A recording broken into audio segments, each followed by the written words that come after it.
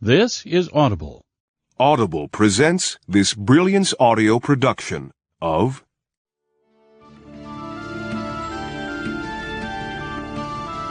Morrigan's Cross by Nora Roberts. For my brothers, Jim, Buzz, Don, and Bill. None but the brave deserves the fair. Dryden. Finish, good lady, the bright day is done, and we are for the dark. Shakespeare. Prologue. It was the rain that made him think of the tale. The lash of it battered the windows, stormed the rooftops, and blew its bitter breath under the doors. The damp ached in his bones even as he settled by the fire. Age sat heavily on him in the long, wet nights of autumn, and would sit heavier still, he knew, in the dark winter to come. The children were gathered, huddled on the floor, squeezed by twos and threes into chairs. Their faces were turned to his, expectant, for he had promised them a story to chase boredom from a stormy day.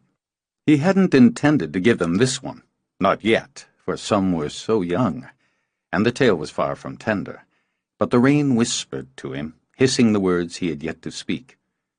Even a storyteller, perhaps especially a storyteller, had to listen. "I know a tale," he began, and several of the children squirmed in anticipation. "It's one of courage and cowardice, of blood and death, and of life, of love and loss." "Are there monsters?"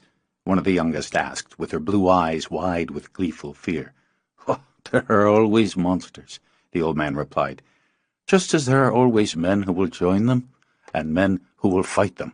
"And women," one of the older girls called out, and made him smile. "And women. Brave and true, devious and deadly.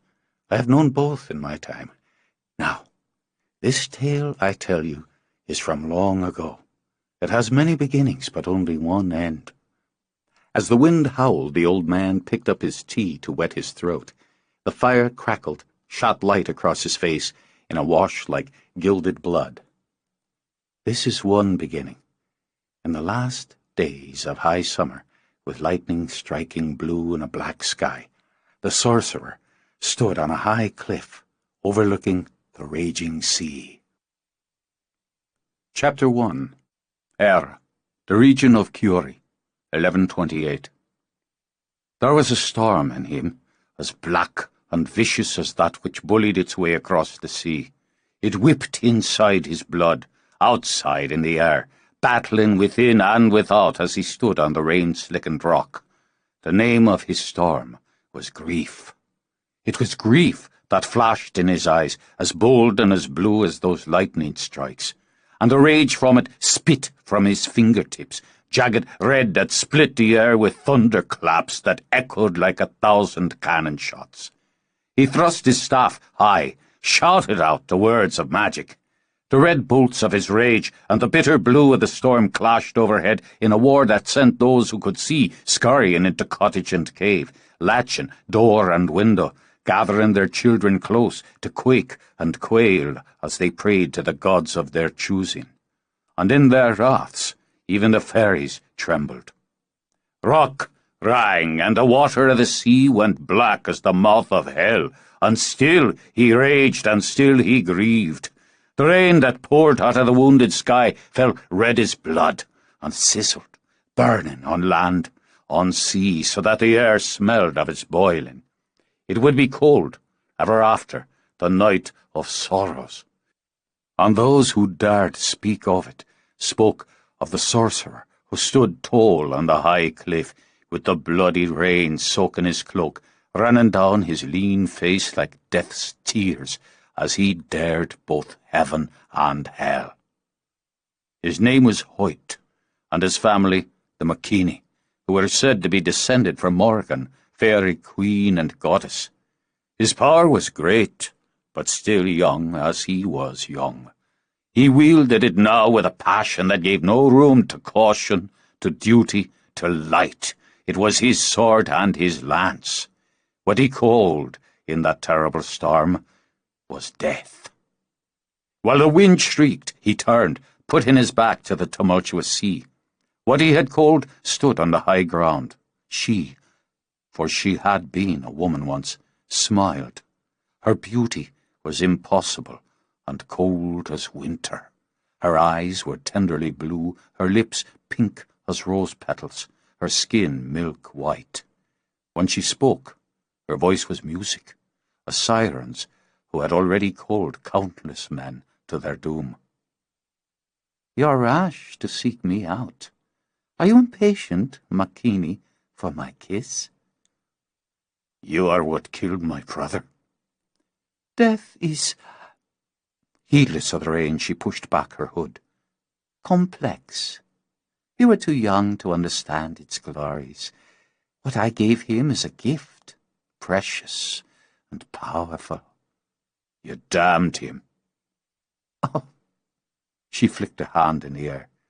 "Such a small price for eternity. The world is his now, and he takes whatever he wants. He knows more than you can dream of. He's mine now, more than he was ever yours." "Demon, his blood is on your hands, and by the goddess I will destroy you." She laughed gaily, like a child promised a particular treat. "On my hands, in my throat, as mine is in his. He is like me now, a child of night and shadow.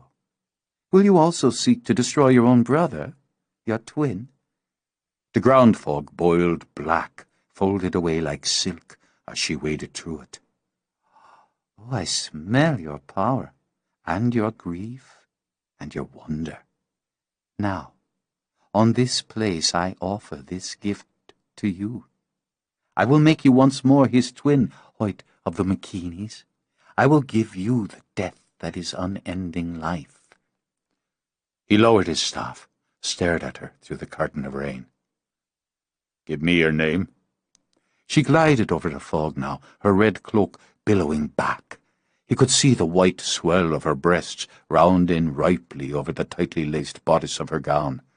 He felt a terrible arousal, even as he scented the stench of her power. "I have so many," she countered, and touched his arm. How had she come so close? With just the tip of her finger. "Do you want to say my name as we join? To taste it on your lips, as I taste you?" His throat was dry, burning. Her eyes, blue and tender, were drawing him in to drown. I want to know what my brother knows."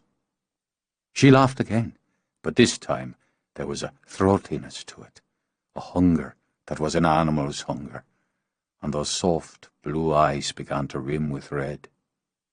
"Jealous?" She brushed her lips to his, and they were cold, bitter cold, and still so tempting. His heart began to beat hard and fast in his chest. "I want to see what my brother sees." He laid his hand on that lovely white breast, and felt nothing stir beneath it. "Give me your name." She smiled, and now the white of her fangs gleamed against the awful night. "It is Lilith who takes you. It is Lilith who makes you. The power of your blood will mix with mine, and we will rule this world, and all the others." She threw back her head, poised to strike. With all of his grief, with all of his rage, Hoyt struck at her heart with his staff. The sound that ripped from her pierced the night, screamed up through the storm, and joined it. It wasn't human, not even the howl of a beast. Here was the demon who had taken his brother, who hid her evil behind cold beauty, who bled, he saw, as a stream of blood spilled from the wound, without a heartbeat. She flew back into the air, twisting, shrieking as lightning tore at the sky. The words he needed to say were lost in his horror as she writhed in the air, and the blood that fell steamed into filthy fog. "You would dare?" Her voice gurgled with outrage, with pain. "You would use your puny, your pitiful magic on me? I have walked this world 1,000 years. She slicked her hand over the wound, threw out her bloody hand, and when the drops struck Hoyt's arm, they sliced like a knife. "Lilith, you are cast out! Lilith, you are vanquished from this place by my blood. He pulled a dagger from beneath his cloak, scored his palm. By the blood of the gods that runs through it, by the power of my birth, I cast you back. What came at him seemed to fly across the ground and struck with the feral force of fury. Tangled, they crashed over the cliff to the jagged ledge below. Through waves of pain and fear he saw the face of the thing that so closely mirrored his own, the face that had once been his brother's. Hoyt could smell the death on him and the blood, and could see in those red eyes the animal his brother had become. Still, a small flame of hope flickered in Hoyt's heart. "Cian, help me stop her. We still have a chance." "Do you feel how strong I am?" Cian closed his hand around Hoyt's throat and squeezed. "It's only the beginning. I have forever now." He leaned down, licked blood from Hoyt's face almost playfully. "She wants you for herself, but I'm hungry. So hungry, and the blood in you is mine, after all." As he bared his fangs, pressed them to his brother's throat, Hoyt thrust the dagger into him. With a howl, Cian reared back. Shock and pain rushed over his face. Even as he clutched at the wound, he fell. For an instant, Hoyt thought he saw his brother, his true brother. Then there was nothing but the screams of the storm and the slashing rain. He crawled and clawed his way up the cliff. His hands, slippery with blood and sweat and rain, groped for any hold. Lightning illuminated his face, tight with pain, as he inched his way up rock, tore his fingers in the clawing. His neck, where the fangs had scraped, burned like a brand. Breath whistling, he clutched at the edge. If she waited, he was dead. His power had waned with exhaustion, drained with the ravages of his shock and grief. He had nothing but the dagger, still red with his brother's blood. But when he pulled himself up, when he rolled to his back with the bitter rain washing over his face, he was alone. Perhaps it had been enough. Perhaps he had sent the demon back to hell, as he had surely sent his own flesh and blood to damnation. Rolling over, he gained his hands and knees, and was viciously ill. Magic was ashes in his mouth. He crawled to his staff, used it to help him stand. Breath keening, he staggered away from the cliffs, along a path he'd have known had he been blinded. The power had gone out of the storm, as it had gone out of him, and now was merely a soaking rain. He smelled home, horse and hay, the herbs he had used for protection, the smoke from the fire he had left smouldering in the hearth. But there was no joy in it, no triumph. As he limped toward his cottage, his breath whistled out, hisses of pain that were lost in the rise of the wind. He knew if the thing that had taken his brother came for him now, he was lost. Every shadow, every shape cast by the storm-tossed trees could be his death. Worse than his death.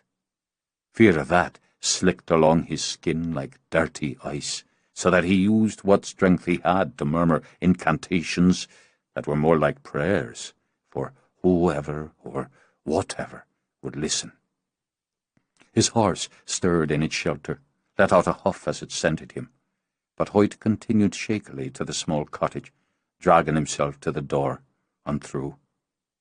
Inside was warmth, and the ripple from the spells he had cast before he had gone to the cliffs. He barred the door, leaving smears of his and Cian's blood on the wood. Would it keep her out, he wondered? If the lore he had read was fact, she couldn't enter without an invitation. All he could do was have faith in that, and in the protection spell that surrounded his home. He let his soaked cloak fall, let it lay in a sodden heap on the floor, and had to fight not to join it there. He would mix potions for healing, for strength, and would sit through the night, tending the fire, waiting for dawn. He had done all he could for his parents, his sisters and their families. He had to believe it was enough. Cian was dead, and what had come back with his face and form had been destroyed. He could not harm them now, but the thing that had made him could. He would find something stronger to protect them, and he would hunt the demon again. His life, he swore it now, would be dedicated to her destruction.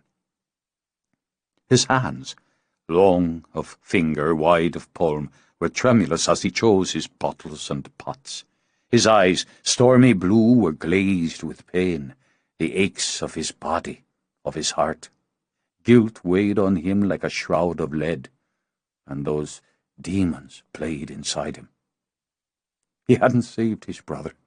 Instead, he had damned and destroyed him, cast him out and away. How had he won that terrible victory? Cian had always been physically superior to him, and what his brother had become was viciously powerful. So his magic had vanquished what he had once loved. The half of him that was bright and impulsive, where he himself was often dull and staid, more interested in his studies and his skills than society. Cian had been the one for gaming and taverns, for wenches and sport. His love of life, Hoyt murmured as he worked. His love of life killed him. I only destroyed that which trapped him in a beast. He had to believe it. Pain rippled up his ribs as he shucked off his tunic. Bruises were already spreading, creeping black over his skin the way grief and guilt crept black over his heart. It was time for practical matters, he told himself as he applied the balm. He fumbled considerably, cursed violently in wrapping the bandage over his ribs. 2 were broken, he knew, just as he knew the ride back home in the morning would be a study in sheer misery. He took a potion, then limped to the fire. He added turf so the flames glowed red. Over them he brewed tea, then wrapped himself in a blanket to sit, to drink, to brood. He had been born with a gift, and from an early age had soberly, meticulously sought to honour it. He had studied, often in solitude, practising his art, learning its scope. Cian's powers had been less, but, Hoyt remembered, Cian had never practised so religiously nor studied so earnestly, and Cian had played with magic, after all, amusing himself and others. And Cian had sometimes drawn him in, lowered Hoyt's resistance until they had done something foolish together. Once they had turned the boy who had pushed their younger sister in the mud into a braying, long-eared ass. How Cian had laughed.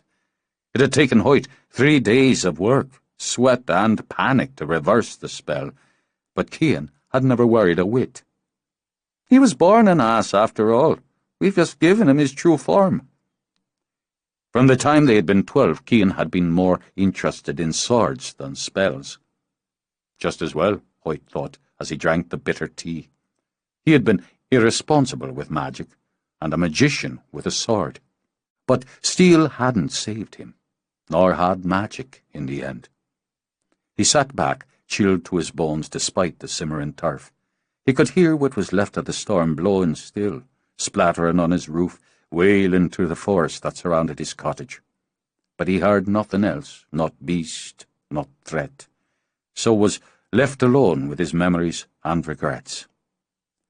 He should have gone with Cian into the village that evening, but he had been working, and hadn't wanted ale, or the smells and sounds of a tavern, of people. He hadn't wanted a woman, and Cian had never not wanted one. But if he'd gone, if he'd put aside his work for one bloody night, Cian would be alive. Surely the demon couldn't have overpowered both of them. Surely his gift would have allowed him to sense what the creature was, despite her beauty, her allure. Cian would never have gone with her had his brother been by his side, and their mother would not be grieving. The grave would never have been dug, and by the gods, the thing they buried would never have risen. If his powers could turn back time, he would give them up, abjure them, to have that one night to relive that single moment when he had chosen work over his brother's company. What good Do they do me? What good are they now, to have been given magic and not be able to use it to save what matters most? Damn to them all, then. He flung his cup across the little room. Damn to them all, gods and fairies. He was the light of us, and you've cast him into the dark. All of his life, Hoyt had done what he was meant to do, what was expected of him. He had turned away from 100 small pleasures to devote himself to his art. Now, those who had given him this gift, this power, had stood back while his own brother was taken. Not in battle, not even with the clean blade of magic, but through evil beyond imagination. This was his payment. This was his reward for all he had done. He waved a hand toward the fire, and in the hearth flames leaped and roared. He threw up his arms, and overhead the storm doubled in power so that the wind screamed like a tortured woman. The cottage trembled under its might, and the skins pulled tight over the windows split. Cold gusts spilled into the room, toppling bottles, flapping the pages of his books, and in it he heard the throaty chuckle of the black. Not once in all of his life had he turned from his purpose. Not once had he used his gift for ill or touched upon the black arts. Perhaps now, he thought, he would find the answers in them. Find his brother again. Fight the beast. Evil against evil. He shoved to his feet, ignoring the scream in his side. He whirled toward his cot and flung out both hands toward the trunk he had locked by magic. When it flew open, he strode to it, reached in for the book he had shut away years before. In it were spells, dark and dangerous magics, spells that used human blood, human pain, spells of vengeance and greed that spoke to a power that ignored all oaths, all vows. It was hot and heavy in his hands, and he felt the seduction of it, those curling fingers that brushed the soul.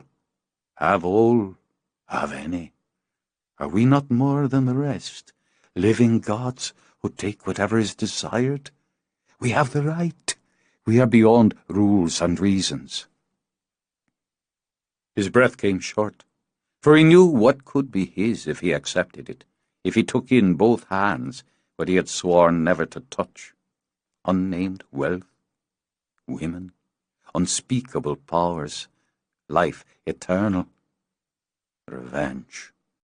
He had only to say the words, to rebuke the white and embrace the black. Clammy snakes of sweat slithered down his back as he heard the whispers of voices from 1,000 ages. Take, take, take. His vision shimmered, and through it he saw his brother as he had found him in the muck on the side of the road. Blood pooled from the wounds in his throat, and more smeared his lips. Pale, White thought dimly. So very pale was his face against that wet, red blood. Now Cian's eyes, vivid and blue, opened. There was such pain in them, such horror. They pleaded as they met Hoyt's. Save me. Only you can save me. It's not death I'm damned to, 'tis beyond hell, beyond torment. Bring me back. For once, don't count the cost. Would you have me burn for all eternity? For the sake of your own blood, Hoyt, help me. He shook. It wasn't from the cold that blew through the split skins, or the damp that whirled in the air, but from the icy edge on which he stood. I would give my life for yours. I swear it on all I am, on all we were.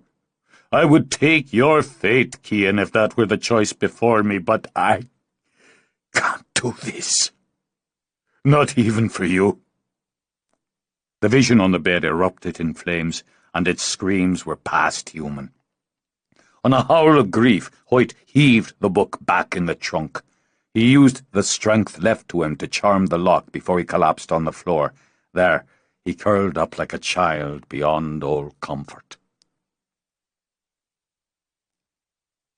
Perhaps he slept, perhaps he dreamed, but when he came to, the storm had passed, Light seeped into the room and grew bold and bright and white to sear his eyes. He blinked against it, hissing as his ribs protested when he tried to sit up. There were streams of pink and gold shimmering in the white, warmth radiating from it. He smelled earth, he realized, rich and loamy, and the smoke from the turf fire that was still shimmering in the hearth. He could see the shape of her, female, and sensed a staggering beauty. This was no demon come for blood. Gritting his teeth, he got to his knees. Though there was still grief and anger in his voice, he bowed his head. "My lady." "Child." The light seemed to part for her. Her hair was the fiery red of a warrior, and flowed over her shoulders in silky waves.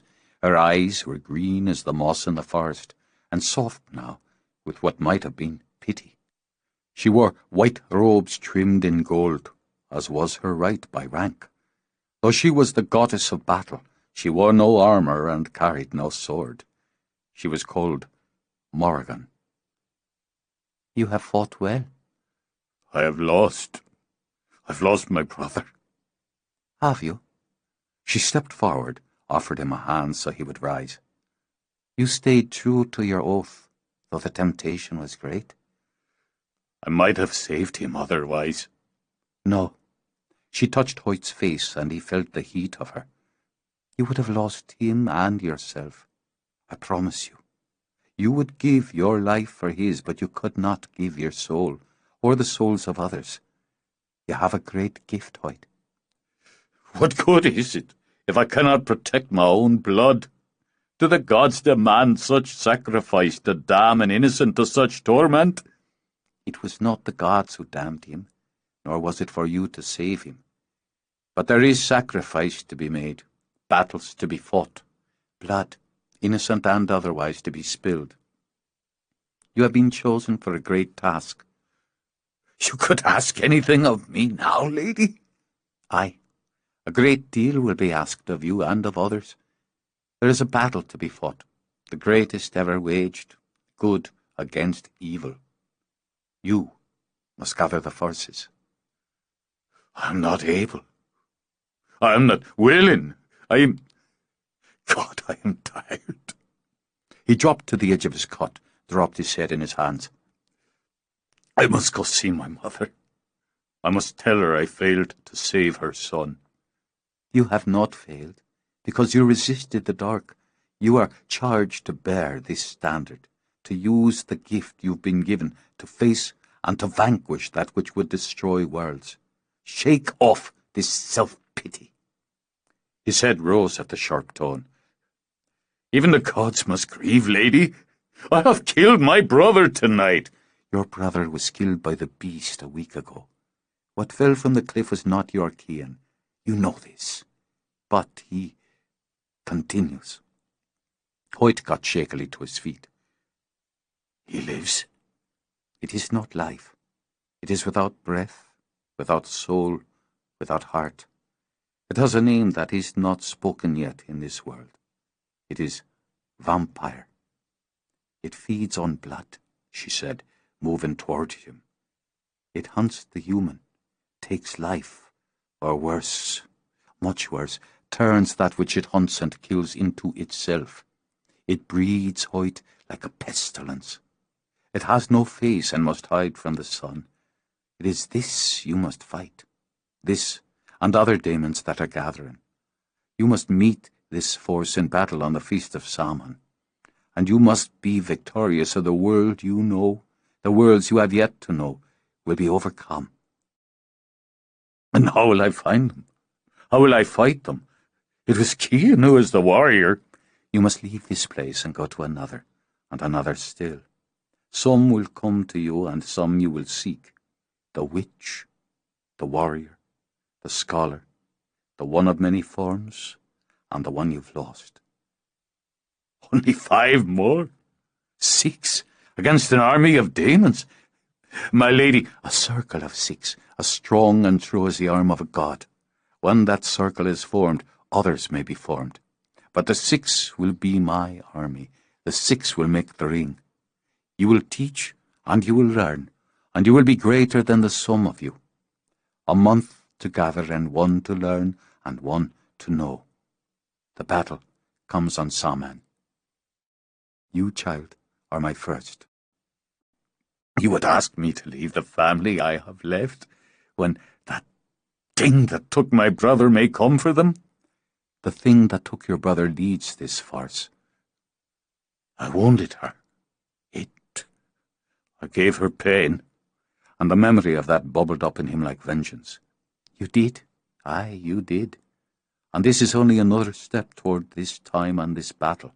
She bears your mark now, and will, in time, seek you out. If I hunt her now, destroy her now, you cannot. She is beyond you at this time, and you, my child, are not ready to face her.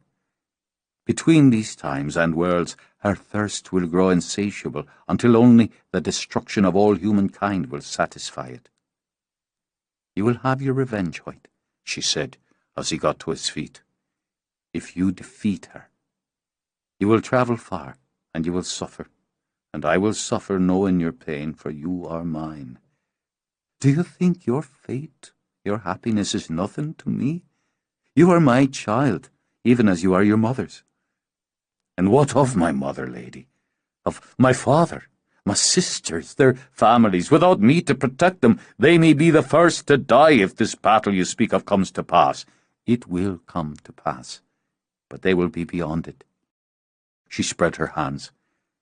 Your love for your blood is part of your power, and I will not ask you to turn from it. You will not think clearly until you have assurance they will be safe. She tipped back her head, held her arms up, palms cupped.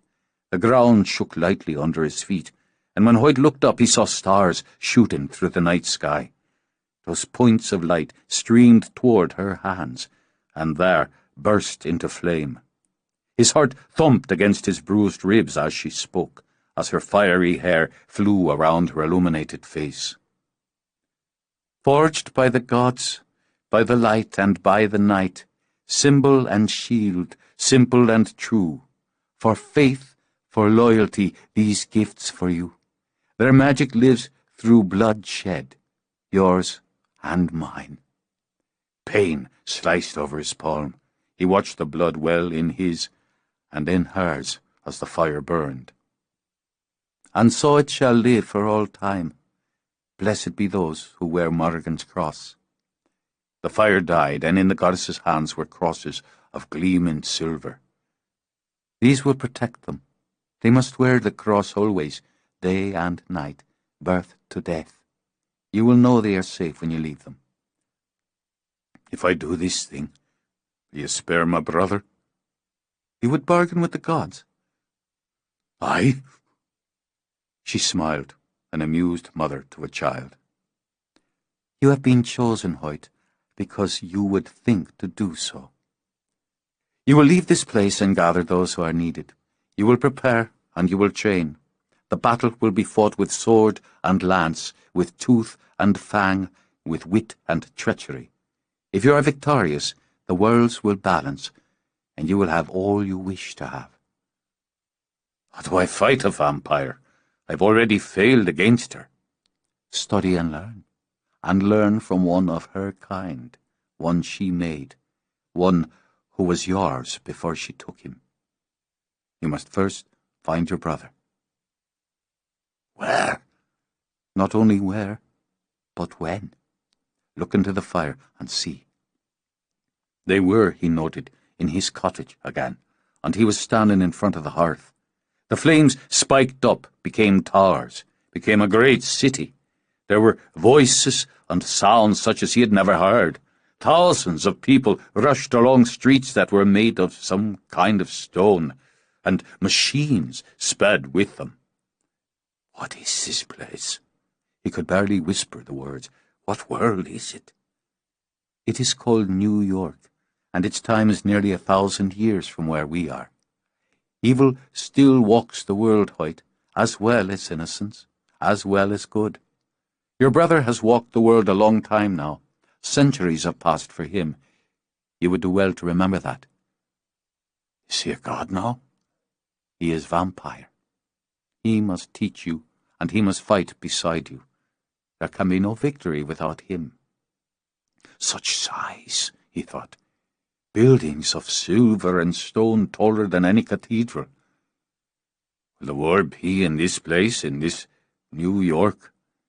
You will be told where, you will be told how, and you will know. Now you must go. Take what you need. Go to your family and give them their shields. You must leave them quickly and go to the dance of the gods. You will need your skill and my power to pass through. Find your brother, Hoyt. It is time for the gathering. He woke by the fire, the blanket wrapped around him, but he saw it hadn't been a dream, not with the blood drying on the palm of his hand and the silver crosses lying across his lap. It was not yet dawn, but he packed books and potions, oat cakes and honey, and the precious crosses. He saddled his horse and then, as a precaution, cast another protective circle around his cottage. He would come back, he promised himself. He would find his brother, and this time he would save him, whatever it took. As the sun cast its first light, he began the long ride to Anclar and his family home. Chapter 2. He travelled north on roads gone to mud from the storm. The horrors and the wonders of the night played through his mind as he hunched over his horse, favouring his aching ribs. He swore, should he live long enough, he would practice healing magic more often, and with more attention. He passed fields where men worked and cattle grazed in the soft morning sunlight, and lakes that picked up their blue from the late summer sky. He wound through forests where the waterfalls thundered and the shadows and mosses were the realm of the fairy folk. He was known here, and caps were lifted when Hoyt the sorcerer passed by. But he didn't stop to take hospitality in one of the cabins or cottages, nor did he seek comfort in one of the great houses, or in the conversations of monks in their abbeys or round towers. In this journey he was alone, and above battles and orders from gods, he would seek his family first. He would offer them all he could before he left them to do what he had been charged to do. As the miles passed, he struggled to straighten on his horse whenever he came to villages or outposts. His dignity caused him considerable discomfort until he was forced to take his ease by the side of a river where the water gurgled over rock. Once, he thought, he had enjoyed this ride from his cottage to his family home, through the fields, on the hills, or along the sea. In solitude, or in the company of his brother, he had ridden these same roads and paths, felt this same sun on his face, had stopped to eat and rest his horse at this very same spot. But now the sun seared his eyes, and the smell of the earth and grass couldn't reach his deadened senses. Fever's sweat slicked his skin, and the angles of his face were keener as he bore down against the unrelenting pain. Though he had no appetite, he ate part of one of the oatcakes along with more of the medicine he had packed. Despite the brew and the rest, his ribs continued to ache like a rotted tooth. Just what good would he be in battle, he wondered. If he had to lift his sword now to save his life, he would die with his hands empty. Vampire, he thought. The word fit. It was erotic, exotic, and somehow horrible. When he had both time and energy, he would write down more of what he knew. Though he was far from convinced he was about to save this world, or any other, from some demonic invasion, it was always best to gather knowledge. He closed his eyes a moment, resting them against the headache that drummed behind them. A witch, he had been told. He disliked dealing with witches. They were forever stirring odd bits of this and that in pots and rattling their charms. Then a scholar. At least he might be useful. Was the warrior Cian? That was his hope. Cian, wielding sword and shield again, fighting alongside him. He could nearly believe he could fulfill the task he'd been given if his brother was with him. The one with many shapes.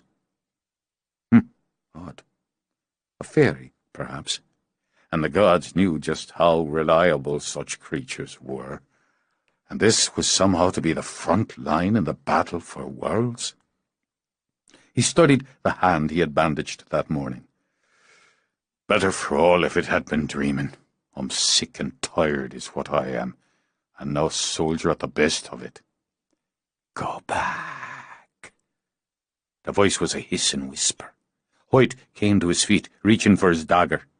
Nothing moved in the forest but the black wings of a raven that perched in shadows on a rock by the water. Go back to your books and herbs, Hoyt the sorcerer. Do you think you can defeat the queen of the demons? Go back, and live your pitiful life, and she will spare you. Go forward, and she will feast on your flesh and drink of your blood.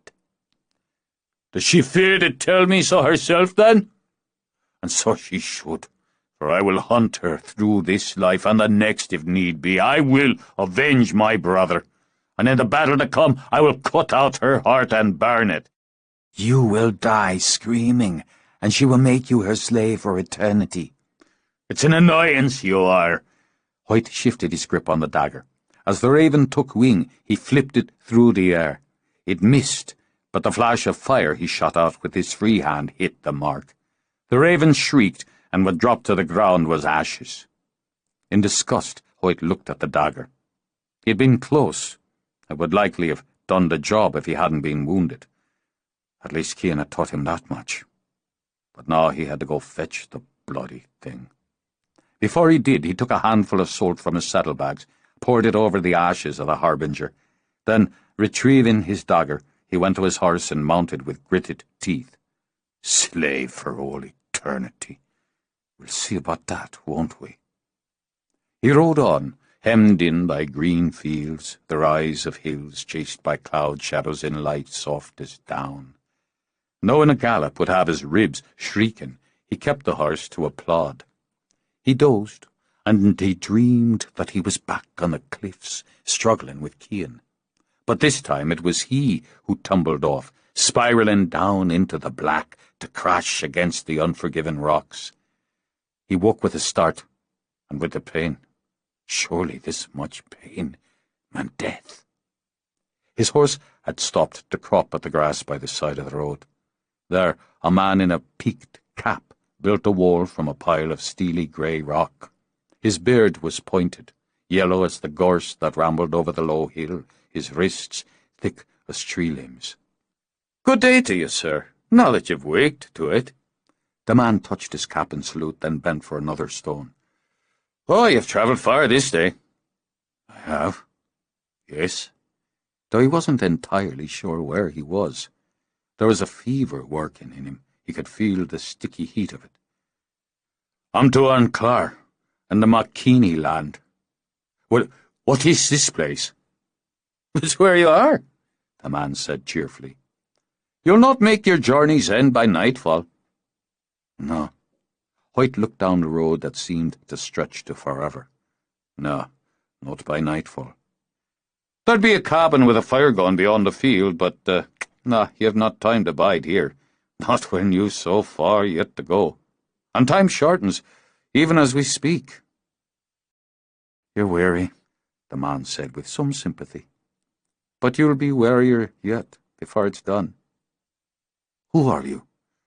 Just a signpost on your way. When you come to the second fork, go west. When you hear the river, follow it. There be a holy well near a rowan tree. Bridget's well, that some now call Saint. There you'll rest your aching bones for the night. Cast your circle there, Hoyt the sorcerer, for they'll come hunting. They only wait for the sun to die. You must be at the well, in your circle, before it does. If they follow me, if they hunt me, I take them straight to my family. Well, they're no strangers to yours. You bear Morrigan's cross. It's that you'll leave behind with your blood. That, and your faith. The man's eyes were pale and grey, and for a moment it seemed worlds lived in them. If you fail, more than your blood is lost by salmon. Go now. The sun's in the west already. What choice did he have? It all seemed a dream now, boiling in his fever. His brother's death, then his destruction, the thing on the cliffs that called herself Lilith. Had he been visited by the goddess? Or was he simply trapped in some dream? Maybe he was dead already, and this was merely a journey to the afterlife. But he took the West Fork, and when he heard the river, turned his horse toward it. Chills shook him now, from the fever and the knowledge that the light was fading. He fell from his horse more than dismounted, and leaned breathlessly against its neck. The wound on his hand broke open and stained the bandage red. In the west, the sun was a low bowl of dying fire. The holy well was a low square of stone, guarded by the rowan tree. Others who had come to worship or rest had tied tokens, ribbons and charms to the branches. Hoyt tethered his horse, then knelt to take the small ladle and sip the cool water. He poured drops on the ground for the god, murmured his thanks. He laid a copper penny on the stone, smearing it with blood from his wound. His legs felt more full of water than bone, but as twilight crept in, he forced himself to focus and began to cast his circle. It was simple magic, one of the first that comes, but his power came now in fitful spurts and made the task a misery. His own sweat chilled his skin as he struggled with the words, with the thoughts and with the power that seemed a slippery eel wriggling in his hands. He heard something stalking in the woods, moving in the deepest shadows, and those shadows thickened as the last rays of sunlight eked through the cover of trees. They were coming for him, waiting for that last flicker to die and leave him in the dark. He would die here, alone, leave his family unprotected, and all for the whim of the gods. Be damned if I will. He drew himself up. One chance more, he knew, one. And so he ripped the bandage from his hand, used his own blood to seal the circle. Within this ring the light remains. It burns through the night at my will. This magic is clean, and none but clean shall bide here. Fire kindle, fire rise, rise and burn with power bright. Flames shimmered in the centre of his circle, weak, but there. As it rose, the sun died, and what had been in the shadows leaped out. It came as a wolf, black pelt and bloody eyes. When it flung itself into the air, Hoyt pulled his dagger, but the beast struck the force of the circle and was repelled.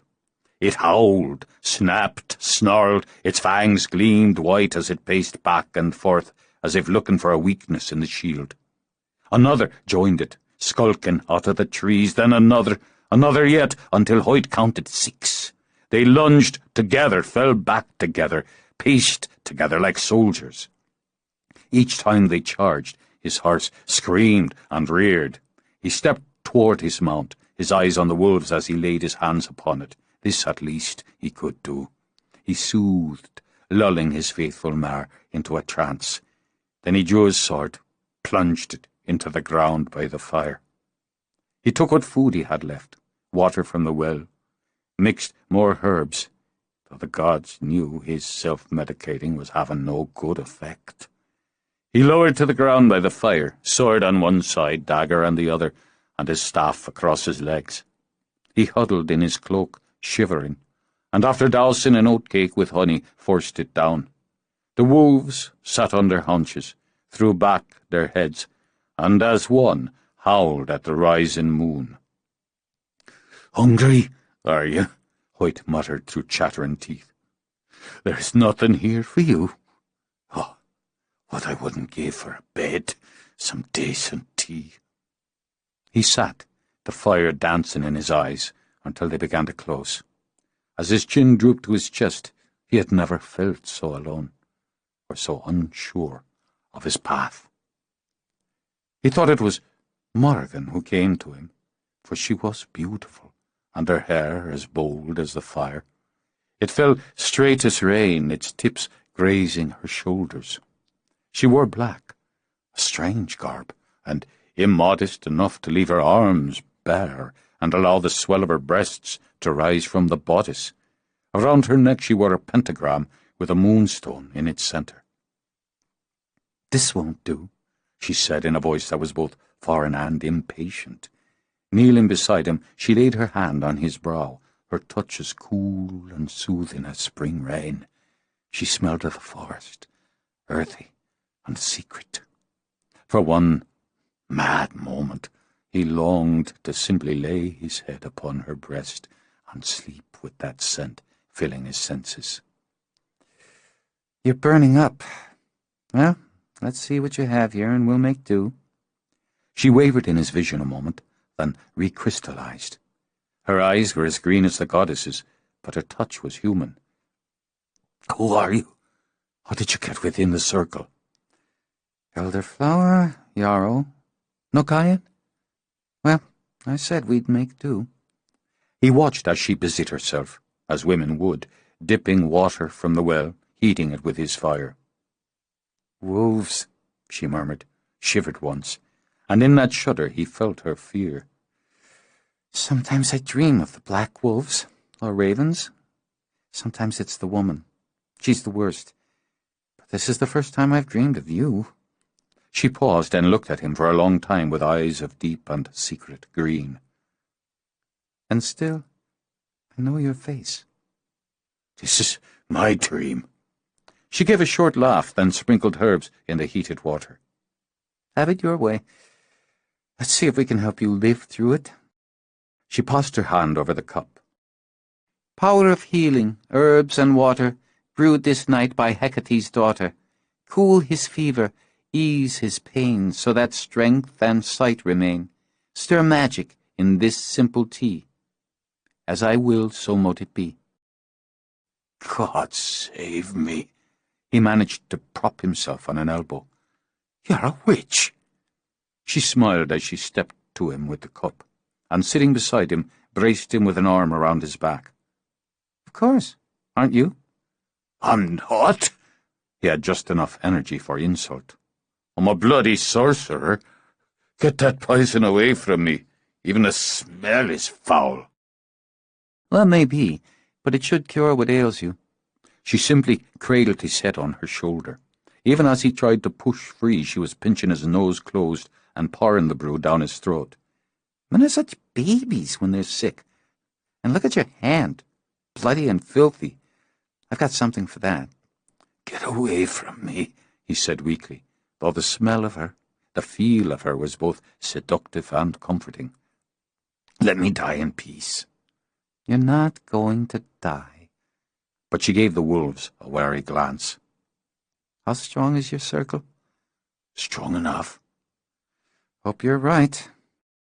Exhaustion, and the valerian she had mixed in the tea, had his head drooping again. She shifted so she could lay his head in her lap, and there she stroked his hair, kept her eyes on the fire. "You're not alone anymore," she said quietly. "And I guess neither am I." "The sun, how long till dawn?" "I wish I knew. You should sleep now." "Who are you?" But if she answered, he didn't hear. She was gone when he woke, and so was the fever. Dawn was a misty shimmer letting thin beams eke through the summer leaves. Of the wolves there was only one, and it lay gored and bloody outside the circle. Its throat had been ripped open, Hoyt saw, and its belly. Even as he gained his feet to step closer, the sun beamed white through those leaves, struck the carcass. It erupted into flame that left nothing behind but a scatter of ashes on blackened earth. "To hell with you, and all like you." Turning away, Hoyt busied himself, feeding his horse, brewing more tea. He was nearly done when he noticed his palm was healed. Only the faintest scar remained. He flexed his fingers, held his hand up to the light. Curious, he lifted his tunic.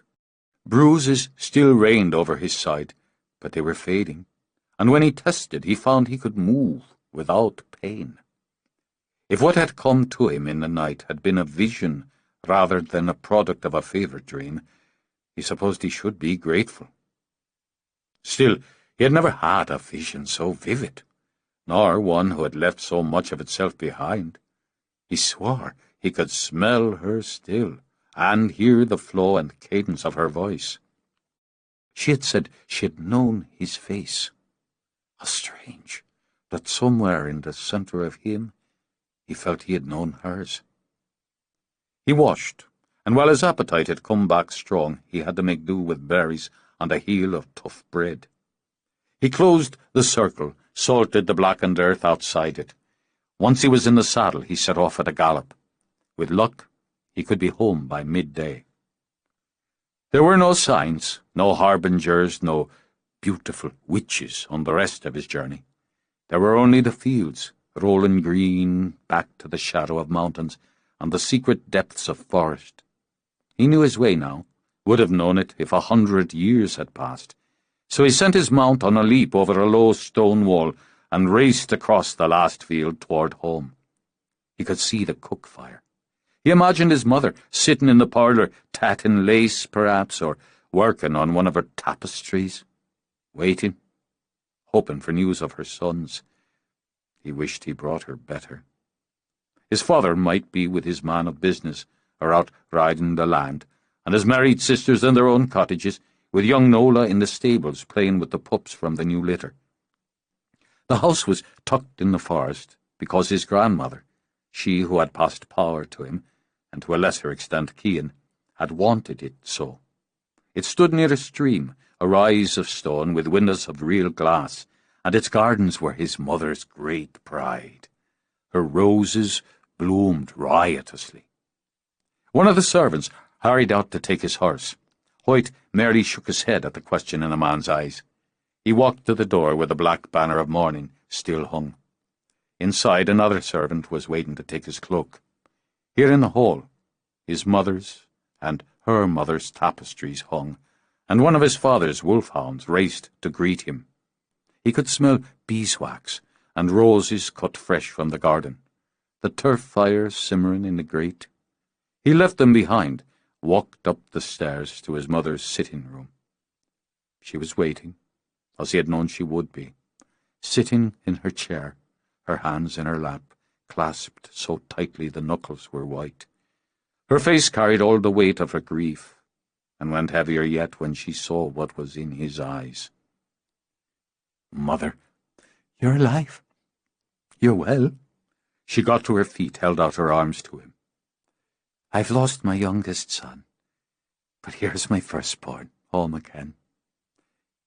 You'll want food and drink after your journey. I have much to tell you, and so you will. All of you, if you please, madam. I cannot stay long. I'm sorry." He kissed her brow. "I'm sorry to leave you." There was food and there was drink, and the whole of his family, save Cian, round the table. But it was not a meal like so many he remembered, with laughter and shouted arguments, with joy or petty disagreements. Hoyt studied their faces, the beauties, the strengths and the sorrows, as he told them what had passed. "If there is to be a battle, I will come with you, fight with you." Hoyt looked at his brother-in-law Fergus. His shoulders were broad, his fists ready. "Where I go, you can't follow. You're not charged with this fight. It's for you and Owen to stay here, to protect with my father, the family, the land. I would go with a heavier heart if I didn't know you and Owen stand in my stead. You must wear these." He took out the crosses. "Each of you, and all the children that come after, day and night, night and day. This," he said, and lifted one, "is Morrigan's cross, forged by the gods in magic fire. The vampire cannot turn any who wear it into its kind. This must be passed on to those who come after you in song and story. You will swear an oath, each of you, that you will wear this cross until death." He rose, draping a cross over each neck, waiting for the sworn oath before moving on. Then he knelt by his father. His father's hands were old, Hoyt noted with a jolt. He was more farmer than warrior, and in a flash he knew his father's death would come first, and before the Yule. Just as he knew he would never again look in the eyes of the man who had given him life, and his heart bled a little. "I take my leave of you, sir. I ask your blessing. Avenge your brother, and come back to us." "I will." Hoyt rose. "I must gather what I need."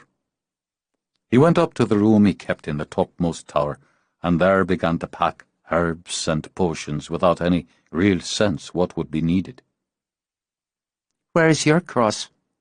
He looked toward the doorway where Nola stood, her dark hair hanging to her waist. She was but 8, he thought, and held the softest spot in his heart. "She didn't make me one," he said briskly. "I have another sort of shield, and there's no need for you to be worrying. I know what I'm about."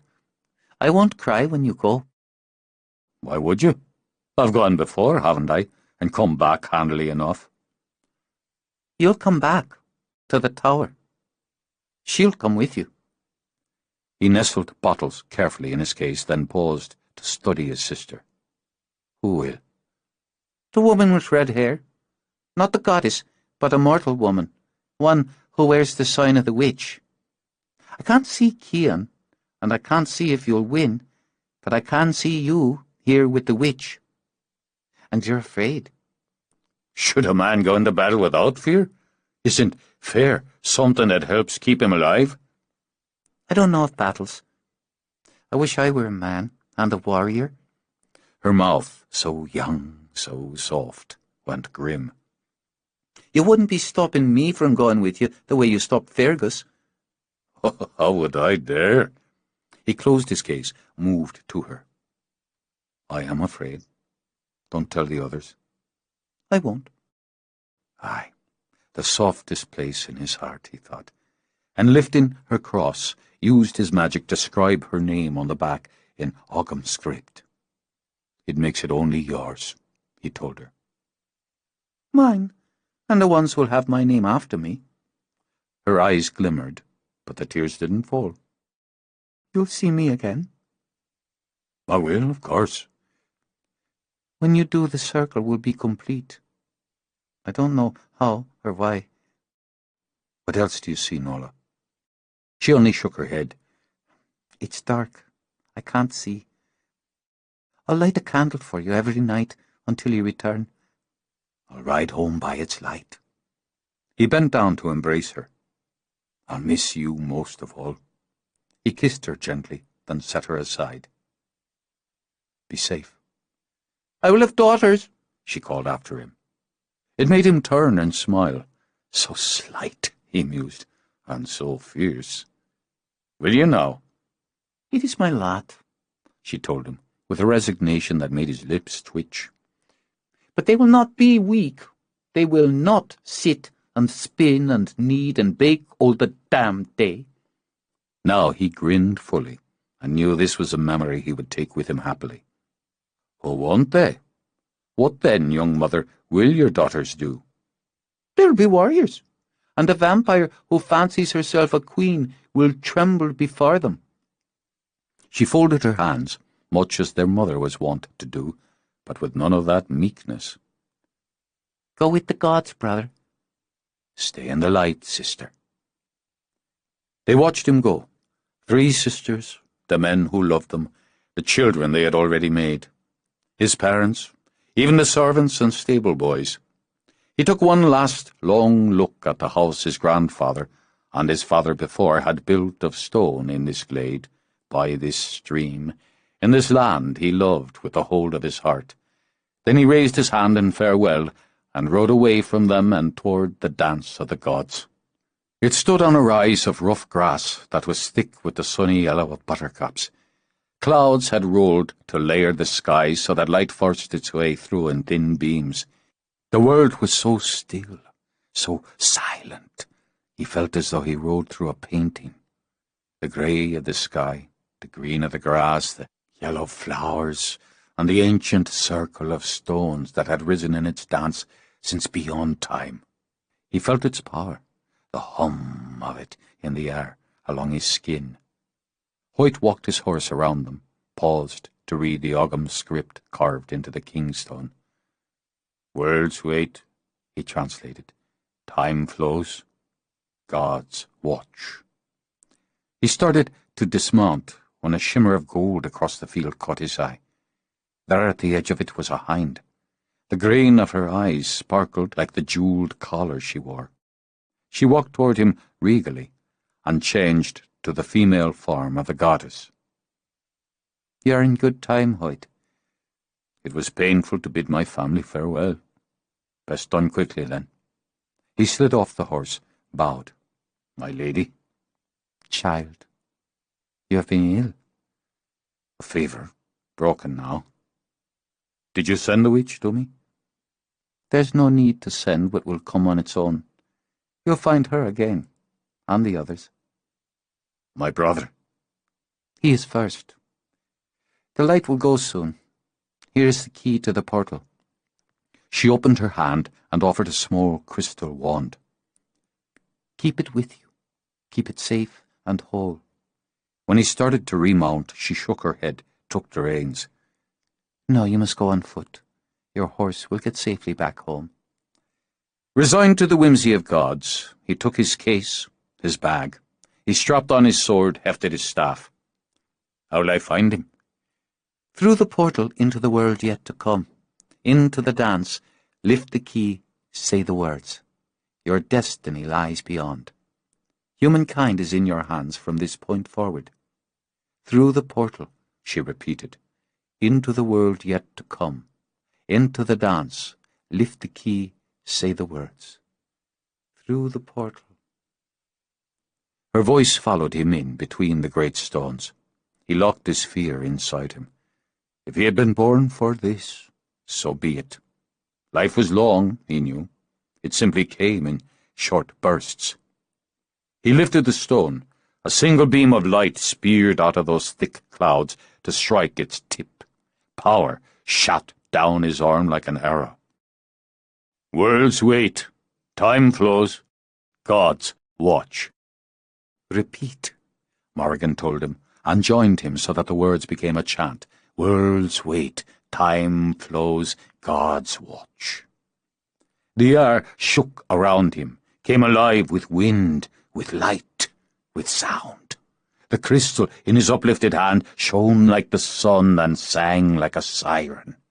He heard his own voice come out in a roar, shouting the words now as if in challenge, and so he flew, through light and wind and sound, beyond stars and moons and planets, over water that made his sorcerer's belly roil with nausea, faster, until the light was blinding, the sounds deafening, and the wind so fierce he wondered it didn't flay the skin from his bones. Then the light went dim, the wind died, and the world was silent. He leaned on his staff, catching his breath, waiting for his eyes to adjust to the change of light. He smelled something. Leather, he thought, and roses. He was in a room of some sort, he realized, but like nothing he had ever seen. It was fantastically furnished, with long, low chairs in deep colours, and cloth for a floor. Paintings adorned some of the walls, and others were lined with books, dozens of books, bound in leather. He stepped forward, charmed, when a movement to his left stopped him cold. His brother sat behind some sort of table, where the lamp that lit the room glowed strangely. His hair was shorter than it had been, shorn to the jawline. His eyes were vivid with what seemed to be amusement. In his hand was some sort of metal tool, which instinct told Hoyt was a weapon. Cian pointed it at his brother's heart and tipped back in the chair, dropping his feet on the surface of the table. He smiled broadly and said, "Well now, look what the cat dragged in." With some confusion, Hoyt frowned, scanning the room for the cat. "Do you know me?" Hoyt stepped forward, farther into the light. "It's Hoyt. It's your brother. I've come to—" "Kill me? Too late. Already long dead. Why don't you just stay where you are for the moment? I see quite well in low light. You're looking, well, fairly ridiculous, really. But I'm impressed nonetheless. How long did it take you to perfect time travel? Coming through the portal might have addled his brains, he thought. Or it might be simply seeing his dead brother looking very much alive. Cian. I'm not using that name these days. It's Cain, right at the moment. One syllable. Take off the cloak, Hoyt, and let's have a look at what's under it. You're a vampire. I am, yes, certainly. The cloak, Hoyt. Hoyt unhooked the brooch that held it in place, let it drop. Ooh, sword and dagger. A lot of weaponry for a sorcerer. There's to be a battle. Do you think so? That amusement rippled again, coldly. I can promise you'll lose. What I have here is called a gun. It's quite a good one, really. It fires out a projectile faster than you can blink. You'll be dead where you stand before you can draw that sword. I haven't come to fight you. Really? The last time we met, let me refresh my memory. Ah, yes. You pushed me off a cliff. You pushed me off the bloody cliff first, Hoyt said with some heat. Broke my bloody ribs while you were about it. I thought you were gone. Oh, merciful gods, Cian, I thought you were gone. Oh, I'm not, as you can plainly see. Go back where you came from, Hoyt. I've had 1,000 years, give or take, to get over my annoyance with you. For me, you died only a week ago. He lifted his tunic. You gave me these bruises. Cian's gaze drifted over them, then back to Hoyt's face. They'll heal, soon enough. I've come with a charge from Morrigan. Morrigan, is it? This time the amusement burst out in laughter. Oh, there are no gods here. No god. No fairy queens. Your magic has no place in this time. And neither do you. But you do. Adjustment is survival. Money is God here, and power its partner. I have both. I shed the likes of you a long time ago. This world will end. They will all end by Samhain, unless you help me stop her. Stop who? The one who made you. The one called Lilith. Chapter 3. Lilith. The name brought Cian flashes of memories, 100 lifetimes past.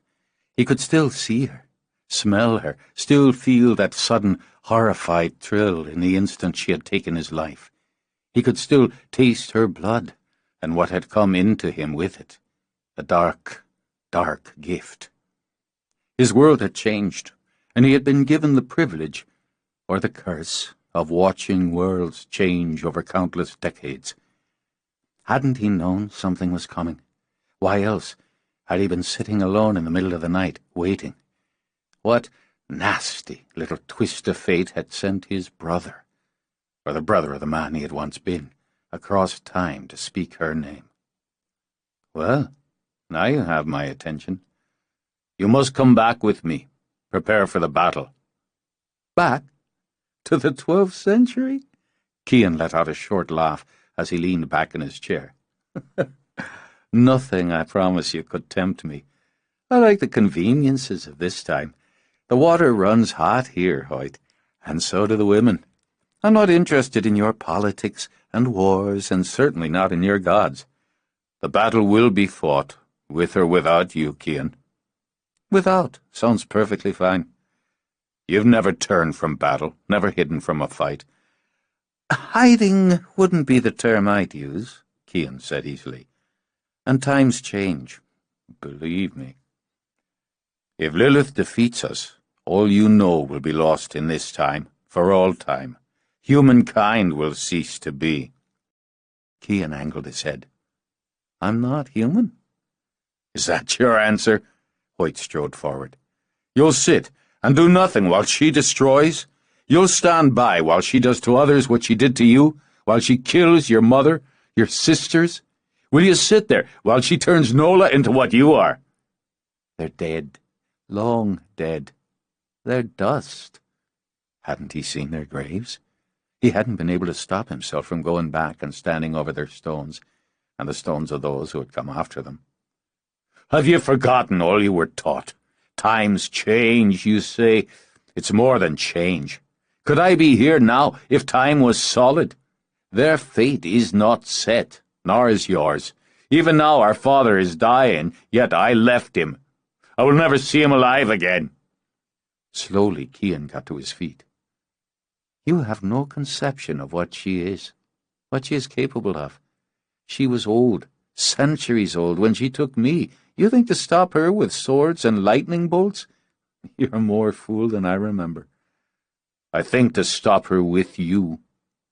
Help me. If not for humanity, then for yourself. Or would you join her? If there's nothing left of my brother in you, we'll end this between us now. Hoyt drew his sword. For a long moment, Cian studied the blade, considered the gun in his hand. Then he slipped the weapon back in his pocket. Put your sword away. Christ, Hoyt, you couldn't take me one-on-one when I was alive. Challenge and simple irritation rushed into Hoyt's eyes. You didn't fare very well the last time we fought. True enough. It took me weeks to recover, hiding around in caves by day, half-starving. I looked for her then, you know, Lilith, who sired me. By night, while I struggled to hunt enough food to survive, she abandoned me. So I have a point to square with her. Put the damn sword away. When Hoyt hesitated, Cian simply leaped. In the blink of an eye, he was up, gliding over Hoyt's head and landing lightly at his back. He disarmed his brother with one careless twist of the wrist. Hoyt turned slowly. The point of the sword was at his throat. Well done, he managed. We're faster and we're stronger. We have no conscience to bind us. We are driven to kill, to feed, to survive. Then why aren't I dead? Cian lifted his shoulder. We'll put it down to curiosity, and a bit of old time's sake. He tossed the sword across the room. Well then, let's have a drink. He walked to a cabinet, opened it. Out of the corner of his eye, he saw the sword fly across the room and into Hoyt's hand. Well done on you, he said mildly, and took out a bottle of wine. You can't kill me with steel, but you could, if you were lucky enough, hack some part of me off that I'd rather keep. We don't regenerate limbs. I'll put my weapons aside and you do the same. Fair enough. Cian took the gun out of his pocket, set it on the table. Though a vampire always has his weapon. He offered a brief glimpse of fangs. Nothing to be done about that. He poured 2 glasses while Hoyt laid down his sword and dagger. Have a seat, then, and you can tell me why I should get involved in saving the world. I'm a busy man these days. I have enterprises. Hoyt took the glass offered, studied it, sniffed at it. What is this? A very nice Italian red. I've no need to poison you. To prove it, he sipped from his own glass. I could snap your neck like a twig. Cian sat himself, stretched out his legs. Then he waved a hand at Hoyt. In today's world, what we're having here could be called a meeting, and you're about to make your pitch. So, enlighten me. We must gather forces, beginning with a handful. There is a scholar and a witch, one of many forms, and a warrior. That must be you. No, I'm no warrior. I'm a businessman. He continued to sit at his ease, giving Hoyt a lazy smile. So the gods, as usual, have given you pitifully little to work with, and an all but impossible task. With your handful, and whoever else is fool enough to join you, you're expected to defeat an army led by a powerful vampire, most likely with troops of her kind, and other manner of demon if she deigns to bother with them. Otherwise the world is destroyed. Worlds, Hoyt corrected. There are more than one. Well, you're right about that, anyway. Cian sipped, contemplated. He had nearly run out of challenges in his current persona. This, at least, was interesting. "And what do your gods tell you is my part in this?" "You must come with me. Teach me all that you can about her kind and how to defeat them. What are their weaknesses? What are their powers? What weaponry and magic will work against them? We have until Salmon to master these and gather the first circle."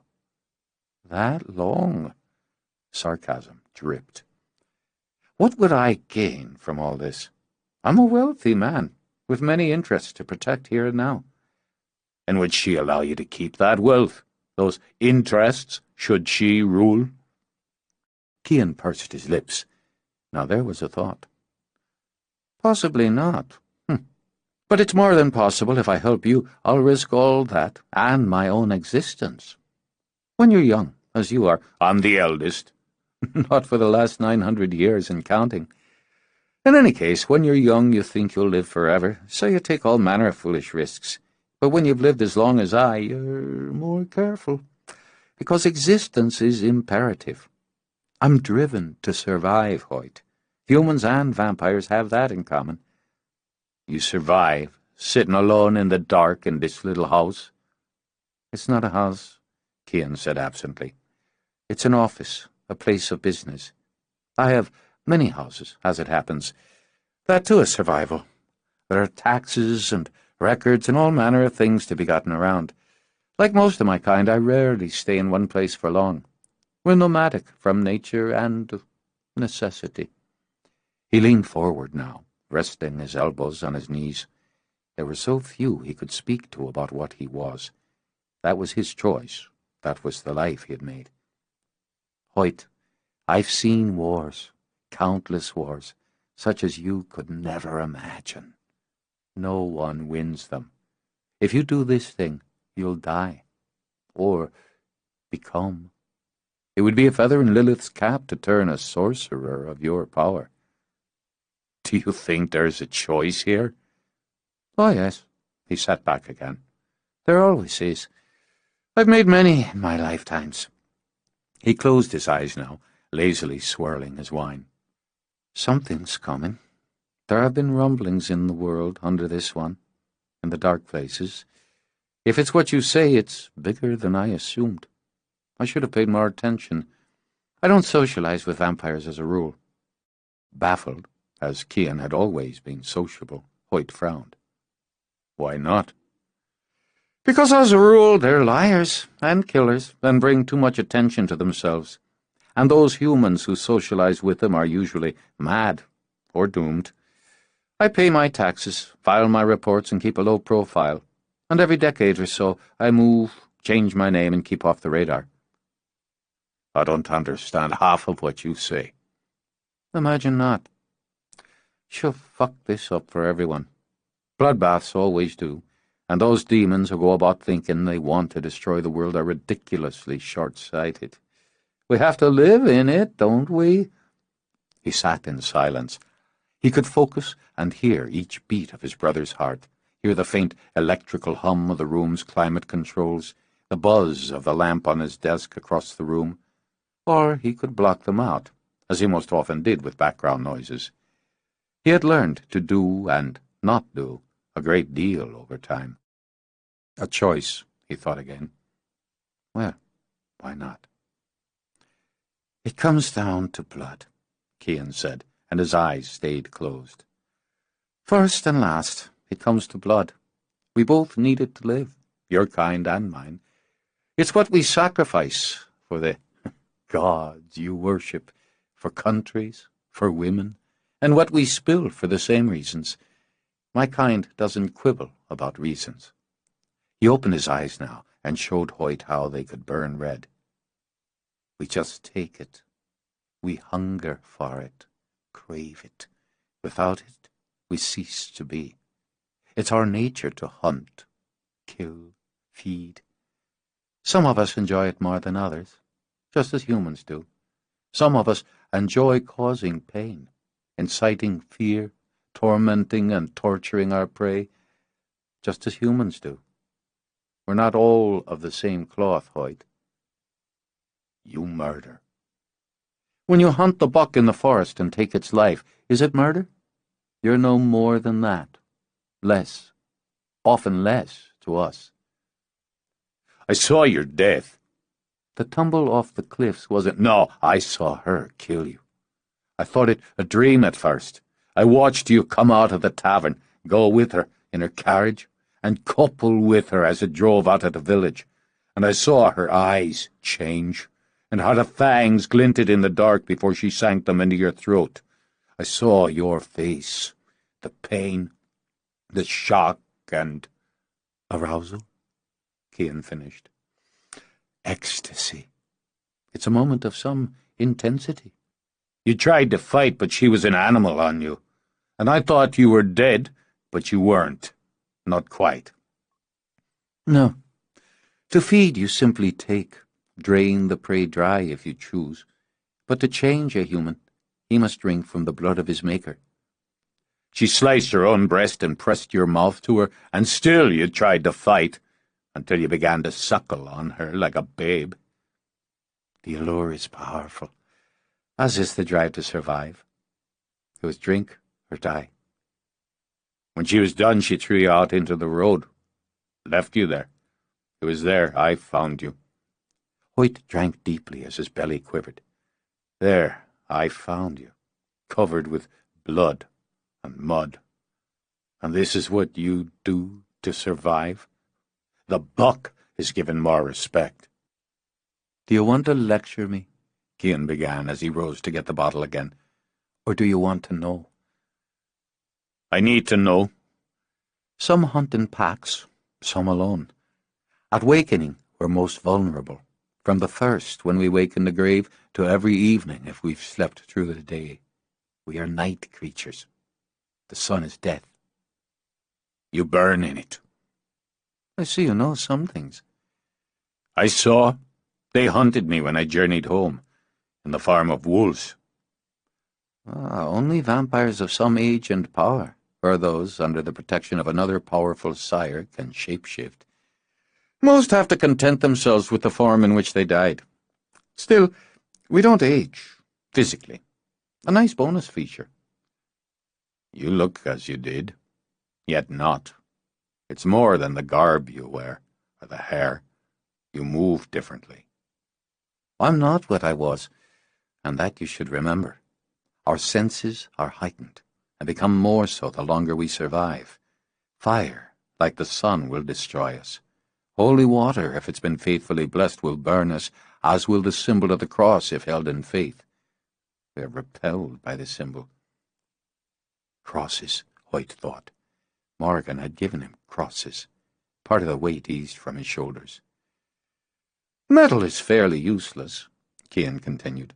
Unless you manage to cut off our heads, that would do the trick. But otherwise— He rose again, walked over and picked up Hoyt's dagger.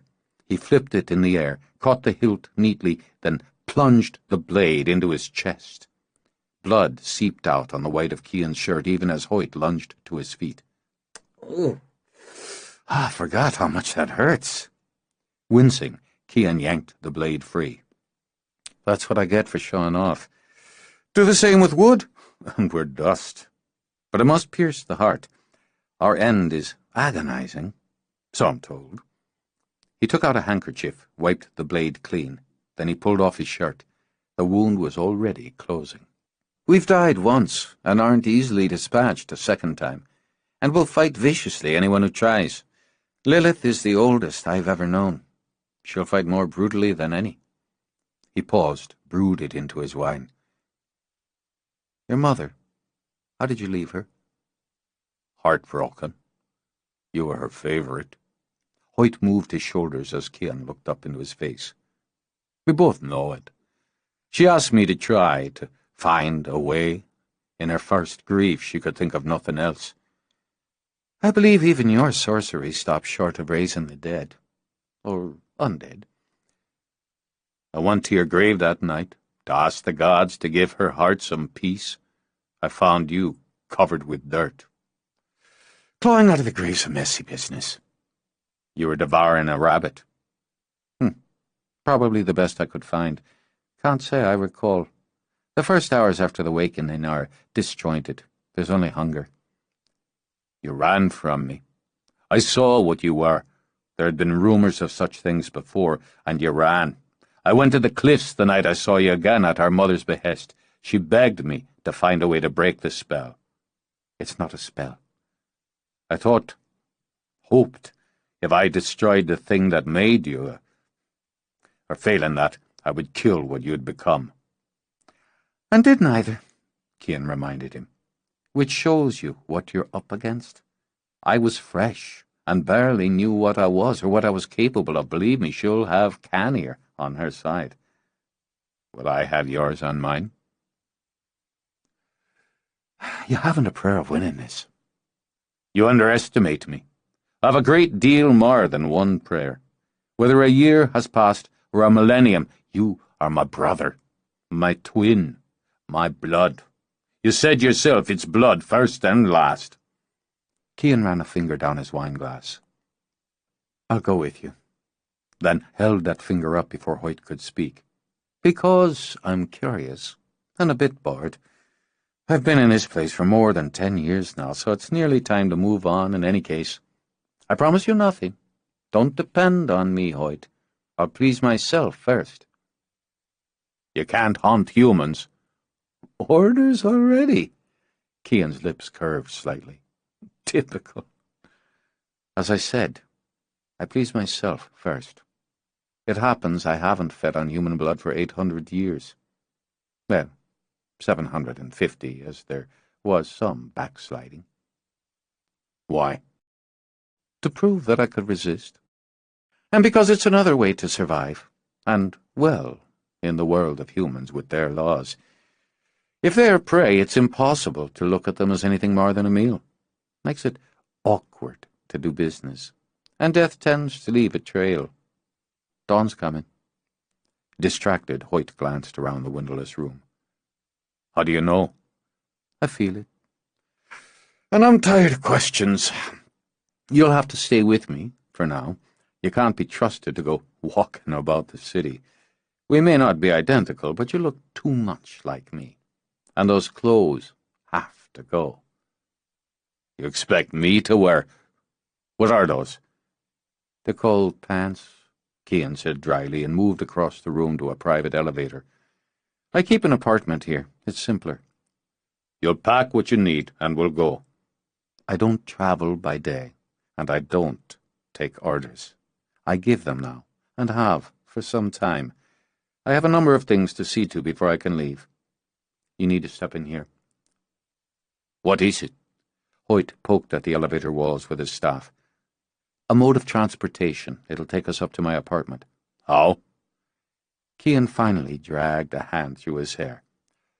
Look, I've books up there, and other educational matter. You can spend the next few hours boning up on 21st century culture, fashion, and technology. What is technology? Cian pulled his brother inside, pushed the button for the next floor. It's another god. This world, this time, was full of wonder. Hoyt wished he had time to learn it all, absorb it. There were no torches to light the room, but instead something Cian called electricity. Food was kept in a box as tall as a man that kept it cold and fresh, and yet another box was used to warm and cook it. Water spilled out of a wand and into a bowl, where it drained away again.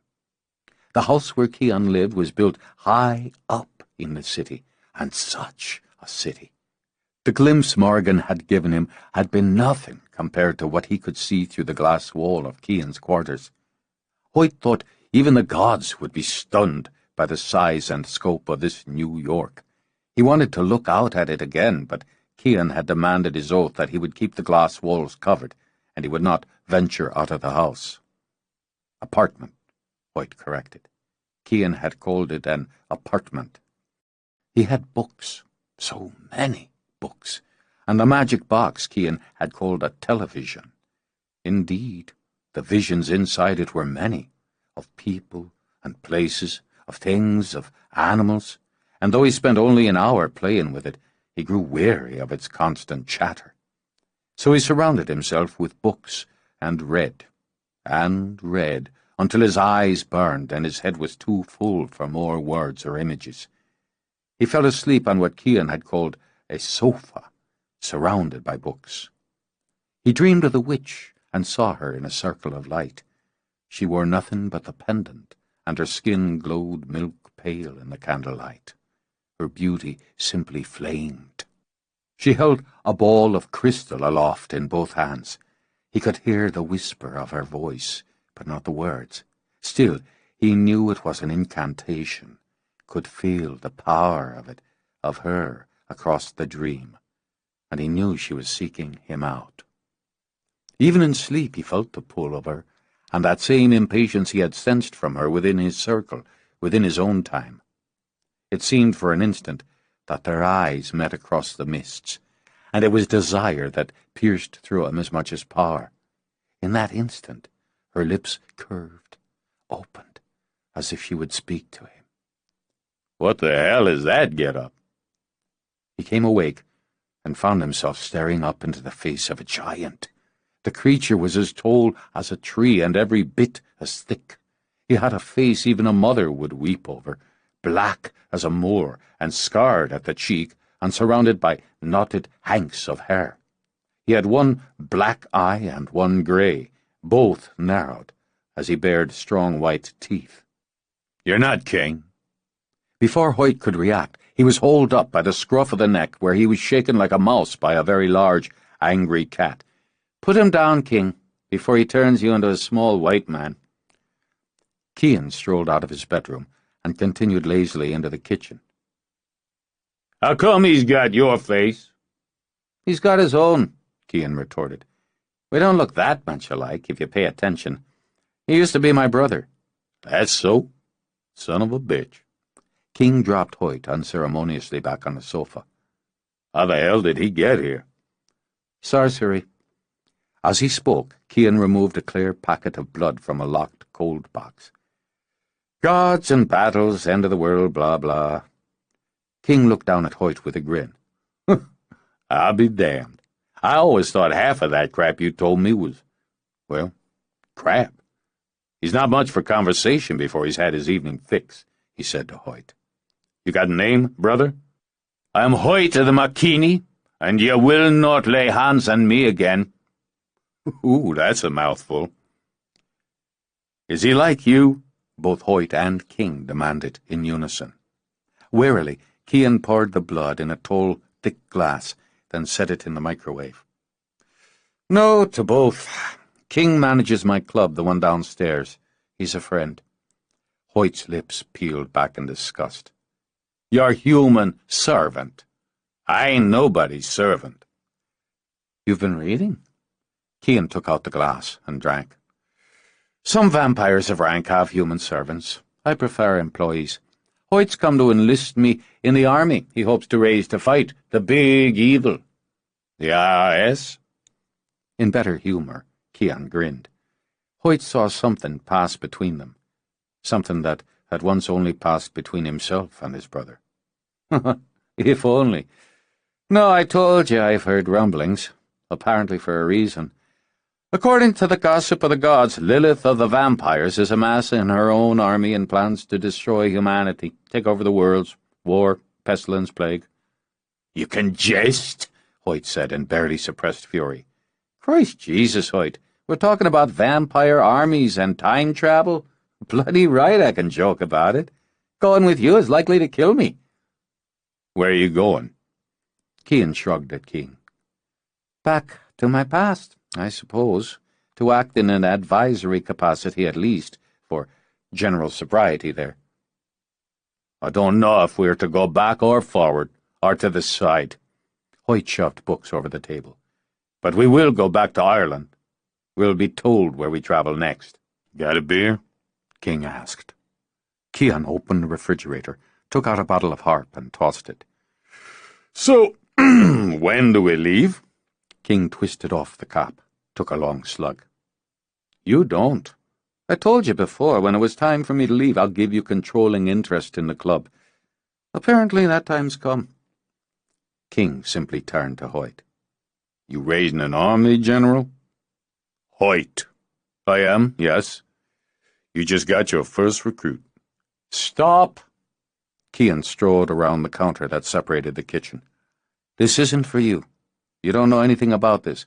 I know about you, King returned. I know I like a good fight, and I haven't had one in a while. You're talking major battle, good against evil? I like to pick my side from the get. If he's a king, why should he take orders from you? Hoyt put in, and the black giant laughed so hard and long he had to sit on the sofa. Gotcha. Misplaced loyalty will get you killed. My choice, brother. King tipped the bottle toward Cian. Once again, something silent and strong passed between them with no more than a look. And I don't figure my loyalty's misplaced. Hoyt, go somewhere else. Cian jerked a thumb toward his bedroom. Go in there. I want a word in private with this idiot. He cared, Hoyt thought, as he obliged. Cian cared about this man. A human trait. Nothing he had read had indicated vampires could have true feelings toward humans. He frowned as he scanned the bedroom. Where was the coffin? The books had said the vampire slept in the earth of his grave, in a coffin by day. What he saw here was an enormous bed, one with ticking as soft as clouds and covered with smooth cloth. He heard the raised voices outside the door, but set about exploring his brother's personal room. Clothes enough for 10 men, he decided when he found the closet. Well, Cian had always been vain. But no looking-glass. The books said the vampire cast no reflection. He wandered into the bathroom, and his jaw dropped. The expansive privy Cian had showed him before retiring had been amazing, and was nothing to this. The tub was large enough for 6, and there was a tall box of pale green glass. The walls were marble, as was the floor. Fascinated, he stepped into the box, began to play with the silver knobs that jutted out of the marble, and yipped in shock when a shower of cold water spurted out of many flat-headed tubes. Around here we take our clothes off before getting in the shower. Cian came in, shut the water off with one violent twist of the wrist. Then he sniffed the air. On second thought, clothed or otherwise, you could sure as hell use one. You're fucking rank. Clean up. Put on the clothes I've tossed out on the bed. I'm going to work. He strode out, leaving Hoyt to fumble through on his own. He discovered, after some time and chill, that the temperature of the water could be adjusted. He scalded himself, froze, but eventually found the happy medium. His brother must have been telling pure truth when he spoke of his wealth, for here was luxury never imagined. The scent of the soap seemed a bit female, but there was nothing else. Hoyt wallowed in his first 21st century shower and wondered if he might find a way to duplicate it, by science or magic, once he returned home. The cloths hanging nearby were as soft as the bed had been. He felt decadent using one to dry his skin. He didn't care for the clothes, but his own were soaked. He debated going out and getting the spare tunic out of his case, but it seemed best to follow Cian's advice in wardrobe. It took him twice as long to dress as it would have. The strange fastenings nearly defeated him. The shoes had no laces, but simply slipped on the foot. He was forced to admit that they were quite comfortable. But he wished there was a bloody looking-glass so he could see himself. He stepped out, then came up short. The Black King was still on the sofa, drinking from the glass bottle. That's an improvement, King observed. You'll probably pass if you keep your mouth mostly shut. What is this fastening here? It's a zipper. You're going to want to keep that closed, friend? He pushed to his feet. Kane's going on down to the club. It's after sunset. He fired me. You're burned? I half-sav. No. Shit. He terminated my employment. He'll get over it. He goes, I go. You don't have to like it. He believes we'll all die. He's right, sooner or later. You ever see what a vamp can do to a man? I saw what one did to my brother. King's odd eyes went grim. Yeah, that's right. Well, it's this way. I don't figure to sit around and wait for one to do it to me. He's right. There's been rumbling. There's going to be a fight, and I'm going to be in it. A giant of a man, Hoyt thought, of fearsome face and great strength. You are a warrior. Bet your ass. I'll kick some vampire ass in this, believe me. But not tonight. Why don't we go on down and see what's jumping? That'll piss him off. To his... what had Keane called it? His club? You got it. He calls it eternity. I guess he knows something about that. Chapter 4. She was going to find him. If a man was going to drag her into his dreams, push her into out-of-body experiences, and generally haunt her thoughts, she was going to track him down and find out why. For days now, she had felt as if she stood on the edge of some high, shaky cliff. On one side there was something bright and beautiful, and on the other, a cold and terrifying void. But the cliff itself, while a little unstable, was the known. Whatever was brewing inside her, he was part of it, that she knew. Not of this time, not of this place. Guys just didn't ride around on horses wearing cloaks and tunics in 21st century New York as a rule. But he was real. He was flesh and blood, and as real as she was. She had had that blood on her hands, hadn't she? She had cooled that flesh and watched him sleep off the fever. His face, she thought, had been so familiar, like something she remembered, or had caught a glimpse of in dreams. Handsome, even in pain, she mused as she sketched it. Lean and angular, aristocratic, long, narrow nose, strong, sculpted mouth, good, slashing cheekbones. His image came true on paper as she worked, first in broad strokes, then in careful detail. Deep-set eyes, she remembered, vividly blue and intense, with an almost dramatic arch of brows over them, and the contrast to that black hair, those black brows and wild blue eyes against his skin just added more drama. Yes, she thought, she could see him. She could sketch him. But until she found him, she wouldn't know whether she should jump off the edge of that cliff or scramble back from it. Glenna Ward was a woman who liked to know.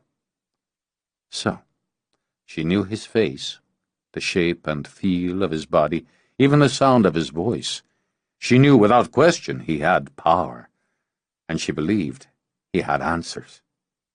Whatever was coming, and every portent warned her it was major, he was tied to it. She had a part to play, had known almost since her first breath that she had a part to play. She had a feeling that she was about to take on the role of her lifetime, and the wounded hunk with the clouds of magic and trouble all around him was slated to co-star. He had spoken Gaelic, Irish Gaelic. She knew some of it, used the language occasionally in spells, and could even read some in a very rudimentary fashion. But oddly enough, she had not only understood everything he had said in the dream, experience, vision, whatever, she had been able to speak it herself, like a native. So somewhere in the past, the good, long past, she determined, and possibly somewhere in Ireland. She had done scrying spells and locator spells, using the bloodied bandage she had brought back with her from that strange and intense visit to wherever she had been. His blood and her own talent would lead her to him.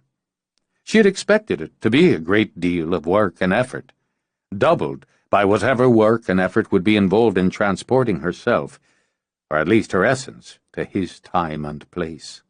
She was prepared to do just that, or at least try. She sat within her circle, the candles lit, the herbs floating on the water in her bowl. Once more she searched for him, focusing on the sketch of his face and holding the cloth she had brought back with her. "I seek the man who bears this face, my quest to find his time, his place. I hold his blood within my hand, and with its power I demand, search and find and show to me. As I will, so mote it be." In her mind she saw him, brow furrowed, as he buried himself in books. Focusing, she drew back, saw the room. Apartment? Dim light, just slanting over his face, his hands.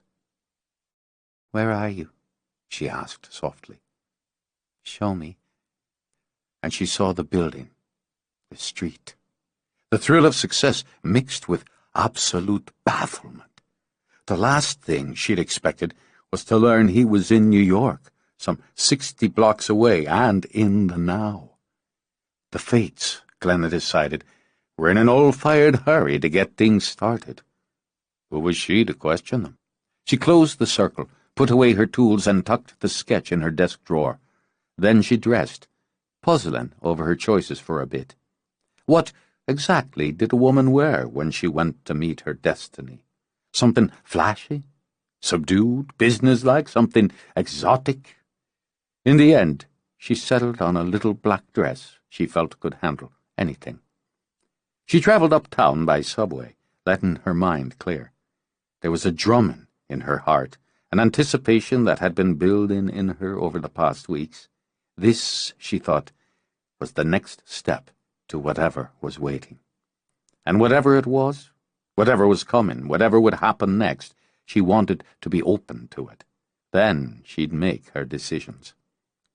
The train was crowded, so she stood, holding the overhead hook and swaying slightly with the movement of the car. She liked the rhythm of the city, its rapid pace, its eclectic musics, all the tones and hues of it. She had grown up in New York, but not in the city. The small town upstate had always seemed too limited to her, too closed in. She had wanted more, always. More color, more sound, more people. She had spent the last 4 of her 26 years in the city, and all of her life exploring her craft. Something in her blood was humming now, as if it knew, some part of her knew. She had been preparing all of her life for these next hours. At the next station, people filed on, people filed off. She let the sound of them flow over her as she brought the image of the man she sought back into her head. Not the face of a martyr, she thought. There had been too much power on him for that, and too much annoyance in him. She had found it, she could admit. A very interesting mix. The power of the circle he had cast had been strong, and so had been whatever hunted him. They chased her dreams, too, those black wolves that were neither animal nor human, but something horribly of both. Idly, she fingered the pendant she wore around her neck. Well, she was strong, too. She knew how to protect herself. "She will feed on you." The voice was a hiss, rippling over the back of her neck, icing her skin. Then what spoke moved, seemed to glide and float in a circle around her, and the cold from it had the breath that trembled from between her lips, frosting the air. The other passengers continued to sit or stand, read or chat, undisturbed, unaware of the thing that slithered around their bodies like a snake. Its eyes were red, its eye-teeth long and sharp. Blood stained them, dripped obscenely from its mouth. Inside her chest, Glenna's heart tightened like a fist and began to beat, beat, beat against her ribs. It had human form, and worse, somehow worse, wore a business suit. Blue pinstripes, she noted dully, crisp white shirt, and paisley tie. "We are forever." It swiped a bloody hand over the cheek of a woman who sat reading a paperback novel. Even while red stained her cheek, the woman turned the page and continued to read. "We will herd you like cattle, ride you like horses, trap you like rats. Your powers are puny and pathetic, and when we're done with you, we'll dance on your bones. Then why are you afraid?" It peeled back its lips in a snarl, and it leaped. Glenna choked on a scream, stumbled back. As the train streaked through a tunnel, the thing vanished. "Watch it, lady!" She got an impatient elbow and mutter from the man she had fallen into. "Sorry." She gripped the hook again with a hand gone slick with sweat. She could still smell the blood as she rode the last blocks uptown. For the first time in her life, Glenna actively feared the dark, the streets, the people who passed by. She had to struggle to not run when the train stopped, had to suppress the urge to shove and push her way off and race across the platform to the steps leading up. She walked quickly, and even with the city noises she heard the rapid clip of her heels on the sidewalk and the fearful wheeze of her own breath. There was a line snaking out from the entrance of the club called Eternity. Couples and singles crammed together, hoping to get the signal to go inside. Rather than wait, she walked up to the man on the door. She flashed a smile, did a quick charm. He passed her through without checking his list or her ID. Inside was music, blue light, and the throb of excitement. For once, the press of humanity, the pulse and beat didn't excite her. Too many faces, she thought.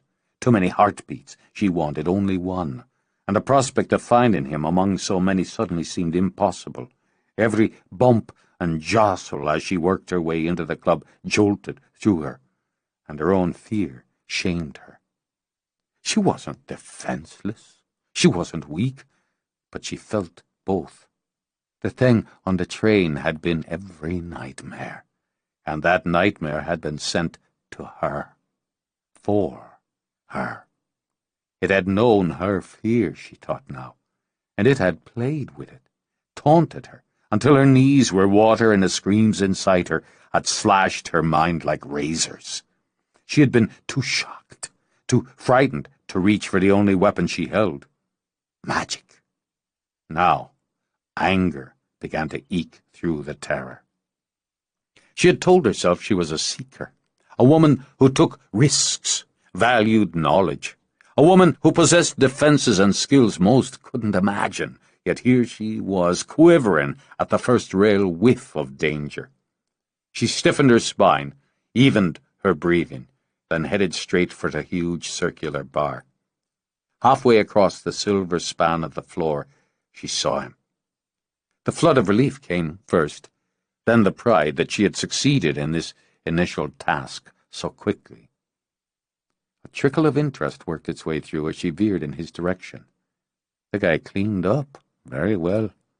His hair was carelessly styled rather than ragged, a shining black, and shorter than it had been during their first meeting. Then again, he'd been wounded, troubled, and in a hell of a fix.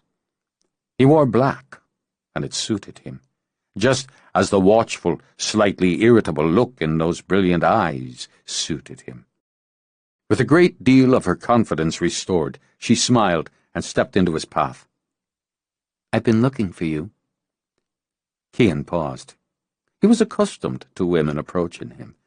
Not that he couldn't get some enjoyment from it, particularly when the woman was exceptional as this one was. There was a spark in her eyes, jewel green, and a flirtatious hint of amusement. Her lips were full, sensuous and curved, her voice low and husky.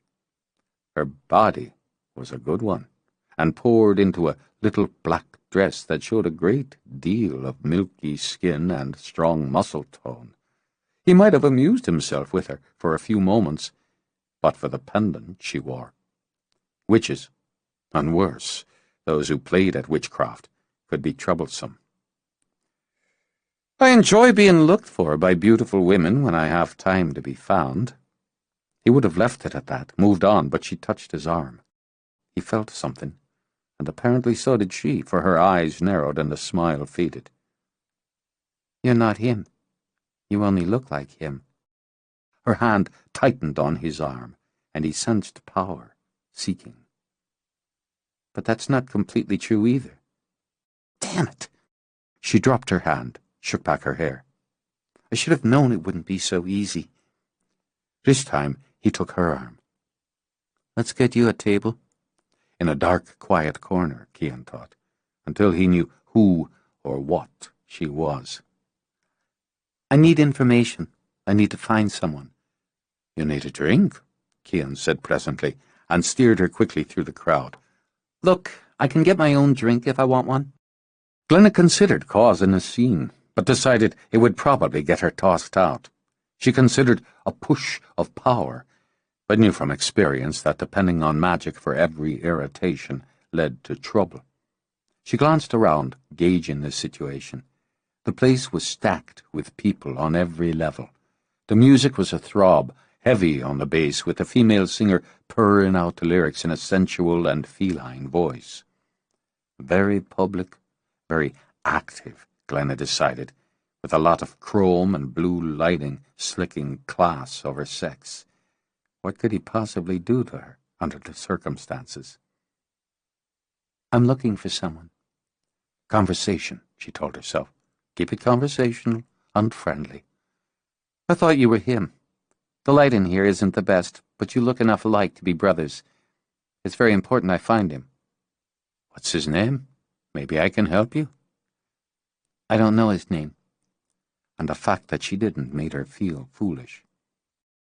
And, okay, I know how that sounds, but I was told he was here. I think he's in trouble. If you'd just...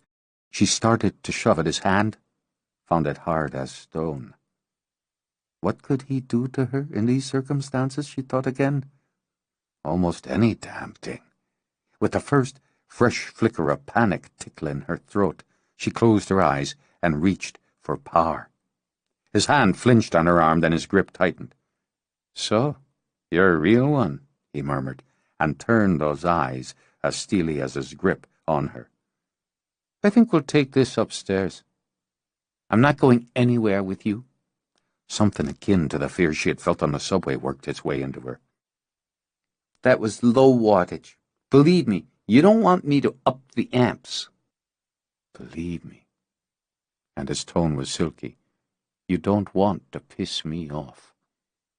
He pulled her behind the curve of open spiral stairs. She planted her feet, prepared to defend herself by any and all means at her disposal. She brought the 4-inch spike of her heel down on his instep, slammed a back fist into his jaw. Rather than wasting her breath on a scream, she began an incantation. Her breath whooshed out when he lifted her off her feet as if she weighed nothing. Her only satisfaction came from the fact that in 30 seconds, when she finished the spell, he'd be flat on his ass. That didn't stop her from fighting. She reared back, elbows and feet, and sucked in her breath to add a scream after all. And the doors on what she saw was a private elevator whisked open. There he was, flesh and blood, and so like the man currently heaving her over his shoulder, she decided she could hate him too. Put me down, you son of a bitch, or I'll turn this place into a moon crater. When the doors of the transportation box opened, Hoyt was assaulted with noise and smells and lights. They all slammed into his system, stunning his senses. He saw through dazzled eyes his brother with his arms full of struggling woman. His woman, he realized, with yet another jolt. The witch from his dream was half naked, and using language he'd rarely heard even in the seediest public house. Is this how you pay someone back for helping you? She shoved at the curtain of her hair and aimed those sharp green eyes at him. She shifted them, scanned them up and down. King snarled. Come on, then. I can take all 3 of you.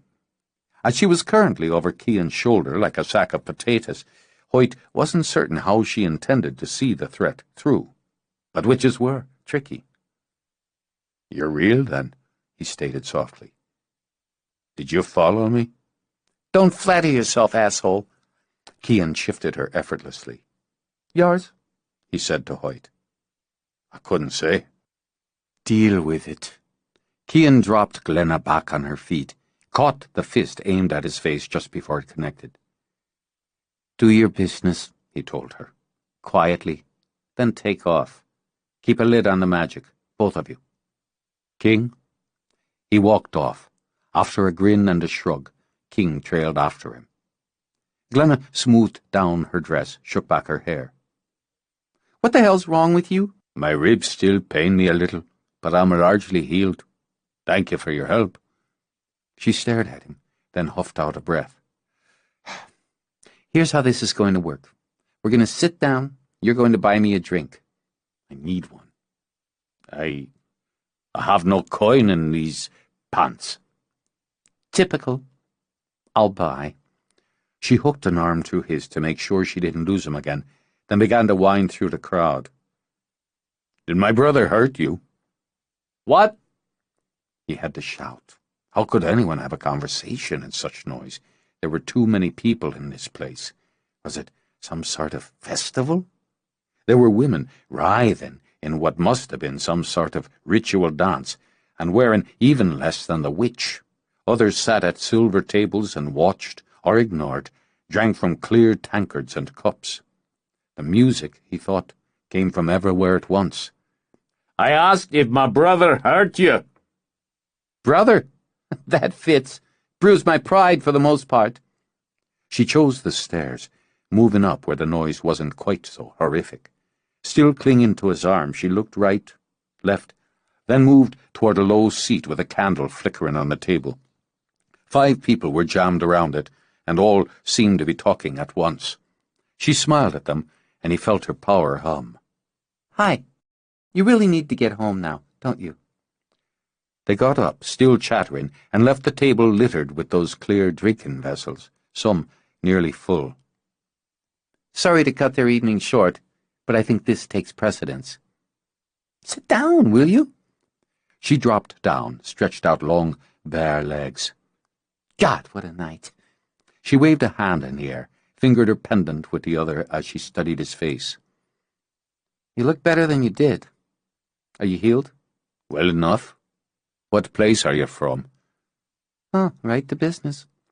She glanced over at the waitress who came to their table to clear it. I'll have a Grey Goose martini, straight up, 2 olives dry as dust. She cocked a brow at Hoyt. When he said nothing, she held up 2 fingers. She tucked her hair behind one ear as she leaned toward him. There were silver coils dangling from her ear in a Celtic knot pattern. I dreamed of you before that night. Twice before, I think. I try to pay attention to my dreams, but I could never hold on to these, until the last one. I think in the first you were in a graveyard and you were grieving. My heart broke for you, I remember feeling that. Odd, I remember more clearly now. The next time I dreamed of you, I saw you on a cliff over the sea. I saw a woman with you who wasn't a woman. Even in the dream I was afraid of her. So were you. She sat back, shuddering once. Oh, yes. I remember that now. I remember I was terrified, and there was a storm, and you struck out at her. I pushed. I remember I pushed what I had toward you to try to help. I knew she was wrong, horribly wrong. There was lightning and screams. She wished actively for her drink. I woke up, and for an instant the fear woke with me. Then it all faded. When he still said nothing, she drew in a breath. Okay, we'll stick with me for a while. I used my scrying mirror, I used my crystal, but I couldn't see clearly, only in sleep. You brought me to that place in the woods in the circle, or something did. Why? It was not my work. It wasn't mine. She tapped nails painted red as her lips on the table. You have a name, handsome? I'm Hoyt McKeaney. Her smile turned her face into something that all but stopped his heart. Not from around here, are you? No. Ireland, I can hear that. And in the dream we spoke Gaelic, which I don't, not really. But I think it's more than where, it's when, too, isn't it? Don't worry about shocking me, I'm immune tonight. He waged an internal debate. She had been shown to him, and she had come within the circle. Nothing that meant harm to him should have been able to come within his protective ring. While he had been told to seek a witch, she was nothing that he had expected. Yet she had worked to heal him, and had stayed with him while the wolves had stalked his ring. She had come to him now for answers, and perhaps for help. I came through the dance of the gods, nearly 1,000 years in time. Okay. She whistled out a breath. Ooh, maybe not completely immune. That's a lot to take on faith, but with everything that's been going on, I'm willing to take the leap. She lifted the glass the waitress set down, drank immediately. Especially with this to cushion the fall. Run a tab, will you? Glenna asked, and took a credit card out of her purse. Something's coming, she said when they were alone again. Something bad. Big, fat evil. You don't know? I can't see it all, but I feel it. And I know I'm connected with you on this. Not thrilled about that at this point. She drank some more. Not after what I saw on the subway. I don't understand you. Something very nasty in a designer's suit, she explained. It said she would feed on me. She, the woman on the cliff, I think. I'm going out on a limb here, a really shaky one. Are we dealing with vampires? What is a subway? Glenna pressed her hands to her eyes. Okay, we'll spend some time later bringing you up to date on current events, modes of mass transportation, and so on, but right now I need to know what I'm facing, what's expected of me. I don't know your name. Sorry, Glenna Ward. She held a hand out to him. After a brief hesitation, he took it. Nice to meet you. Now, what the hell is going on? He began, and she continued to drink. Then she held up a hand, swallowed. Excuse me. Are you saying your brother, the guy who manhandled me, is a vampire? He doesn't feed on humans. Oh, good. Great. Points for him. He died 970-odd years ago, and you've come here and now, from there and then, to find him. I am charged by the gods to gather an army to fight and destroy the army the vampire Lilith is making. Oh, God, I'm going to need another drink. He started to offer her his, but she waved him away and signaled the waitress. No, go ahead, you're going to need it too, I imagine. He took a testing sip, blinked rapidly. What is this brew? Vodka martini. You should like vodka, she said absently. Seems to me they make it from potatoes. She ordered another drink and some bar food to counteract the alcohol. Calmer now, she listened to the whole of it without interrupting. And I'm the witch. There wasn't just beauty here, he realized. There wasn't just power. There was a seeking and a strength. Some he would seek, he remembered the goddess saying, and some would seek him. So she had. I have to believe you are.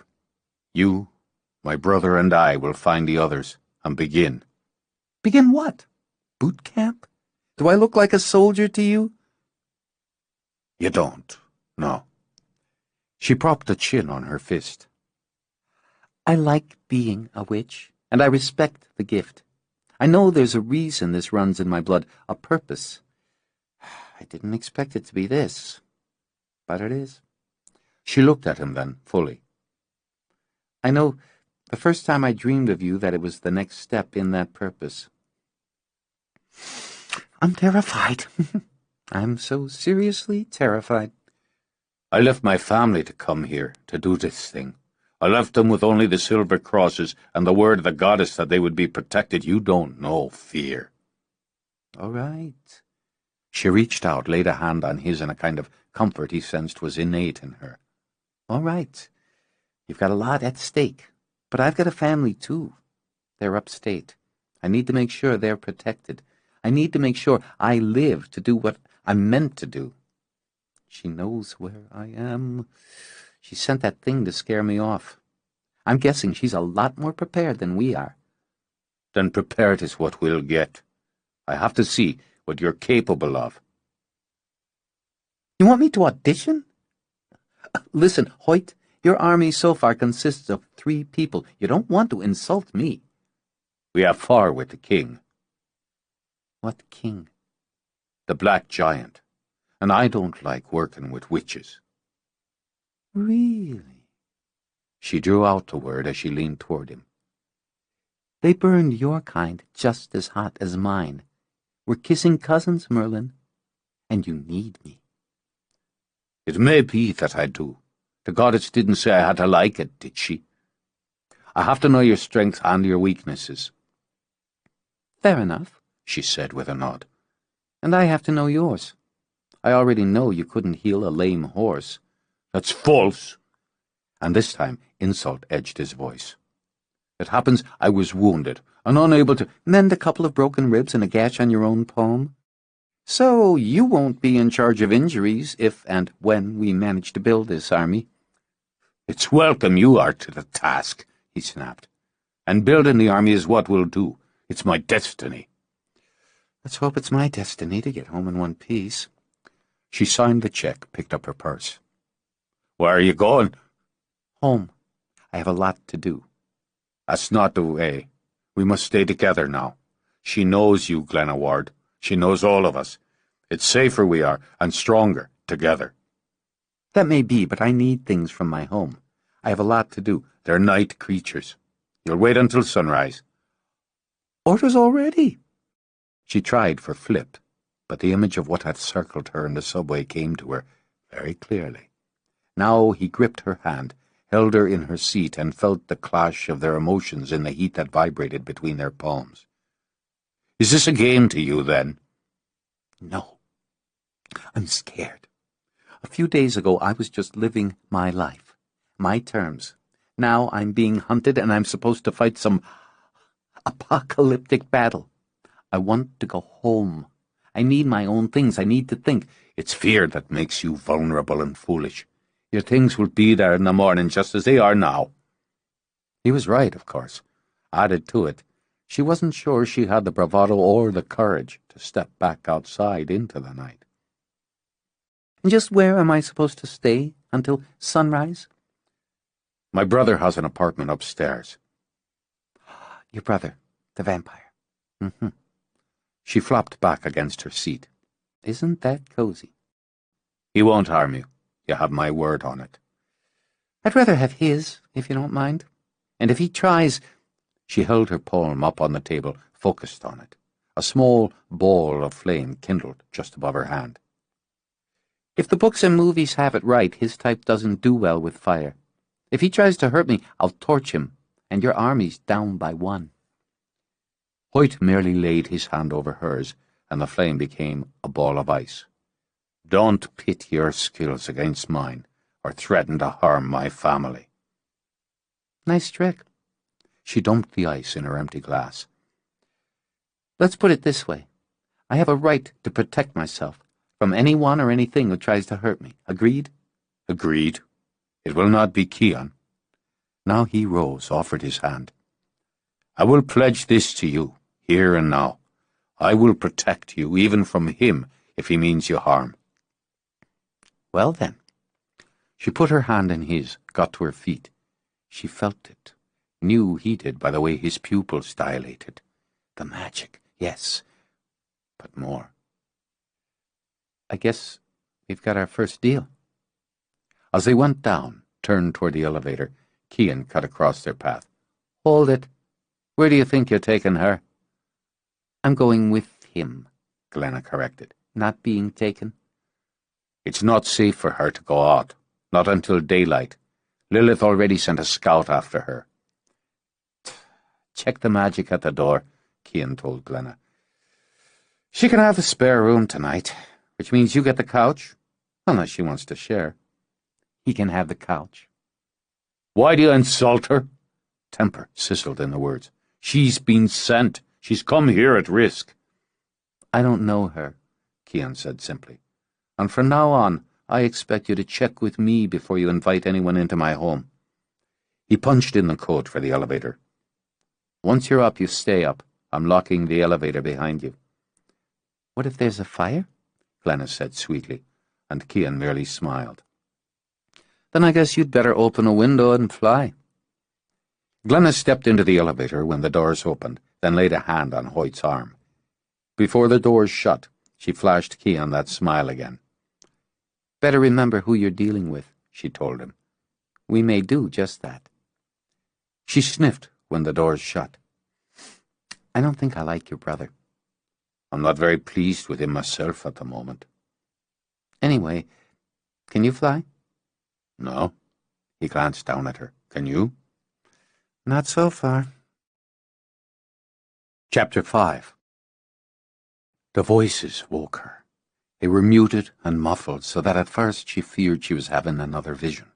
However much she might have prized her art, she also valued sleep, especially after a night of martinis and strange revelations. Glenna groped for a pillow to put over her head. Her attitude toward Cian had levelled a bit after she'd gotten a look at the guest room.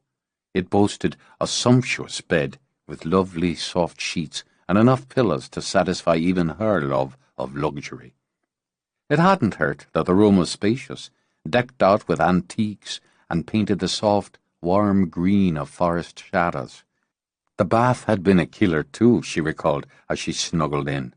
An enormous jet tub in gleaming white dominated a room nearly half the size of her entire loft, with that same rich green for the acre of counters. But it was the wide bowl of zinc in hammered copper that had made her purr with delight. She had nearly given in to the temptation to wallow in the tub, indulge herself with some of the bath salts and oils housed in heavy crystal jars and arranged with fat, glossy candles on the counter. But images of movie heroines attacked while bathing had her putting that idea on hold. All in all, the vampire's pied-à-terre, she could hardly call such luxury a den, made mincemeat of her little loft in the West Village. Though she admired the vampire's taste, it didn't stop her from putting a protective charm on the bedroom door, in addition to turning the lock. Now, she rolled over, shucked the pillow to stare at the ceiling in the dim light of the lamp she had left on low through the night. She was sleeping in a vampire's guest room. She had displaced a 12th century sorcerer to the sofa, a gorgeous and serious-minded type who was on a mission and expected her to join in his battle against an ancient and powerful vampire queen. She had lived with magic all of her life, was gifted with skills and knowledge most people never dreamed existed in reality, and still, this was one for the books. She liked her life the way it was, and knew, without a doubt, that she would never have it quite that way again. Knew, in fact, she might lose that life altogether. But what were her choices? She couldn't very well do nothing, couldn't put a pillow over her head and hide for the rest of her life. It knew her, and had already sent an emissary. If she stayed, pretended none of it had ever happened, it could come for her any time, anywhere, and she'd be alone. Would she fear the night now? Would she glance over her shoulder every time she was outside after sunset? Would she wonder if a vampire only she could see would slink onto the subway the next time she rode uptown? Nah, that was no way to live at all. The only way to live, the only real choice, was to face the problem and handle the fear, and to do just that, along with joining her powers and resources to Hoyt's. Knowing sleep was no longer possible, she glanced at the clock, rolled her eyes at the early hour. Then, resigned, she climbed out of bed. In the living room, Cian ended his night with a brandy and an argument with his brother. He had, on occasion, returned to his living quarters at dawn with a sensation of loneliness, a kind of hollowness. He took no woman in the daylight, even with the drapes closed. Sex was, in Cian's mind, a position of vulnerability as well as power. He didn't choose to share that vulnerability when the sun was up. It was rare for him to have company after sunrise and before dusk, and those hours were often long and empty. But he had discovered on stepping into his own apartment and finding his brother there, he preferred the long and empty to the crowded and demanding. "You expect her to stay here until you decide your next move, and I'm telling you that it isn't possible. How would she be safe otherwise? Hoyt argued. I don't believe her safety is on my list of immediate concerns. How much had his brother changed, Hoyt thought in disgust, that he wouldn't immediately stand for a woman, for an innocent. We're all at risk now. Everything's at risk now. We have no choice but to stay together. I have a choice, and it isn't sharing my quarters with a witch, or with you for that matter, he added, gesturing with the snifter. I don't allow anyone in here during the day. I was here through yesterday. An exception. Cian got to his feet, and one I'm already regretting. You're asking far too much from one who cares far too little. I haven't begun to ask yet. I know what must be done. You spoke of survival, and it's yours at risk now as much as hers, as mine. More, as your redhead might take it into her head to stake me while I sleep. She isn't my... Frustrated, Hoyt waved that off. I would never let her harm you. I swear it to you. In this place, at this time, you're my only family, my only blood. Cian's face went blank as stone. I have no family, no blood but my own. The sooner you come to that, Hoyt, accept that, the better you'll be for it.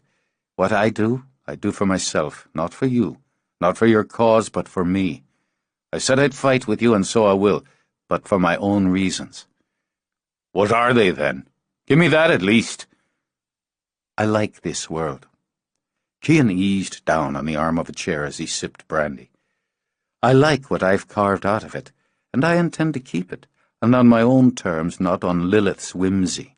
That's worth the fight to me. Added to it, a few centuries of existence has its eras of boredom. I seem to be in one. But I have limits. Having your woman tucked up in my quarters goes beyond them. She's hardly my woman. A lazy smile curved Cian's mouth. If you don't make her so, you're even slower than I remember in that area. This isn't sport, Cian. It's a fight to the death. I know more of death than you will ever know. More of blood and pain and cruelty. For centuries I've watched mortals again and again teeter close to their own extinction by their own hand. If Lilith were more patient, she could simply wait them out. Take your pleasures where you find them, brother, for life is long and often tedious. He toasted with his glass. Another reason I'll fight? It's something to do. Why not join with her, then? Hoyt spat out. With the one who made you what you are. She made me a vampire. I made myself what I am. As for why I align with you and not with her, I can trust you. You'll keep your word, for that's the way you're made. She never will. It's not her nature. And what of your word? Interesting question. I'd like the answer to it. Glenys spoke from the doorway. She wore the black silk robe she had found hanging in the closet with a number of other pieces of intimate female attire. You two can squabble all you like. It's what men do, and siblings. But since my life's on the line, I want to know who I can count on. I see you made yourself at home, Cian commented. Do you want it back? When she angled her head, reached for the tie, Cian grinned. Hoyt flushed. Don't be encouraging him. If you'd excuse us for a moment. No, I won't. I want the answer to your question. And I want to know if your brother gets a little peckish, is he going to look to me as a snack? I don't feed on humans, particularly witches. Because of your deep love of humanity. Because it's troublesome. If you feed, you have to kill, or word gets around. If you change the prey, you're still risking exposure. Vampires gossip, too. She thought it over. Sensible. All right, I prefer sensible honesty to lies. I told you he wouldn't harm you. I wanted to hear it from him. She turned back to Cian. If you're concerned about me going after you, I'd give you my word, but why should you trust it? Sensible, Cian returned. But your brother's already told me he'd stop me if I tried. He may find that more difficult than he believes, but it would be stupid of me to try to kill you and alienate him, given the situation we're in. I'm afraid, but I'm not stupid. I'd have to take your word for that as well. Idly, she fingered the sleeve of her robe and sent him a mildly flirtatious smile. If I had intended to kill you, I'd have already tried a spell. You'd know if I had, you'd feel it. And if there's no more trust than this between the three of us, we're doomed before we start. There you have a point. What I want now is a shower and some breakfast. Then I'm going home. She stays. Hoyt stepped between them. When Glenna started to step forward, he merely lifted a hand, and the force of his will knocked her back to the doorway. Just one damn minute. Be silent. None of us leaves this place alone. None of us. If we're to band together, we start now. Our lives are in each other's hands, and a great deal more than our own lives. Don't flick your power at me again. Whatever I have to do, I'll do. Understand me. Hoyt shifted his gaze between them. Both of you. Dress yourself, he ordered Glenna. Then we'll go get whatever it is you think you need. Be quick about it. In answer, she stepped back, slammed the door. Cian let out a short laugh. You certainly know how to charm the ladies. I'm going to bed. Hoyt stood alone in the living room and wondered why the gods thought he could save worlds with two such creatures at his side. She didn't speak, but a man who has sisters knows women often use silence as a weapon, and her silence flew around the room like barbs as she filled some sort of carafe with water from the silver pipe in Cian's kitchen. Women's fashion might have changed radically in 900 years, but he believed their inner workings were very much the same, and still, much of those remained a mystery to him. She wore the same dress as the night before, but had yet to don her shoes. He wasn't certain what weakness it spoke to in him that the sight of her bare feet should bring on an unwelcomed tinge of arousal. She shouldn't have flirted with his brother, he thought, with considerable resentment. This was a time of war, not dalliance, and if she intended to stroll about with her legs and arms exposed, she'd just have to— He caught himself. He had no business looking at her legs, did he? No business thinking of her as anything but a tool. It didn't matter that she was lovely. It didn't matter that when she smiled it started something like a low fire in the center of his heart. It didn't matter, couldn't, that when he looked at her, he wanted to touch. He busied himself with books, returned her silence with his own, and lectured himself on proper behavior. Then the air began to simmer with some seductive aroma. He shot her a glance, wondering if she was trying some of her women's magic, but her back was to him as she rose on the toes of those lovely, bare feet to take a cup from a cupboard. It was the carafe, he realized, filled now with black liquid and steaming with an alluring scent. He lost the war of silence. In Hoyt's experience, men always did. What are you brewing? She simply poured the black liquid from carafe to cup, then turned, watching him with chilly green eyes over the rim as she sipped. To satisfy himself, he got up, walked into the kitchen and took a second cup down. He poured the liquid as she had, sniffed, detected no poisons, then sipped. It was electric, like a quick jolt of power, both strong and rich, potent, like the drink, the martini from the night before, but different. It's very good, he said, then took a deeper drink. In response, she skirted around him, crossed the room, and went back through the doorway of the guest room. Hoyt lifted his gaze to the gods. Would he be plagued by bad tempers and sulks from both this woman and his brother? How? He asked. How am I to do what must be done if already we fight among ourselves? While you're at it, why don't you ask your goddess to tell you what she thinks about you slapping at me that way? Glenna came back in, wearing the shoes, and carrying the satchel he had seen her with the evening before.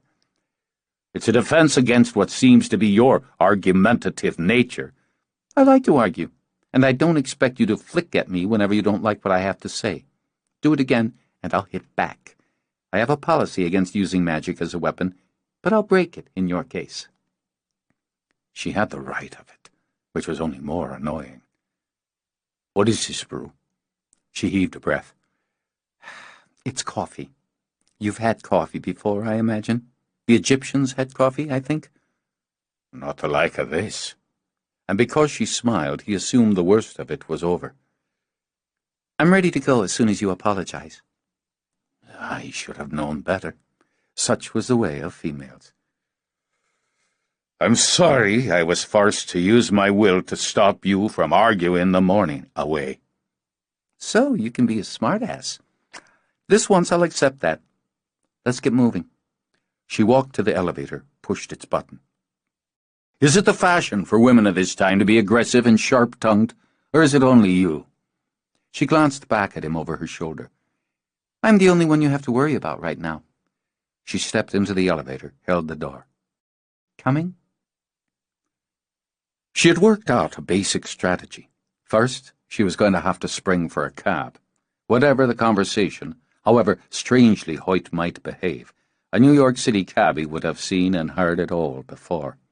Added to that, her courage wasn't quite back up to the level to let her ride the subway again.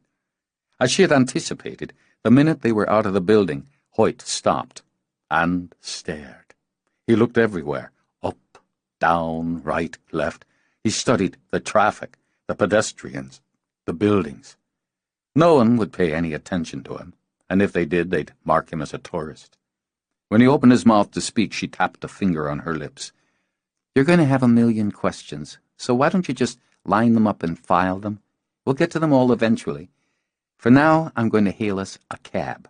Once we're inside, try not to say anything too outrageous. Questions might have been scrambling in his mind like ants, but he cloaked himself in dignity. I'm not a fool. I know very well I'm out of place here. No, he wasn't a fool, Glenna thought, as she stepped to the curb, held up a hand. And he was no coward either. She had expected him to gawk, but with having the rush and noise and crowds of the city thrust on him, she had also expected to see some fear. And there was none. Just curiosity, a dose of fascination and a bit of disapproval. I don't like the way the air smells. She nudged him back when he joined her at the curb. You get used to it. When a cab cruised up to the curb, she whispered to Hoyt as she opened the door, Get in the way I do and just sit back and enjoy the ride. Inside, she reached over him to pull the door shut and gave the cabbie her address. When the cabbie shot back out into traffic, Hoyt's eyes widened. I don't know that much about it, she said under the Indian music pumping from the cabbie's radio. It's a cab, a kind of car. It runs on a combustible engine fueled by gasoline and oil. She did her best to explain traffic lights, crosswalks, skyscrapers, department stores, and whatever else came to mind. She realized it was like seeing the city for the first time herself, and began to enjoy it. He listened. She could all but see him, absorbing and tucking away all the information, the sights, the sounds, the smells, away in some internal data bank. There are so many, he said it quietly, and the troubled tone had her looking over at him. So many people, he repeated, staring out the side window. And unaware of what's coming. How will we save so many? It struck her then, a sharp, weighted spear in the belly. So many people, yes, and this was just part of one city in just one state. We can't. Not all. You never can. She reached for his hand, gripped it tight. So you don't think of the many or you'll go crazy. We just take it one at a time. She took out the fare when the cab pulled over, which made her think of finances and how she'd handle that little problem over the next few months. She reached for Hoyt's hand again when they were on the sidewalk. This is my building. If we see anyone inside, just smile and look charming. They'll just think I'm bringing home a lover. Shock rippled over his face. Do you? Now and again. She unlocked the door, then squeezed with him into the tiny anteroom to call for the elevator. With an even tighter squeeze, they started up. Do all buildings have these elevators? No, but a lot of them do. When they reached her apartment, she pulled open the iron gate, stepped inside. It was a small space, but the light was excellent. Her walls were covered with her paintings and her photographs, and were painted the green of minced onions to reflect the light. Rugs she had woven herself dotted the floor with bold tones and patterns. It was tidy, which suited her nature. Her convertible bed was made up as a sofa for the day, plumped with pillows. The kitchen alcove sparkled from a recent scrubbing. "You live alone, with no one to help you." I can't afford help, and I like living alone. Staff and servants take money, and I don't have enough of it. Have you no men in your family? No stipend or allowance? No allowance since I was 10, she said dryly. I work. Women work just as men do. Ideally, we don't depend on a man to take care of us, financially or otherwise. She tossed her purse aside. I make my living, such as it is, selling paintings and photographs. Painting, for the most part, for greeting cards like notes, letters, messages people send each other. Ah, you're an artist. That's right, she agreed, amused that her choice of employment, at least, seemed to meet with his approval. The greeting cards? Those pay the rent. But I sell some of the artwork outright now and then. I like working for myself, too. I make my own schedule, which is lucky for you. I don't have anyone to answer to, so I can take time to do, well, what has to be done. My mother is an artist, in her way. Her tapestries are beautiful. He stepped up to a painting of a mermaid, rising up out of a churning sea. There was power in the face, a kind of knowledge that he took as inherently female. "This is your work?" "Yes." "It shows skill, and that magic that moves into color and shape." More than approval, she decided. Admiration now, and she let it warm her. Thanks. Normally that kind of thumbnail review would make my day. It's just that it's a very strange day. I need to change my clothes. He nodded absently, moved to another painting. Behind him, Glenna cocked her head, then shrugged. She went to the old armoire she used as a closet, chose what she wanted, then carried it into the bathroom. She was used to men paying a little more attention, she realized, as she stripped out of the dress, to the way she looked, the way she moved.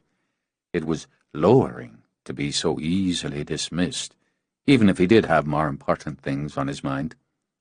She changed into jeans and a white tank, letting the subtle glamour she'd been vain enough to use that morning fade. She did her makeup, then tied her hair back into a short tail. When she came back, Hoyt was in her kitchen, fiddling with her herbs. "Don't touch my stuff." She slapped his hand away. "I was only—" He trailed off, then looked deliberately over her shoulder. Is this what you wear in public?" "Yes." She turned, and just as deliberately invaded his space. "Problem?" "No." "You don't wear shoes?" "Not around the house, necessarily." His eyes were so blue, she thought, so sharp and blue against those thick black lashes. "What do you feel when we're like this? Alone?" Close. Unsettled. That's the nicest thing you've said to me so far. I mean, do you feel something? In here?" She laid a fist on her belly, kept her eyes locked on his. "A kind of reaching. I've never felt it before." He felt it, and a kind of burn in and under his heart as well. "You haven't broken your fast," he managed, and stepped carefully back. "You must be hungry." "Just me, then," she murmured. She turned to open a cupboard. "I don't know what I'm going to need, so I'm going to take whatever feels right. I'm not traveling light. You and Kian have to deal with that. We should probably leave as soon as possible." He had lifted a hand, was on the point of touching her hair, something he had wanted to do since he had first seen her. Now he dropped it. "Leave?" "You don't expect to sit around in New York and wait for the army to come to you? The portal's in Ireland, and we have to assume the battle's to take place in Ireland or some mystical facet thereof. We need the portal, or at some point we will, so we need to go to Ireland."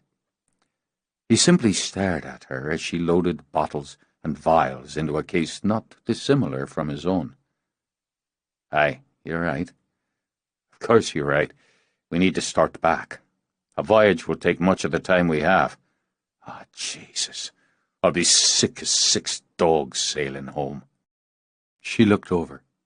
Sailing? We don't have time for the Queen Mary, sweetie. We'll fly. You said you couldn't. I can if it's in a plane. We'll have to figure out how to get you a ticket. You don't have ID. You don't have a passport. We can do a charm on the ticket agent, the customs agent. She brushed it away. I'll work it out. A plane what? She focused on him, then leaned back against the counter and laughed until her sides ached. I'll explain later. It's not my purpose to amuse you. No, it wouldn't be. But it's a nice side pocket. Oh, hell. I don't know what to take, what not to take. She stepped back, rubbed her hands over her face. It's my first apocalypse. Herbs, flowers, and roots grow in Ireland, and quite well. I like my own. Which was foolish and childish, but still. I'll just take what I consider absolutely essential in this area, then start on books, clothes, and so on. I have to make some calls, too. I've got some appointments that I need to cancel. With some reluctance, she closed her already loaded case and left it on the counter. She crossed to a large wooden chest in the far corner of the room and unlocked it with a charm. Curiosity piqued, Hoyt moved over to study the contents over her shoulder. What do you keep here? Spell books, recipes, some of my more powerful crystals. Some were handed down to me. Ah, then you're a hereditary witch. That's right. The only one of my generation who practices. My mother gave it up when she married. My father didn't like it. My grandparents taught me. How could she give up what's inside her? A question I have asked her many times. She sat back on her heels, touching what she could take and what she couldn't. For love. My father wanted a simple life. She wanted my father. I couldn't do it. I don't think I could love enough to give up what I am. I'd need to be loved enough to be accepted for what I am. Strong magic? Yeah. She took out a velvet sack. This is my prize. From it, she lifted the ball of crystal he had seen her with in the vision. It's been in my family a long time, over 250 years. Chump change to a man of your years, but a hell of a run to me. Strong magic, he repeated, for when she held it in her hands he could see it pulse like a heart beating. You're right about that. She looked at him over the orb with eyes that had gone suddenly dark. And isn't it time we used some? Isn't it time we do what we do, Hoyt? She knows who I am, where I am, what I am. It's likely she knows the same about you, about Cian. Let's make a move. She held the crystal aloft. Let's find out where she's hiding.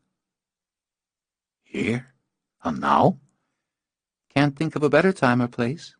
She rose, jutted her chin toward the richly patterned rug in the room's center. Roll that up, will you?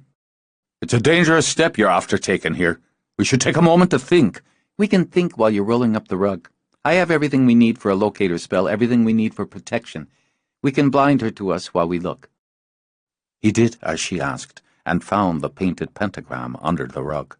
He could admit that taking a step, any step, felt right and good, but he'd have preferred very much to take it alone.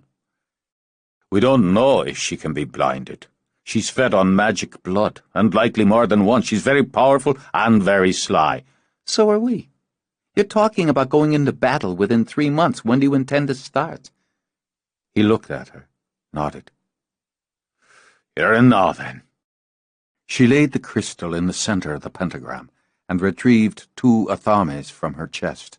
She placed these in the circle, then gathered candles, a silver bowl, crystal wands. I won't be needing all these tools. Fine for you, but I prefer using them. Let's work together, Merlin. He lifted an athame to study its carving as she ringed the pentagram with candles. Will it bother you if I work sky-clad? Aye, he said, without looking up. All right. In the spirit of compromise and teamwork, I'll keep my clothes on. But they're restricting. She removed the band from her hair, filled the silver bowl with water from a vial and sprinkled herbs on it. Generally, I invoke the goddesses when casting the circle. and it seems most appropriate for this. Suit you? Well enough. You're a real chatterbox, aren't you? Well, ready? At his nod, she walked to the opposite curve from him. Goddesses of the east, of the west, of the north, of the south, she began, moving around the circle as she spoke. We ask your blessing. We call to you to witness and to guard this circle and all within it. Powers of air and water, of fire and of earth, Hoyt chanted. Travel with us now as we go between worlds. Night and day, day and night, we call you to this sacred rite. We cast this circle 1 times 3. As we will, so mote it be. Witches, he thought, always rhyming. But he felt the air stir, and the water in the bowl rippled as the candles leaped to flame. It should be Morrigan we call on, Glenys said. She was the messenger. He started to do so, then decided he wanted to see what the witch was made of. This is your sacred place. Ask for guidance and cast your spell. All right. She laid down the sacred knife, lifted her hands, palms up. On this day and in this hour I call upon the sacred power of Morrigan the goddess, and pray she grant to us her grace and prowess. In your name, Mother, we seek the sight. Ask you to guide us into the light. She bent, lifted the crystal into her hands. Within this ball we seek to find the beast who hunts all mankind, while her eyes to us are blind. Make keen our vision, our minds, our hearts, so the clouds within this ball will part. Shield us and show us what we seek to see. As we will, so mote it be. Mists and light swirled within the glass. For an instant he thought he could see worlds inside it. Colours, shapes, movement. He heard it beat as his heart beat, as Glenys' heart beat. He knelt as she did, and saw as she did. A dark place, mazed with tunnels and washed by red light. He thought he heard the sea, but couldn't be sure if it was within the glass or just the roaring of power in his own head.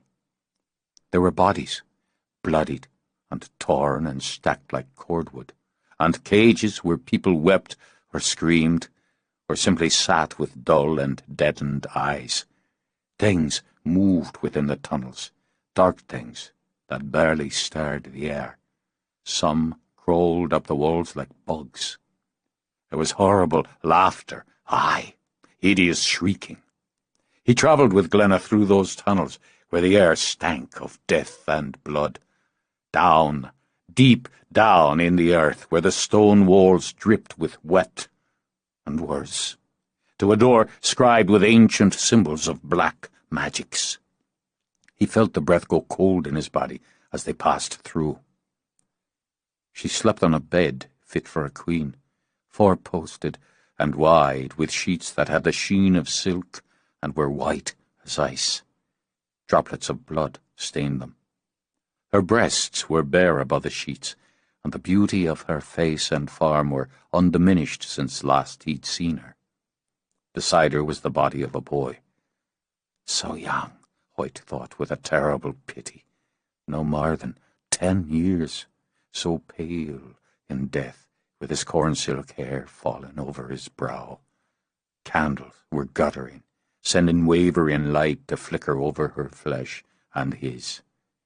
Hoyt gripped the athame, lifted it over his head, and her eyes opened, stared into his. She screamed, but he heard no fear in it. Beside her, the boy opened his eyes, bared fangs, and leaped up to scuttle along the ceiling like a lizard. "Closer," she crooned. "Come closer, sorcerer, and bring your witch. I'll make a pet of her once I drain you dry. Do you think you can touch me?" As she leaped off the bed, Hoyt felt himself flying backward, tearing through air so cold it was shards of ice in his throat. Then he was sitting within the circle, staring into Glenys' eyes. Hers were dark and wide. There was blood dripping from her nose. She staunched it with a knuckle while she struggled to get her breath. "First part worked," she managed. "The blinded part didn't take very well, obviously." "She has power as well. She's not without skill." "Have you ever felt anything like that?" she asked him. "No." "Neither have I." She allowed herself one hard shudder. "We're going to need a bigger circle." Chapter 6. Before she packed, Glenna took the time to cleanse the entire loft. Hoyt didn't disagree. She wanted no trace of what they had touched on, no echoes, no dregs of that darkness in her home. In the end, she put her tools and books back in the chest. After what she'd seen, what she had felt, she wasn't going to risk the pick and choose. She was taking the whole lot, along with her travel case, most of her crystals, some basic art supplies, cameras, and 2 suitcases. She cast one longing look at the easel standing near the window, and the barely started painting resting on it. If she came back— no. When, she corrected. When she came back, she would finish it. She stood beside Hoyt, studying the pile of belongings as he did. "No comments?" she asked. "No arguments or sarcastic remarks about how I intend to travel?" To what end? "A wise stand. Now there's the little matter of getting all this out of here, uptown and into your brother's place. At which time I doubt he'll be as wise as you. But first things first." She toyed with her pendant as she considered. "Do we haul it all by hand or try a transportation spell? I've never done anything of this scope." He sent her a bland look. "We'd need 3 of your cabs, and most of what we have left of the day to deal with all of this." So he considered the situation as well. "Visualize Cian's apartment," he ordered. "The room where you slept." "All right." "Concentrate. Bring it fully into your mind, to details, to shape, to structure." She nodded, closed her eyes. "I am." He chose the chest first, as he sensed it held the most power. Its magic would aid him in the task. He circled it 3 times, then reversed, circled again while he said the words, while he opened himself to the power. Glenna struggled to fix her focus. There was something deeper, richer about his voice, something erotic in the way it spoke the ancient tongue. She felt the heat of what he stirred on her skin and in her blood. Then a swift and solid punch of air. When she opened her eyes, the chest was gone. "I'm impressed." More honestly, she was amazed. She was capable, with considerable preparation and effort, of transporting small, simple objects some distance, but he'd simply and efficiently poofed a 200-pound chest. She could picture him now, in billowing robes on the cliff he'd spoken of in Ireland, challenging the storm, charging himself with it, and facing what no man should have to face, with faith and with magic. Her belly tightened with sheer and simple lust. "Was that Gaelic you were speaking?" "Irish," he said, so obviously distracted she didn't speak again. Once more he circled, focusing now on the cases that contained her photography and art equipment. She nearly yipped a protest, then reminded herself to have faith. Calling on it, she closed her eyes again, brought the guest room back into her mind, gave him what she could of her own gift. It took him 15 minutes to accomplish what she was forced to admit would have taken her hours, if she could have managed it at all. "Well, that was something." The magic was still on him, turning his eyes opaque, rippling through the air between them. She felt it like a ribbon wound around both of them, tying them together. Her own arousal was so keen she had to step back, deliberately break the bond between them. "No offense, but are you sure they're where we want them?" He continued to stare at her with those fathomless blue eyes until the heat in her belly grew so strong she wondered it didn't shoot fire from her fingertips. It was nearly too much, this pressure, this need, the mad beat of it at every pulse. She started to step back again, but he simply lifted a hand and stopped her in her tracks. She felt the pull from him to him, with just enough play for her to resist, to snap that lead and escape. Instead she stood, kept her eyes locked with his as he closed the distance between them with one easy stride. Then there was nothing easy. He yanked her to him so that her breath expelled on a quick, hitching gasp, and that gasp ended on a moan when their mouths met. The hot, drugging kiss spun through her head, through her body, sizzling in her blood when she clung to him. Candles she had left in the room flashed into flame. At once, aggressive and desperate, she dug her hands into his shoulders and plunged head first into the storm of sensation. This was what she'd craved from the first moment she'd seen him in dreams. She felt his hands on her hair, her body, her face, and everywhere he touched quivered. No dream now, just need and heat and flesh. He couldn't stop himself. She was like a feast after the fast, and all he wanted was to gorge. Her mouth was full and soft and fit so truly to his, it was as if the gods had formed it for only that purpose. The power he had wielded had snapped back on him, inciting an impossible hunger that ached in his belly, in his loins, in his heart, and cried out to be sated. Something burned between them. He had known it from the first instant, even ill with fever and pain while the wolves stalked beyond his fire, and he feared it nearly as much as he feared what they were fated to face together. He drew her back, shaken to the bone. What they had stirred was alive on her face, sultry and tempting. If he accepted and took, what price would they both pay for it? There was always a price. I apologize. I was caught on the tail of the spell. Don't apologize. It's insulting. Women, was all he could think. Touching you in that way isn't? If I hadn't wanted you to touch me that way, I'd have stopped you. Oh, don't flatter yourself, she snapped out when she read the expression on his face. You may be stronger, physically, magically, but I can handle myself, and when I want an apology, I'll ask for one. I can't find my balance in this place, or with you. Frustration rippled out from him now, as the magic had. I'm not liking it, or what I'm feeling for you. That's your problem. It was just a kiss. He caught her arm before she could turn away. I don't believe, even in this world, that was just a kiss. You've seen what we have to face.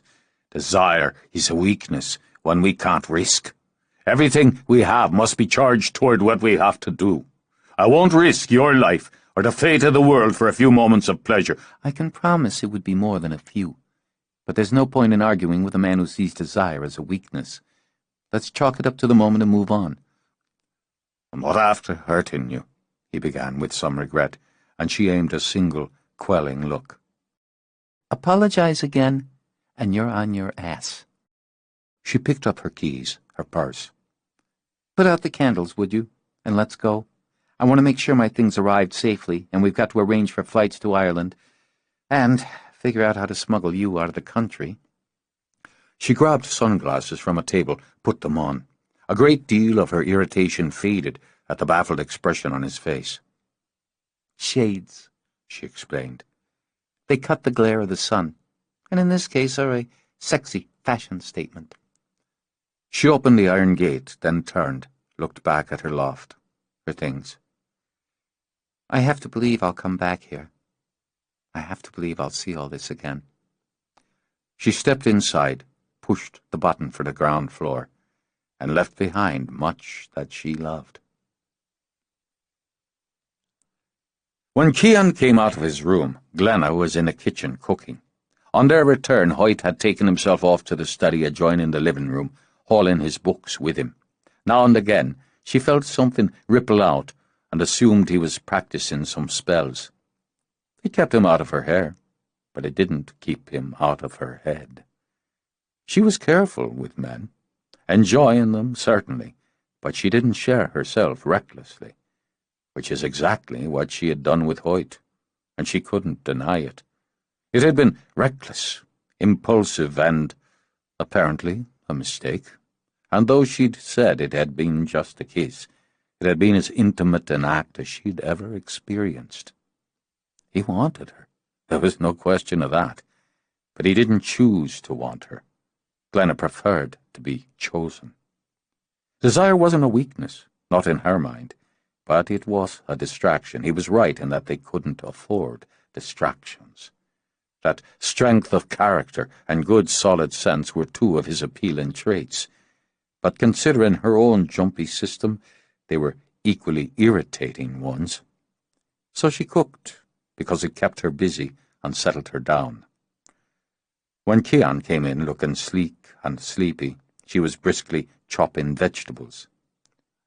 "Me casa is apparently su casa." She kept right on chopping. "I brought some perishables, among other things, from home. I don't know if you eat." He looked dubiously at the raw carrots and leafy greens. "One of the advantages of my fate is I don't have to eat my vegetables like a good lad." But he had scented what was on the stove and moved to it to sniff at the spicy tomato sauce simmering. "On the other hand, this looks appealing." He leaned back on the counter to watch her work. "So do you." "Don't waste your questionable charm on me. Not interested." "I could work on that, just to get under Hoyt's skin. Might be entertaining. He tries not to watch you. He fails." Her hand hesitated.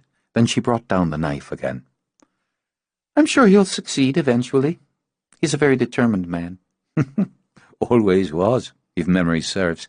Sober and serious, and as trapped by his gift as a rat in a cage." "Do you see it that way?" She set down the knife, turned to him. "As a trap? It's not. Not for him, not for me. It's a duty, yes, but it's a privilege and a joy as well. We'll see how joyful you are when you're in Lilith's path." "Been there. We did a locator spell at my place.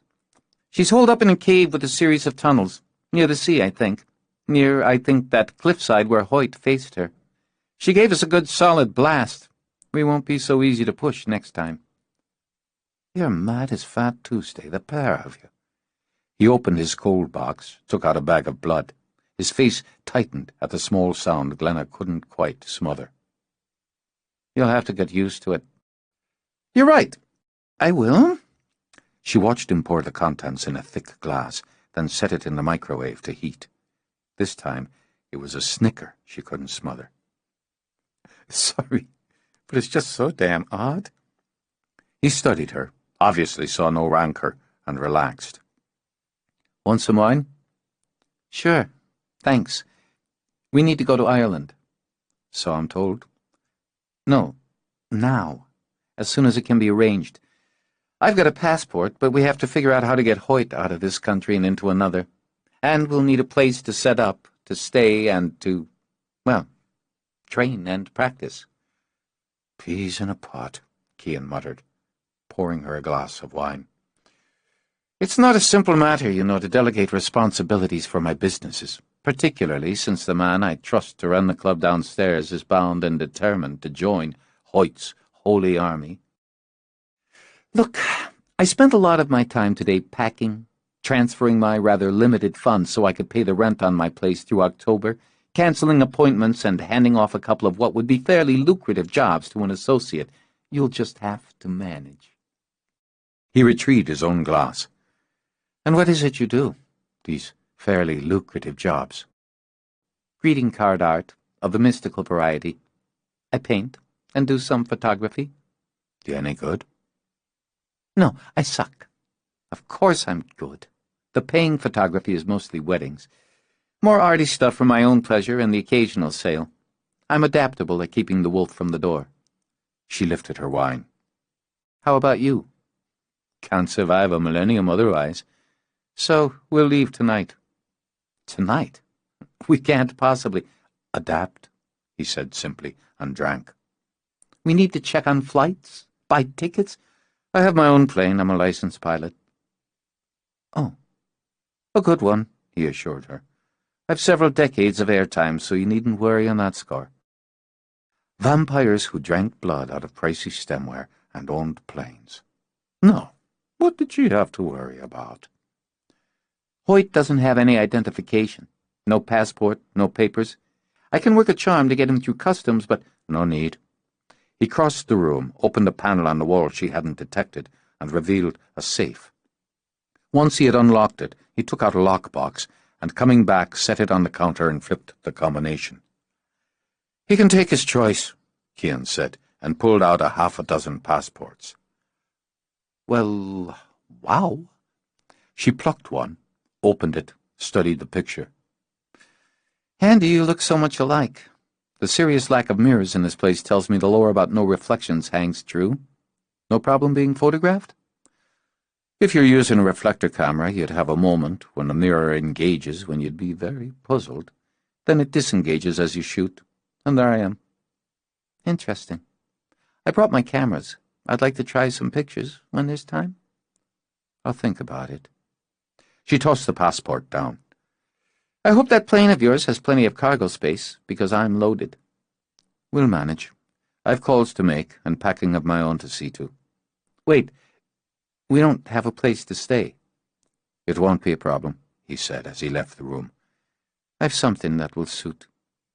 Glenna blew out a breath, looked back at the pot on the stove. Well, at least we'll get in a good meal first. It wasn't a simple matter, even with Cian's money and connections laying a path. The luggage and cargo had to be transported the ordinary and laborious way this time. She could see all 3 of the men she had hooked her fate with looking for a way to cut down on her load. She cut that route off with a firm, "It all goes," and left it at that. She had no idea what Cian had in the single suitcase or the 2 large metal chests he packed. She wasn't sure she wanted to know. She couldn't imagine what they must have looked like, the 2 tall, dark men, the enormous black man, and the redhead with enough luggage to re-sink the Titanic. She enjoyed the privilege of being female and left it to the men to do the loading while she explored Cian's sleek and elegantly appointed private jet. He wasn't afraid of colour or of spending his money. She had to give him credit for that. The seats were a deep, rich blue in buttery leather, and generous enough to be comfortable for even a man of king's proportions. The carpet was thick enough to sleep on. It boasted a small, efficient conference room, 2 sophisticated bathrooms, and what she initially took to be a cosy bedroom. More than that, she realized when she noted it had no windows, no mirrors, and its own half-bath. A safe room. She wandered into the galley, approved it, and appreciated the fact that Cian had already called ahead to have it stocked. They wouldn't starve on the flight to Europe. Europe. She trailed her finger over one of the fully reclining seats. She had always planned to go, to spend as much as a month, painting, taking photographs, exploring, visiting the ancient sites, shopping. Now she was going, and getting there well above the first-class level. But she wouldn't be wandering the hills and the sacred grounds at her leisure. Well, you wanted adventure in your life, she reminded herself. Now you've got it. She closed a hand around the pendant she wore and prayed she'd have not only the strength, but also the wits to survive it. She was seated when the men boarded and making a show out of enjoying a glass of champagne. I popped the cork, she said to Cian. I hope you don't mind. It seemed appropriate. Sláinte. He moved directly to the cockpit. Want the $2 tour? She asked Hoyt. One look around, she explained. I imagine King's flown in this little beauty before and is thoroughly jaded. Beats the hell out of commercial, King agreed, and got himself a beer in lieu of champagne. The boss knows how to handle this bird. He gave Hoyt a slap on the shoulder. No worries. Because he looked far from convinced, Glenna rose and poured another glass of champagne. "Here, drink, relax. We're going to be in here all night." "In a bird made out of metal and cloth. A flying machine." Hoyt nodded, and because it was in his hand, sipped the bubbling wine. "It's a matter of science and mechanics." He had spent 2 full hours reading of the history and technology of aircraft. "Aerodynamics." "Exactly." King tapped the beer bottle to Hoyt's glass, then Glenna's. "Here's to kicking some ass." "You look like you're looking forward to it," Glenna commented. "Damn straight. Who wouldn't? We get to save the friggin' world. The boss? He's been restless the last few weeks. He gets restless, I get restless. Ask me, this is just what the doctor ordered." "And dying doesn't worry you?" "Everybody dies." He glanced toward the cockpit. "One way or another. Besides, a big bastard like me doesn't go down easy." Cian strolled in. "We're cleared, boys and girls. Have a seat, strap in." "Got your back, Captain." King followed Cian back into the cockpit. Glenna sat, offered a smile as she patted the seat beside hers. She was prepared to soothe Hoyt through his first flight. "You'll need your seatbelt. Let me show you how it works." "I know how it works. I read of it." He studied the metal for a moment, then locked the pieces together. "In the event there's turbulence, pockets of air." "You're not the least bit nervous?" "I came through a time portal," he reminded her. He began to play with the control panel, amusement crossing his face when the back reclined, came up again. "I think I'll be enjoying this trip. Bloody shame it's got to be done over water." "Oh, I nearly forgot." She dug into her purse, pulled out a vial. "Drink this, it'll help." "Drink it," she repeated when he frowned at the vial. "It's herbs and some powdered crystals, nothing harmful. It may help the queasiness." The reluctance was clear on his face, but he downed it. "You have a heavy hand with the cloves." "You can thank me when you don't have to use the barf bag." She heard the engines hum, felt the vibration beneath her. "Spirits of the night, give us wings to take this flight. Hold us safe within your hand until we touch upon the land." She slid her eyes to Hoyt. "It never hurts." He wasn't ill, but she could see that her potion and his will were fighting a hard battle to keep his system steady. She made him tea, brought him a blanket, then reclined his seat, brought up the footrest herself. "Try to sleep a little." Too ill to argue, he nodded, closed his eyes. When she was sure he was as comfortable as she could make him, she moved forward to join the others in the cockpit. There was music playing. 9 Inch Nails, she recognized. In the co-pilot's seat, King had kicked back and was snoring along with the beat. Glenna looked through the windscreen and felt her heart do a little dance of its own. There was nothing but the black. "I've never been in a cockpit before. Awesome view." "I can kick that one out of here if you want his seat for a bit." "No, I'm fine. Your brother's trying to sleep. He's not feeling very well." "He used to turn green crossing the Shannon. I imagine he's sick as a dog by now." "No, just queasy. I gave him something at takeoff, and he's got an iron will to add to it. Do you want anything?" He glanced back. "Aren't you the helpful one?" "I'm too revved up to sleep, too restless to sit." "So, coffee, tea, milk?" "I wouldn't mind the coffee. Thanks for that." She brewed a short pot, brought him a mug of it, then stood behind him staring out into the night sky. "What was he like as a boy?" "As I told you." "Did he ever doubt his power? Ever wish he hadn't been given the gift?" It was a strange sensation, having a woman question him about another man. Generally, if they weren't talking about themselves, they were asking about him, trying to nudge aside what some of them saw as a curtain of mystery. "Not that he ever told me, and he would have," Cian said after a moment. "We were close enough in those days." "Was there someone, a woman, a girl, for him back there?" "No. He looked, and he touched, and he had a few. He's a sorcerer, not a priest. But he never told me of one special to him. I never saw him look at any of the girls as he looks at you. To your peril, Glenna, I'd be saying. But mortals are fools when it comes to love. And I'd say if you can't love when you're facing death, then death's not worth fighting.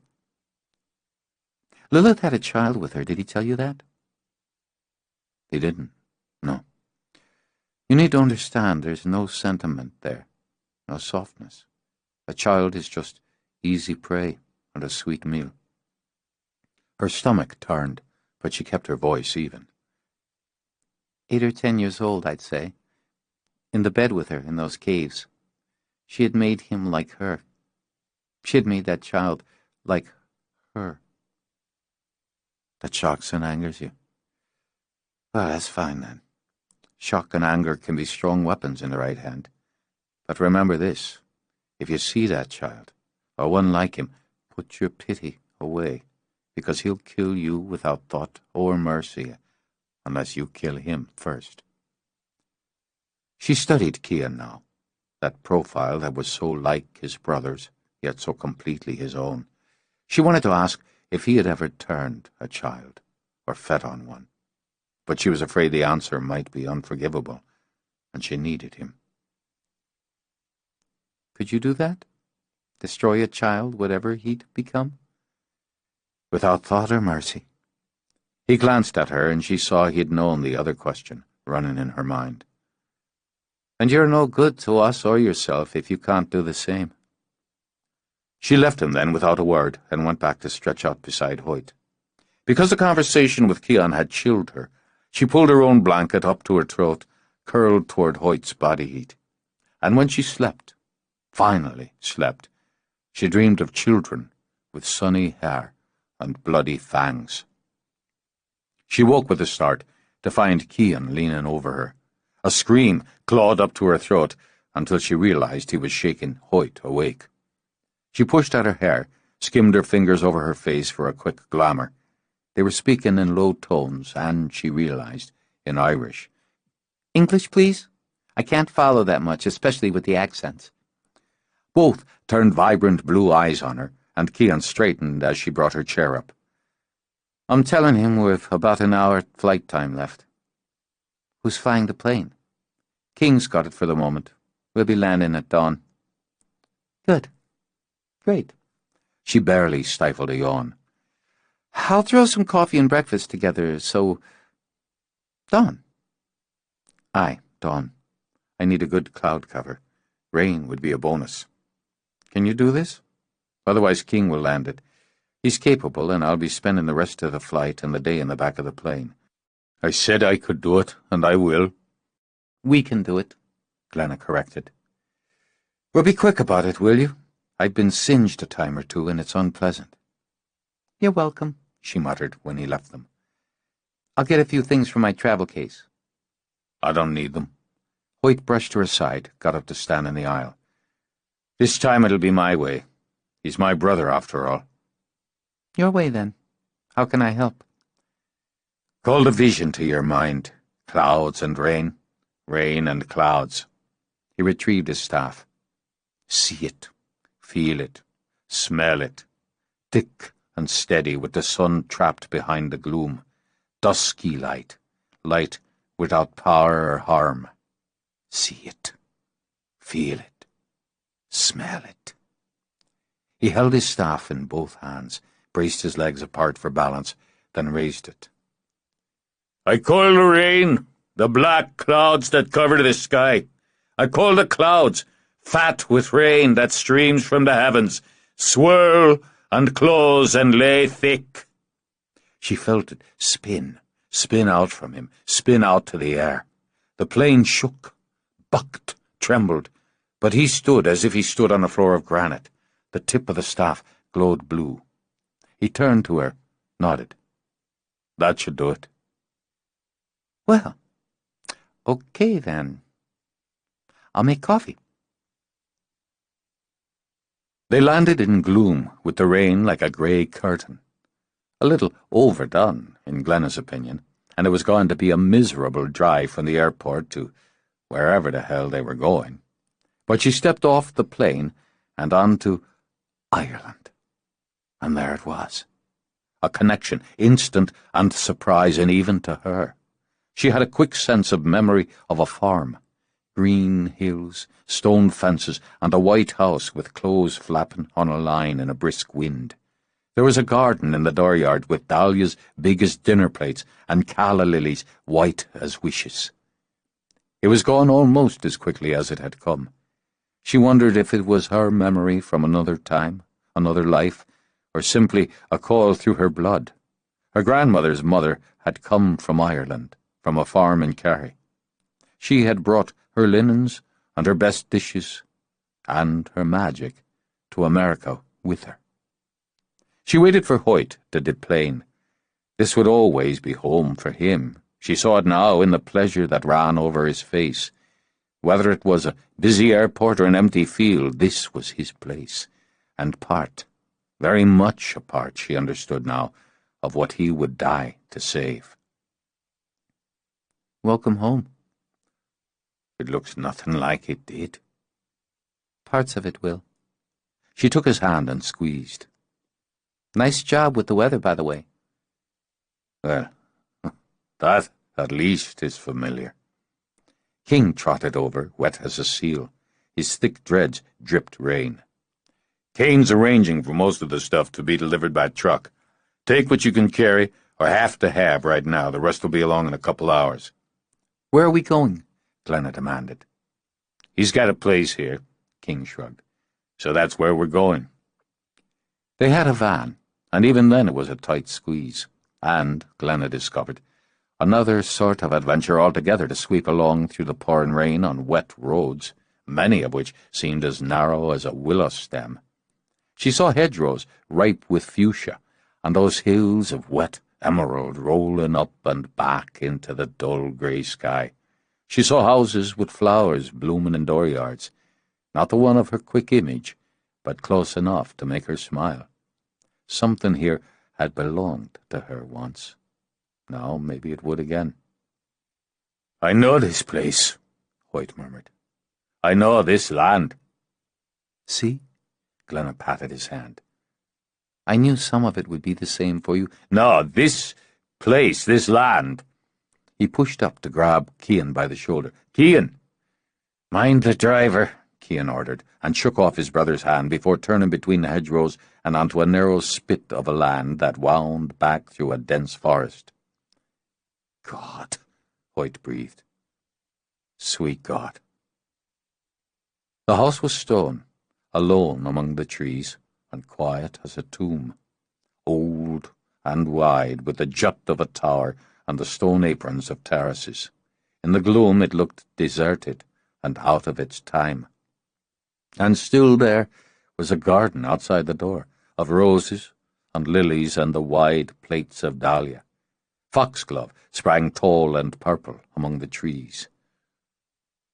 It's still here, Hoyt spoke in a voice thick with emotion. It survived. It still stands. Understanding now, Glenna gave his hand another squeeze. It's your home. The one I left only days ago. The one I left nearly 1,000 years ago. I've come home. Chapter 7. It wasn't the same. The furnishings, the colours, the light, even the sound his footsteps made crossing the floor had changed, turning the familiar into the foreign. He recognized a few pieces, some candle stands and a chest, but they were in the wrong places. Logs had been set in the hearth but were yet unlit, and there were no dogs curled up on the floor or thumping their tails in greeting. Hoyt moved through the rooms like a ghost. Perhaps that's what he was. His life had begun in this house, and so much of it had been woven together under its roof or on its grounds. He had played here, and worked here, eaten and slept here. But that was hundreds of years in the past. So perhaps, in a very true sense, His life had ended here as well. His initial joy in seeing the house dropped away with a weight of sadness for all that he'd lost. Then he saw, encased in glass on the wall, one of his mother's tapestries. He moved to it, touched his fingers to the glass as she came winging back to him. Her face, her voice, her scent were as real as the air around him.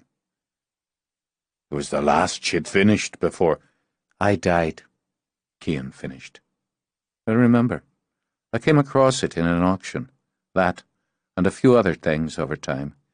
I was able to acquire the house, about 400 years ago now, I suppose. Most of the land as well. But you don't live here any longer. It's a bit out of the way for me, and not convenient to my work or pleasures. I have a caretaker whom I've sent off until I order him back, and I generally come over once a year or so. Hoyt dropped his hand, turned. It's changed. Change is inevitable. The kitchen's been modernized. There's plumbing and electricity. Still, it's drafty for all that. The bedrooms upstairs are furnished, so take your choices. I'm going up to get some sleep. He started out, glanced back. Oh, and you can stop the rain if you have a mind to. King, give me a hand, will you, hauling some of this business up? Sure. Very cool digs, if you don't mind a little spooky. King hauled up a chest the way another man might have picked up a briefcase and headed up the main stairs. Are you all right? Glenna asked Hoyt. I don't know what I am. He went to the window, drew back heavy drapes to look out on the rain-drenched forest.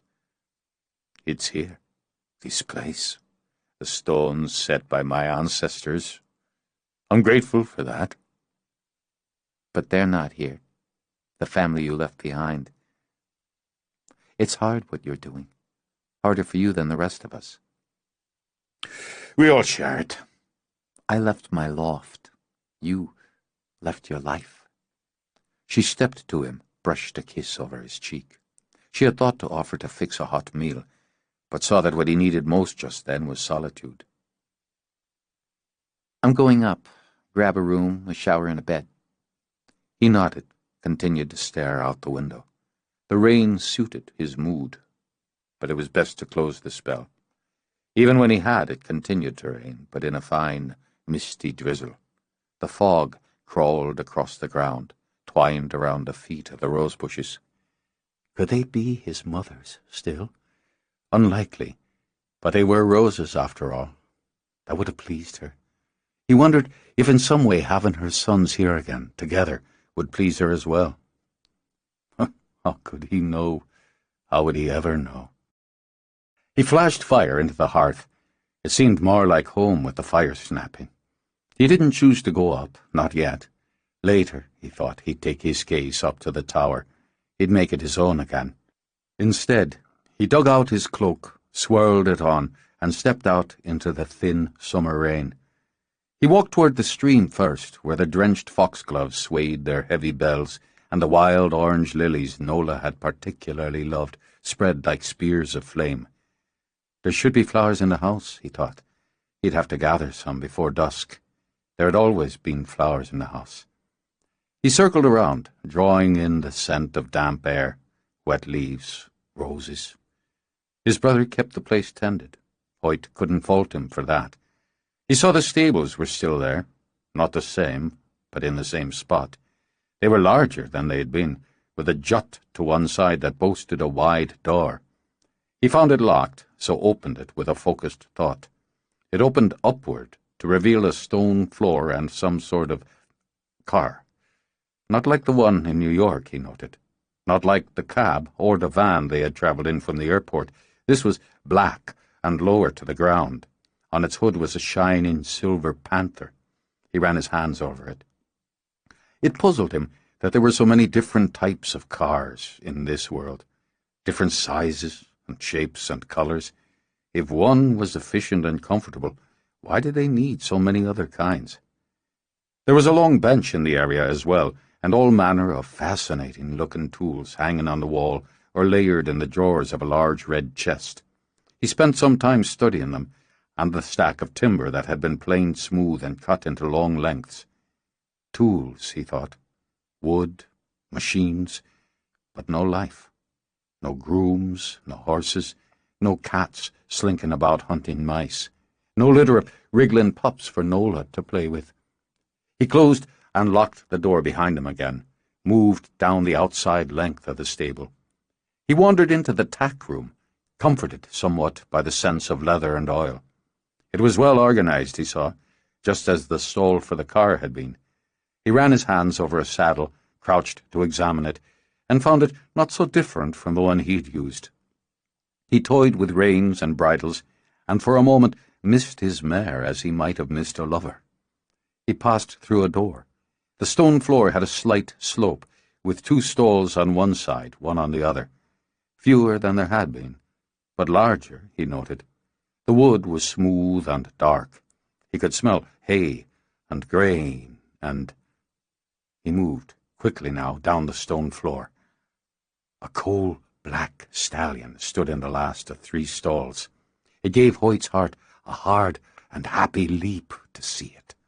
There were still horses after all, and this one, he noted, was magnificent.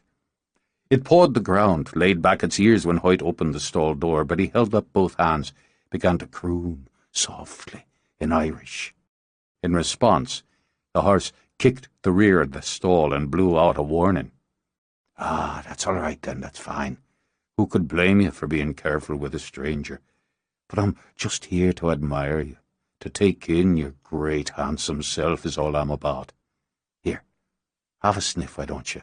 See what you think." "Ah, it's a sniff," I said, "not a nip." With a chuckle, Hoyt drew back his hand a fraction as the horse bared his teeth.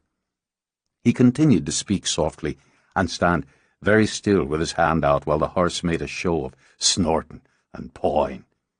Deciding bribery was the best tack, Hoyt conjured an apple. When he saw the interest in the horse's eye, he lifted it, took a healthy bite himself. Delicious. Would you be wanting some?"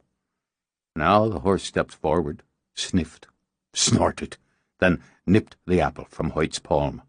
As he chomped it, he graciously allowed himself to be stroked. "I left a horse behind, a fine horse I'd had for 8 years.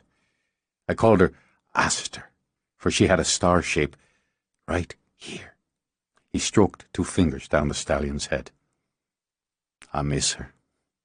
I miss it all. For all the wonders of this world, it's hard to be away from what you know." At length he stepped out of the stall, closed the door behind him. The rain had stopped, so he could hear the murmur of the stream and the plop of rain falling from leaf to ground. Were there still fairies in the woods, he wondered, playing and plotting and watching the foibles of man? He was too tired in his mind to search for them, too tired in his heart to take the lonely walk to where he knew his family must be buried. He went back to the house, retrieved his case, and walked up all the winding steps to the topmost tower. There was a heavy door barring his way, one that was deeply scribed with symbols and words of magic. Hoyt ran his fingers over the carving, felt the hum and the heat. Whoever had done this had some power. Well, he wouldn't be shut out of his own workroom. He set to work to break the lock-in spell, and used his own sense of insult and anger to heat it. This was his home, and never in his life had a door here been locked to him. "Open, locks," he commanded. "It is my right to enter this place. It is my will that breaks this spell." The door flew open on a blast of wind. Hoyt took himself and his resentment inside, letting the door slam shut behind him. The room was empty, but for dust and spider webs. Cold, too, he thought. Cold and stale and unused. Once it had carried the scent of his herbs and candle wax, the burn of his own power. He would have this back, at least. As it had been, it would be again. There was work to do, and this was where he intended to do it. So he cleaned the hearth and lit the fire. He dragged up from below whatever suited him. A chair, tables, There was no electricity here, and that pleased him. He'd make his own light. He set out candles, touched their wicks to set them to burn. By their light he arranged his tools and supplies. Settled in his heart, in his mind, for the first time in days, he stretched out on the floor in front of the fire, rolled up his cloak to pillow his head, and slept, and dreamed. He stood with Morrigan on a high hill, the ground sheared down in steep drops, slicing rolls with shadowy chasms, all haunted by the distant blur of dark mountains. The grass was coarse and pocked with rock. Some rose up like spears, others jutted out in grey layers flat as giant tables. The ground dipped up and down, up again to the mountains where the mists fell into pockets. He could hear hisses in the mists, the panting breath of something older than time. There was an anger to this place, a wild violence waiting to happen. But now nothing stirred on the land as far as his eye could see. "This is your battleground," she told him. "Your last stand. There will be others before you come here, but this is where you will draw her and face her with all the worlds in the balance on that day." "What is this place?" "This is the Valley of Silence, in the Mountains of Mist, in the world of guile. Blood will spill here, demon and human. What grows after will be determined by what you and those with you do. But you must not stand upon this land until the battle." "How will I come here again?" "You will be shown." "We are only 4. "More are coming. Sleep now, for when you wake you must act." While he slept, the mists parted. He saw there was a maiden standing on that same high ground. She was slim and young, with brown hair in a tumble down her back, loose as suited a maiden. She wore a gown of deep mourning, and her eyes showed the ravages of weeping. But they were dry now, and fixed upon that desolate land as his had been. The goddess spoke to her, but the words were not for him. Her name was Moira, and her land was Gael. Her land and her heart and her duty. That land had been at peace since the gods had made it, and those of her blood had guarded that peace. Now, she knew, peace would be broken, just as her heart was broken. She had buried her mother that morning. "They slaughtered her like a spring lamb." "I know your grief, child." Her bruised eyes stared hard through the rain. "Do the gods grieve, my lady?" "I know your anger." "She harmed no one in her life. What manner of death is that for one who was so good, so kind?" Moira's hands bunched at her sides. "You cannot know my grief or my anger." "Others will die even a worse death. Will you stand and do nothing?" "What can I do? How do we defend against such creatures? Will you give me more power?" Moira held out her hands, hands that had never felt so small and empty. "More wisdom and cunning. What I have isn't enough." "You've been given all you need. Use it. Hone it. There are others, and they wait for you. You must leave now, today." "Leave?" Stunned, Moira turned to face the goddess. "My people have lost their queen. How can I leave them? And how could you ask it of me? The test must be taken. The gods themselves deemed this so. If I'm not to be the one to stand in my mother's stead, take sword and crown, I still must bide here to help the one who does." "You help by going, and this the gods deem so. This is your charge, Moira of Gaia, to travel from this world so you might save it." "You would have me leave my home, my people, and on such a day? The flowers have not yet faded on my mother's grave." "Would your mother wish you to stand and weep for her and watch your people die?" "No." "You must go, you and the one you trust most. Travel to the dance of the gods. There I will give you a key, and it will take you where you need to go. Find the others, form your army, and when you come here, to this land, on Salmon, you'll fight. Fight, she thought. She had never been called to fight, had only known peace. My lady, am I not needed here? You will be. I tell you to go now where you're needed now. If you stay, you are lost, and your land is lost, as the world's are. This was destined for you since before your birth. It is why you are. Go immediately. Make haste. They only wait for sunset. Her mother's grave was here, Moira thought in despair. Her life was here, and all she knew. I'm in mourning. A few days more, Mother, I beg you. Stay even one day longer, and this is what befalls your people, your land. Morrigan waved an arm parting the mists. Beyond them it was black night, with only the silver ripple of light from the cold moon. Screams ripped through the air. Then there was smoke and the shimmering orange glow of fires. Moira saw the village overlooked by her own home. The shops and cottages were burning, and those screams were the screams of her friends, her neighbours. Men and women ripped to pieces, children being fed on by those horrible things that had taken her mother. She watched her own uncle fight, slashing with his sword while blood stained his face and hands, but they leaped on him from above, from below, those creatures with fangs and eyes of feral red. They fell on him with howls that froze her bones. And while the blood washed the ground, a woman of great beauty glided over it. She wore red, a silk gown tightly laced at the bodice and bedecked with jewels.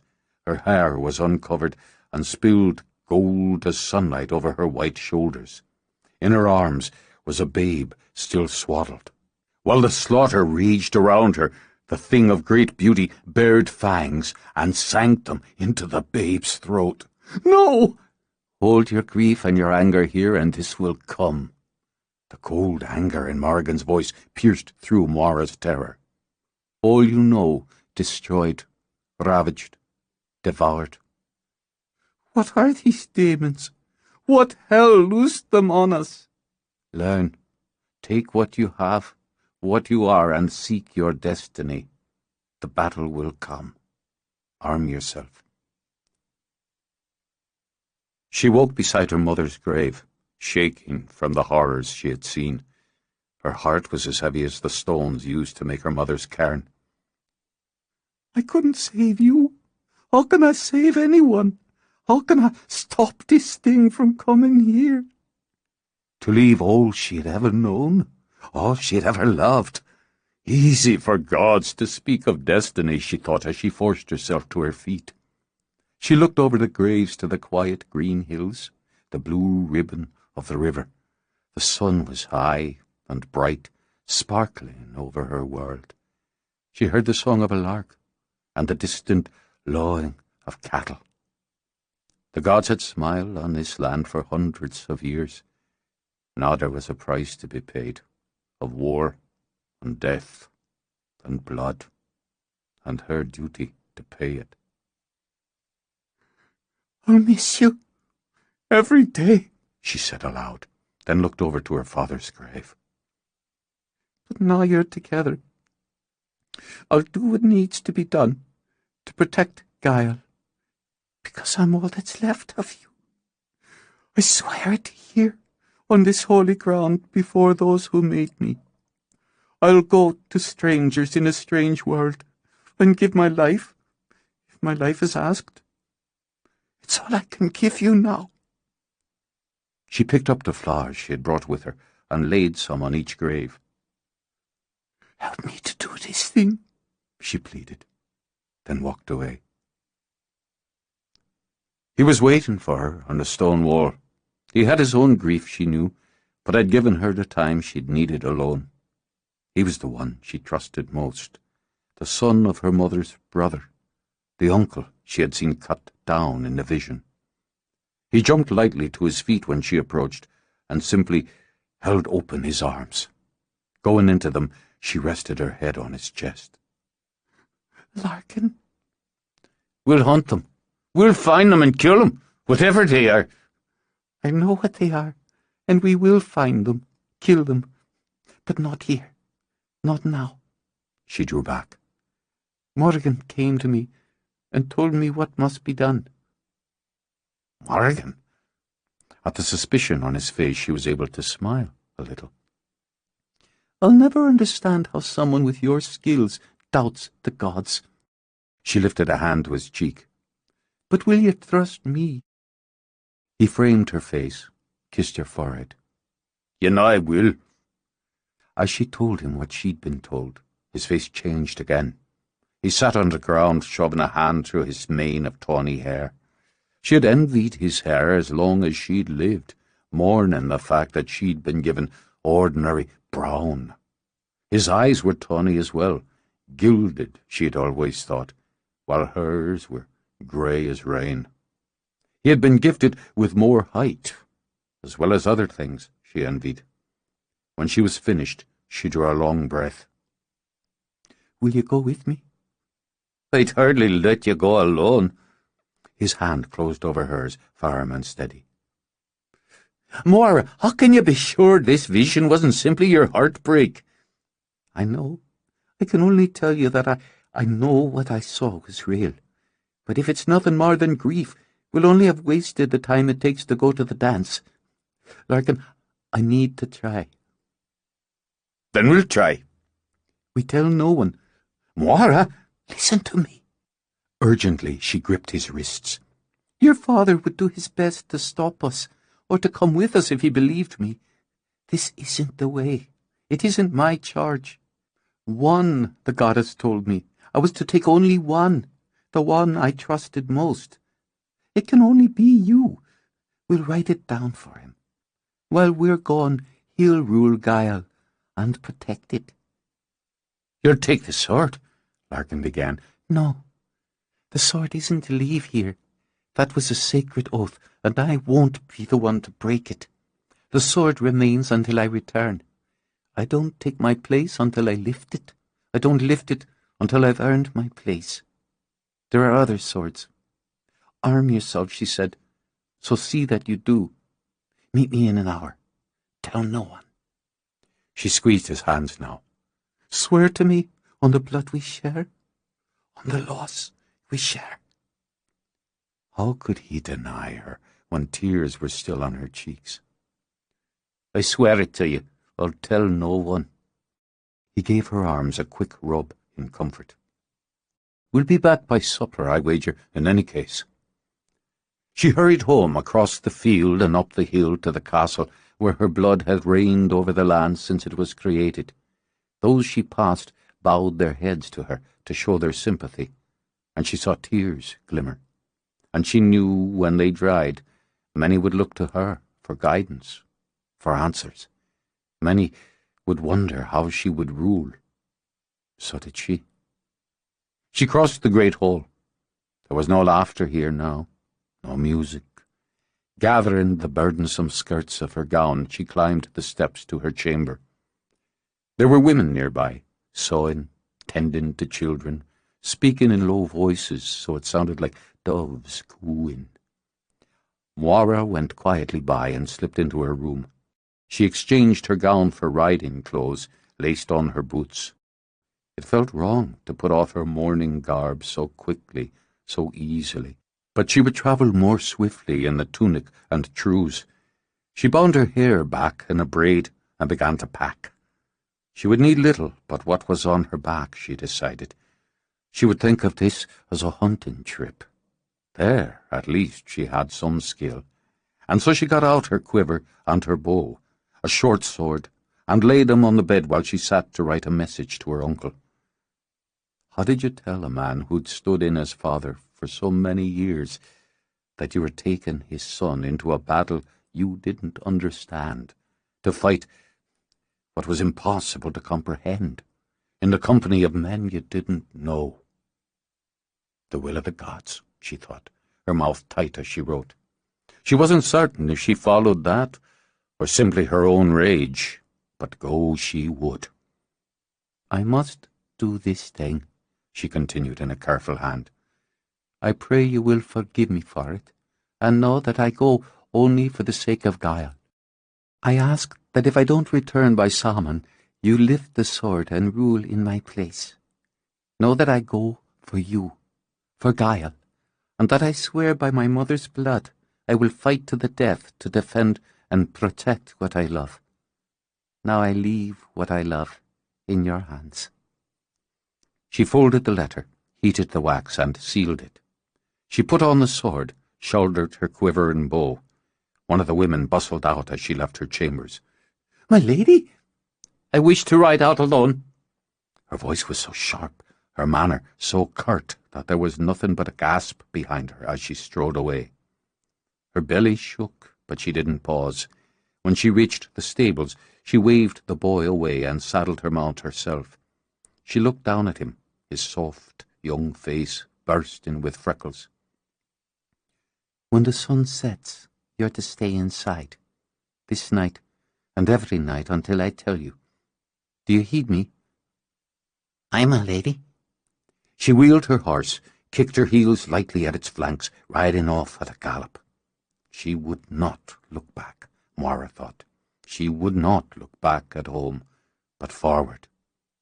Larkin was waiting for her, sitting loose in the saddle while his horse cropped grass. "I'm sorry it took longer." "Yeah, women always take longer." "I'm asking so much of you. What if we never get back?" He clicked to his horse, walking it beside hers. "Since I don't believe we're going anywhere, I'm not worried." He sent her an easy smile. "I'm just indulging you." "I'd feel nothing but relief if this is nothing more than that." But once again she urged her horse to a gallop. Whatever was waiting, she wanted to meet it quickly. He matched her pace as they rode, as they had so often, over the hills that sparkled in the sunlight. Buttercups dotted the fields with yellow, giving swarms of butterflies a reason to dance in the air. She watched a hawk circle overhead, and some of the heaviness lifted from her. Her mother had loved to watch the hawk. She'd said it was Moira's father, there to look down on them while he flew free. Now she prayed her mother flew free as well. The hawk circled over the ring of stones and raised its cry. Nerves made her queasy, so she swallowed hard. "Well, we made it this far." Larkin shook back his hair. "What do you suggest?" "Are you cold? Do you feel the cold?" "No, it's warm. The sun's strong today." "Something's watching." She shivered even as she dismounted. "Something cold." "There's nothing here but us." But when he jumped down from his horse, Larkin laid a hand on the hilt of his sword. "It sees." There were voices in her head, whispers and murmurs. As if in a trance, she took her bag from the saddle. "Take what you need. Come with me." "You're acting considerably strange, Moira." With a sigh, Larkin took his own bag, tossing it over his shoulder as he caught up with her. "She can't enter here. Never. No matter what her power, she can never enter this circle, never touch these stones. If she tries, she'll burn. She knows. She hates." "Moira, your eyes."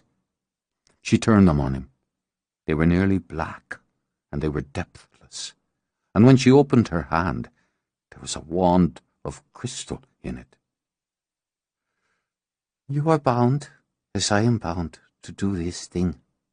You are my blood." She took her short sword, cut her palm, then reached for his. "Well, bollocks!" But he held out his hand, let her slice across the palm. She sheathed the knife, gripped his bloody hand with hers. "Blood is life, and blood is death," she said. "And here it opens the way." With his hand in hers, she stepped into the circle. "Worlds wait," she began, chanting the words that swirled in her head. "Time flows. Gods watch." "Speak the words with me." Her hand throbbed in his as they repeated the words. The wind swirled, whipping the long grass, snapping their cloaks. Instinctively, Larkin put his free arm around her, folding her into him as he tried to use his body as a shield. Light burst, blinding them. She gripped his hand and felt the world spin. Then, the dark. Damp grass. Misty air. They still stood within the circle, on that same rise, but not the same, she realized. The forest beyond wasn't quite the same. The horses are gone. She shook her head. No, we are. He looked up. He could see the moon swimming behind the clouds. The dying wind was cold enough to reach his bones. It's night. It was barely midday, and now it's night. Where the bloody hell are we? Where we're meant to be. That's all I know. We need to find the others. He was baffled and unnerved, and could admit that he hadn't thought beyond the moment. That would stop now. For now, he had only one charge, to protect his cousin. What we're going to do is look for shelter and wait for sunrise. He tossed her his pack, then started to stride out of the circle. As he walked, it changed. The shape of his body, the sinew, the bone. In place of skin, a pelt, tawny as his hair. In place of hair, a mane. Now a stallion stood where the man had been. Well, I suppose that would be quicker. Ignoring the knots in her belly, Moira mounted. We'll ride the way that would be toward home. I think that makes the most sense, if any of this does. Best not gallop in case that way is different from what we know. He set off in a trot, while she scanned the trees and the moon-struck hills. So much the same, she thought, but with subtle differences. There was a great oak where none had been before, and the murmur of a spring in the wrong direction. Nor was the road the same. She nudged Larkin off it, in the direction where home would be if this were her world.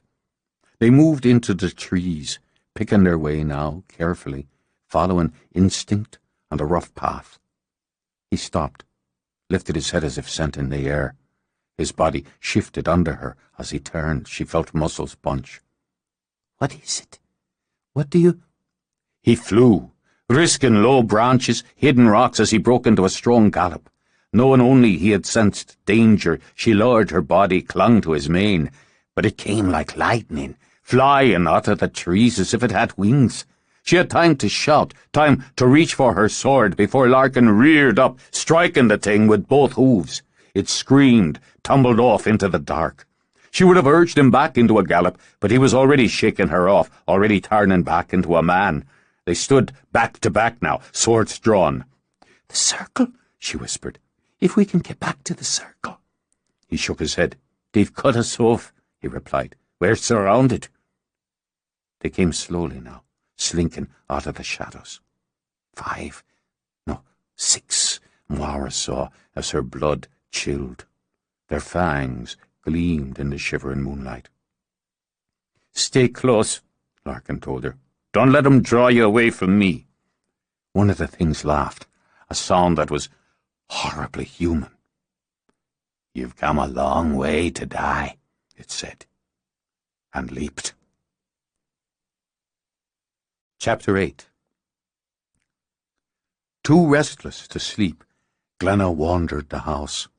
It was big enough, she supposed, to accommodate an army, certainly large enough to keep 4 relative strangers comfortable and afford some privacy. There were high ceilings, gorgeous with ornate plaster work, and steps that spiraled or curved to more rooms. Some of those rooms were small as cells, others spacious and airy.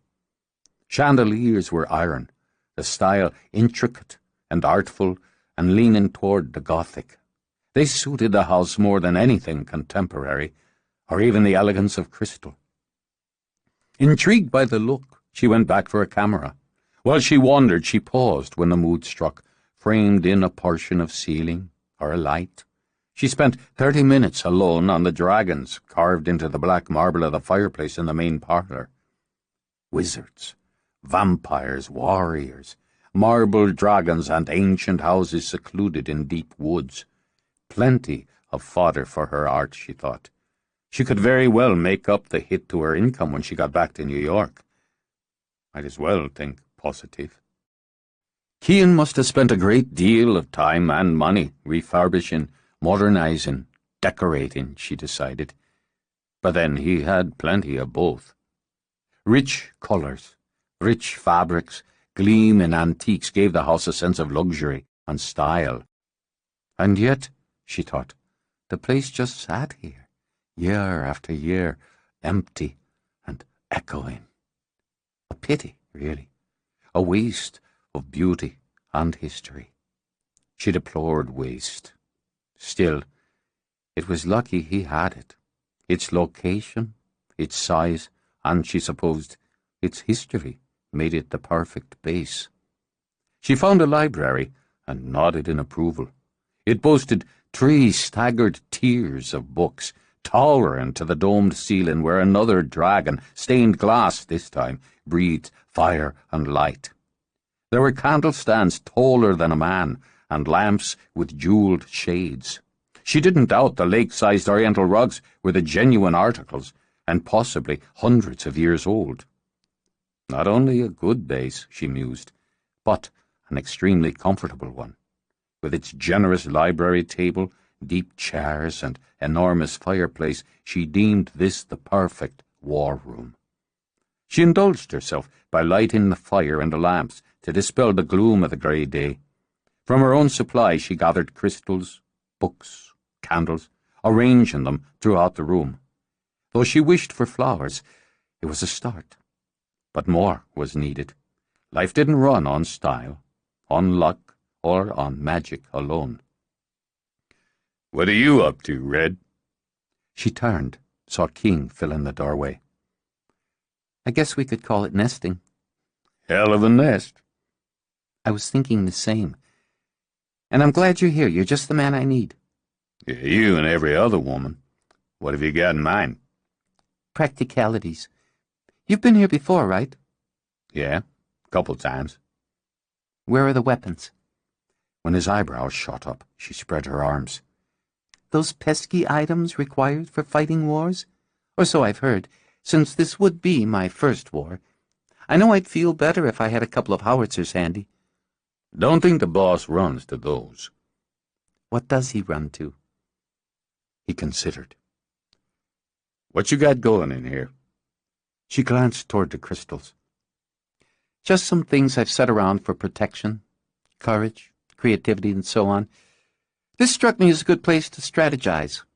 A war room. What? She said, when his lips curved in a wide grin. Guess you're on to something.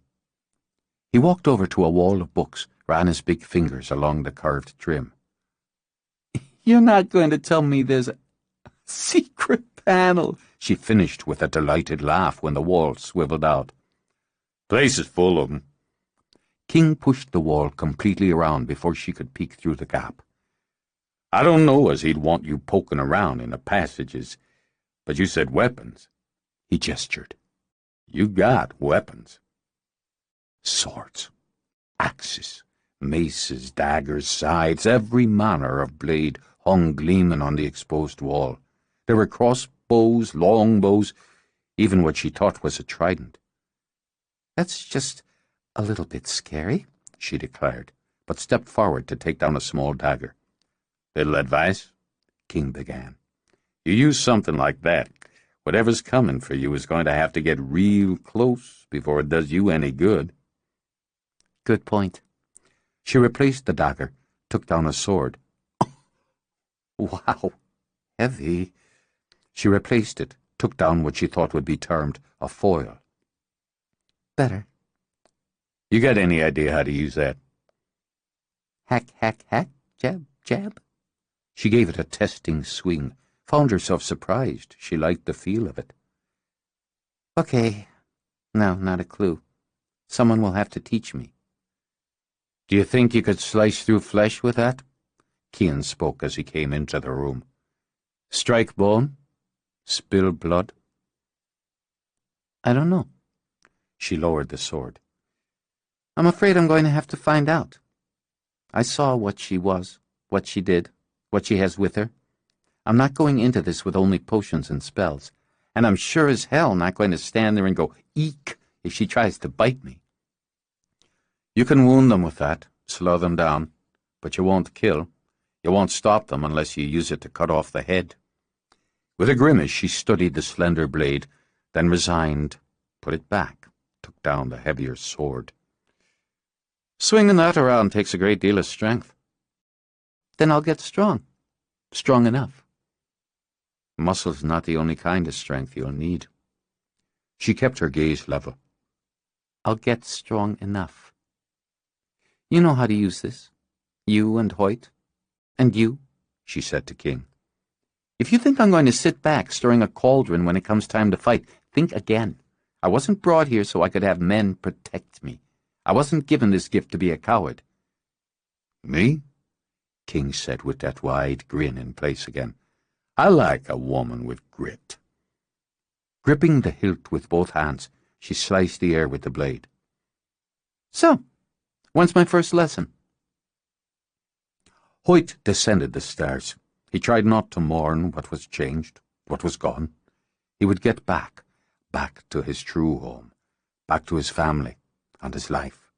He would see the torches flaming on the walls again, smell his mother's roses in the garden, and he would walk the cliffs beyond his own cottage in Curie again, and know the world was free of the vermin that sought to destroy it. He had needed rest, that was all. Rest and solitude in a place he knew and understood. Now he would work, and he would plan. He was done with this sensation of being swept away into what he couldn't understand. Darkness had fallen, and those lights, those strange, harsh lights that came from electricity rather than fire, illuminated the house. It irritated him that he found no one about and could scent no supper cooking from the direction of the kitchen. It was time to be busy, and time the rest understood it was necessary to take the next steps. A sound made him pause, then hiss out a breath.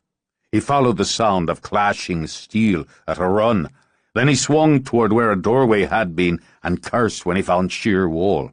He sprinted around it and burst into the library, where he saw his brother slashing a sword toward Glenna. He didn't think, didn't hesitate.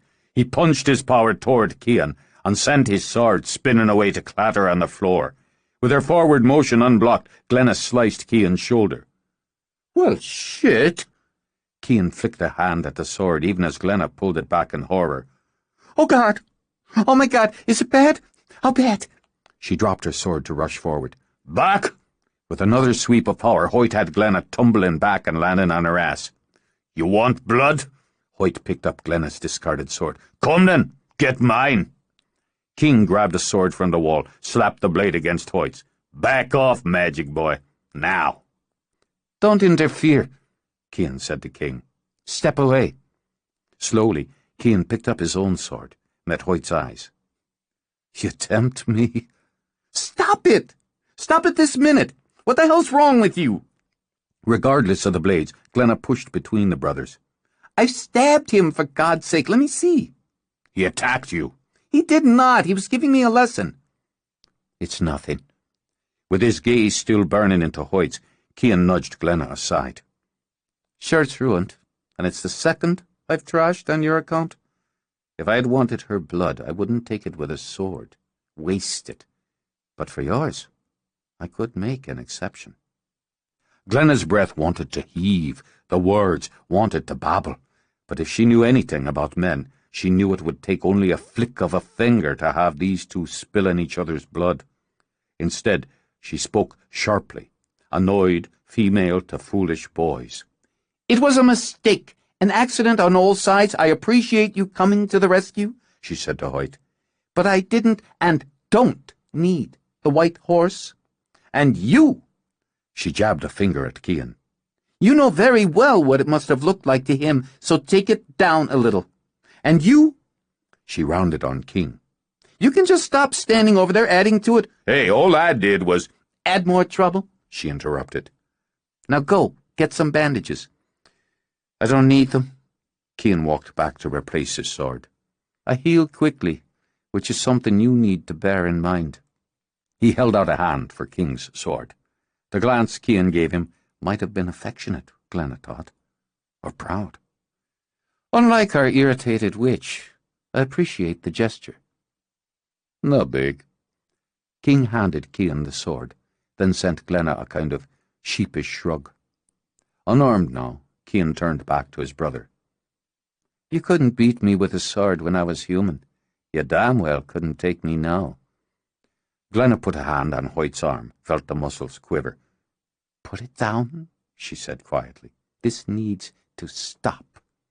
She ran her hand down his arm to his wrist, then took the sword. "The blade needs cleaning," Cian commented. "I'll take care of it." King stepped away from the wall.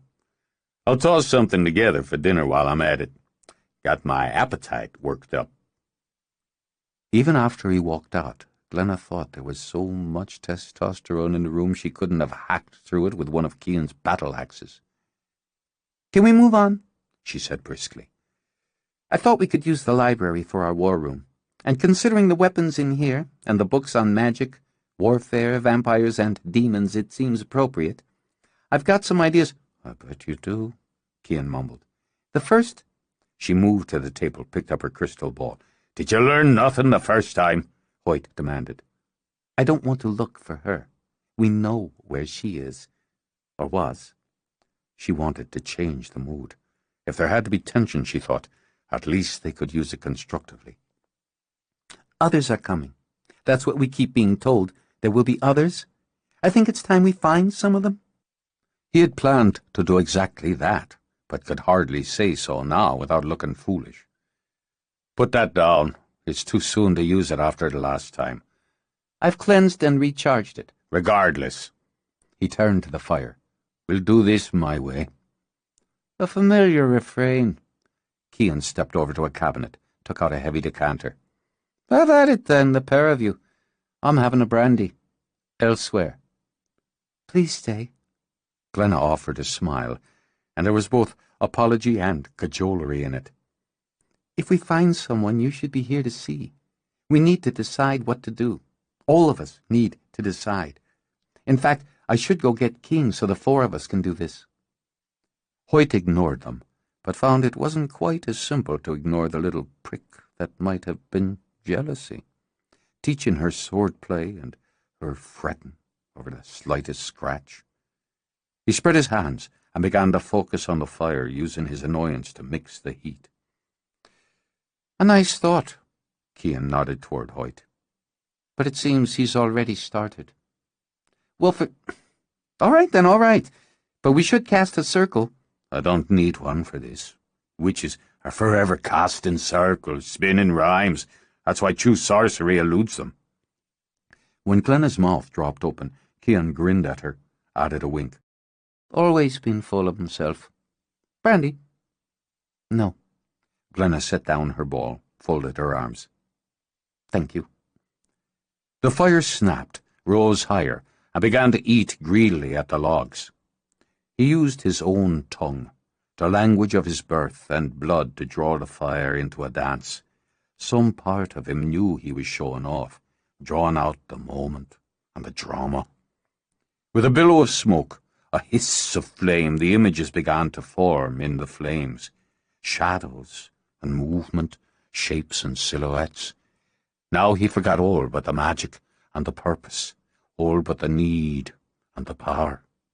He felt Glenna move closer, in body and in mind, in magic.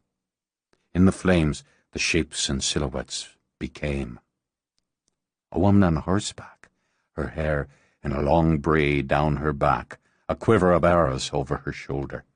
The horse was gold and sleek, and moved at a powerful, even reckless gallop through the dark forest. There was fear on the woman's face, and a steely determination along with it as she rode low, one hand clutched in the flying mane. The man that wasn't a man leaped out of the forest and was struck away. More took shape, sliding out of the dark, moving to surround.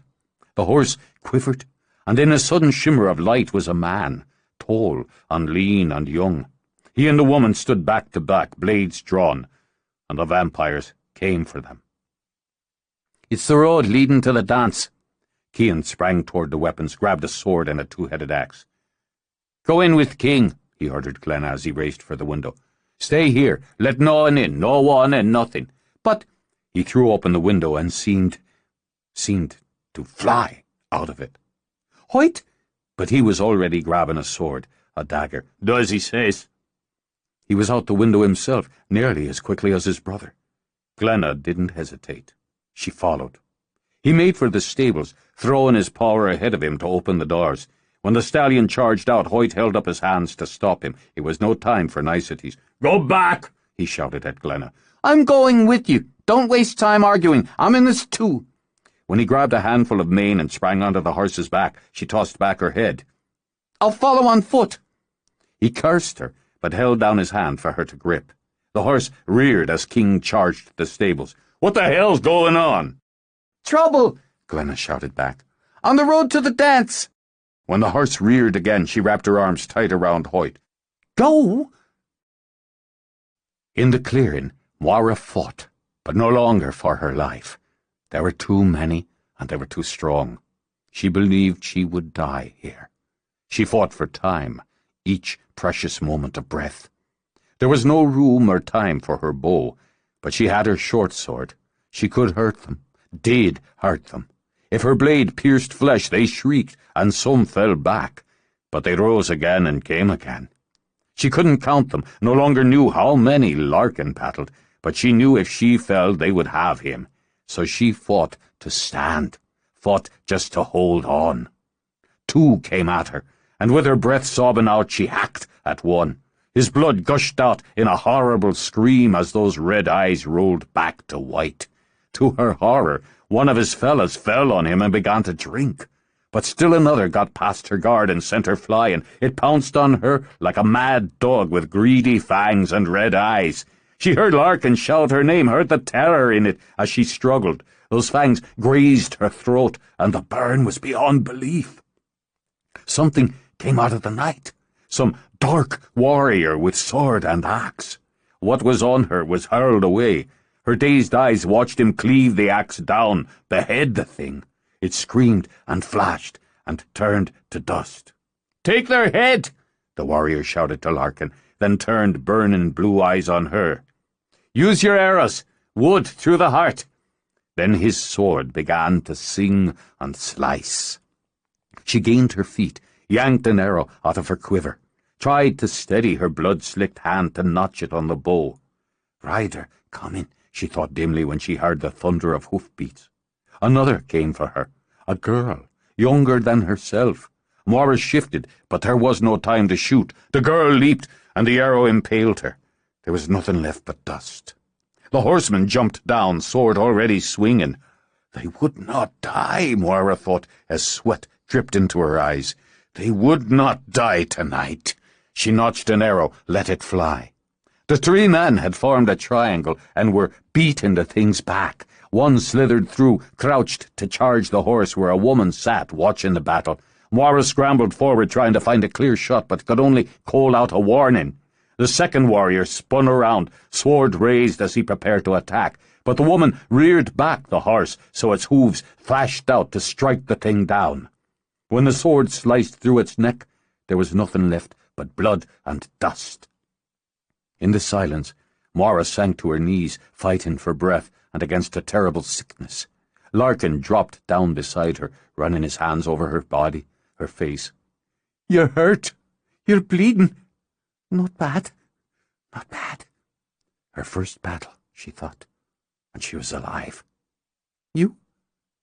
"Nicks, scratches. Can you get up? I'll carry you." "I can get up, yes, and no, you won't carry me." Still kneeling, she looked up at the man who had come out of the dark.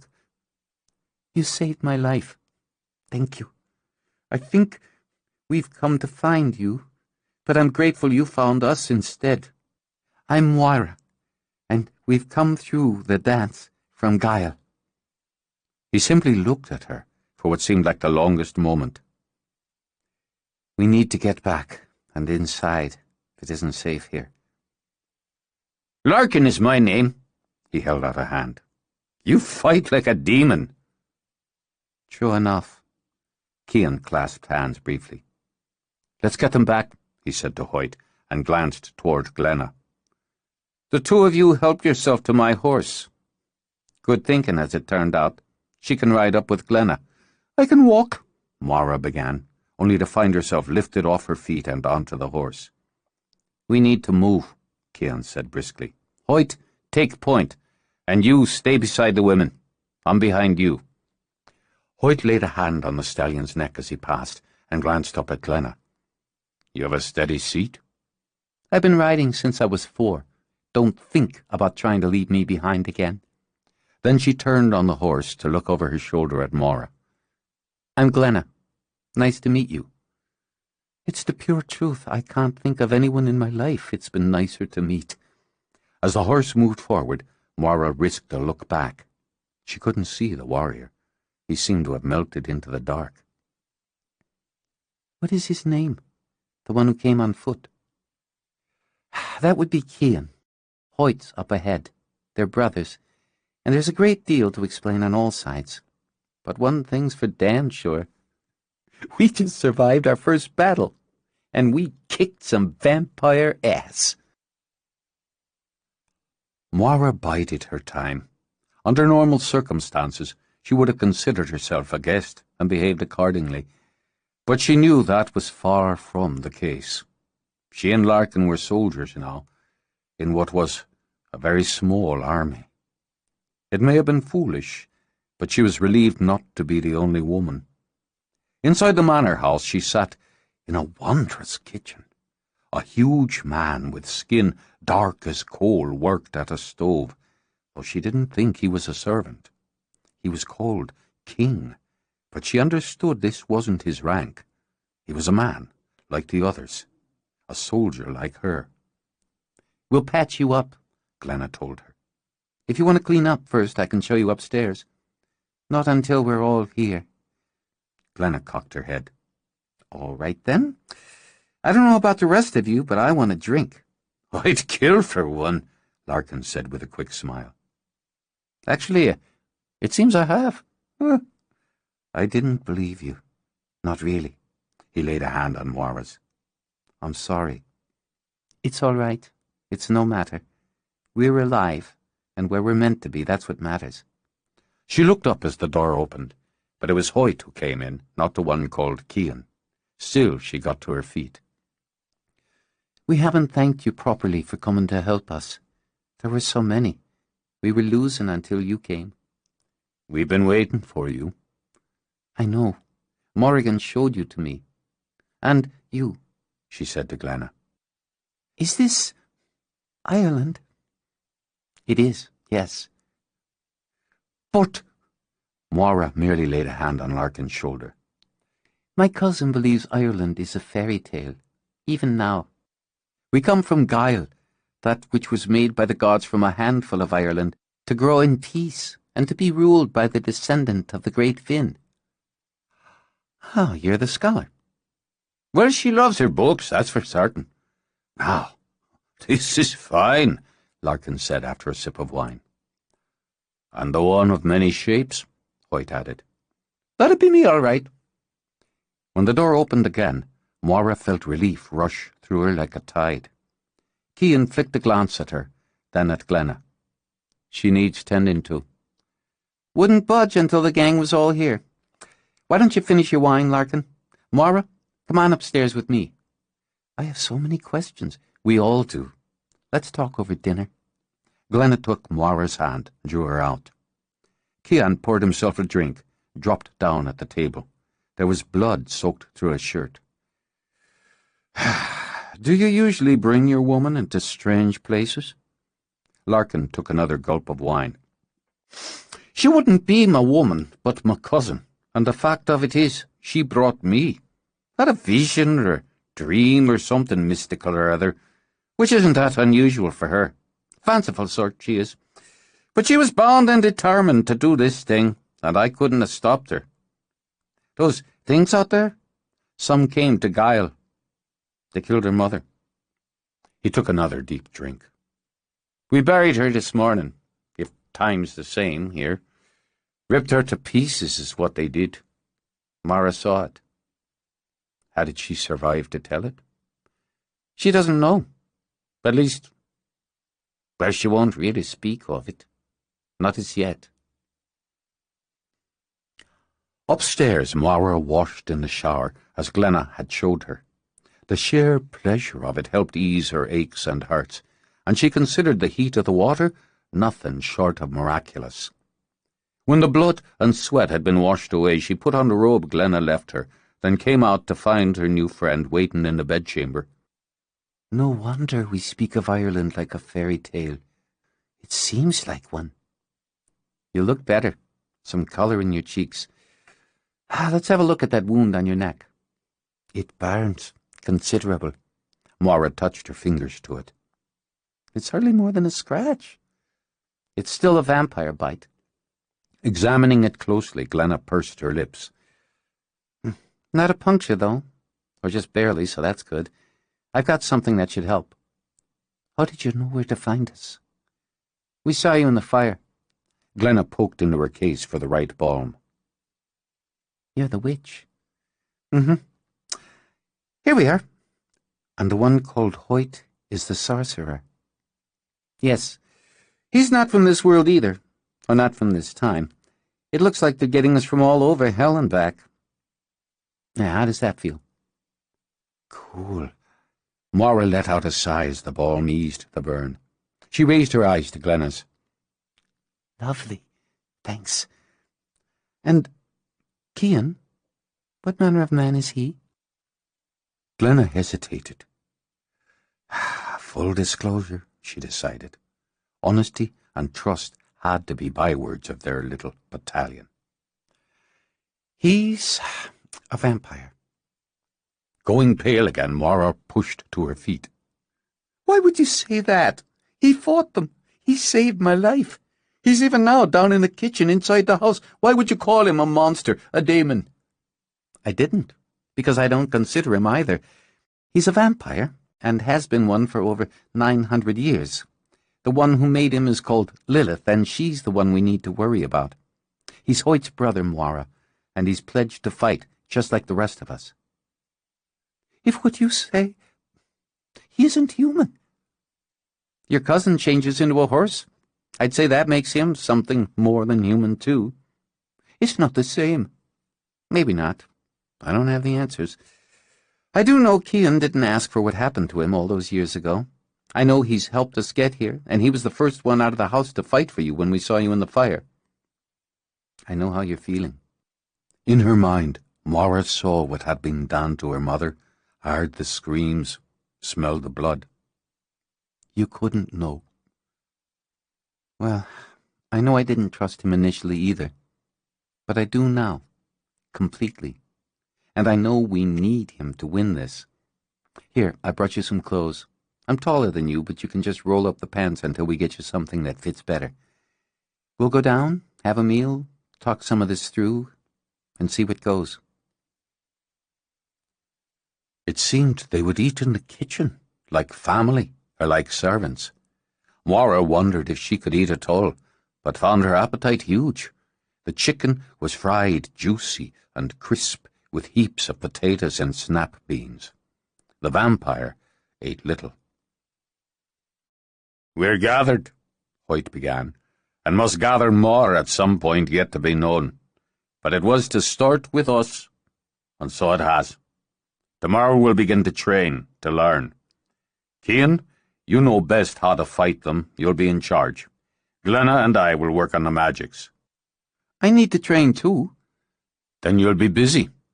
We'll need to find our strengths and our weaknesses. We need to be ready when the final battle takes place."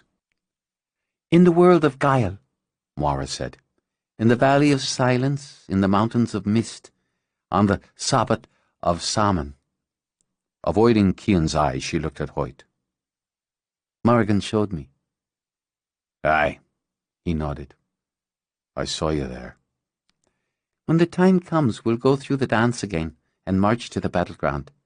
It's 5 days' walk, so we'll need to leave in good time. Are there those in Guile who'll fight with us? Any and all will fight. Any and all would die to save our home and the world's. The burden of it weighed down on her. I have only to ask. You have a lot of faith in your fellow man, Cian commented. She looked at him now, forced herself to meet his eyes. Blue, she thought, and beautiful. Would they go demon red when he fed? So I do, and in my countrymen, and in humankind. And if I did not, I would order it so. For when I return to Guile, I must go to the royal stone, and if I'm worthy, if I'm the one, as there is no other, I will pull the sword from that sheath, and I will be queen of Guile.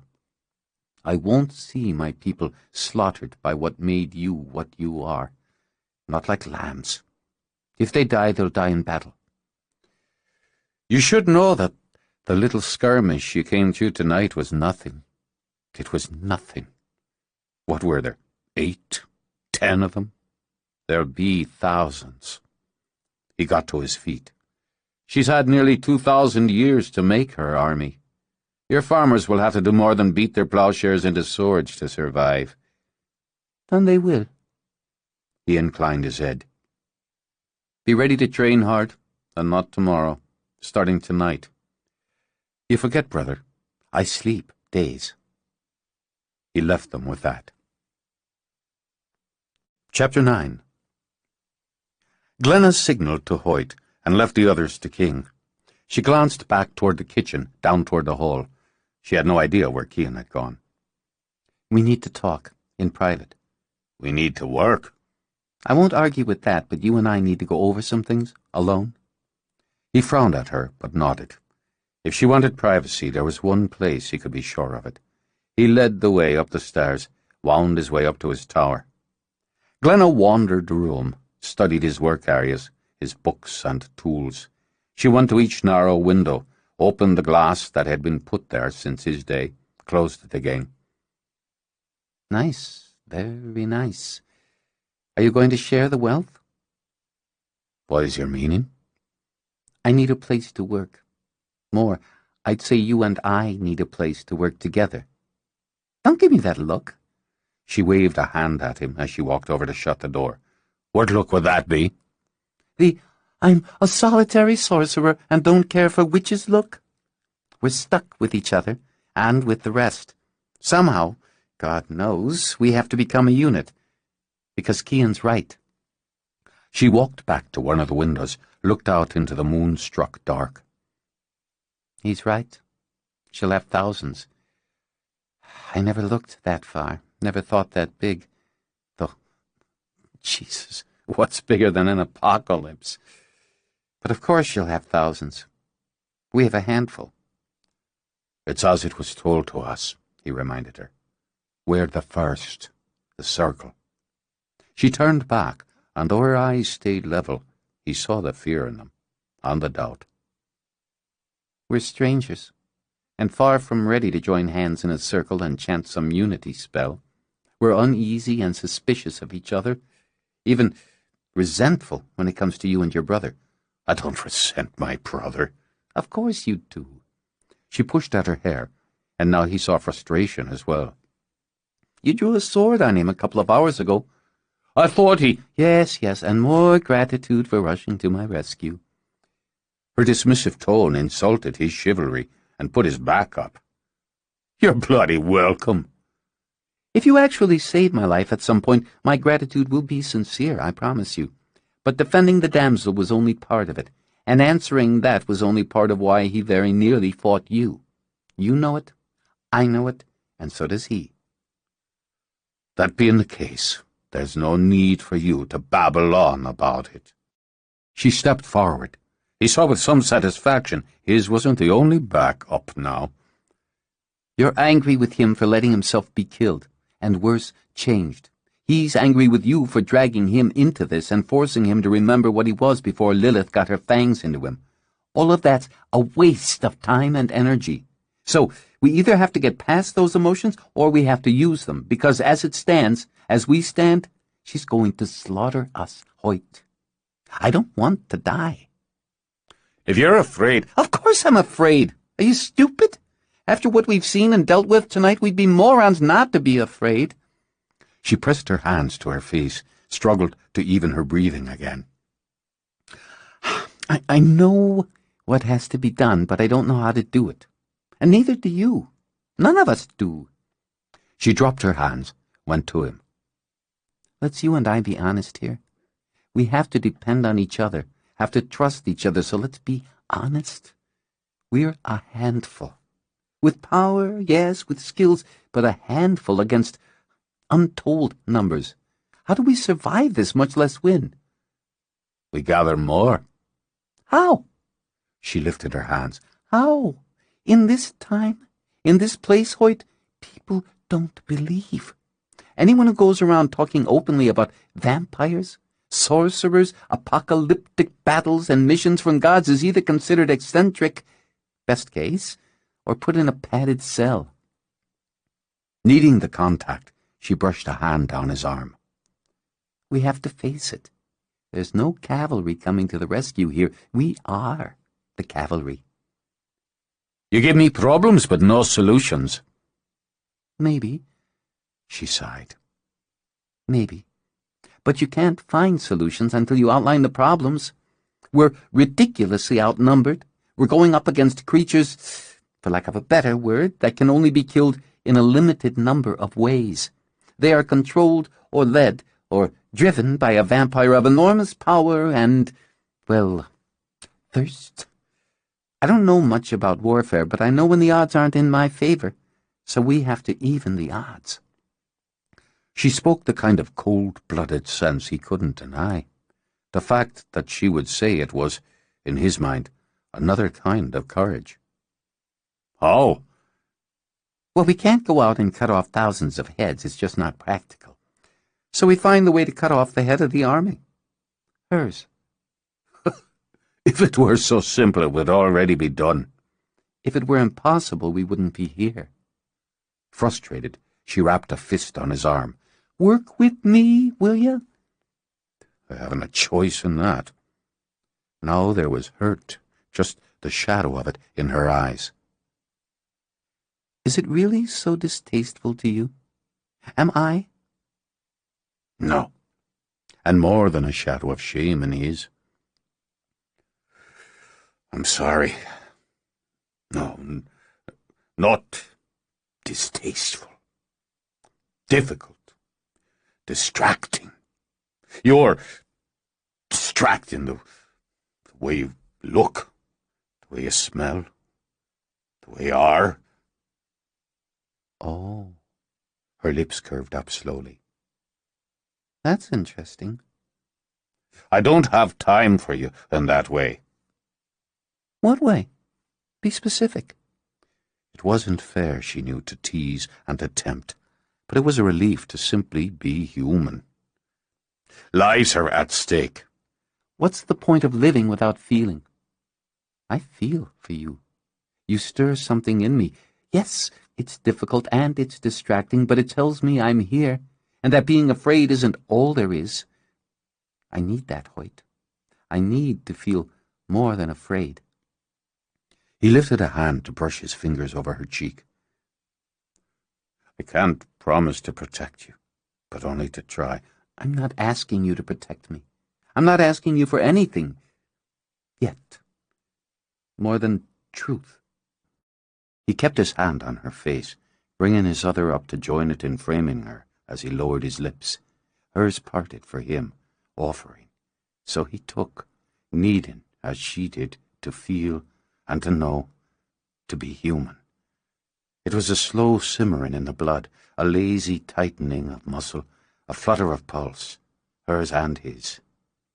So easy, he thought, so easy to sink into the warm and the soft, to be surrounded by her in the dark and let himself forget, for a moment, for an hour, all that lay before them.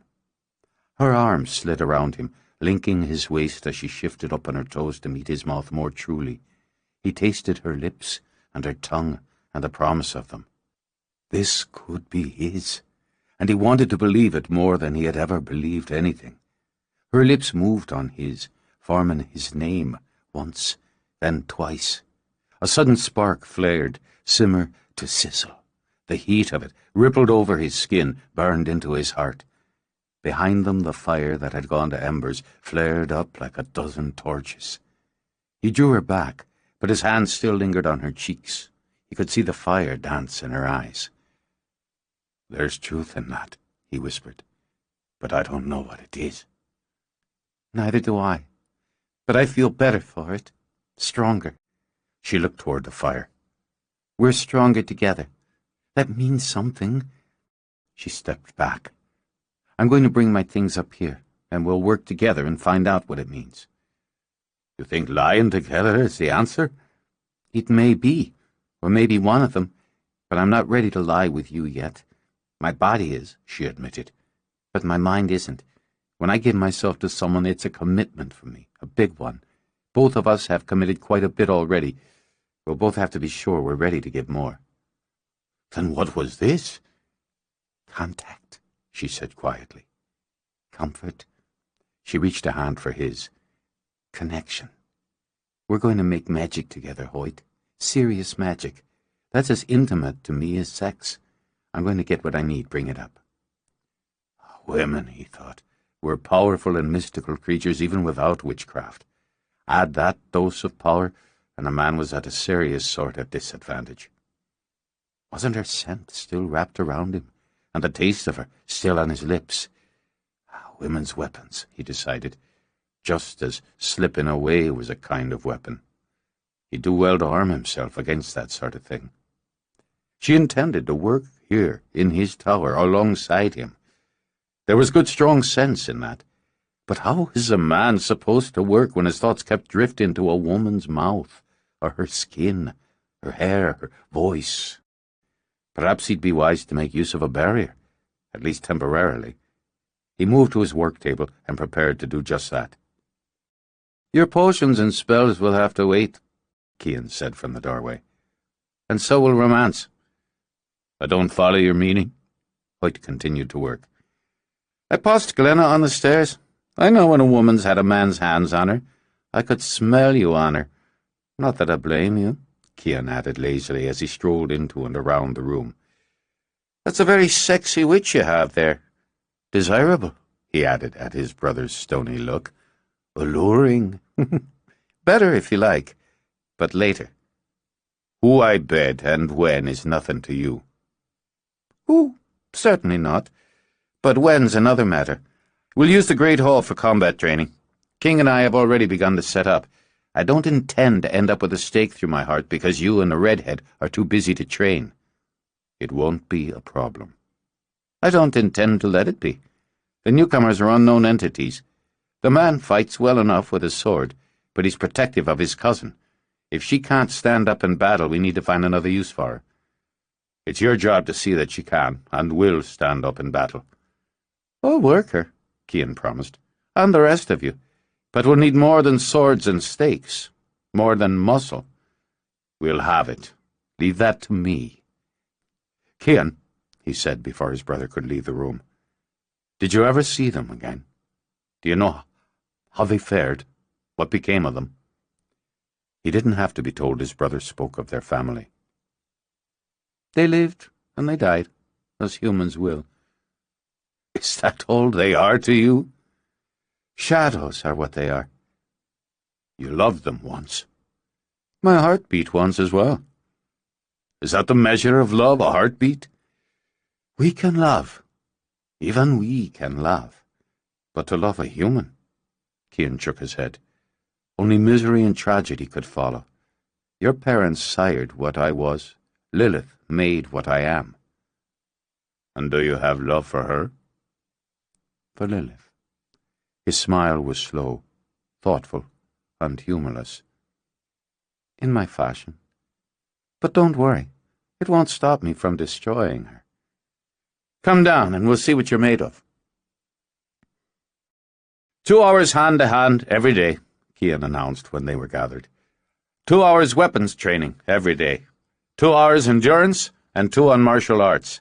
I'll work you here at night. King will take over in the daylight when you can train outdoors. We need time for study and strategy as well, Nora pointed out. Then make it. They're stronger than you and more vicious than you can imagine. I know what they are.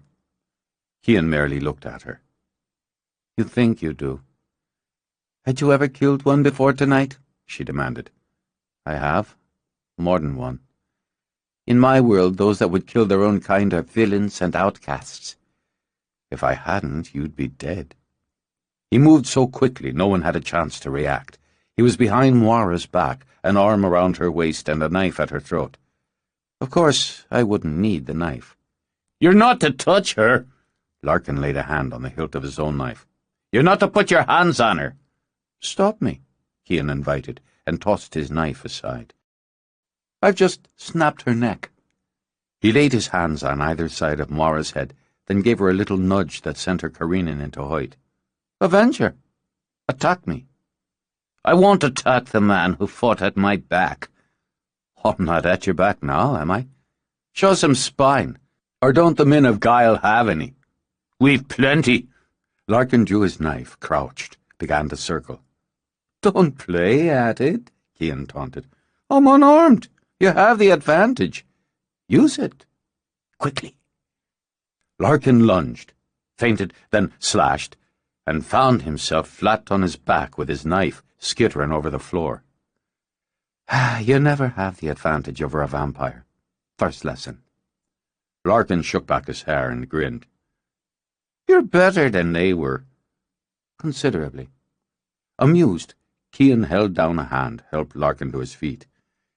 We'll start with some basic maneuvers, see what you're made of.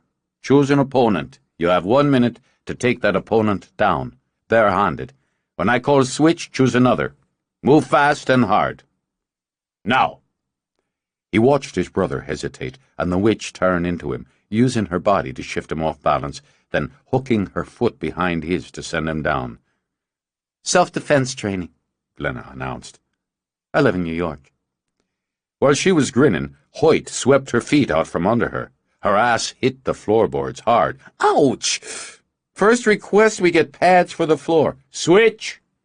They moved, they maneuvered, grappled, and it was more game and competition than training. Even so, Glenna thought, she was going to have her share of bruises.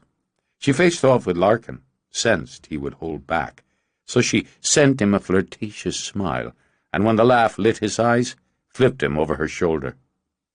Sorry, I like to win. Switch!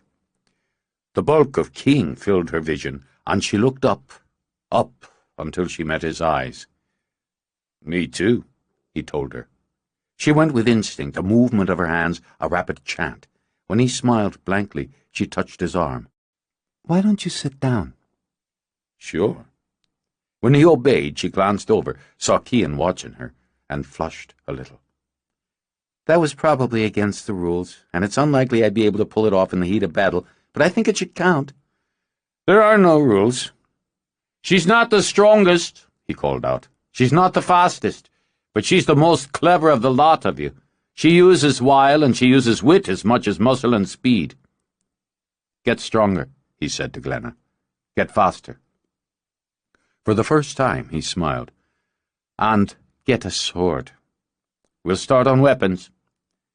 By the end of the next hour, Glenna was dripping sweat. Her sword arm ached like a bad tooth from shoulder to wrist. The thrill of the work, of actually doing something tangible, had long since faded into a bitter exhaustion. I thought I was in good shape, she complained to Moira. All those hours of Pilates, of yoga, of weights, and I might as well be speaking to you in tongues. You're doing well. And Moira herself felt weak and clumsy. I'm barely standing. I do regular exercise, hard physical training, and this is turning me into a wimp. And you look beat. It's been a very long, very hard day. That's putting it mildly. Ladies, if I could trouble you to join us, or would you rather have a seat and discuss fashion? Glenna set down her water bottle. "It's nearly 3 in the morning," she said to Cian. "A dangerous time for sarcasm. And prime time for your enemy. That may be, but not all of us are on that same clock just yet. And Moira and Larkin have traveled a hell of a long way today and dealt with a very nasty welcome. We need to train, you're absolutely right. But if we don't rest, we're not going to get strong, and we're sure as hell not going to get fast." "Look at her," Glenna demanded. "She can barely stay upright." "I'm fine," Moira said quickly. Cian gave her a long look. "Then we can blame fatigue for your sloppy swordsmanship and poor form." "I do well enough with a sword." When she reached for it, blood in her eye, Larkin stepped up. He slapped a hand on her shoulder and squeezed.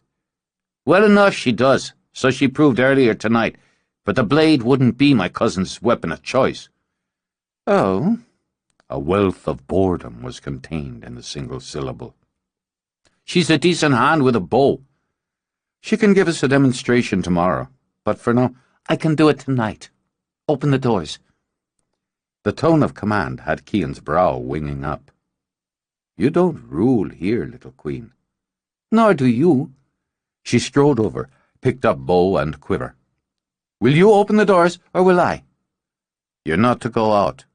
"He's right, Moira," Glenna began. "I won't have to. Larkin, if you would." Larkin moved to the doors and threw them open to the wide terrace beyond. Moira notched an arrow as she moved to the threshold. "The oak, I think." Cian moved to her side as the others crowded in. "Not much of a distance." "She wouldn't be mean in the near one," Larkin said, and gestured. "But that one there, just to the right of the stables." "Lowest branch." "I can barely see it," Glenna commented. "Can you?" Moira demanded of Cian. "Perfectly." She lifted the bow, steadied, sighted, and let the arrow fly. Glenna heard the whiz, then a faint thunk as the arrow hit home. "Wow! Got ourselves a Robin Hood." "Nicely shot," Cian said in mild tones, then turned to walk away. He sensed the movement even before he heard his brother's sharp command. When he turned, Moira had another arrow ready and aimed at him. He sensed King prepared to rush forward and held up a hand to stop him. "Be sure to hit the heart," he advised Moira. "Otherwise you'll just annoy me." "Let it be," he snapped to Hoyt. "It's her choice." The bow trembled a moment. Then Moira lowered it, lowered her eyes as well. "I need sleep. I'm sorry, I need sleep." "Of course you do." Glenna took the bow from her, set it aside. "I'll take you down, get you settled." Glenna aimed a look at Cian every bit as sharp as the arrow as she led Moira from the room. "I'm sorry," Moira said again. "I'm ashamed."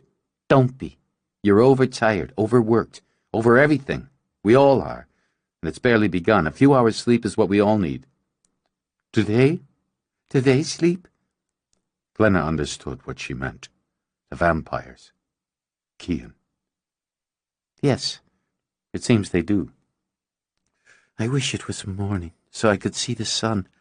They crawled back into their holes with the sun. I'm too tired to think." "Then don't. Here, let's get you undressed." "I lost my pack in the woods, I think. I don't have a nightdress.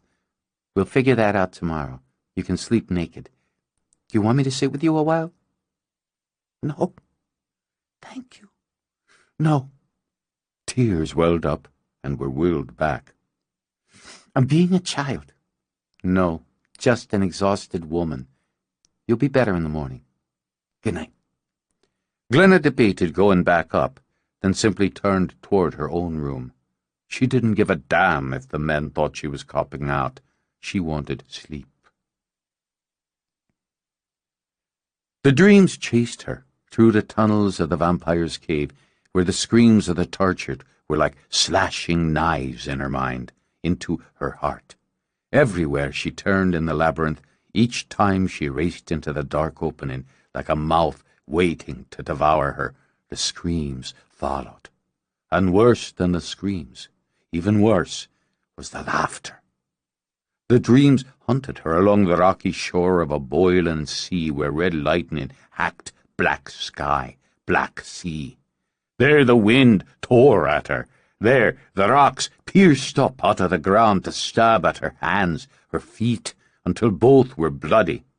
Into the dense woods that smelled of blood and death, where the shadows were so thick she could feel them brushing over her skin like cold fingers. She could hear what craved her, coming with the papery snap of wings, the slithery slide of snakes, the sly scrape of claw on earth. She heard the wolf howl, and the sound was hunger. They were everywhere she was, and she had nothing but her empty hands and pounding heart. Still, she ran blindly, the scream trapped in her burning throat. She burst out of the trees and onto a cliff above a raging sea. Below her, waves lashed at rocks that rose up sharp as razors. Somehow, in her terror, she'd run in a circle and was back above the cave that held something even death feared. The wind whipped at her, and power sang in it. His power, the hot, clean power of a sorcerer. She reached for it, strained toward it, but it slipped through her shaking fingers and left her nothing but herself. When she turned, Lilith stood, regal in red, her beauty luminous against the velvet black. At each side was a black wolf, quivering for the kill. Lilith stroked her hands over their backs, hands that glittered with rings. And when she smiled, Glenna felt a terrible pull inside her own belly, a deep and terrible yearning. The devil or the deep blue? With a laugh, Lilith snapped her fingers for the wolves to sit. The gods never give their servants decent choices, do they? I have better. You're death. No, I'm life. That's where they lie. They're death, flesh and bone mouldering in the dirt. What do they give you these days? 75? 80 years? How small, how limiting. I'll take what I'm given. Then you'd be a fool. I think you're smarter than that, more practical. You know you can't win. You're already tired, already weary, already questioning. I'll offer you a way out, and more. So much more. To be like you, to hunt and kill, to drink blood, like champagne. Oh, the first taste of it. I envy you that first heady taste, that moment when everything falls away but the dark. I like the sun. With that complexion, you'd fry like bacon after an hour on the beach. I'll show you the coolness, the cool dark. It's inside you already, just waiting to be wakened. Can you feel it? Because she could, Glenna only shook her head. Liar. If you come to me, Glenna, you'll stand by my side.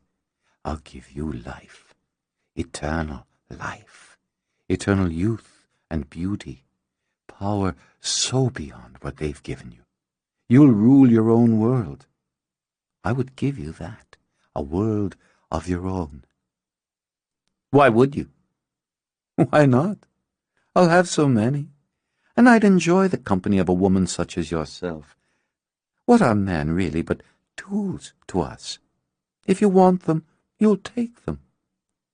This is a great gift I offer you. It's damnation you offer me. Her laugh was lilting and seductive. Oh, gods frighten children with talk of hell and damnation. They use it to keep you bound. Ask Cian if he would trade his existence, his eternity, his handsome youth and lithe body for the chains and traps of mortality. Never, I promise you. Come with me, and I'll give you pleasure beyond pleasure. When she stepped closer, Glenna held up both hands, drew what she could out of her chilled blood, and struggled to cast a protective circle. Lilith simply struck out a hand. The tender blue of her irises began to redden. "Do you think such puny magic will hold me? I've drunk the blood of sorcerers, feasted on witches. They are in me, as you will be. Come willing and take life, fight and take death." She moved closer, and the wolves rose to stalk. Glenna felt the pull, mesmerizing, glorious and dark, a drawing up in the belly that was elemental. It seemed the beat of her blood answered that call. Eternity and power, beauty, youth, all for one moment. She had only to reach for it. Triumph lit Lilith's eyes, burned them to red.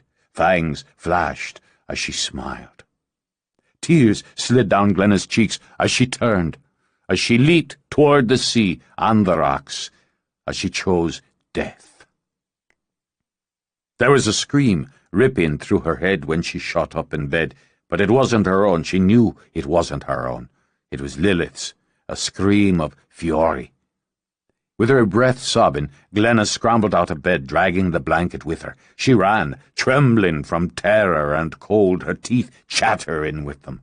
She fled down the hallway as if the demons were still after her. Instinct took her to the one place, the only place, she felt safe. Hoyt sprang out of a sound sleep to find his arms full of naked, weeping woman. He could barely see her in the dim pre-dawn light, but he knew her scent, her shape. "What? What's happened?" He started to shove her aside, to reach for the sword beside his bed, but she clung to him like ivy on an oak. Don't go. Hold on, please. Please, hold on."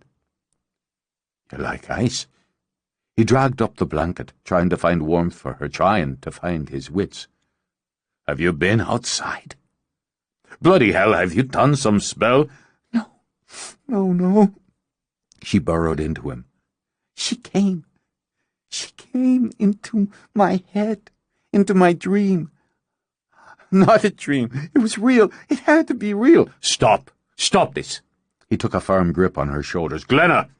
Her head jerked back, her breath came shuddering out. "Please, I'm so cold." Then hush now. Hush. His tone and his touch gentled while he brushed tears from her cheeks. He wrapped her more fully in the blanket, then pulled her close. It was a dream, a nightmare, nothing more. "It wasn't. Look at me." She tilted her head up so he could see her eyes. "It wasn't just a dream." No, he realized. He could see it hadn't been only a dream. "Then tell me." "She was inside my head, or she pulled some part of me outside myself, the way it was when you were in the woods, hurt with wolves outside your circle, just as real as that. You know that was real." "Aye, it was real." "I was running," she began, and told him all of it. "She tried to lure you. Now, think. Why would she do so unless she knew you were strong, unless she knew you could hurt her?" "I died." "You didn't. No, you didn't. Shh. You're here. Cold." He rubbed her arms, her back. Would he ever be able to warm her again?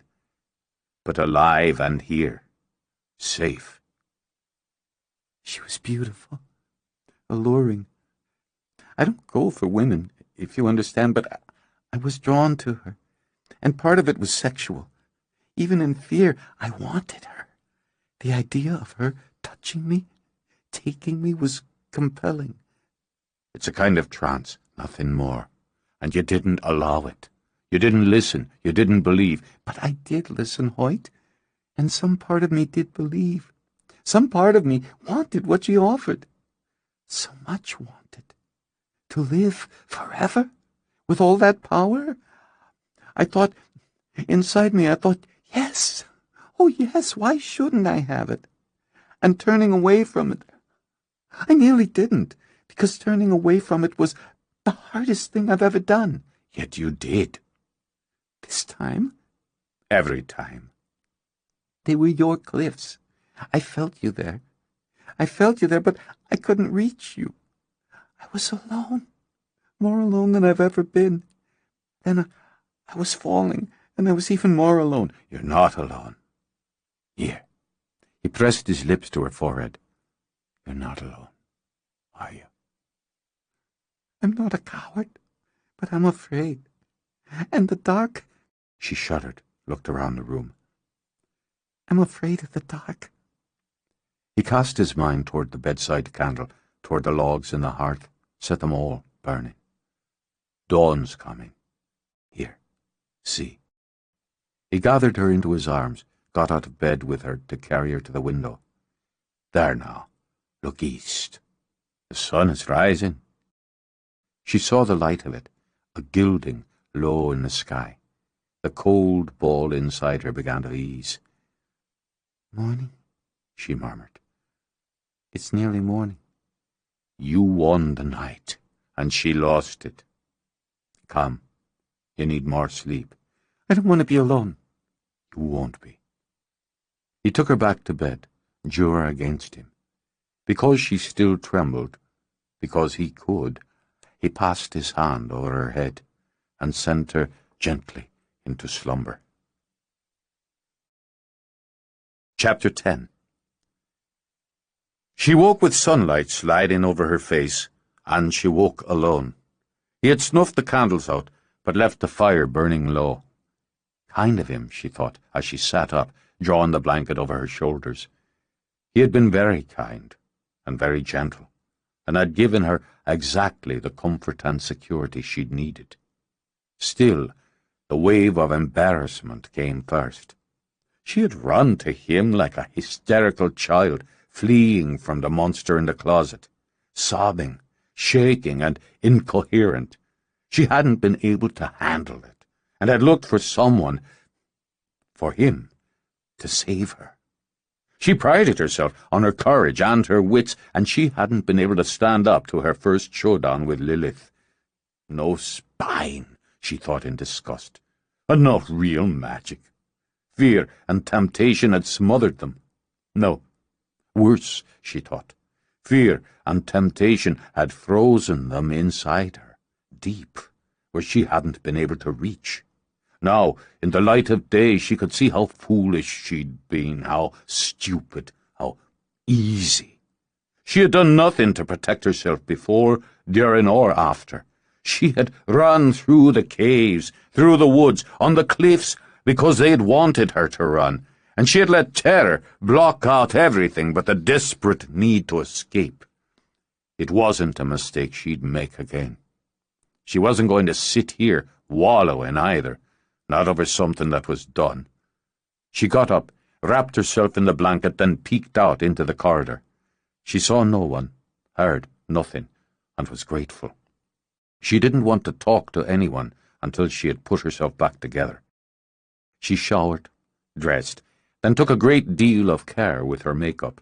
She hung amber drops at her ears for strength, and when she made the bed she put amethyst and rosemary under her pillow. After choosing a candle from her supplies, she set it beside the bed. When she prepared for sleep that night, she would consecrate the candle with oil to repel Lilith and those like her from her dreams. She would also make a stake and get a sword from the weapons supply.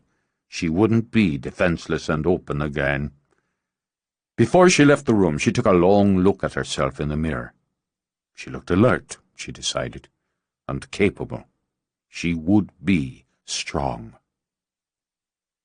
Because she considered it the heart of any home, she went to the kitchen first. Someone had made coffee, and by process of elimination she figured it had been King. There was evidence someone had eaten. She could smell bacon. But there was no one around, and no dishes in the sink. It was some small comfort to know whoever had eaten, or at least whoever had cooked, had also tidied up. She didn't like to live in disorder, but neither would she care to be in charge of all things domestic. She poured herself a cup from the pot, toyed with making some breakfast, but there was enough of the dream left in her that the sensation of being alone in the house was uncomfortable. Her next choice was the library, which she thought of as the main artery of the heart, and there, with some relief, she found Moira. Moira sat on the floor in front of the fire, surrounded by books. Even now she was hunched over one like a student cramming for an exam. She wore a tunic the colour of oatmeal with brown pants and her riding boots.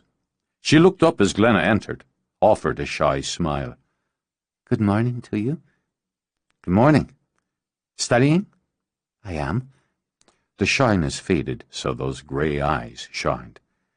This is the most marvellous room, isn't it? We have a great library in the castle at home, but this rivals it. Glenna crouched, tapped a finger on a book thick as a beam. Carved into its scrolled leather cover was a single word. Vampire. Boning up? Studying the enemy? It's wise to know all you can about whatever you can. Not all the books I've read so far agree on all things, but there are some elements on which they do. You could ask Cian. I imagine he could tell you whatever you wanted to know. I like to read. Glenna only nodded. Where did you get the clothes? Oh, I went out this morning early, found my pack. Alone? I was safe enough, as I kept to the bright path. They can't come out in the sunlight. She looked toward the windows. There was nothing left of the ones that attacked us last night. Even the ash was gone. Where's everyone else? Hoyt went up to his tower to work, and King said he would go into the town for supplies now that there are more of us. I've never seen a man so big. He cooked food for us, and there was juice from a fruit. Orange. It was wonderful. Do you think I could take some of the seeds of the orange when we go back to Guile? I don't see why not. And the others? Larkin, I imagine, is still sleeping. He tends to avoid the mornings as if they were the plague. The vampire is in his room, I would think. Moira rubbed her finger over the carved word on the book. Why does he stand with us? I can find nothing in the books to explain it. Then I guess you can't find out everything from books. Is there anything else you need for now? No, thanks. I'm going to grab something to eat, then go up to work. I imagine whenever King gets back, we'll start whatever torture session he has in mind. Glenna, I wanted to thank you for last night. I was so tired and upset. I feel so out of my place. I know. Glenna put her hand over Moira's. I think in a way we all do. Maybe that's part of the plan, taking us out of our place, putting us together so we find ourselves, what there is in us, individually and together, to fight this thing. She rose. Until it's time to move, we're going to have to make this our place. She left Moira to the books and returned to the kitchen. There she found what was left of a loaf of brown bread and slathered butter on a slice. Damned if she'd worry about calories at this point. She nibbled on it as she climbed the stairs to the tower. The door was closed. She nearly knocked before she reminded herself that it was her work area too, and no longer Hoyt's solitary domain. So she balanced the slice of bread on the mug of coffee, unlatched the door. He wore a shirt the colour of faded denim with black jeans and scarred boots, and still managed to look like a sorcerer. It wasn't just the rich and flowing black hair, she thought, or those intense blue eyes. It was the power that fit him more truly than the borrowed clothes. Irritation crossed his face first when he glanced at her. She wondered if it was habitual, that quick annoyance at being interrupted or disturbed. Then it cleared, and she found herself being carefully studied. "So, you're up then?" Apparently. He went back to work, pouring some port-coloured liquid from a kind of beaker into a vial. King went for provisions. So I'm told. I found Moira in the library, reading, from the looks of it, every book in there. So it was going to be awkward, she realized, as he continued to work in silence. Better to get past that. I was going to apologize for disturbing you last night, but that's just an indulgence on my part. She waited, 1 beat, then 2, before he stopped to look over at her. So you could tell me not to worry about it, that of course it was all right. I was frightened and upset. That would be true enough. It would, and since we both know all that, indulgent. So I won't apologize, but I will thank you. It's of no matter. It is for me on several levels. You were there when I needed you and you calmed me down, made me feel safe. You showed me the sun. She set the mug down so her hands would be free as she crossed to him. I jumped into your bed in the middle of the night, naked. I was vulnerable, hysterical. I was defenseless. I don't think the last is true. At that moment it was. It won't be again.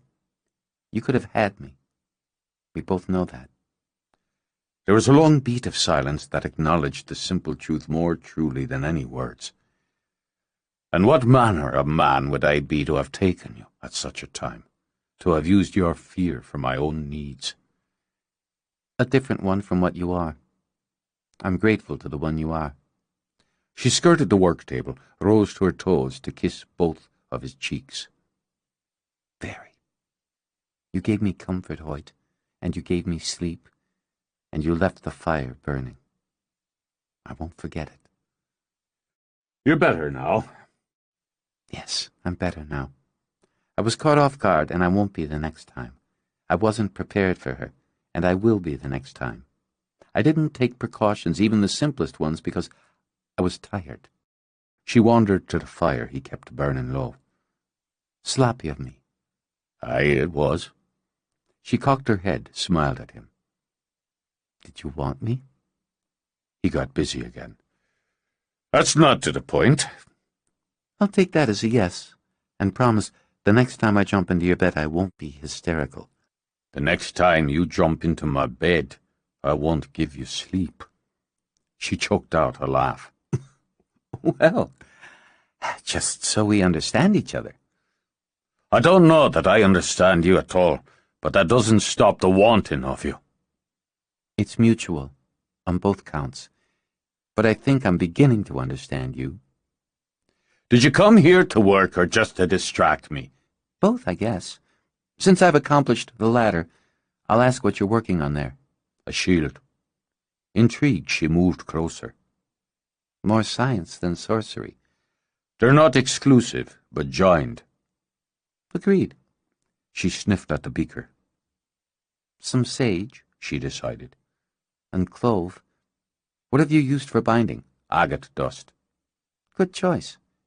What sort of shield are you after? Against the sun, for Cian.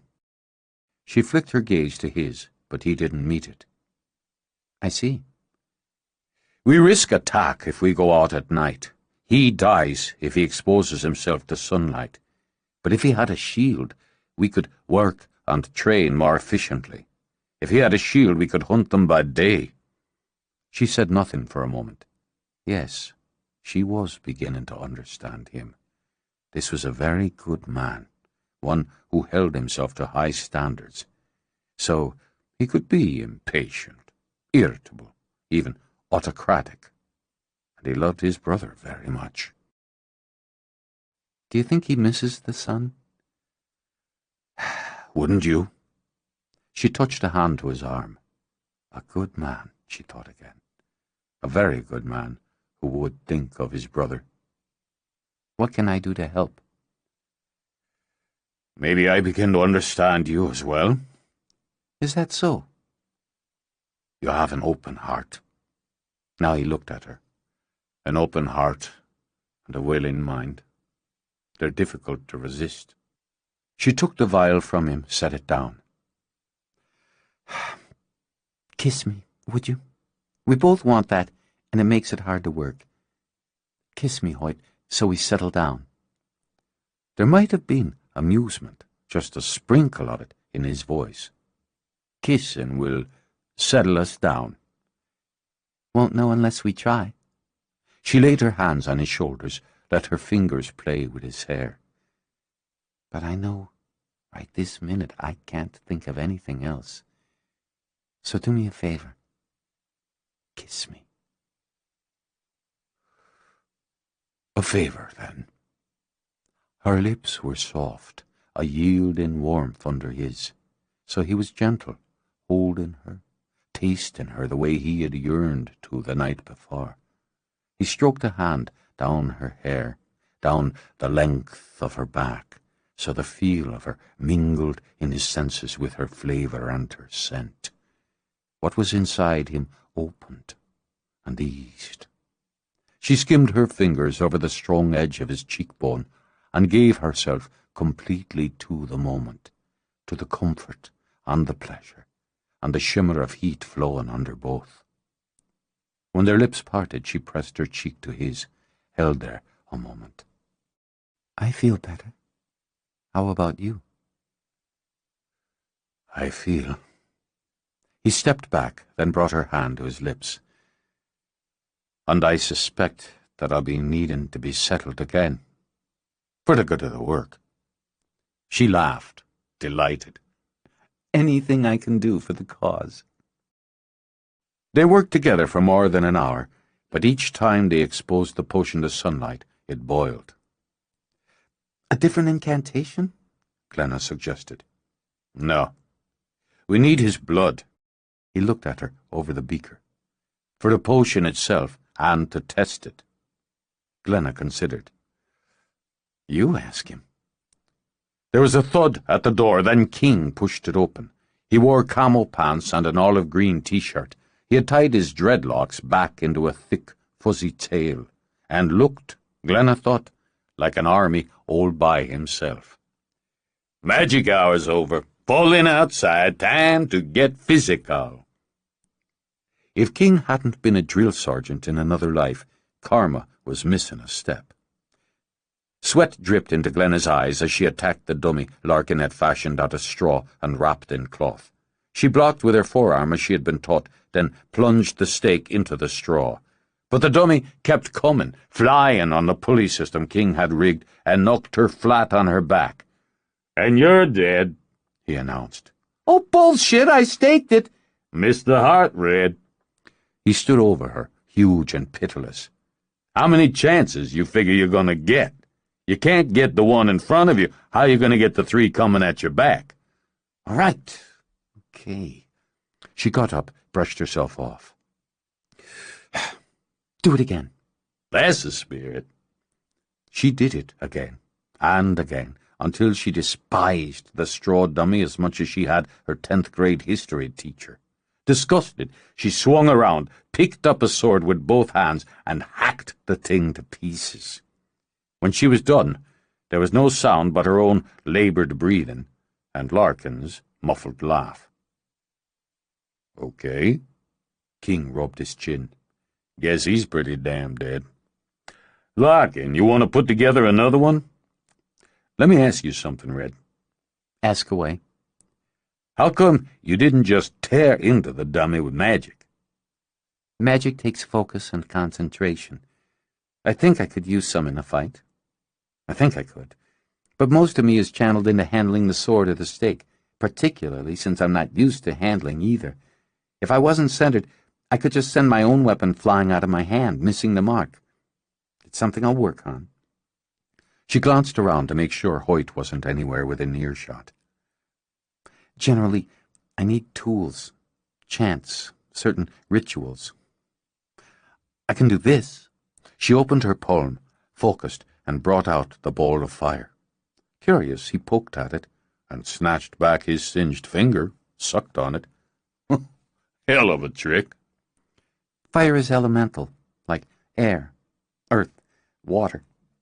But if I pulled this out during a battle, tossed it at an enemy, it might hit one of us instead, or as well as." He studied the shimmering ball with his odd eyes. "Like pointing a gun if you don't know how to shoot. Can't be sure who's going to get the bullet.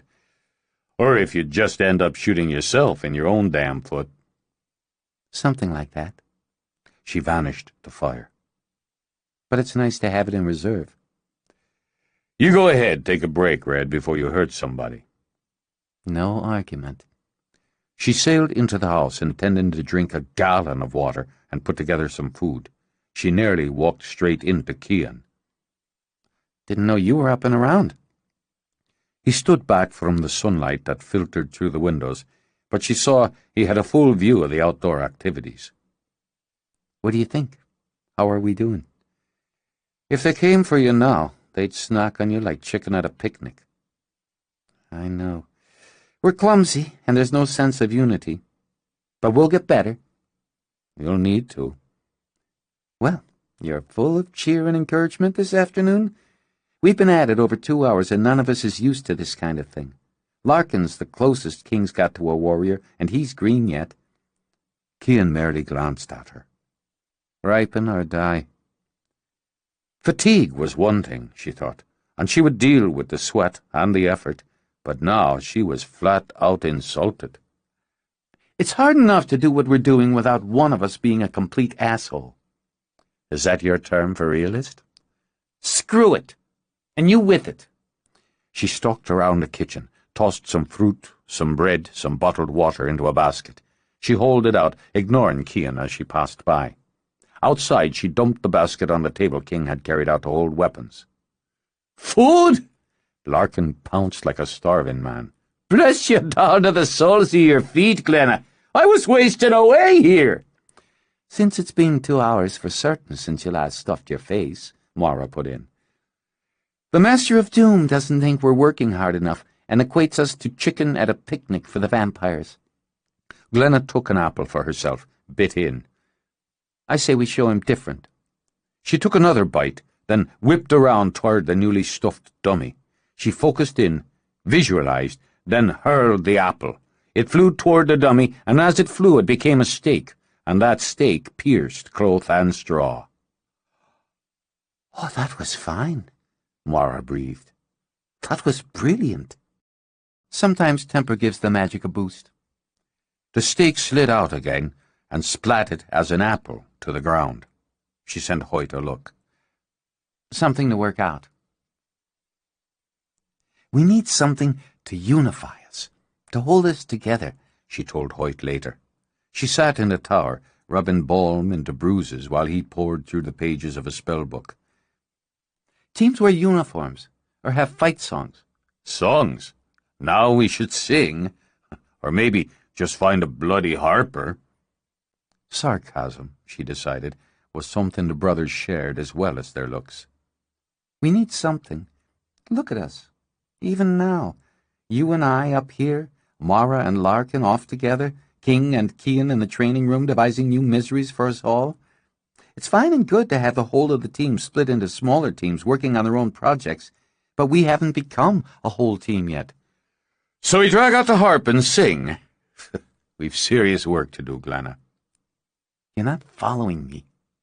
Patience, she reminded herself. He had worked as hard as she had today, and was just as tired. It's about symbolism. We have the same foe, yes, but not the same purpose. She walked to the window and saw how long the shadows had grown, and how low the sun hung in the sky. It'll be dark soon. Her fingers groped for her pendant. It struck her then. So simple, so obvious. You were looking for a shield for Cian because he can't go out in the day, but what about us? We can't risk going out after sundown, and even inside we know she can get to us, get inside us. What about our shield, Hoyt? What shields us against the vampire? The light. Yes, but what symbol? A cross. We need to make crosses, and we need to put magic into them. Not only shield, but weapon, Hoyt. He thought of the crosses Morrigan had given him for his family, but even his powers, even combined with Glenna's, fell short of the gods. Still. Silver, he mumbled. Silver would be best. With red jasper, for night protection. We need some garlic, some sage. She began going through her case of dried herbs and roots. I'll start on the potion. She grabbed one of her books, began flipping through. Any idea where we can get our hands on the silver? Aye. He left her, went down to the first level of the house and into what was now the dining room. The furnishings were new, to him at least, tables of dark, heavy wood, chairs with high backs and ornate carving. The drapes that were pulled over the windows were a deep green like forest shadows and made of a thick and weighty silk. There was art, all of them night scenes of forests and glades and cliffs. Even here, he thought, his brother shunned the light. Or did he prefer the dark, even in paintings? Tall cupboards with doors of rippled glass held crystal and pottery in rich jewel tones. Possessions, he thought, of a man of wealth and position, who had an eternity of time to collect them. Did any of the things mean anything to Cian?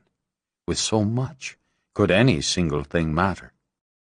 On the larger server were 2 tall candle stands of silver, and Hoyt wondered if they did, or if they had, at least.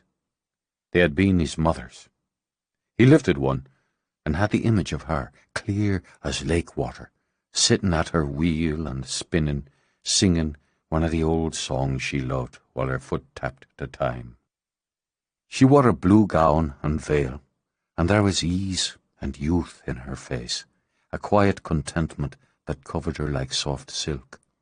Her body was heavy with child. He saw that now. No, he corrected. Heavy with children, himself and Cian. And on the chest beneath her window stood the 2 candle stands. They were a gift from my father on the day of my wedding, and of all the gifts given, I prized them most.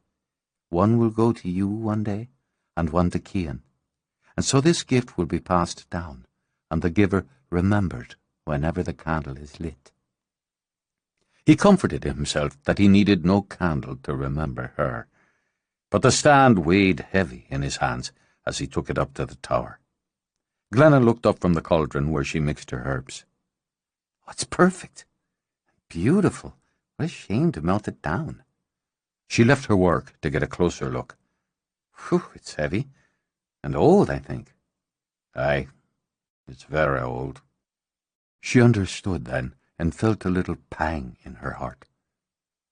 "Your families?" His face, his voice were carefully blank. "It was to come to me, and so it has." She nearly told him to find something else, something that didn't mean so much to him, but she swallowed the words. She thought she understood why he had chosen as he had. It had to cost. Magic asked a price. "The sacrifice you're making will strengthen the spell. Wait." She pulled a ring from the middle finger of her right hand. "It was my grandmother's." "There's no need." "Personal sacrifice, yours and mine. We're asking a great deal.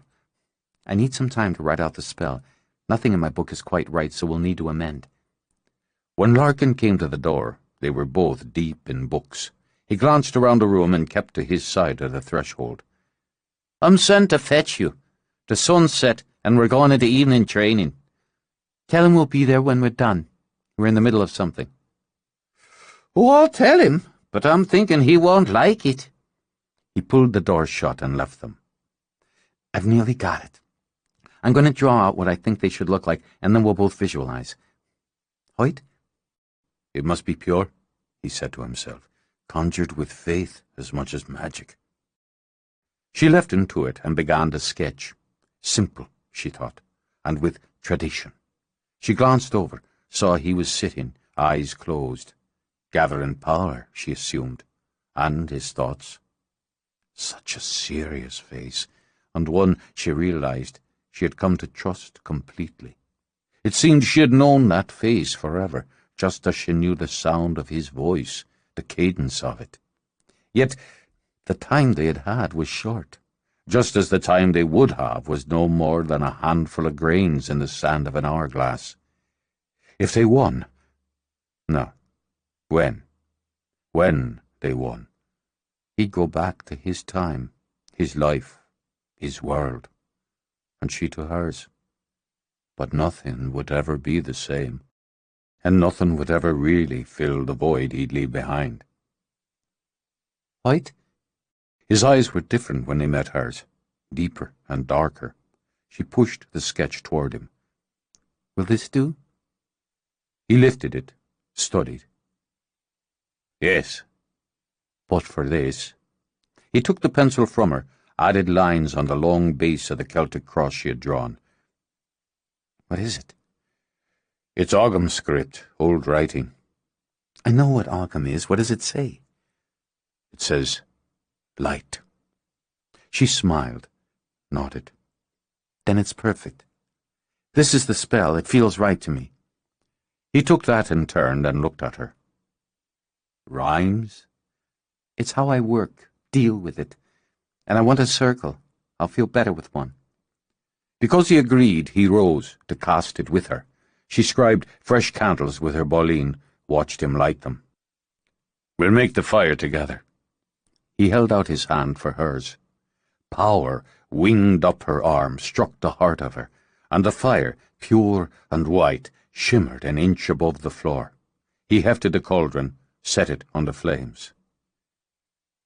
Silver old on silver bright. He set the candlestand in the cauldron. Go to liquid in this light. As we stand in the sorcerer's tower, Glenna continued, adding the jasper, the herbs. We charge this flame to free your power. She dropped in her grandmother's ring. Magics from the sky and sea, from air and earth, we call to thee. We, your servants, beg this blessing. Shield us in this time of testing. We answer your charge with head, heart, and hand to vanquish the darkness from the land. So we call you 3 times 3 to shield those who serve you faithfully. Let this cross shine light tonight. As they chanted the last line, 3 times 3, silver smoke rose from the cauldron, and the white flames beneath it grew brighter. It flooded her, light and smoke and heat, filled her as her voice rose with his. Through it she saw his eyes, only his eyes locked on hers. In her heart, in her belly, she felt it heat and grow, stronger, more potent than anything she'd ever known. It swirled in her as with his free hand he threw the last of the jasper dust into the cauldron. And each cross of silver a shield will be. As we will, so mote it be. The room exploded with light, and the force of it shook the walls, the floor. The cauldron tumbled over, spilling liquid silver into the flame. The force nearly sent Glenna to the ground, but Hoyt's arms came around her. He spun his body around to shield her from the sudden spurt in flames and roar in wind. Hoyt saw the door fly open. For an instant, Cian was framed in the doorway, drowned in that impossible light. Then he vanished. No! No! Dragging Glenna with him, Hoyt broke the circle. The light shrank in on itself, swallowed itself, and was gone with a crash like thunder. Through the ringing in his ears, he thought he heard shouting. Cian lay on the floor bleeding, his shirt half burned away and still smoking. Hoyt dropped to his knees, his fingers reaching for a pulse before he remembered there would be none in any case. My God, what have I done? He's badly burned. Get the shirt off of him. Glenna's voice was cool as water and just as calm, gently. What happened? What the hell did you do? King shoved Hoyt aside. Son of a bitch! Cian! Jesus Christ! We were finishing a spell. He opened the door. There was light. It was no one's fault. Larkin, Glenna continued, help King carry Cian to his room. I'll be right there. I have things that will help. He's not dead. Hoyt said it quietly, staring down at his brother. It's not death. It's not death, Glenna repeated. I can help him. I'm a good healer. It's one of my strengths. I'll help you. Moira stepped up, then eased her body toward the wall as King and Larkin lifted Cian. I have some skill. Good. Go with them. I'll get my things. Hoyt, I can help him. What did we do? Hoyt stared helplessly at his hands. Though they still vibrated from the spell, they felt empty and useless. It was beyond all I've done. We'll talk about it later. She gripped his hand, pulled him into the tower room. The circle was burned into the floor, scorched in a pure white ring. In its centre glinted 9 silver crosses with a circle of red jasper at the joining. 9. 3 times 3. We'll think about all this later. I think we should let them stay there for now. I don't know, let them set. Ignoring her, Hoyt crossed the circle, picked one up. It's cool. Great. Good. Her mind was already on Cian and what would have to be done to help him. She grabbed her case. I have to get down, do what I can for him. It wasn't anyone's fault, Hoyt. Twice now. Twice. I've nearly killed him. This is my doing as much as yours. Are you coming with me? No. She started to speak, then shook her head and rushed out. In the lavish bedchamber, the vampire lay still on the wide bed. His face was that of an angel. A wicked one, Moira thought. She sent the men out for warm water, for bandages, and mostly to get them out from underfoot.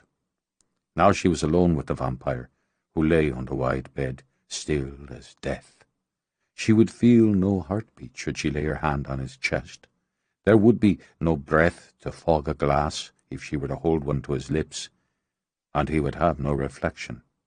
She had read these things, and more. Yet he had saved her life, and she owed him for that. She moved to the side of the bed and used what little magic she had to try to cool his burned flesh. Queasiness rose up and was fought down. She had never seen flesh so scorched. How could anyone, anything, survive such wounds? His eyes flashed open, searing blue. His hand clamped on her wrist. "What are you doing?" "You're hurt." She hated to hear the tremor in her voice, but her fear of him, alone with him, was so huge.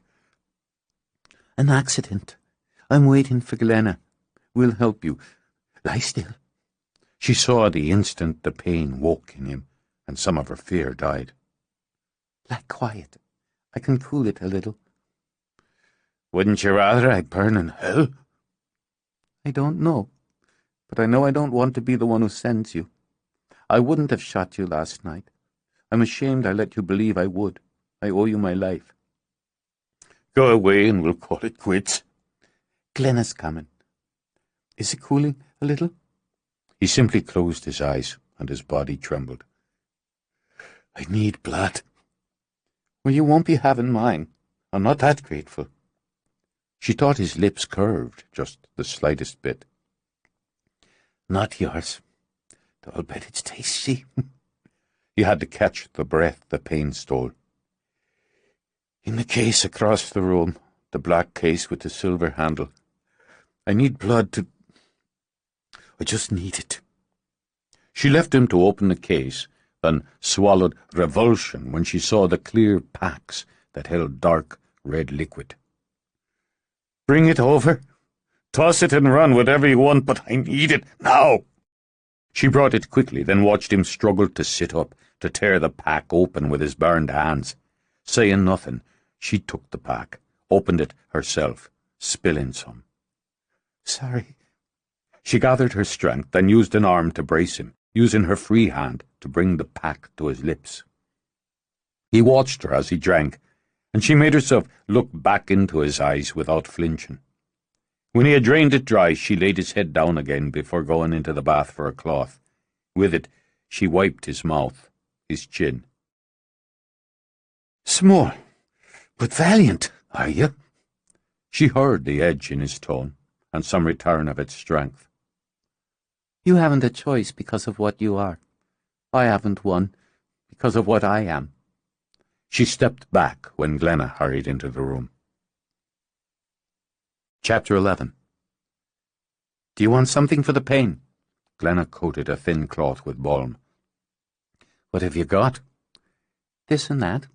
She laid the cloth gently on his chest. "I'm so sorry, Cian. We should have locked the door." "A locked door wouldn't have stopped me from coming in. Not in my own house. You might try a sign next time. Something along the lines, 'Bugger it.'" "I know. Sorry, I know. It'll be better in a minute. A sign? She continued, her voice low and soothing as she worked. Something like, flammable magics. Keep out. Wouldn't hurt. He felt the burn not just on the flesh, but down into the bone, as if the fire had burst inside him as well as out. What the hell were you doing in there? More than either of us were expecting. Mara, coat more cloth, would you? Cian? What? She simply looked at him, deeply, her hands hovering just above the worst of the burns. She felt the heat, but not the release. It won't work unless you let it, unless you trust me and let go. I brace for a bit of relief, adding that you're part of what put me here. Why would she hurt you? Mara continued to coat the cloth. She needs you. We all do, like it or not. 1 minute, Glenna said. Give me 1 minute. I want to help you. You need to believe that. Believe me. Look at me. Into my eyes. Yes, that's right. Now it came. Heat and release. Heat and release. There, that's better. A little better, yes? She had taken it, he realized, some of the burn, just for an instant, into herself. He wouldn't forget it. Some. Yes, some.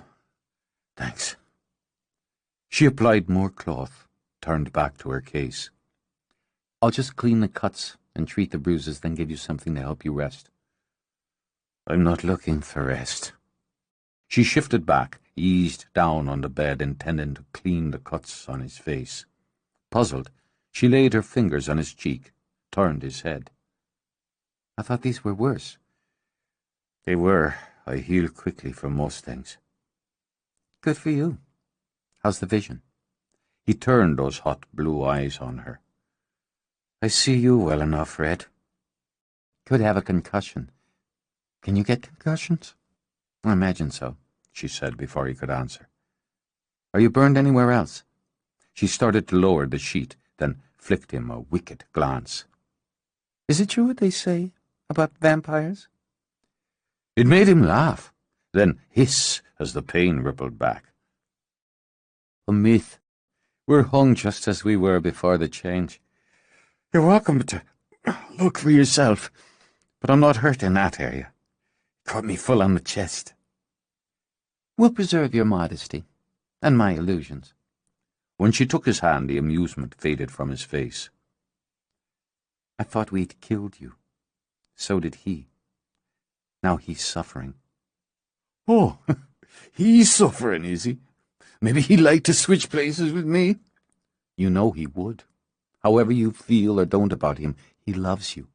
He can't turn that off, and he hasn't had all the time that you've had to step back from brotherhood. We stopped being brothers the night I died. No, you didn't. And you're deluding yourself if you believe that. She pushed off the bed. You're as comfortable as I can make you. I'll come back in an hour and work on you some more. She gathered her things. Moira slipped out of the room ahead of her and waited. What did that to him? I'm not entirely sure. You need to be. It's a powerful weapon against his kind. We could use it. We weren't controlling it. I don't know that we can. If you could, Moira insisted. Glenna opened the door to her room, carried her case inside. She wasn't ready to go back to the tower. It controlled us, as far as I can tell. It was huge and powerful, too powerful for either of us to handle. Even together, and we were linked as closely as I've been with anyone, we couldn't harness it. It was like being inside the sun. The sun's a weapon. If you don't know how to use a sword, you're just as likely to cut off your own hand as someone else's. So you learn. Glenna lowered to the bed, then held out a hand. I'm shaky, she said, watching it tremble. There are places inside my body I didn't know I had, shaking like my hand is. And I'm badgering you. I'm sorry. You seemed so steady, so calm when you were treating the vampire. He has a name. Cian. Start using it. Mora's head snapped back as if she had been slapped, and her eyes widened at the whip in Glenna's tone. I'm sorry about your mother. Sick and sorry, but he didn't kill her. If she had been murdered by a blonde man with blue eyes, would you go around hating all men with blonde hair and blue eyes? It's not the same. Not nearly the same. Close enough, especially in our situation. Sheer stubbornness hardened Mora's face. I fed him blood, and gave what little I could to ease him. I helped you treat his burns. It should be enough. It's not. Wait, Glenna ordered, as Mora spun around to leave. Just wait. I am shaking, and short-tempered with it. Just wait. If I seemed calm before, it's because that's the way it works for me. Handle the crisis, then fall apart. This is the falling apart portion of our program. But what I said goes, Mora. Just as what you said in there goes. We need him.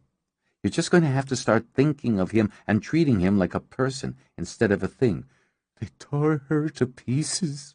Mora's eyes filled even as the defense of defiance crumbled. No, he wasn't there. He had no part of it. He lifted his sword for me. I know it, but I can't feel it. She slapped a hand on her heart. I can't feel it. They didn't let me grieve. They didn't give me time to mourn my own mother. And now that I'm here, it's all grief and all rage, all blood and death. I don't want this burden. Away from my people, from everything I know. Why are we here? Why are we charged with this? Why are there no answers? I don't know. Which is another non-answer. I'm sorry. So horribly sorry about your mother, Mora. But you're not the only one with grief and rage. Not the only one asking questions and wishing they were back in the life they knew. One day you will go back. I never can. She yanked open the door and fled. Perfect. Just perfect. Glenna dropped her head into her hands. In the tower room, Hoyt laid each cross on a cloth of white linen. They were cool to the touch, and though the metal had dimmed somewhat, its light was bright enough to glare into his eyes. He picked up Glenna's cauldron. It was scorched black. He doubted it could ever be used again, wondered if it was meant to be. The candles she had scribed and lit were no more than puddles of wax on the floor now. It would need to be cleaned. The entire room should be cleansed before any other magic was done here. The circle was etched into the floor now, a thin ring of pure white, and his brother's blood stained the floor and walls outside the door. Sacrifice, he thought. There was always payment for power. His gift of his mother's candlestand, Glenna's of her grandmother's ring, hadn't been enough. The light had burned so fierce and bright, so violently hot, yet it hadn't scorched his skin. He held his hand up, examined it, unmarked. Unsteady yet, he could admit, but unmarked. The light had filled him, all but consumed him. It had twined him so truly with Glenna, it had been almost as if they had been one person, one power. That power had been heady and fantastic, and it had whirled out like the wrath of the gods at his brother, struck down the other half of him while the sorcerer had ridden the lightning. Now he was empty, hollowed out. What power that remained in him was like lead, heavy and cold, and the lead was coated thick with guilt. Nothing to be done now, nothing to do but put order back into the room. He busied himself, calmed himself with the basic tasks. When King rushed into the room, he stood still, arms at his sides, and took the blow he saw coming full in the face. He had a moment to think. It was like being hit by a battering ram as he was launched back against the wall, then simply slid bonelessly to the floor. "Get up! Get up, you son of a bitch!" Hoyt spat out blood. His vision wavered so he saw several black giants standing over him with ham-sized fists bunched.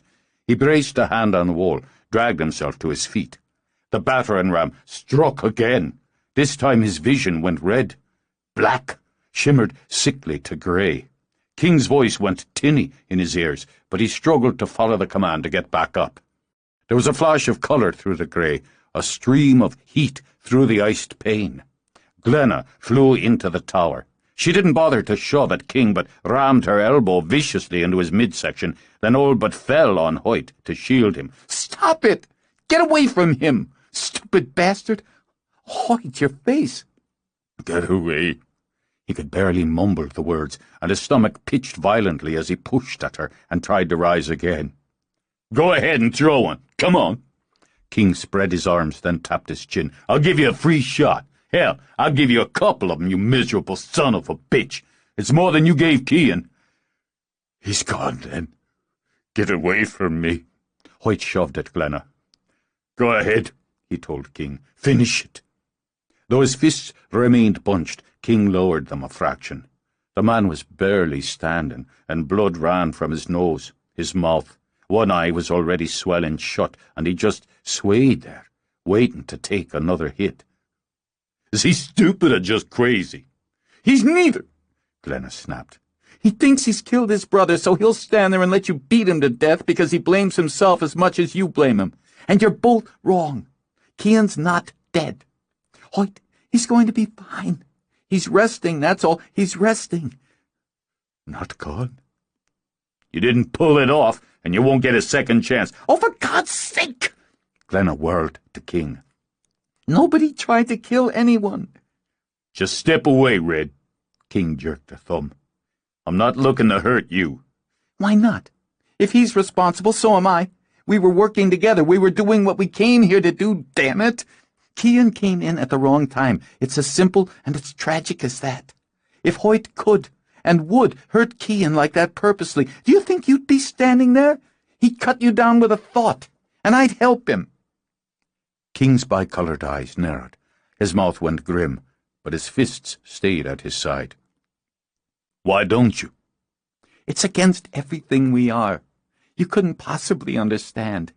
But unless you're brick stupid, you should understand that whatever affection and loyalty you feel for Cian, Hoyt feels it too, and he's felt it since the day he was born. Now, get out of here. Just go." King unbunched his fists, rubbed them on his pants. "Maybe I was wrong." "A lot of good that does."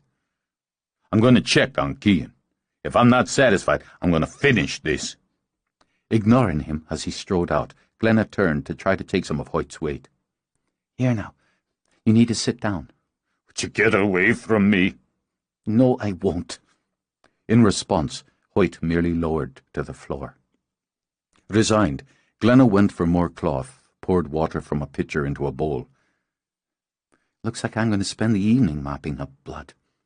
She knelt beside him, dampening cloth, then gently cleaning blood from his face.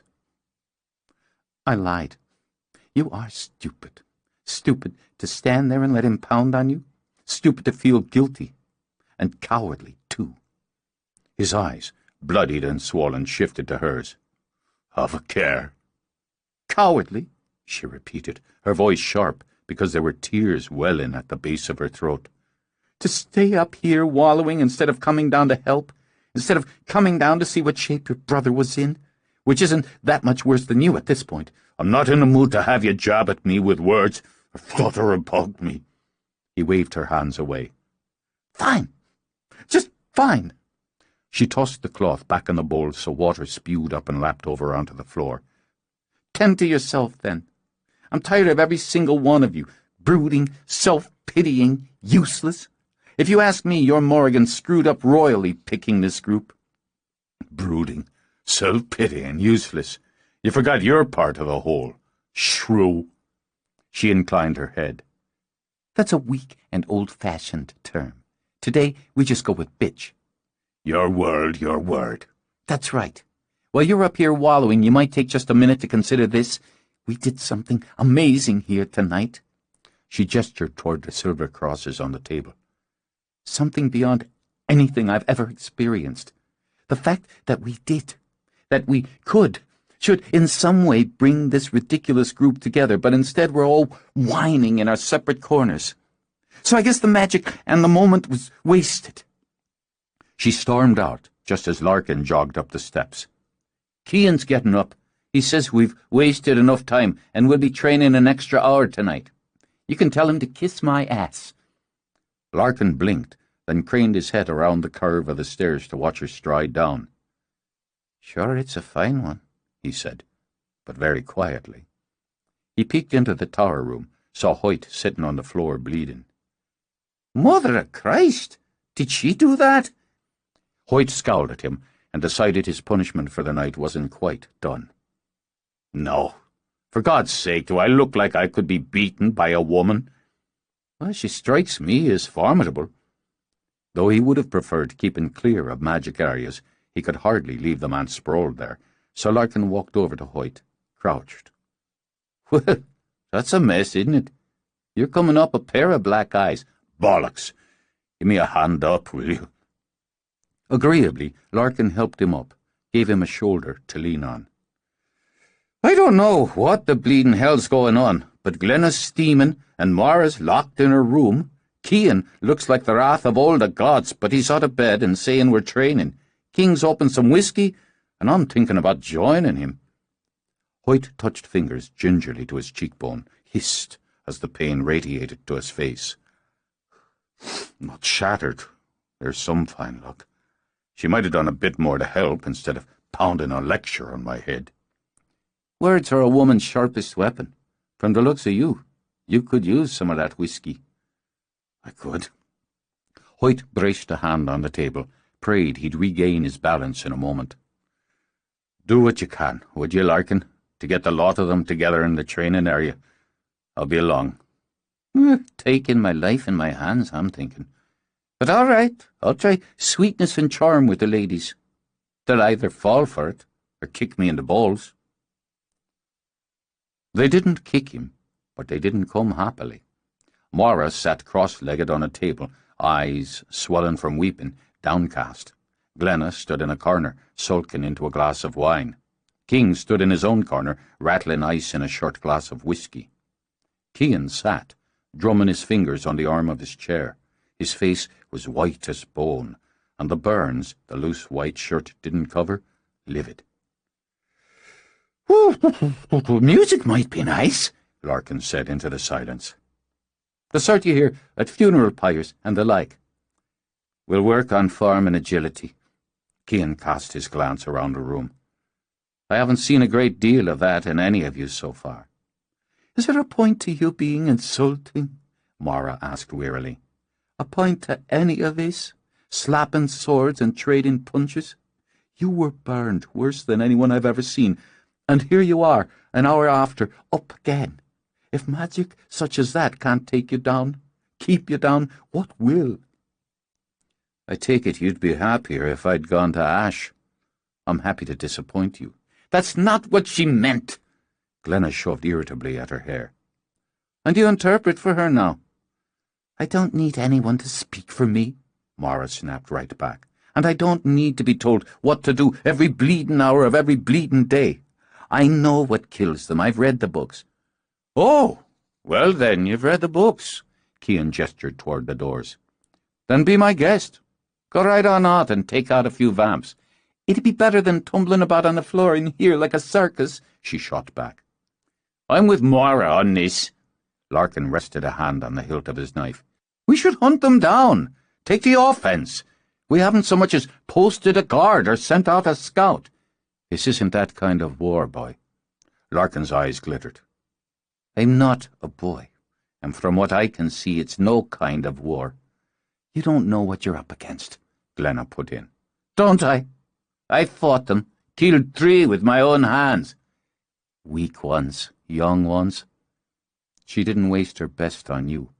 Cian rose. He moved stiffly and with obvious effort. "Added to that, you had help and were lucky. But if you came across one with some seasoning, with some skill, you'd be meat." "I can hold my own." "Hold it with me. Come at me." "You're hurt. It wouldn't be fair." "Fair is for women. If you take me down, I'll go out with you."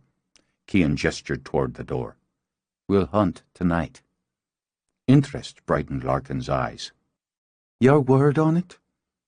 My word. Take me down. All right, then. Larkin came in fast, then spun out of reach. He jabbed, feinted, spun again. Cian merely reached out, gripped Larkin around the throat, and lifted him off his feet. "You don't want to dance with a vampire," he said, and tossed Larkin halfway across the room. "Bastard!" Mora scrambled up, raced to her cousin's side. "You've half strangled him." "The half's what counts." "Was that really necessary?" Glenna got to her feet, moved to Larkin to lay her hands on his throat. "Kid asked for it," King commented, and had her whipping her head around. "You're nothing but a bully. The pair of you." "I'm all right. "I'm all right," Larkin coughed, cleared his throat. "It was a good move," he said to Cian. "I never saw it coming. Until you can and do, you don't hunt." He eased back, lowered carefully into the chair. "Time to work." "I'd ask you to wait." Hoyt came into the room. Cian didn't bother to look at him. "We've waited long enough." "A bit more. "I have things to say. First to you. I was careless, but so were you. I should have barred the door, but you shouldn't have opened it." This is my house now. It hasn't been yours for centuries. "That may be, but courtesy and caution should approach a closed door, particularly when magic is being done." "Cian." He waited until his brother's eyes shifted to him. "I would not have had you hurt. As for you to believe or not, but I would not have had you hurt." "I don't know if I can say the same." Cian gestured with his chin toward Hoyt's face. "Did your magic do that?" "It's another result of it." "Looks painful." "So it is." "Well then, that balances the scales somewhat." "And this is what we've come to? Checks and balances?" Hoyt turned to face the room and the others. "Arguments and resentments." "You were right," he said to Glenna. "A great deal of what you said was right. I swear you talk too much." "Oh, really?" "We aren't united, and until we are, we're hopeless. We could be training and preparing every hour of every day of the time we have left and never win, because this is what you said. We have a common enemy, but not a common purpose." "The purpose is to fight them," Larkin interrupted. "To fight them and kill them. Kill them all." "Why?" "Because they're demons." "So is he." Hoyt laid a hand on the back of Cian's chair. But he fights with us. He doesn't threaten guile." "Guile. You think of guile. And you," he said to Mora, "of your mother. King's here with us because he follows Cian. And in my way, so do I. Cian, why are you here?" "Because I don't follow. You or her." "Why are you here, Glenna?" "I'm here because if I didn't fight, if I didn't try, everything we have and are and know, every one of us could be lost. Because what's inside me demands that I be here. And above all, because good needs soldiers against evil." "Oh, aye. This was a woman," he thought. She put shame to all of them. The answer. The single one there is, and she's the only one who knew it. We're needed. Stronger than valor or vengeance, loyalty or pride, we're needed. Can we stand with each other and do this thing? Not in 1,000 years, and with 1,000 more of us to fight. We're the six, the beginning of it. We can't be strangers any longer." He stepped away from Cian's chair as he reached in his pocket. Glenna said, "Make a symbol and a shield, a sign of common purpose." That unity of purpose made the strongest magic I've ever known. "Stronger than I could hold," he said, with a glance at Cian.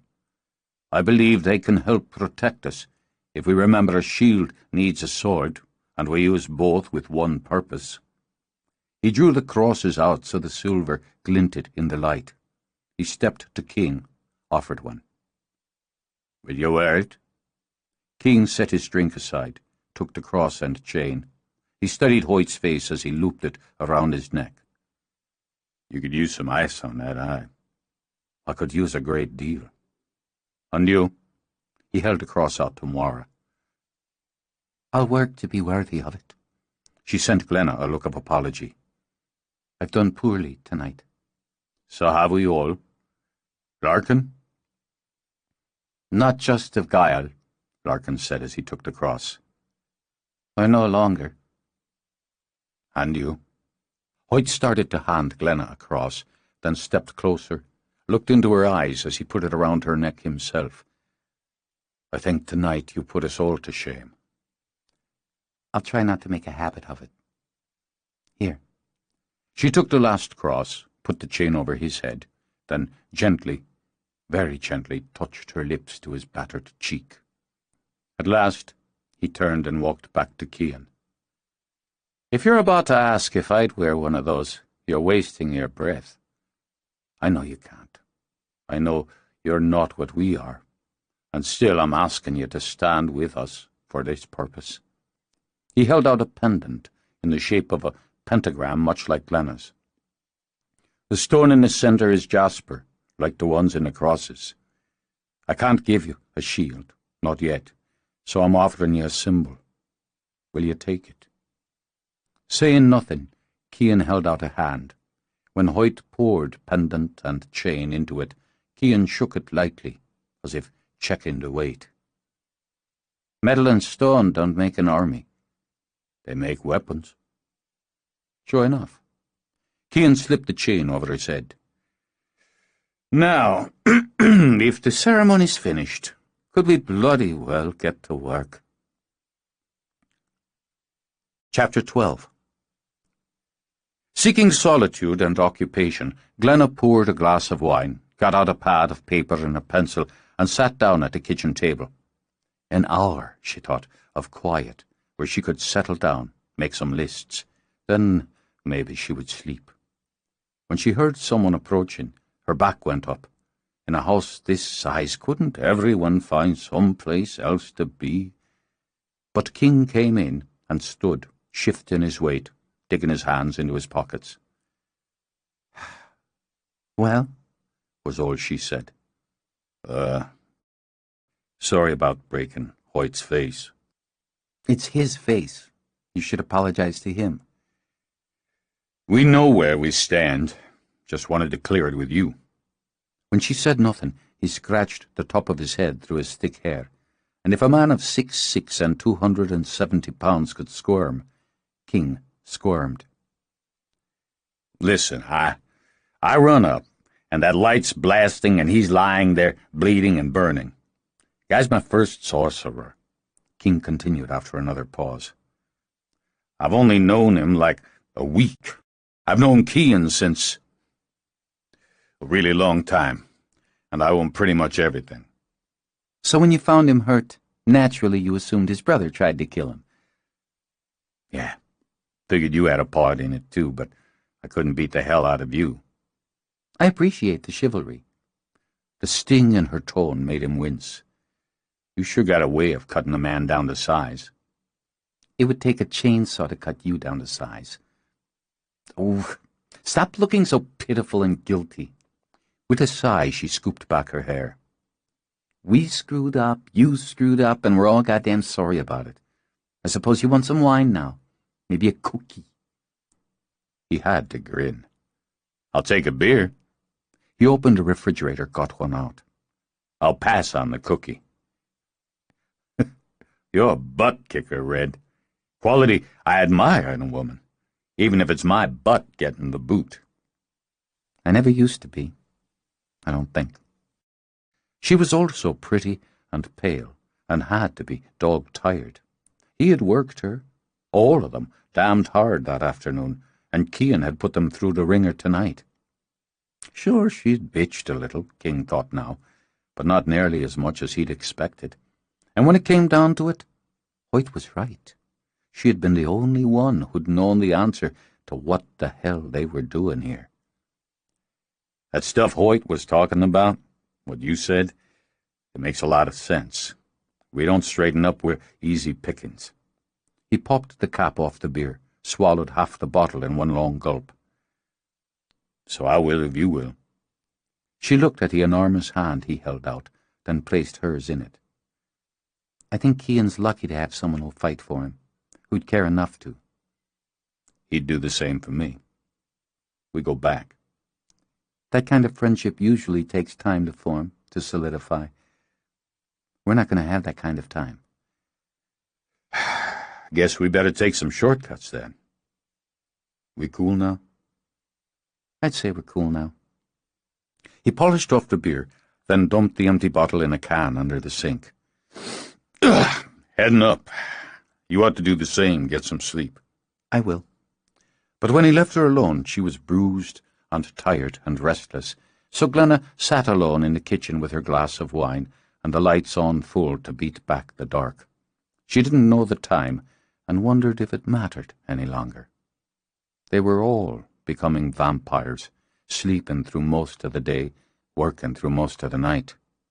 She fingered the cross around her neck as she continued to write her list, and she felt the press of the night against her shoulder blades like cold hands. She missed the city, she decided. No shame in admitting it. She missed the sounds of it, the colours, the constant thrum of traffic that was a heartbeat. She yearned for its complexity and simplicity. Life was just life there. And if there was death, if there was cruelty and violence, it was all so utterly human. The image of the vampire in the subway flashed into her mind. Or she had once had the comfort of believing it was human. Still, she wanted to get up in the morning and wander down to the deli for fresh bagels. She wanted to set her easel in a slash of morning light and paint, and have her strongest concern be how she was going to pay her visa bill. All of her life the magic had been in her, and she'd thought she'd valued and respected it. But it had been nothing to this, to know that it was in her for this reason, for this purpose, that it could very well be the death of her. She picked up her wine, then jolted when she saw Hoyt standing in the doorway. Not a good idea to go creeping around in the dark, considering the situation. I wasn't sure I should disturb you. Might as well. Just having my own private pity party. It'll pass, she said with a shrug. I'm a little homesick. Small potatoes compared to how you must feel. I stand in the room I shared with Cian when we were boys and feel too much and not enough. She rose, got a second glass, poured wine. Have a seat. She sat down again, set the wine on the table. I have a brother. He's a doctor, just starting. He has a whiff of magic and he uses it to heal. He's a good doctor, a good man. He loves me, I know, but he doesn't understand me very well. It's hard not to be understood.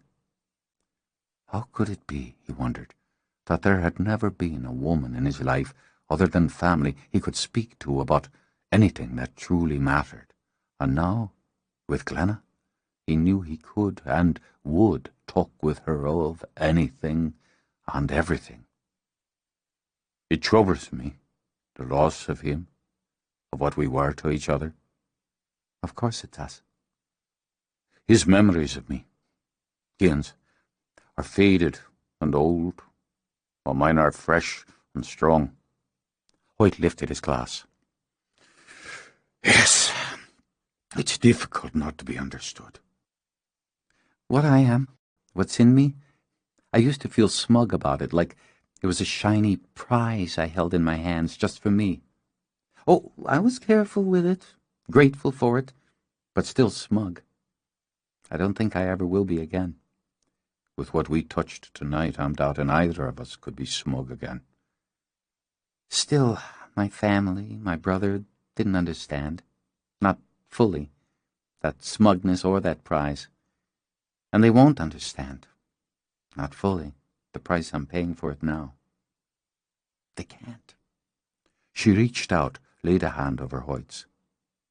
He can't. So while our circumstances may be different, I understand the loss you're talking about. You look terrible, she said more lightly. I can help ease that bruising a little more. You're tired, it can wait. You didn't deserve it. I let it take control. I let it fly out of me. No, it flew away from us. Who can say if it wasn't meant to?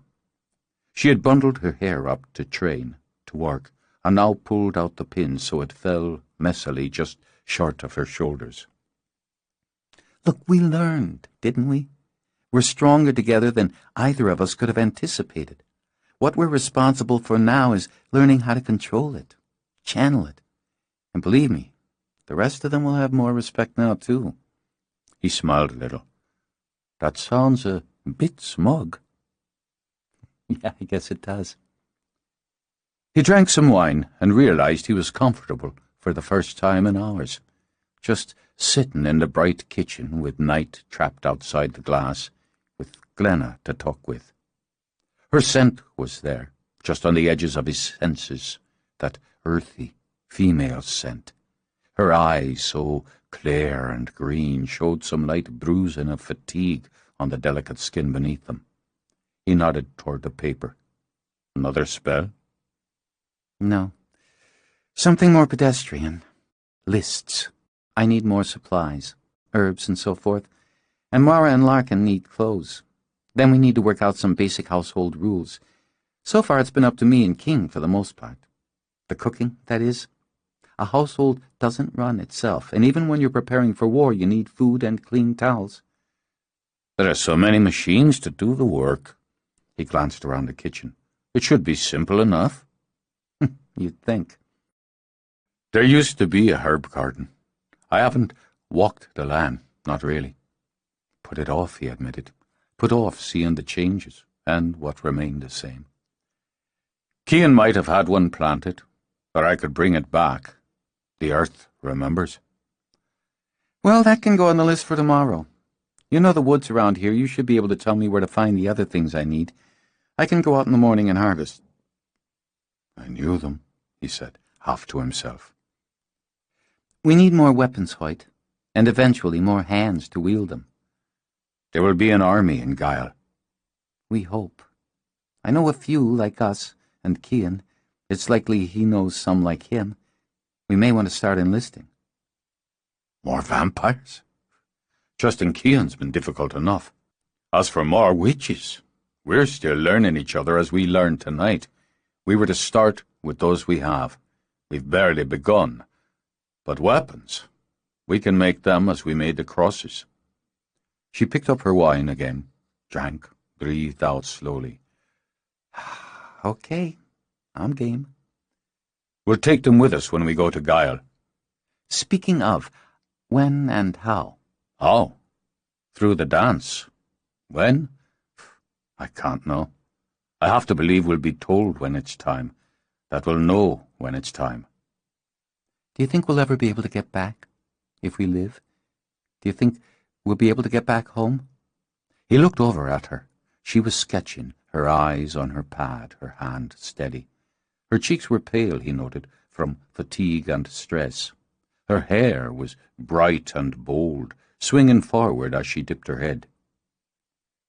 Which disturbs you most, dying or not seeing your home again? I'm not entirely sure. Death is inevitable. None of us get out of that one. And you hope, or I have, that when the time comes you'll have courage and curiosity, and so face it well. Absently she tucked her hair behind her ear with her left hand, while her right continued to sketch.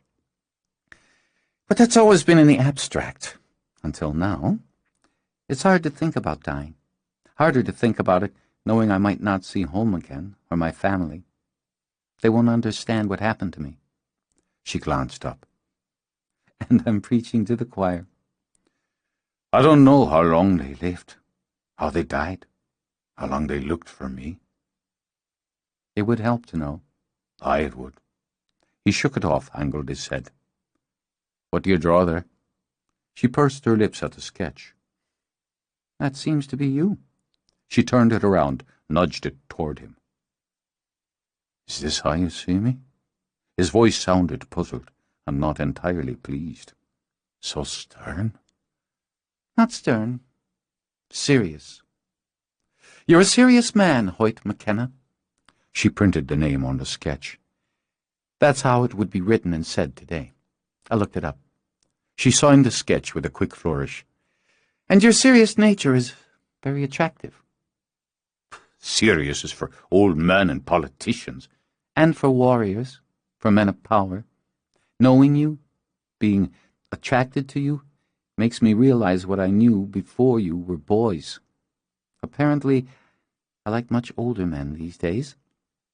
He sat looking at her with the sketch and the wine between them, with worlds between them, he told himself, and still he had never felt closer to anyone.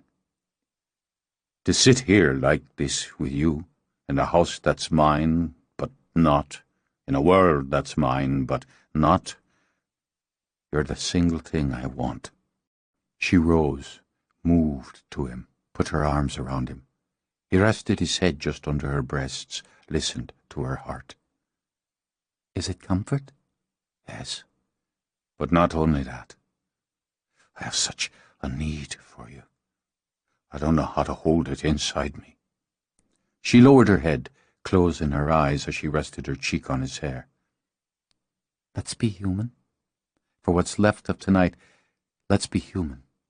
Because I don't want to be alone in the dark. She framed his face, lifted it to hers. Take me to bed. He took her hands as he got to his feet. Such things haven't changed in a millennium, have they? She laughed. Some things never change.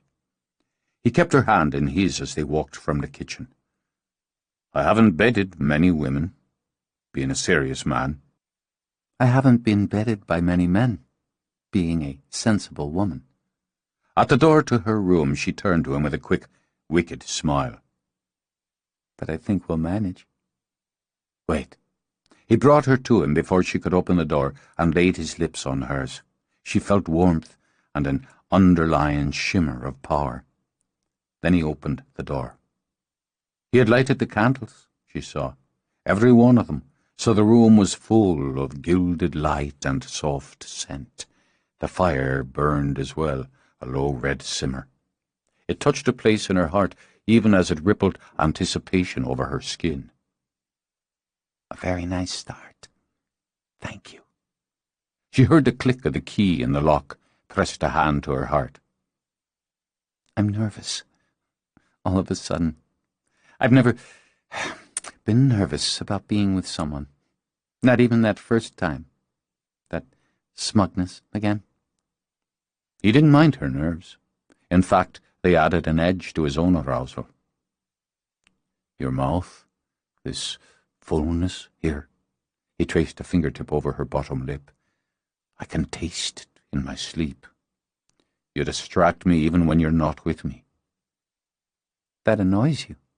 She reached up to link her arms around his neck. I'm so glad. She eased toward him, watching his gaze drop to her mouth, linger before it came back to hers, felt his breath mix with her breath, and his heart beat against her heart. They held there one endless moment, then their lips met, and they sank into each other. Nerves fluttered in her belly again, a dozen velvet wings that swept against desire, and still that shimmer of power was like a hum in the air. Then his hands were in her hair, sweeping it back from her face in a gesture of urgency that had her shuddering in anticipation of what was to come, and his mouth left hers to roam her face to find that throbbing pulse in her throat. She could drown him.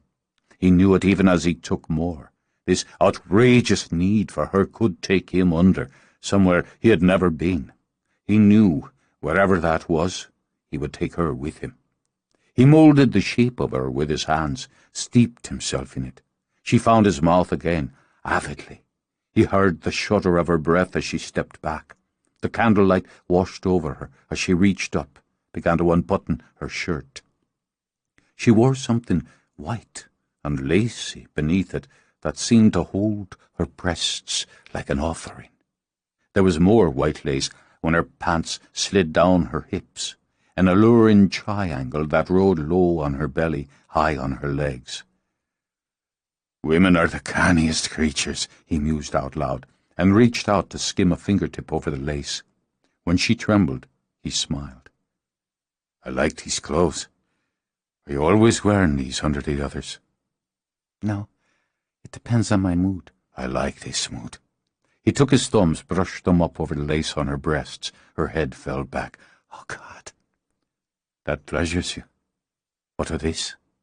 He did the same with the lace that sat snug below her belly and watched the arousal slide over her face. Soft skin, delicate and smooth, but there was muscle under it. Fascinating. Just let me touch. Your body is beautiful. Just let me touch. She reached back, gripped the bedpost. Help yourself.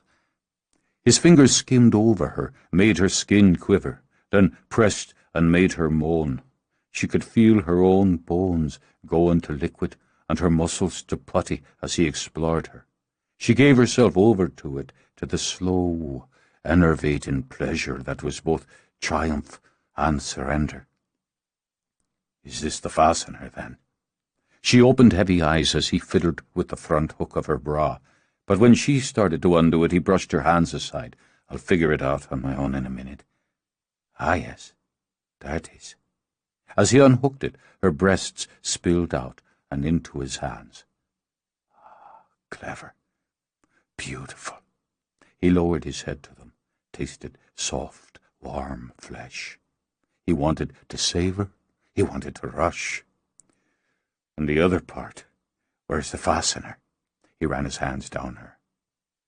They don't... Hand over her. Her breath caught, a half cry as her fingers dug into his shoulders.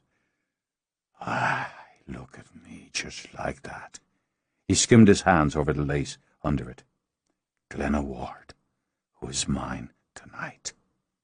And she came where she stood, her body exploding, and her eyes trapped by his. Her head went limp on his shoulder as she shuddered. I want you on me. I want you in me. She dragged at the sweatshirt he wore, drawing it up and away. Now she found muscle and flesh with her hands, with her lips. Now the power seeped back into her as she pulled him with her onto the bed. Inside me. Inside me. Her mouth crushed hungrily to his, hips arching and offering. He fought with the rest of his clothes, struggled to devour more of her as the heat pumped off them both. When he plunged into her, the fire roared and the candle flames shot up like arrows. Passion and power whipped through them, spurring them on toward madness. Still she locked herself around him, stared at him, even as tears glazed her eyes. A wind stirred her hair, bright as fire against the bed. He felt her gather beneath him, tighten like a bow. When the light burst through him, he could only breathe her name. She felt a light, as if whatever they had ignited between them burned still. She wondered she didn't see beams of its gilded light shooting out of her fingertips. In the hearth, the fire had settled down to a quiet simmer, another afterglow. But the heat that had bloomed from it and from them dewed her skin. Even now her heart moved at a gallop. His head rested there on her heart, and her hand on his head. Have you ever... His lips brushed her breast lightly. No. She combed her fingers through his hair. Neither have I. Maybe it was because it was the first time, or because some of what we made earlier was still stored up. We're stronger together. Her own words echoed in her mind. Where do we go from here? When he lifted his head, she shook hers. An expression, she explained. And it doesn't matter now. Your bruises are gone. I know. Thank you. I don't know that I did it. You did. You touched my face when we joined. He took her hand, brought it to his lips. There's magic in your hands and in your heart. And still your eyes are troubled. Just tired. Do you want me to leave you? No, I don't. And wasn't that the problem? I want you to stay. Here then. He shifted, bringing her with him, tucking up sheet and blanket. I have a question. Mm-hmm. You have a brand here. He traced his fingers over the small of her back. A pentagram. Are witches marked so in this time? No. It's a tattoo. My choice. I wanted to wear a symbol of what I am, even when I was sky-clad. Ah. I mean, no disrespect to your purpose or your symbol, but I found it alluring. She smiled to herself. Good. Then it performed its secondary purpose. I feel whole again. I feel myself again. So do I. But tired, he thought he could hear it in her voice. We'll sleep a while. She tilted her head up so their eyes met. You said when you took me to bed you wouldn't give me any sleep. This once. She rested her head on his shoulder, but didn't close her eyes, even when he dimmed the candles. Wait. Whatever happens, this was precious. For me as well. And for the first time, Glenna, I believe not only that we must win, but that we can. I believe that because you're with me. Now she closed her eyes for just a moment on the pang just under her heart. He spoke of war, she thought, and she had spoken of love. She woke to rain and his warmth. Glenna lay, listening to the patter, absorbing the good, natural feel of a man's body beside hers. She had had to lecture herself during the night. What she had with Hoyt was a gift, one that should be treasured and appreciated. There was no point in cursing, because it wasn't enough. And what good did it do to question why it had happened, to wonder if whatever was driving them to the battleground had brought them together, had ignited that passion and need and, yes, love, because they were stronger with it. It was enough to feel. She had always believed that, and only doubted it now because she felt so much. It was time to go back to being practical, to enjoy what she had when she had it, and to do the job at hand. She eased away from him, started to get out of bed. His hand closed around her wrist. It's early and raining. Come, stay in bed. She looked over her shoulder. How do you know it's early? There's no clock in here. Got a sundial in your head? Sure, a lot of good it would do us at pouring rain. Ah, your hair's like the sun. Come back to bed. He didn't look so serious now, she noted, not with his eyes sleepy and his face shadowed by a night's growth of beard. What he looked was edible. You need a shave. He rubbed a hand over his face, felt the stubble, rubbed his hand over again, and the stubble was gone. Is that better for you, Astor? She reached over, flicked a finger down his cheek. Very smooth. You could use a decent haircut. He frowned, scooped a hand through his hair. What would be wrong with my hair? Well, it's gorgeous, but it could use a little shaping. I can take care of that for you. I think not. Oh? Don't trust me? Not with my hair. She laughed and rolled over to straddle him. You trust me with other and more sensitive parts of you. A different matter entirely. His hands walked up and cupped her breasts. What's the name of the garment you wore over your lovely breasts last night? It's called a bra, and don't change the subject. Sure, I'm happier discussing your breasts than my hair. Aren't you cheerful this morning? You put a light in me. Sweet talker. She picked up a hank of his hair. Snip, snip. You'll be a new man. You seem to like the man I am well enough. Her lips curved as she lifted her hips and lowered them to take him into her. The candles that had guttered out sparked. Just a trim, she whispered, leaning over him to rub her lips to his. After. He learned the considerable pleasure of showering with a woman, then the fascinating pleasure of watching one dress. She rubbed creams into her skin and different ones over her face. The bra and what she called panties were blue today, like a robin's egg. Over these she pulled rough pants and the short, baggy tunic she called a sweatshirt. On it were words that spelled out, "Walking in a Wiccan wonderland." He thought the outer clothes made what she wore beneath a kind of marvellous secret. He felt relaxed and very pleased with himself, and balked when she told him to sit on the lid of the toilet. She picked up scissors, snapped them together. Why would a man of sense allow a woman to come near him with a tool like that? A big, tough sorcerer like you shouldn't be afraid of a little haircut. Besides, if you don't like it when I'm done, you can change it back. Why are women always after fiddling with a man? It's our nature. Indulge me. He sighed and sat and squirmed. Be still, and it'll be done before you know it. How do you suppose Cian deals with grooming? He rolled his eyes up, over, to try to see what she was doing to him. I wouldn't know. No reflection must make it a chore, and he always looks perfect. Now Hoyt slid his eyes toward hers. You like the way he looks, do you?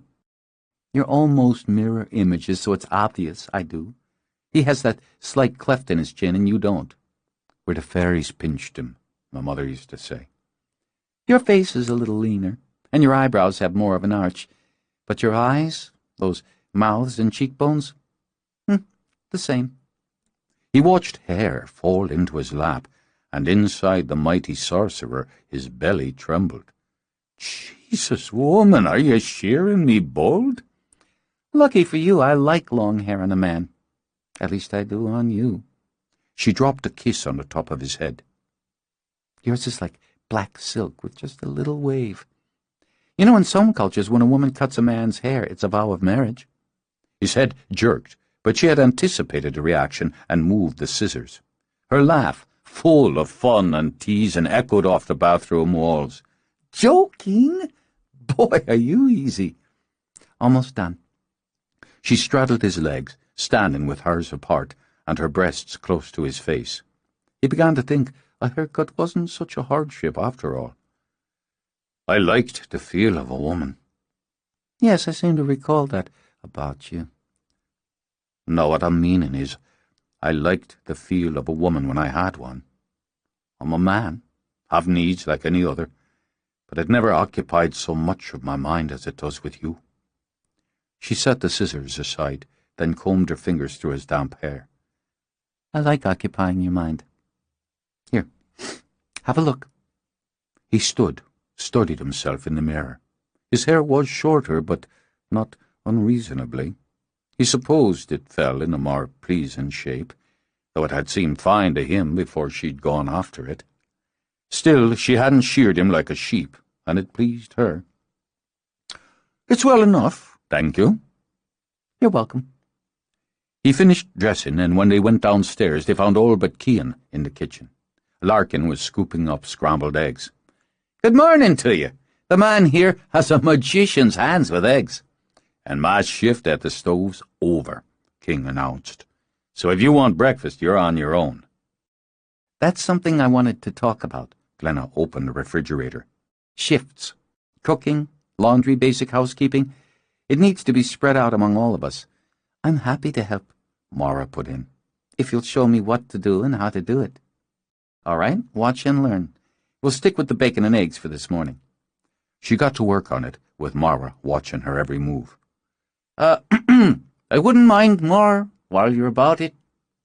Mara glanced at Larkin. He eats like 2 horses. We're going to need regular supplies.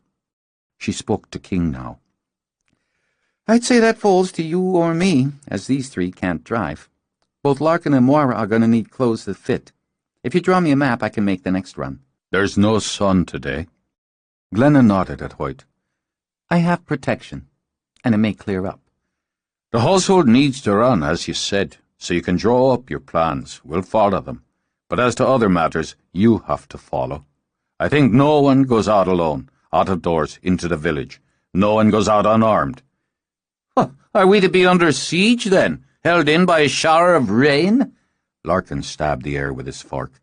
Isn't it time we showed them we won't let them set the terms?"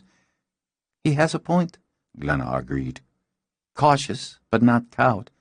And there's a horse in the stable," Moira added. "He needs to be tended." The fact was, Hoyt had intended to do so himself, while the others were busy elsewhere. He wondered now if what he had told himself was responsibility and leadership was just another lack of trust. "Larkin and I will tend to the horse." He sat when Glenna put plates on the table.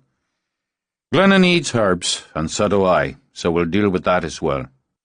"Cautious," he repeated, and began to devise how it could be done while he ate. He strapped on a sword. The rain was a fine drizzle now, the sort he knew could last for days. He could change that. He and Glenna together could bring out sun bright enough to blast the sky, but the earth needed rain. He nodded to Larkin, opened the door. They moved out together, splitting right and left, back to gauge the ground. "It'd be a miserable watch in this weather if they just sit and wait," Larkin pointed out. "We'll stay close together in any case." They crossed the ground, searching for shadows and movement, but there was nothing but the rain, the smell of wet flowers and grass. When they reached the stables, the work was routine for both of them. Mucking out, fresh straw, grain, and grooming. Comforting, Hoyt thought, to be around the horse. Larkin sang as he worked, a cheery air. "I've a chestnut mare at home," he told Hoyt. She's a beauty. It seemed we couldn't bring the horses through the dance." "I was told to leave my own mare behind." "Is it true about the legend, the sword and the stone and the one who rules Guile, like the legend of Arthur?" "But is, and some say it was fashioned from it." As he spoke, Larkin poured fresh water in the trough. "After the death of the king or queen, the sword is placed back in the stone by a magician. On the day after the burial, the heirs then come one by one and try to take it out again. Only one will succeed and rule all of Guile. The sword is kept in the great hall for all to see until that ruler dies, and so it is repeated, generation after generation." He wiped his brow. "Moira has no brothers, no sisters. She must rule."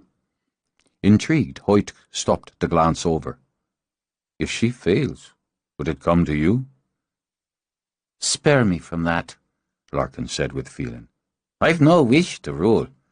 Bloody nuisance, if you're asking me." "Well, he said, didn't he?" He rubbed the stallion's side. You're a handsome devil, that's the truth. He needs exercise. One of us should ride him out. Not today, I think. But you're right in that. He needs to run.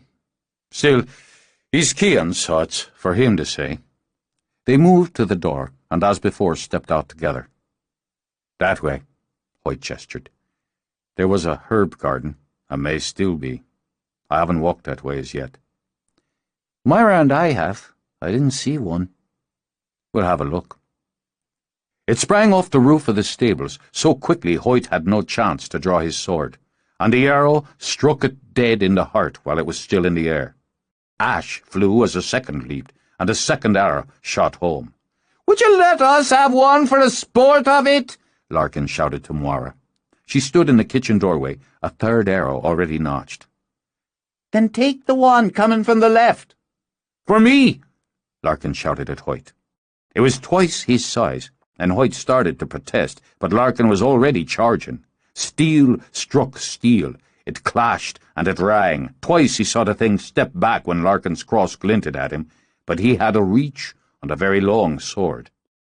When Hoyt saw Larkin slip on the wet grass, he lunged forward. He swung the sword at the thing's neck and met air. Larkin leaped up, flipped the wooden stake up, caught it neatly. "I was just throwing him off balance." "Nicely done." "There may be more." "There may be, but we'll do what we came to do." "I've got your back, then, if you've mine. God knows Mara's got them both. This hurt it," he added, touching the cross. "Gave it some trouble, anyway." "They may be able to kill us, but they won't be able to turn us while we wear them." "Then I'd say that's a job well done." Chapter 13.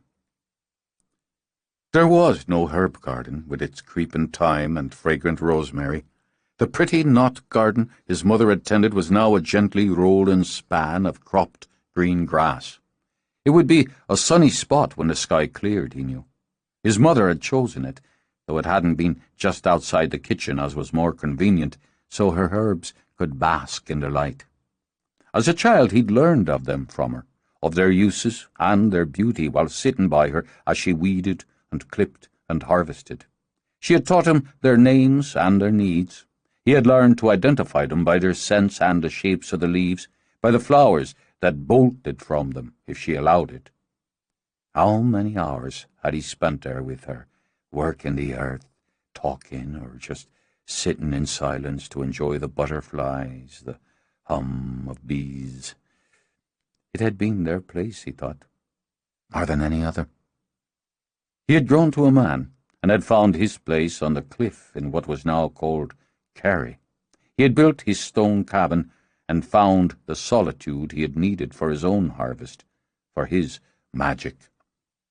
But he had always come back home, and had always found pleasure and solace with his mother here in her herb garden. Now he stood over where it had been, as he might have a grave, mourning and remembering. A flare of anger lit in him that his brother would let this go. "This what you're looking for, then?" Larkin studied the grass, then tracked his eyes through the rain toward the trees. "Doesn't seem to be anything left of it." Hoyt heard a sound, pivoted as Larkin did. Glenna walked toward them, with a stake in one hand, a knife in the other. Rain beaded her hair like tiny jewels. "You're to stay in the house. There could be more of them." "If there are 3 of us now." She jerked her head toward the house. 5, as Moira and King have us covered. Hoyt looked over. Moira was in the near window, her arrow notched, her bow pointed downward. In the doorway to the left, King stood with a broadsword. "Well, that ought to do it." Larkin sent his cousin a cheeky grin. "Mind you don't shoot one of us in the arse." "Only if I'm aiming for it," she called back. Beside Hoyt, Glenna studied the ground. "Was it here? The garden?" It was. Will be. Something was wrong, she thought. Very wrong to have put that hard look on his face. "I have a rejuvenation spell. I've had good luck with it, healing plants." "I won't need it for this." He stabbed his sword in the ground to free his hands. He could see it, just as it had been, and honed that image clear into his mind as he stretched out his arms, spread his hands. This, he knew, would come from his heart as much as from his art. This was tribute to the one who had given him life, and because of it, would be painful. "Seed to leaf, leaf to flower, soil and sun and rain. Remember." His eyes changed, and his face looked carved from stone. Larkin started to speak, but Glenna tapped a finger to her lips to stop him. There should be no voice now, no words now, she knew, but Hoyt's. Power was already thickening the air. She couldn't help with the visualization, as Hoyt hadn't described the garden to her, but she could focus on scent. Rosemary, lavender, sage. He repeated the incantation 3 times, his eyes darkening further, his voice rising with each repetition. Beneath their feet, the ground shuddered lightly. The wind began to lift, then swirl, then blow. "Rise up! Return! Grow and bloom! Gift from the earth, from the gods! For the earth, for the gods! Ermed, O ancient one, release your bounty! Ermed, of the Tuatha Danann, feed this earth! As once this was, let it return!" His face was pale as marble, his eyes dark as onyx, and the power flowed out of him into the trembling ground. It opened. Glenna heard Larkin suck in his breath, heard her own heartbeat rise up to drum in her ears. The plants rose up, leaves unfurling, blooms bursting. The thrill spun into her, released itself of a laugh of pure delight. Silvery sage, glossy needles of rosemary, tumbling carpets of thyme and chamomile, bay and rue, delicate spears of lavender, and more spread out of the ground and into the misting rain. The garden formed a Celtic knot, she saw, with narrow loops and pathways to make harvesting easier. As the wind died, as the earth stilled, Larkin blew out a long breath. "Well, that's some damn fine farming." She laid a hand on Larkin's shoulder. "It's lovely, Hoyt. Some of the prettiest magic I've ever seen. Blessed be." He pulled his sword out of the ground. The heart that had opened to make the magic was sore as a bruise. "Take what you need, but be quick. We've been out long enough." She used her bowline and worked with efficiency, though she wished she could linger, just enjoy the work. The scents surrounded her, and what she harvested, she knew, would be only more powerful for the manner of their becoming. The man who had touched her in the night, who had held her in the morning, had more power than any she'd ever know, any she had ever imagined. "This is something I miss in the city," she commented. "I do a lot of windowsill pots, but it's just not the same as real gardening." Hoyt said nothing, simply watched her. Bright hair, sparkling with rain, slim, white hands brushing through the green. It closed a fist over his heart. Just one quick squeeze and release. When she stood, her arms full, her eyes laughing with the wonder of it, that heart tipped in his breast and fell as if an arrow had pierced it. Bewitched, he thought. She had bewitched him. A woman's magic always aimed first for the heart. "I can get quite a bit done with these." She tossed her head to swing back her damp hair. "And have enough left to season a nice soup for dinner." "Best take them in, then. We've movement to the west."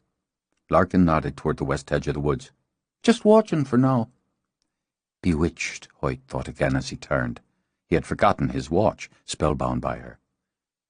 "I count half a dozen," Larkin continued, his voice cool and steady. "Though there may be more hanging back. Hoping to lure us, I'm thinking, into going after them. So there'll be more, more hanging back to cut us down as we come."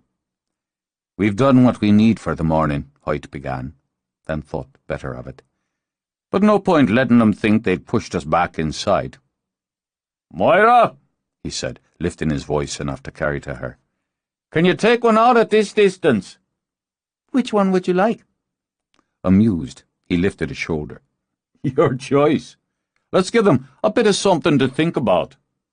He had barely uttered the words when the arrow flew, and a second, so quickly after he thought he imagined it.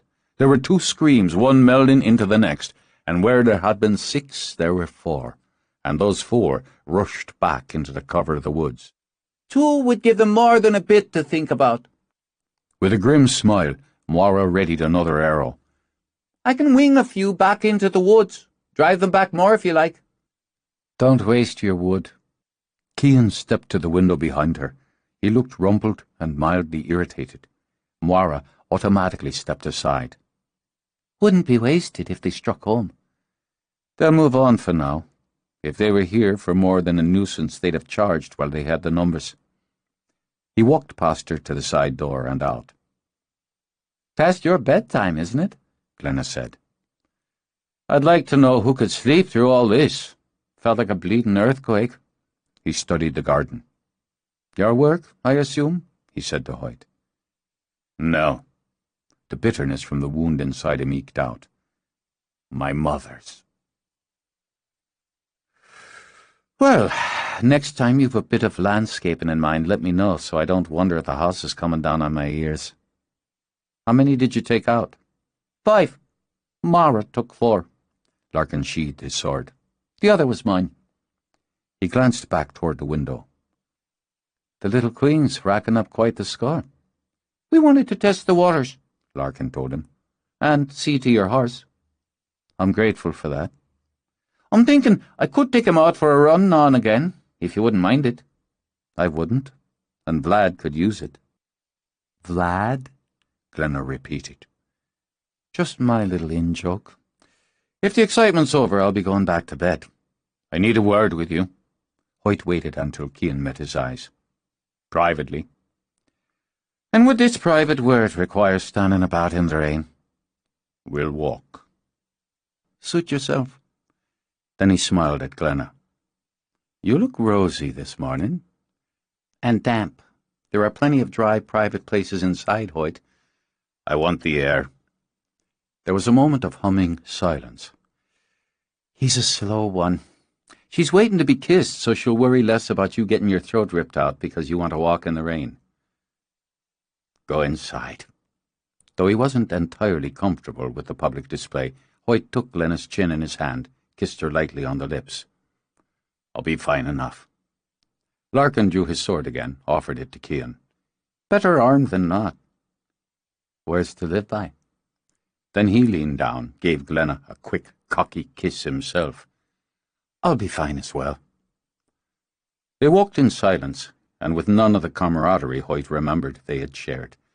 Times, he mused, they'd been able to know the other's mind without a word spoken. Now his brother's thoughts were barred to him, as he imagined his were to Cian. You kept the roses, but let the herb garden die. It was one of her greatest pleasures. The roses have been replaced. I can't count the time since I acquired the place. The herbs? Gone before I bought the property.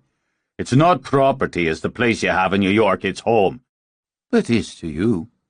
Hoyt's anger rolled off Cian's back like the rain. If you expect more than I can or will give, you'll be in a constant state of disappointment. It's my money that bought the land and the house that sits on it, and mine that goes to maintaining both. I'd think you'd be in a better humour this morning, after romping with the pretty witch last night. Careful where you step, Hoyt said softly. I have good footing. And he couldn't resist treading on tender ground. She's a prime piece, and no mistake. But I've had a few centuries more experience with women than you. There's more than lust in those striking green eyes of hers. She sees a future with them. And what, I wonder, will you do about that? It's not your concern. Oh, not in the least, no. But it's entertaining to speculate, particularly when I haven't a woman of my own to divert me at the moment. She's no round-heeled village girl happy with a roll in the hay and a trinket. She'll want and expect more of you, as women, particularly clever women, tend to. Instinctively he glanced up, checking the cloud cover. Irish weather was tricky, he knew, and the sun could decide to spill out along with the rain. Do you think if you survive these 3 months, satisfy your gods, to ask them for the right to take her back with you? Why does it matter to you? Not everyone asks a question because the answer matters. Can't you see her, tucked into your cottage on the cliffs in Kerry? No electricity, no running water, no sacks around the corner, cooking your dinner in a pot on the fire. Likely shorten her life expectancy by half, given the lack of health care and nutrition. But, well then, anything for love. What do you know of it? Hoyt snapped. You're not capable of love. Oh, you'd be wrong about that. My kind can love. Deeply. Even desperately. Certainly, unwisely, which it appears we have in common. So you won't take her back, for that would be the selfish thing. You're much too holy, too pure for that, and enjoy the role of martyr too much as well. So you'll leave her here to pine for you. I might amuse myself by offering her some comfort, and seeing as we share a resemblance, I wager she'll take it. And me. The blow knocked him back, but not down. He tasted blood, the gorgeous burn of it, then swiped a hand over his bleeding mouth. It had taken longer than he had assumed it would to bait his brother. Well now, that's been a long time coming for both of us. He tossed his sword aside as Hoyt had. Let's have a go then. Cian's fist moved so fast it was only a blur that had stars exploding in front of Hoyt's eyes, and his nose fountaining blood. Then they charged each other like rams. Cian took one in the kidneys, and a second strike had his ears ringing. He had forgotten Hoyt could fight like the devil when provoked. He ducked a jab and sent Hoyt down with a kick to the midsection, and found himself on his ass as his brother slashed out his legs and took his feet out from under him. He could have been up in a finger snap, and did it, but his blood was hot, and heated, preferred a grapple. They rolled over the ground, punching, cursing, while the rain soaked them through to the skin. Elbows and fists rammed into flesh, cracked against bone. Then Cian reared back with a hiss and flash of fangs. Hoyt saw the burn sear into his brother's hand in the shape of his cross. "Fuck me," Cian muttered, and sucked on burned flesh and welling blood. "I guess you need a weapon to best me." "Aye, fuck you. I don't need anything but my own fists." Hoyt reached up, had nearly yanked off the chain, then dropped his hand when he realized the utter stupidity of it. "This is fine, isn't it?" He spat out the words, and some blood with it. "This is just fine, brawling like a couple of street rats, and leaving ourselves open to anything that comes. If anything had been nearby, we'd be dead." "Already am, and speak for yourself. This isn't what I want, trading blows with you." Though the fight was still on his face as he swiped blood from his mouth. "It serves nothing." Felt good, though. Hoyt's swollen lips twitched, and the leading edge of his temper dulled. "It did. That's the pure truth. Holy martyr, my ass. I knew that would get under your skin. Sure, you always knew how to get there. If we can't be brothers, Cian, what are we?" Cian sat as he was, absently rubbing at the grass and bloodstains on his shirt. "If you win, you'll be gone in a few months, or I'll see you die. Do you know how many I've seen die? If time's short, it should be more important." "You know nothing of time." He got to his feet. "You want to walk? Come on, then, and learn something of time." He walked on through the drenching wet so that Hoyt was forced to fall in beside him. "Is it all still in your hands? The land?" "Most of it. Some was sold off a few centuries ago, and some was taken by the English during one of the wars and given to some crony of Cromwell." "Was Cromwell?" "Was. A right bastard, who spent considerable time and effort burning and raping Ireland for the British royals. Politics and wars. Gods, humans and demons can't seem to get by without them. I convinced one of the man's sons, after he'd inherited, to sell it back to me. At quite a good price." "Convinced him? You killed him?" "And what if I did?" Cian said wearily. "It was long ago." "Is that how you came by your wealth? Killing?" "I've had 900 years and more to fill the coffers, and I've done so in a variety of ways. I like money, and I've always had a head for finance." "I have. There were lean years in the beginning, decades of them, but I came around. I travelled.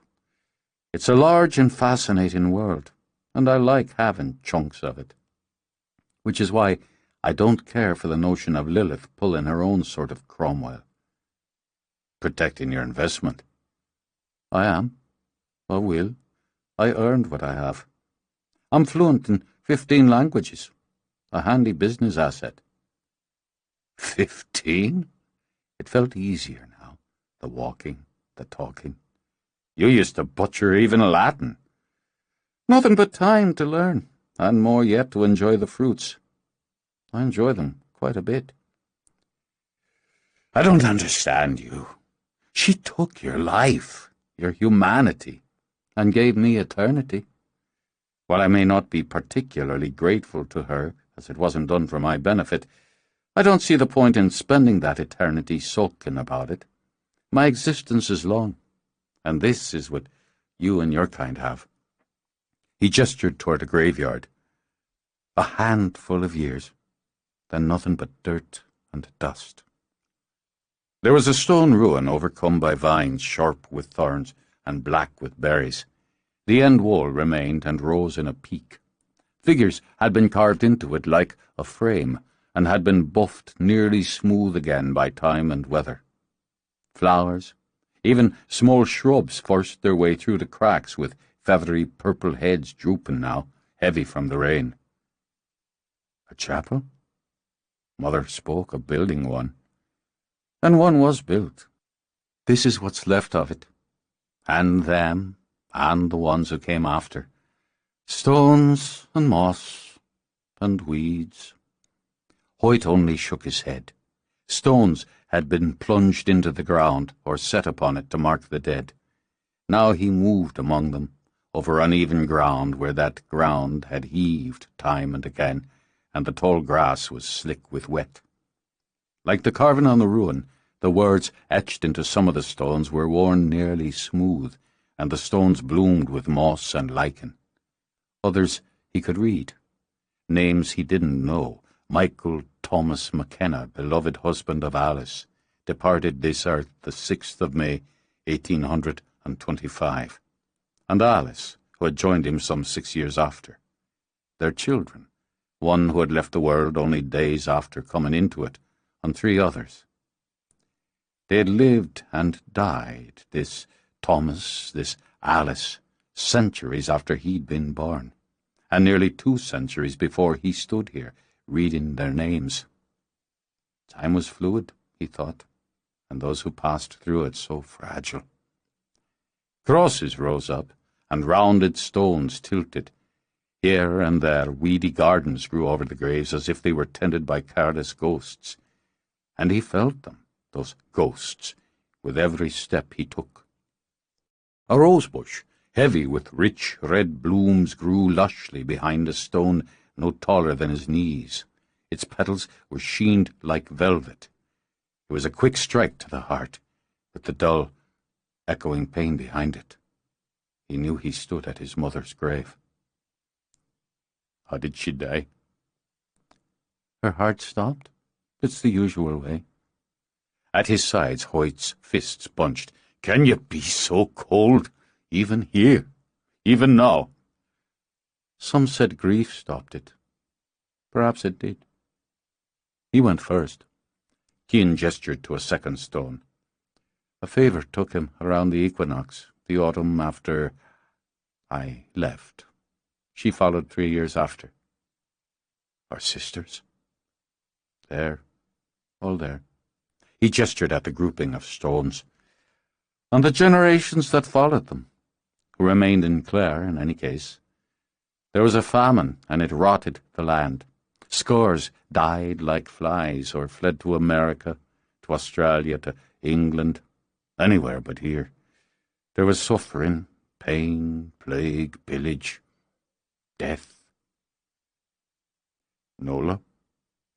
For a moment, Cian said nothing, then he continued in a tone of deliberate carelessness. She lived into her 60s. A good long life for that era, for a woman, a human. She had 5 children.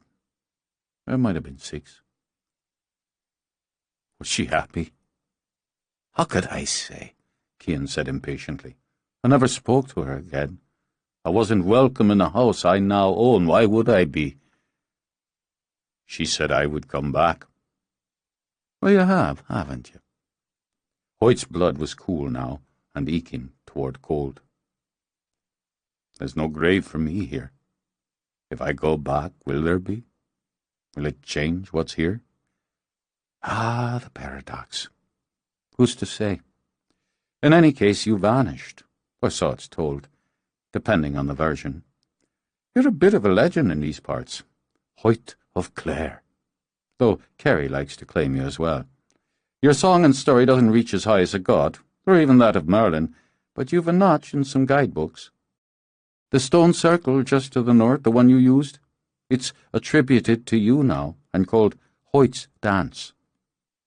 Hoyt didn't know whether to be embarrassed or flattered. It's the dance of the gods, and it was here long before me. So goes truth, particularly when fantasies shine here. The caves beneath the cliffs where you tossed me into the sea, it said you lie there, deep beneath the rock, guarded by fairies, under the land where you would stand to call the lightning on the wind. Foolishness.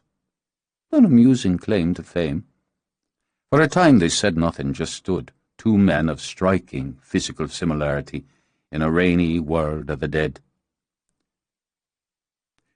If I'd gone out with you that night, as you asked me, ridden out with you, to stop, as you said, at the pub in the village, a drink and a tumble. Hoyt's throat went hot as he remembered it. But I had work on my mind and didn't want company, not even yours. I had only to go, and none of this would be. Cian slicked back his dripping hair. You take a lot on yourself, don't you? But then you always did. If you'd gone, it's likely she'd have had us both. So it's true enough. None of this would be. What he saw on Hoyt's face brought the fury rushing back into him. Do I ask for your guilt? You weren't my keeper then or now. I stand here as I did centuries ago, and barring bad luck, or my own idiocy in letting you drag me into this thing, and the serious risk of a stake through the heart, I'll stand here again centuries after, and you, Hoyt, food for the worms. So which of us has destiny smiled on? What is my power if I can't change that one night, that one moment? I'd have gone with you. I'd have died for you. Cian's head whipped up, and on his face was the same hot temper it had held in battle. Don't put your death or your regrets on me. But there was no answer in anger in Hoyt. And you would have died for me. For any one of them. He spread his arms to encompass the graves. Once. You are half of me. Nothing you are, nothing that was done changes that. You know it as I know it. Even more than blood, more than bone. We are beneath all that, what we ever were.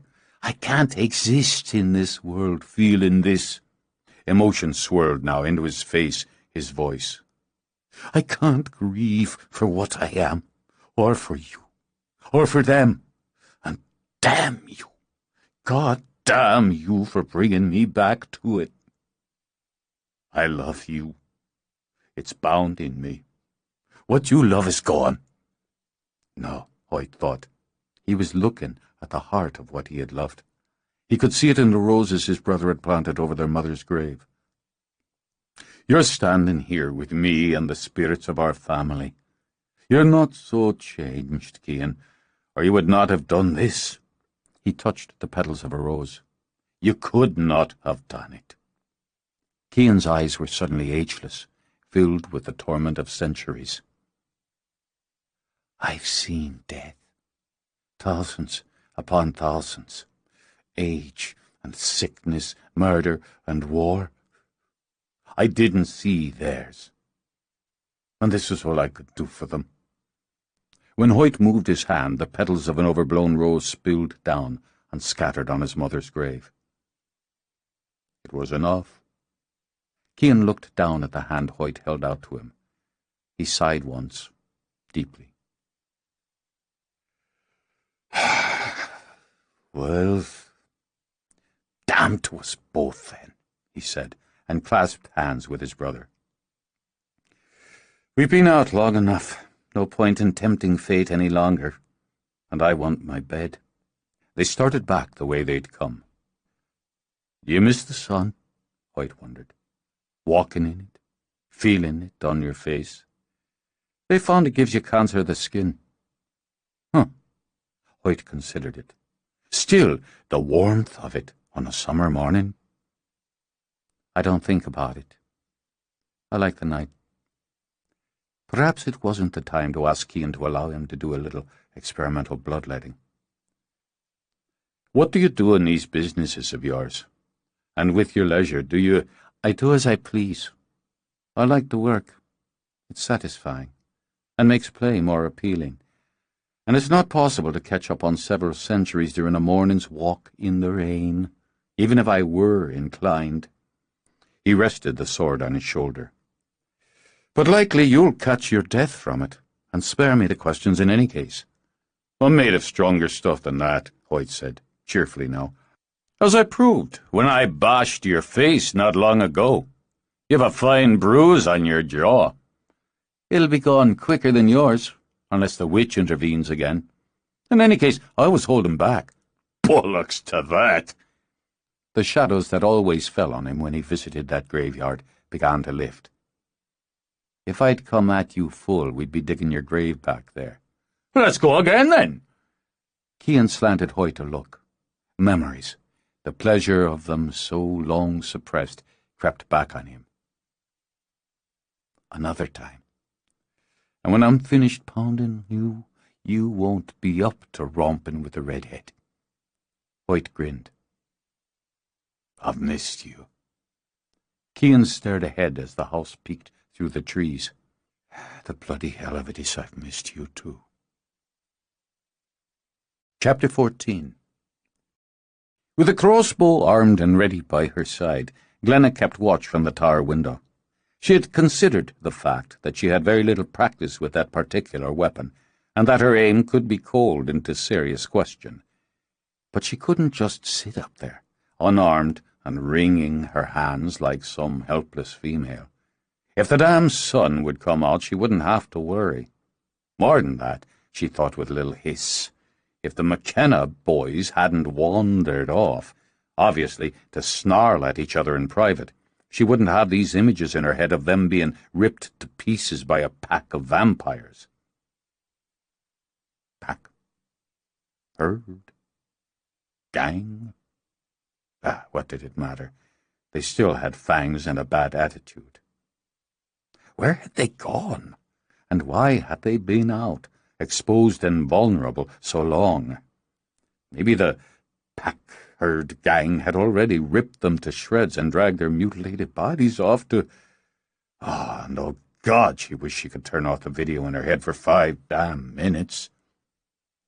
Most women just worried about their man getting mugged or run over by a bus, but oh no, she had to get herself tangled up with a guy at war with blood-sucking fiends. Why couldn't she have fallen for a nice accountant or stockbroker?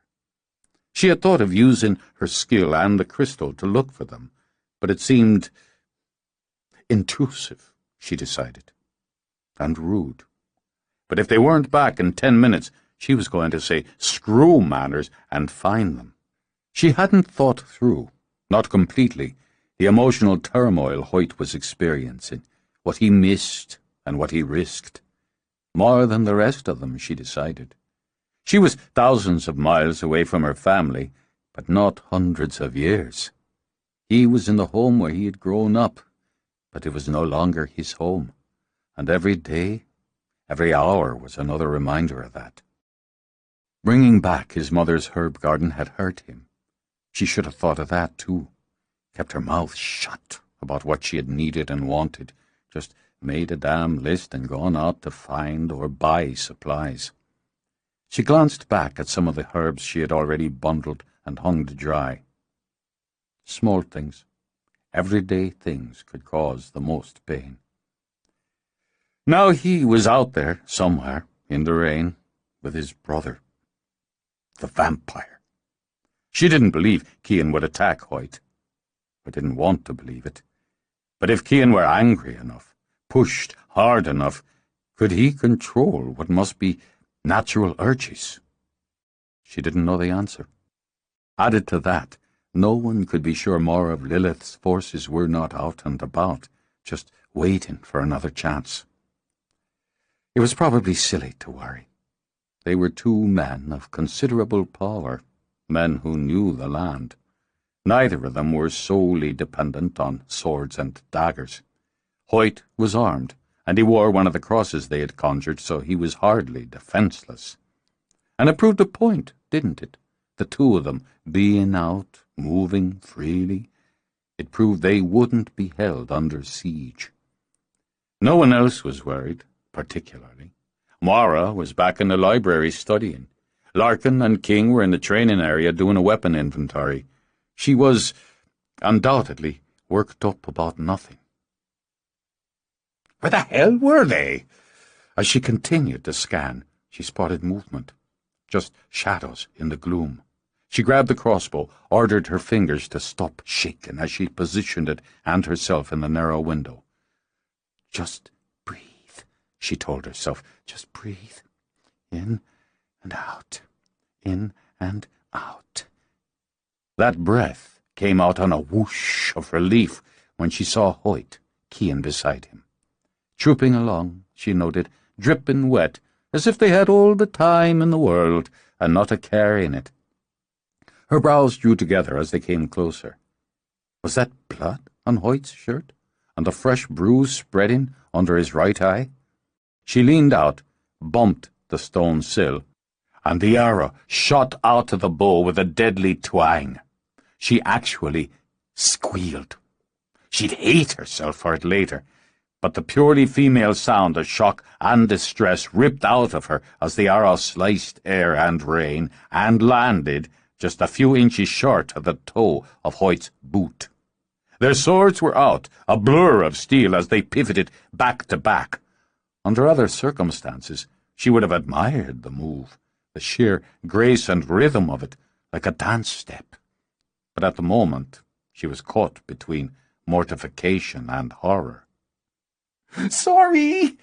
Sorry!" She leaned out farther, waved her arm frantically as she shouted. "It was me! It got away from me! I was just—" "Oh, hell with it. I'm coming down." She left the weapon where it was, vowing to take a full hour of practice with it before she shot at anything but a target again. Before she set off in a run, she heard the unmistakable sound of male laughter. A quick glance showed her it was Cian, but doubled over with it. Hoyt simply stood, staring up at the window. As she swung down the stairs, Larkin came out of the training room. "Trouble?" No, nothing. Everything's fine. It's nothing at all." She could actually feel the blood rise up to heat her cheeks as she dashed for the main floor. They were coming in the front door, shaking themselves like wet dogs as she sprinted down the last steps. "I'm sorry. I'm so sorry." "Remind me not to piss you off, Red," Cian said easily. "You might aim for my heart and shoot me in the balls." "I was just keeping watch for you, and I must have pulled the trigger by mistake, which I wouldn't have done if the two of you hadn't been gone so damn long and had me so worried." "That's what I love about women." Cian slapped his brother's shoulder. "They damn near kill you, but in the end it's your own fault." "Good luck with that. I'm going to bed." "I need to check your burns." "Nag, nag, nag." "And what happened? Were you attacked? Your mouth's bleeding. Yours too," she said to Hoyt. "And your eyes damn near swollen shut." "No, we weren't attacked." There was a world of exasperation in his voice. "Until you nearly shot me in the foot." "Your faces are all banged up, and your clothes are filthy, ripped. If you weren't—" It came to her when she saw the expressions on their faces. She had a brother of her own, after all. "You punched each other? Each other? Oh, he hit me first." She gave Cian a look that would have withered stone. "Well, that's just fine, isn't it? Didn't we go through all this yesterday? Didn't we talk about infighting, how destructive and useless it is? I guess we're going to bed without supper." "Don't get smart with me." She jabbed a finger into Cian's chest. "I'm here, worried, half-sick, and the two of you are out there wrestling around like a couple of idiot puppies." "You nearly put an arrow in my foot," Hoyt reminded her. "I think we're quits on foolish behavior for one day." She only hissed out a breath. "Into the kitchen, both of you. I'll do something about those cuts and bruises." "Again." "I'm having my bed," Cian began. "Both of you. Now. You don't want to mess with me at the moment." As she sailed off, Cian rubbed a finger gently on his split lip. "It's been a long while, but I don't recall you having a particular fondness for bossy women." "I didn't, previously. But I understand them well enough to know we might as well be after letting her have her way on this. And the fact is, my eye's paining me." When they came in, Glenna was setting what she needed out on the table. She had the kettle on the boil, and her sleeves rolled up. "Do you want blood?" she said to Cian, with enough frost in the words to have him clear in his throat. It amazed him that He actually felt chagrined. It was a sensation he hadn't felt in too long to remember. Obviously, living so closely with humans was a bad influence. "The tea you're making will do, thanks. Take off your shirt." There was a smart comment on the tip of his tongue. She could all but see it. He proved himself a wise man by swallowing it. He stripped it off, sat. "I'd forgotten about the burns." Hoyt examined them now. There was no longer any blistering, and they had gone down to a dull, ugly red. "If I'd remembered," he said as he sat across from Cian, "I'd have put more blows into your chest." "Typical," Glenna said under her breath, and was ignored. "You don't fight altogether the way you used to. You use your feet more, and elbows." And Hoyt could still feel the aching result of them. "Then there's that leaping off the ground." "Martial arts. I have black belts in several of them. Master status," Cian explained. "You need to put more time into training." Hoyt rubbed his sore ribs. "And so I will." Weren't they chummy all of a sudden, Glenna thought. What was it about men that made them decide to be pals after they had smashed their fists into each other's faces? She poured hot water into the pot, and while it steeped, came to the table with her salve. "I would have said 3 weeks to heal with what I can do, considering the extent of the burns." She sat, slicked salve on her fingers. "I'm amending that to 3 days. We can be hurt, and seriously, but unless it's a killing blow, we heal. And quickly. Lucky for you, especially as you've got a mass of nice bruising to go with the burns. But you don't regenerate," she continued as she applied the salve. "If, say, we were to cut off one of their arms, it wouldn't grow back." That's a gruesome and interesting thought. No, I've never heard of anything like that happening. "Then if we can't get to the heart of the head, we can go for a limb." She went to the sink to wash the salve from her hands and make cold packs for the bruising. "Here," she handed one to Hoyt. "Hold that on your eye." He sniffed at it, then complied. "You shouldn't have worried." Cian winced. "Ooh, bad tact. Wiser to say, 'Oh, my love, we're sorry we worried you. We were selfish and inconsiderate. Should likely be flogged for it. We hope you'll forgive us.' Thicken the brogue a bit as well. Women are fools for brogues." "Then kiss her feet, I suppose?" Actually, aim for the ass. Ass-kissing is a tradition that never goes out of style. You'll need patience with him, Glenna. Hoyt's still working on the learning curve." She brought the tea to the table, then surprised them both when she laid a hand on Cian's cheek. "And you're going to teach him how to deal with the modern woman?" "Well, he's a bit pitiful, is all." Her lips curved as she lowered her head, brushed them over Cian's. "You're forgiven. Drink your tea." "Just that easy?" Hoyt complained. "He gets a pat on the cheek and a kiss with it? You didn't nearly put an arrow into him." "Women are a constant mystery," Cian spoke quietly. "And one of the wonders of the world. I'll take this up with me." He got to his feet. "I'm wanting some dry clothes." "Drink all of it," Glenna spoke without turning as she took up another bottle. "It'll help." "I will, then. Let me know if he doesn't learn fast enough to suit you. I wouldn't quibble with being second choice." "That's just his way," Hoyt told her when Cian left the room. "Kind of teasing." "I know. So you made friends again while you were bloodying each other?" "Well, it's true enough I hit him first. I spoke to him of our mother and the garden, and he was cold. Even though I could see what was under that cold, I lashed out, and after he took me to where our family's buried. And there you have it." She turned now, and all the pity in her heart swirled into her eyes. "It must have been hard for both of you to be there." "It makes it real to me, that as I sit here now, they're gone. It didn't seem real before, not solid and real." She moved to him, dabbed her tincture on his facial bruises. And for him, to have lived all this time with no family at all, another cruelty of what was done to him, to all of them.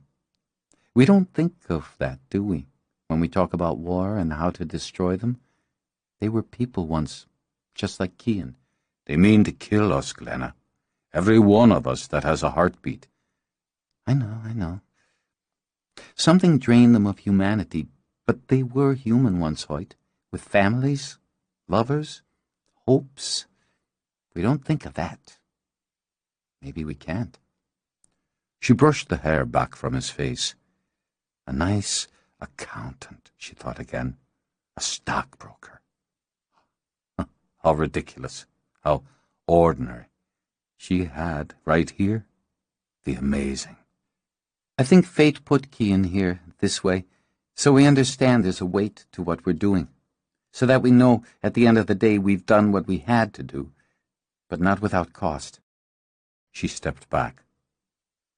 That'll have to do. Try to keep your face from walking into any more fists.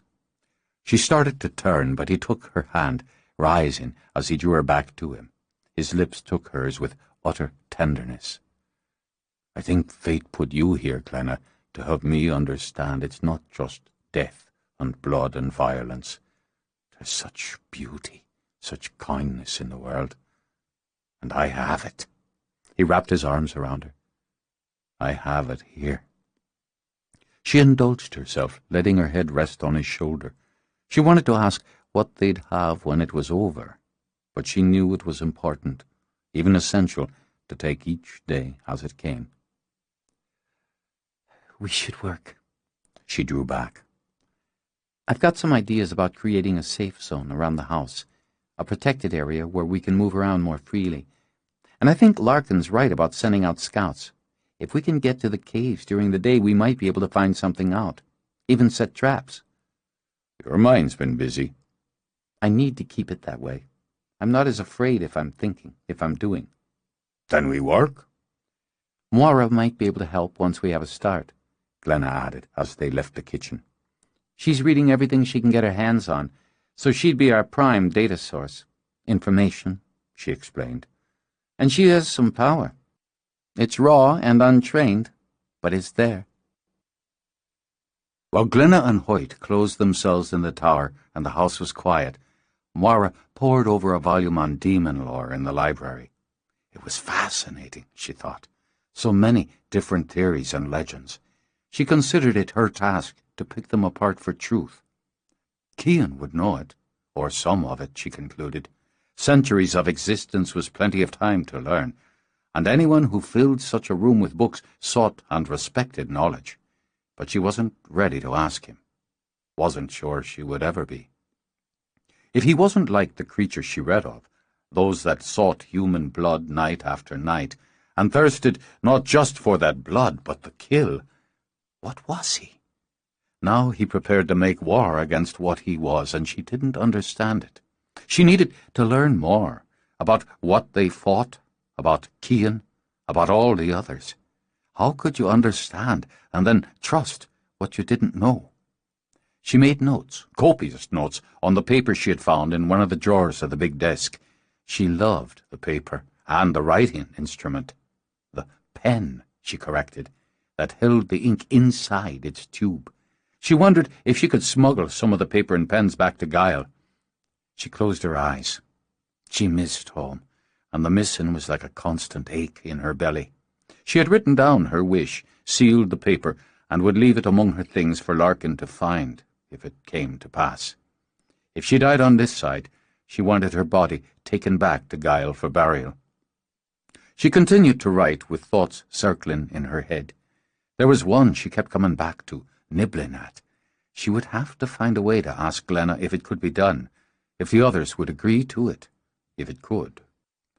Was there a way to seal off the portal, to close the door to Guile? With a sigh, she looked toward the window. Was it raining in Guile now, too, or was the sun shining on her mother's grave? She heard footsteps approach and danced her fingers over the hilt of her dagger. She let them fall away when King came in. For reasons she couldn't name, she felt easier with him than the others. Got something against chairs, Shorty? Her lips twitched. She liked the way words rumbled out of him like rocks down a stony hill. No, but I like sitting on the floor. Is it time for more training? Taking a break. He sat in a wide chair, a huge mug of coffee in his hand. Larkin could go all damn day. Up there now, practicing some katas. I like the katas. It's like dancing. Just make sure you're doing the leading if you're dancing with a vampire. Idly, she turned a page of a book. Hoyt and Cian fought. King took a drink. Oh, yeah? Who won? I think neither. I saw them coming back, and from their faces and limbs it seemed to be a draw. How do you know they were fighting with each other? Maybe they were attacked. No. She traced her fingers over words. I hear things.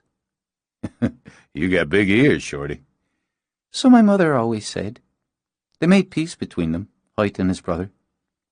That eliminates a complication, if it lasts. Given their personalities, King figured a full truce between the brothers had the life expectancy of a fruit fly. What do you expect to find out in all these books? Everything, sooner or later. Do you know how the first vampire came to be? There are different versions in the books. Never thought about it. I did. Do. One is like a love story. Long ago, when the world was young, demons were dying out.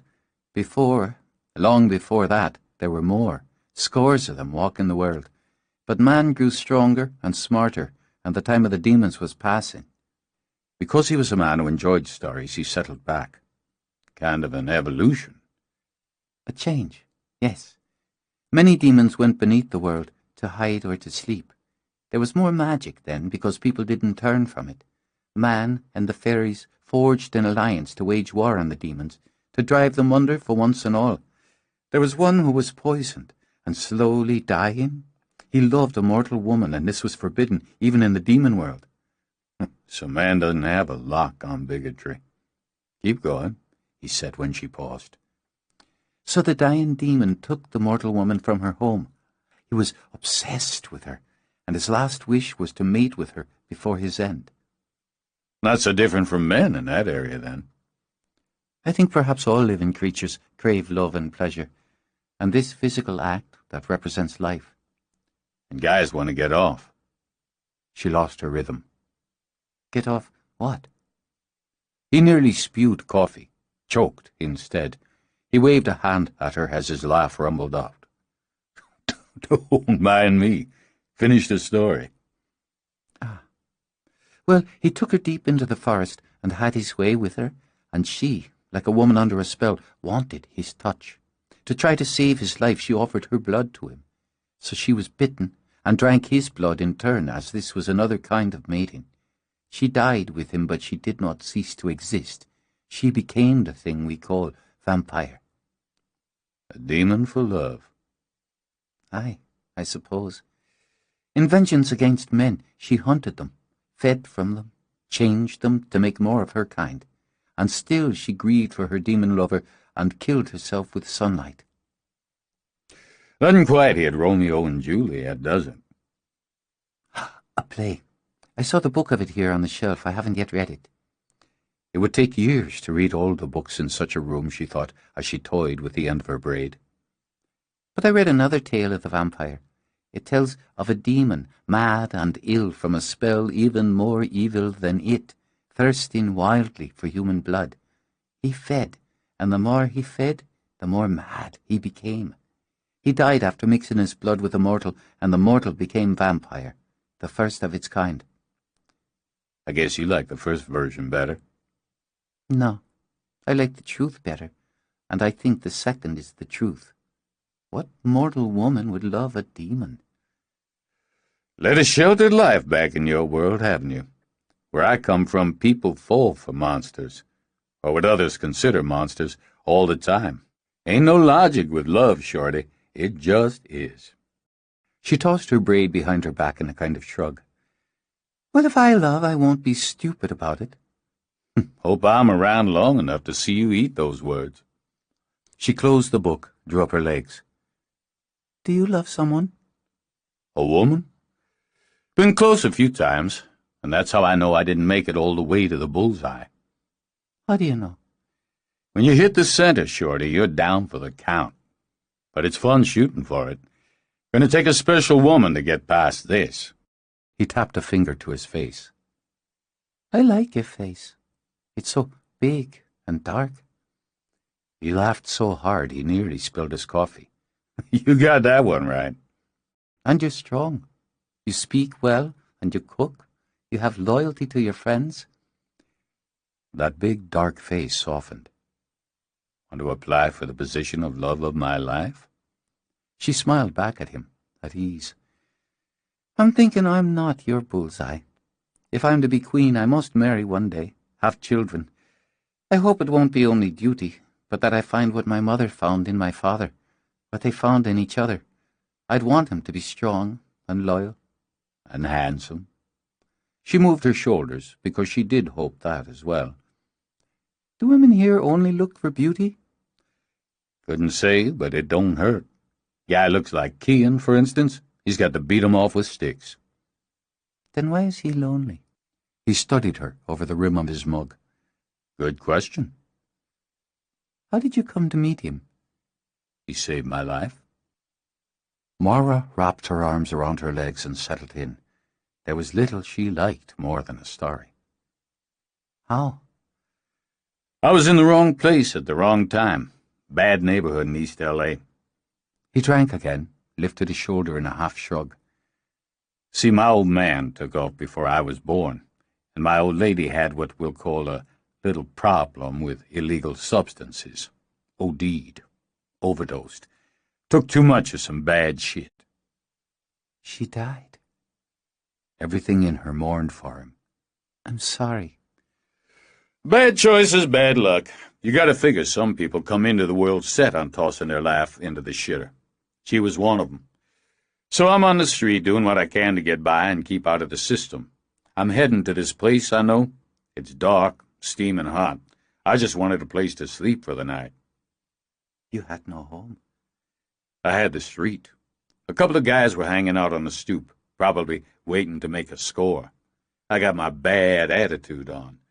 Need to get by them to get where I want to go. Car rolls up, blasts at them.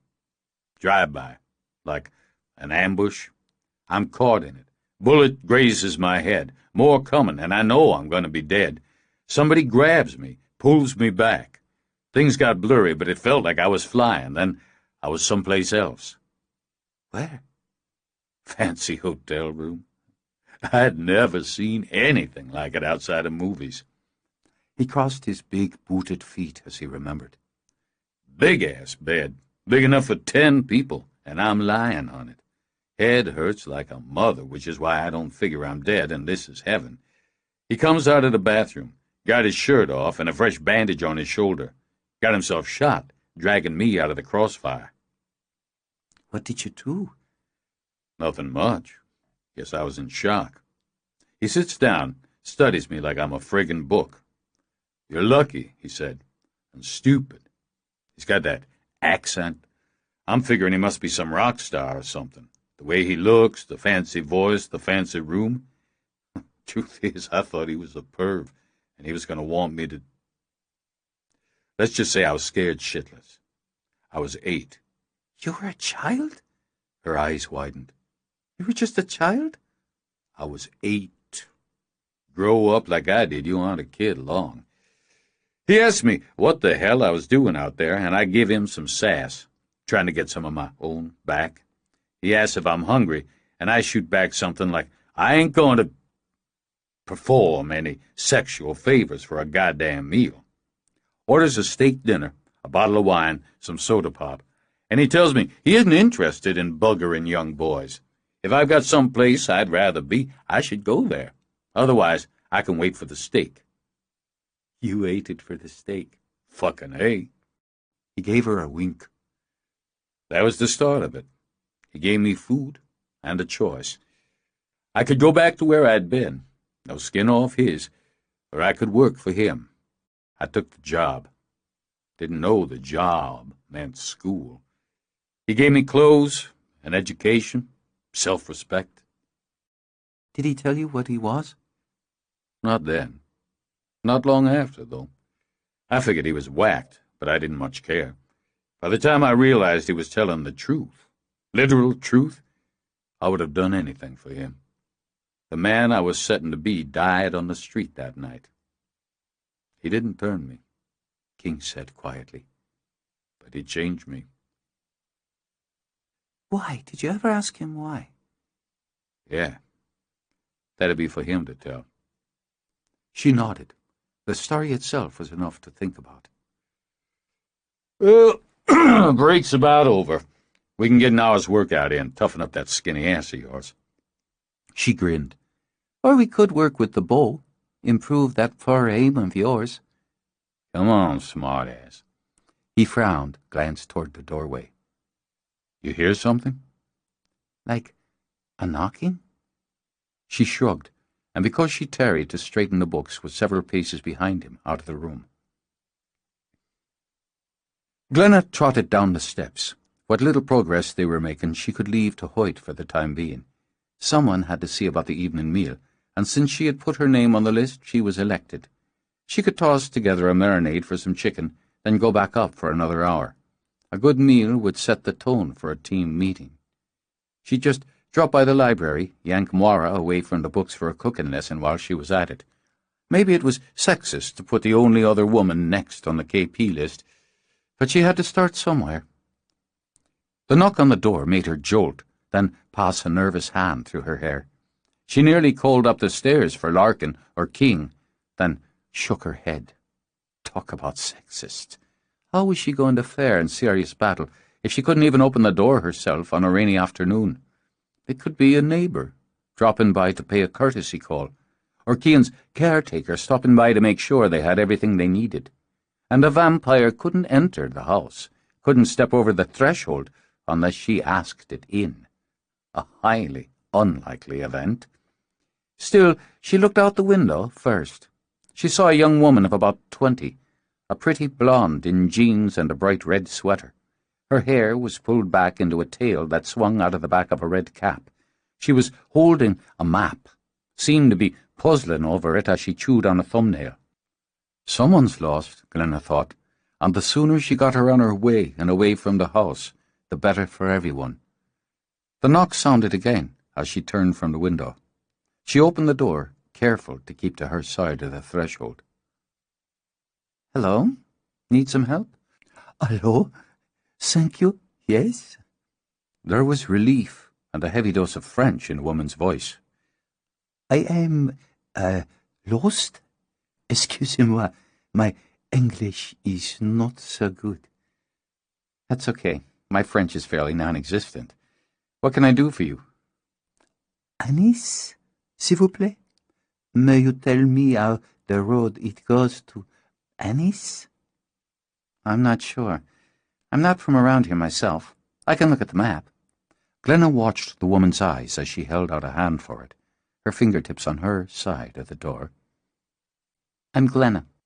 Je suis Glenna. Ah, oui, je m'appelle Laura. I am in holiday, a student. That's nice. Ah, the rain. Laura held out a hand so raindrops splattered it. I am lost in it, I think. Could happen to anyone. Let's have a look at your map, Laura. Are you by yourself? Pardon? Alone? Are you alone? Oui, mes amis, my friends. I have friends in Anis, but I turn bad. Wrong? Oh, no, Glenna thought. I really don't think so. I'm surprised you could see the house from the main road. We're so far back. Sorry. Glenna smiled brilliantly. I bet you'd like to come in. Have a nice cup of tea while we figure out your route.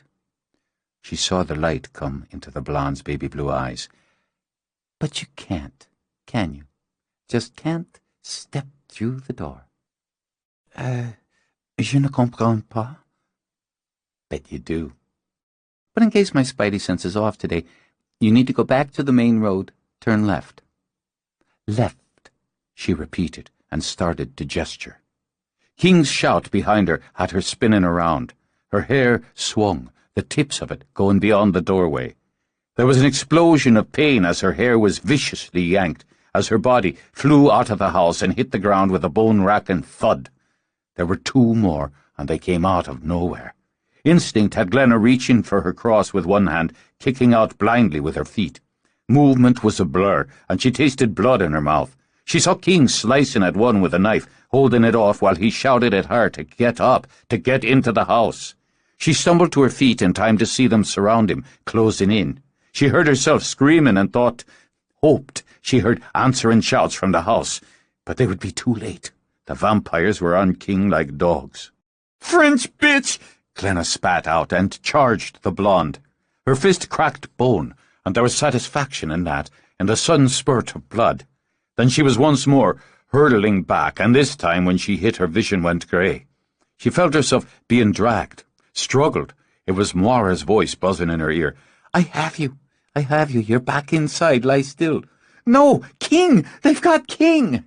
Moira was already dashing out, dagger drawn. As Glenna pushed herself up, Larkin vaulted over her and through the door. Glenna gained her knees, then swayed to her feet. Sickness burned its acrid taste at the base of her throat as she once more stumbled to the door. So fast, she thought dully. How could anything move that fast? As Moira and Larkin gave chase, they bundled the still struggling King into a black van. They were gone before she got out of the house. Larkin's body shimmered, shuddered, and became a cougar. The cat flashed after the van and out of sight. Glenna went to her knees on the wet grass and retched. "Get inside!" Hoyt grabbed her arm with his free hand. In his other was a sword. "Inside the house! Glenna, Moira, get inside!" "It's too late!" Glenna cried, while tears of horror spilled out of her eyes. "They have King!" She looked up, saw Cian standing behind Hoyt. "They took him! They took King!" Chapter 15. "In the house," Hoyt repeated. As he started to drag Glenna inside, Cian shoved past him and flew toward the stables. "Go with him!"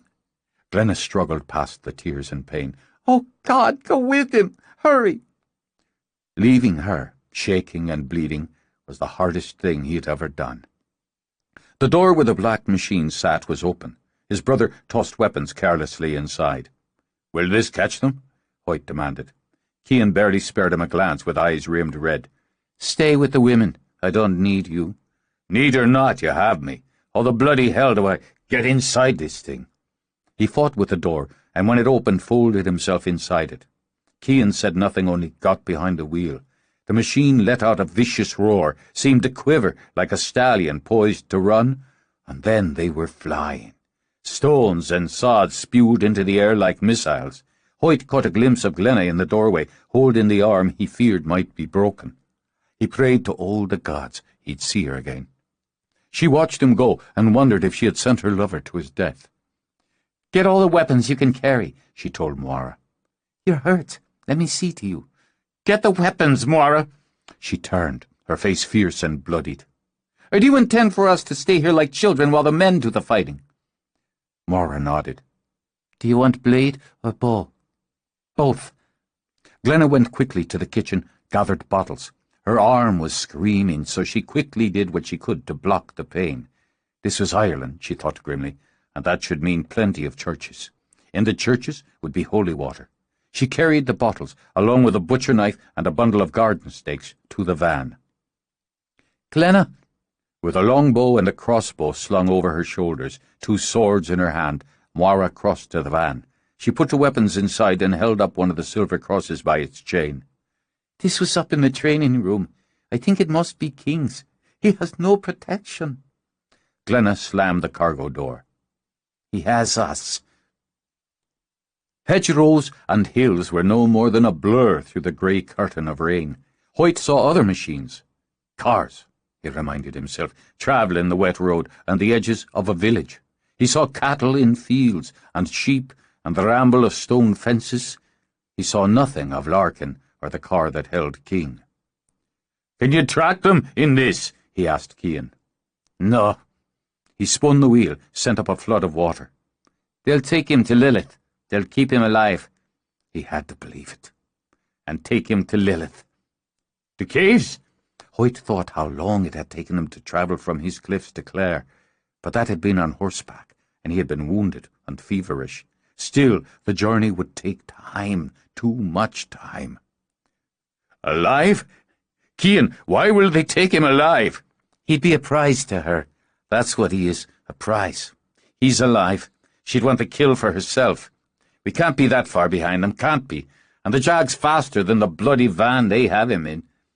He won't be bitten. The cross will stop that. It won't stop a sword or an arrow. A fucking bullet. Guns and bows aren't the weapons of choice, he said, almost to himself. Too remote. We like close kills and some tradition with it. We like to look in the eyes. She'll want to torture him first. Wouldn't want it to be quick. His hands tightened on the wheel enough to bruise the leather. Should buy us some time. Night's coming. What Hoyt didn't say, and they both knew, was there would be more of them at night. Cian swung around a sedan at a speed that had the Jag fishtailing on the slick road. Then the tires bit in, and he shot forward again. A flash of headlights in his eyes blinded him, but didn't slow him down. He had a moment to think. Bloody tourists, as the oncoming car edged him over. Branches of hedgerows scraped and rattled over the side and windows of the Jag. Loose gravel spat out like stone bullets. We should have caught up with them by now. If they took another route, or she's got another hole. Too many options, Cian thought, and pushed for more speed. Can you do anything? A locator spell. I haven't any. He slapped a hand to the dash as Cian shot around another curve. Wait. He gripped the cross he wore, pushed power into it, and bearing down brought its light into his mind. Shield and symbol, guide me, give me sight. He saw the cougar running through the rain, the cross lashing like a silver whip around its throat. Larkin, he's close, falling behind us, keeping to the fields. He's tiring. He searched, feeling with the light as if it were his fingers. Glenna, and Nora with her. They didn't stay in the house. They're moving. She's in pain. They can't help me. Where's King? I can't find him. He's in the dark. Dead? I don't know. I can't reach him. Cian slammed on the brakes, wrenched the wheel. The Jag went into a sickening spin, revolving closer and closer to the black van that sat across the narrow road. There was a scream of tires and a dull thud as metal slapped metal. Cian was out before the motion stopped, sword in hand. When he wrenched open the door of the van, he found nothing, and no one. There's a woman here, Hoyt called out. She's hurt. Cursing, Cian rounded the van, yanked open the cargo doors. There was blood, he saw. Human blood by its scent, but not enough for death. Cian, she's been bitten, but she's alive. Cian glanced over his shoulder. He saw the woman lying on the road, blood seeping from the punctures in her neck. Didn't drain her. Not enough time. Revive her. Bring her around, Cian ordered. You can do it. Do it fast. They've taken her car, switched cars. Find out what she was driving. She needs help. God damn it, she'll live or she won't. Bring her around. Hoyt laid his fingertips on the wounds, felt the burn. Madam, hear me. Wake and hear me. She stirred. Then her eyes flew open, the pupils big as moons. Rory! Rory! Help me! Roughly, Cian shoved Hoyt aside. He had some power of his own. Look at me. Into me. He bent close until her eyes were fixed on him. What happened here? A woman. The van. Needed help, we thought. Rory stopped. He got out. He got out and they... Oh, God, sweet God! Rory! They took your car. What kind of car was it? Blue BMW. Rory, they took him. They took him. No room for you, they said. No room, and threw me down. They laughed. Cian straightened. Help me get this van off the road. They were smart enough to take the keys. We can't leave her like this. Then stay with her, but help me move this bloody van. Fury had Hoyt spinning around, and the van jumped 3 feet across the road. Nice work. She could die out here. She did nothing. She won't be the first or the last. It's war, isn't it? Cian shot back. She's what they call collateral damage. Good strategy, this, he mumbled and took stock. Slow us down and switch to a faster car? I won't be catching them now before they reach the caves, if that's where they're going. He turned toward his brother, considered. I may need you now, after all. I won't leave an injured woman on the side of the road like a sick dog. Cian stepped back to his car, flipped open the center compartment, and took out a mobile phone. He spoke into it briefly. It's a communication device, he told Hoyt as he tossed the phone back into storage. I've called for help, medical and the Garda. All you'll do now by staying is get yourself hauled in and asked questions you can't answer. He popped the hood, took out a blanket and some flares. Put that over her. I'll set these up. He's bait now, Cian added as he set the flares to light. Bait as much as a prize. She knows we're coming. She wants us to. Then we won't disappoint her. With no hope of cutting off the raiding party before they reached the caves, Cian drove more cautiously. She was smarter, more aggressive and more willing to lose troops, so she has the advantage. We'll be outnumbered. Greatly. We always would have been. At this point, she may be willing to negotiate, to take a trade. One of us for king. You're all the same to her. A human's a human, so you have no particular value in this. You, perhaps, because she respects and covets power. But she'd want me more. You're willing to trade your life for his? She wouldn't kill me. At least not right away. She'd want to use her considerable talents first. She'd enjoy that. Torture. And persuasion. If she could bring me over to her side, it would be a coup. A man who trades his life for a friend doesn't turn and betray him. Why would she think otherwise? Because we're fickle creatures, and she made me. That gives it quite a bit of pull. No, not you. I'd believe you'd trade yourself for king, but I don't think she'd believe it. You'll have to offer me, Hoyt said after a moment. Oh, will I? I've been nothing to you for hundreds of years. He's more to you than me, she'd see that. A human for a sorcerer, a good exchange for her. And why would she think you'd give yourself for a man you've known for, what, a week? Because you'd have a knife to my throat. Cian tapped his fingers on the steering wheel. It could work. The rain had passed into dreary moonlight by the time they reached the cliffs. They rose high above the road, jutted out to cast jagged shadows over the toiling sea. There was only the sound of the water lashing rock, and a hum of the air that was like the breath of gods. There was no sign of another car, of human or of creature. Along the seaside of the road was a rail. Below it was rocks, water, and the maze of caves. "We lure her up," Cian nodded toward the edge. "If we go down to her, we're trapped, with the sea at our backs. We go up, make her come to us." They started to climb over slippery rocks and soggy grass. At the headland stood a lighthouse, its beam lancing out into the dark. They both sensed the attack before the movement. The thing sprang out from behind the rocks, fangs bared. Cian merely pivoted, led with his shoulder, and sent it tumbling down to the road. For the second, he used the stake he had hitched in his belt. Then he straightened, turned to the third, who appeared more cautious than his fellows. "Tell your mistress, Cian McKenna wants to speak with her."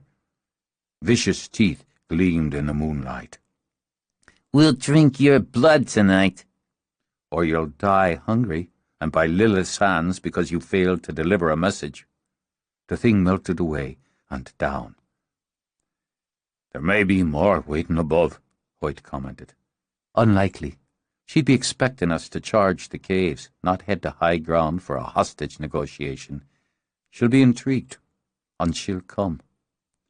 So they climbed, then walked the slope to higher ground, and the point where Hoyt had once faced Lilith and the thing she had made of his brother. "She'll appreciate the irony of the spot." "It feels as it did," Hoyt tucked his cross out of sight under his shirt. The air, the night. This was my place once, where I could stand in cold power with a thought. You'd best hope you still can. Cian drew his knife. Get down on your knees. He flicked the point at Hoyt's throat, watched the dribble of blood from the thin slice. Now. So it comes to choices? It always comes to choices. You would have killed me here if you could. I would have saved you here if I could. Well, you did neither, did you? He slid the knife from Hoyt's sheath, made a V with the blades to hold at his brother's throat. Kneel. With the cold edge of the blades on his flesh, Hoyt got to his knees. Well, what a handsome sight. Lilith stepped into the moonlight. She wore emerald-green robes with her hair long and loose to spill over her shoulders like sunbeams. Lilith, it's been a very long time. Too long. The silk rustled as she moved. Did you come all this way to bring me a gift? A trade, Cian corrected.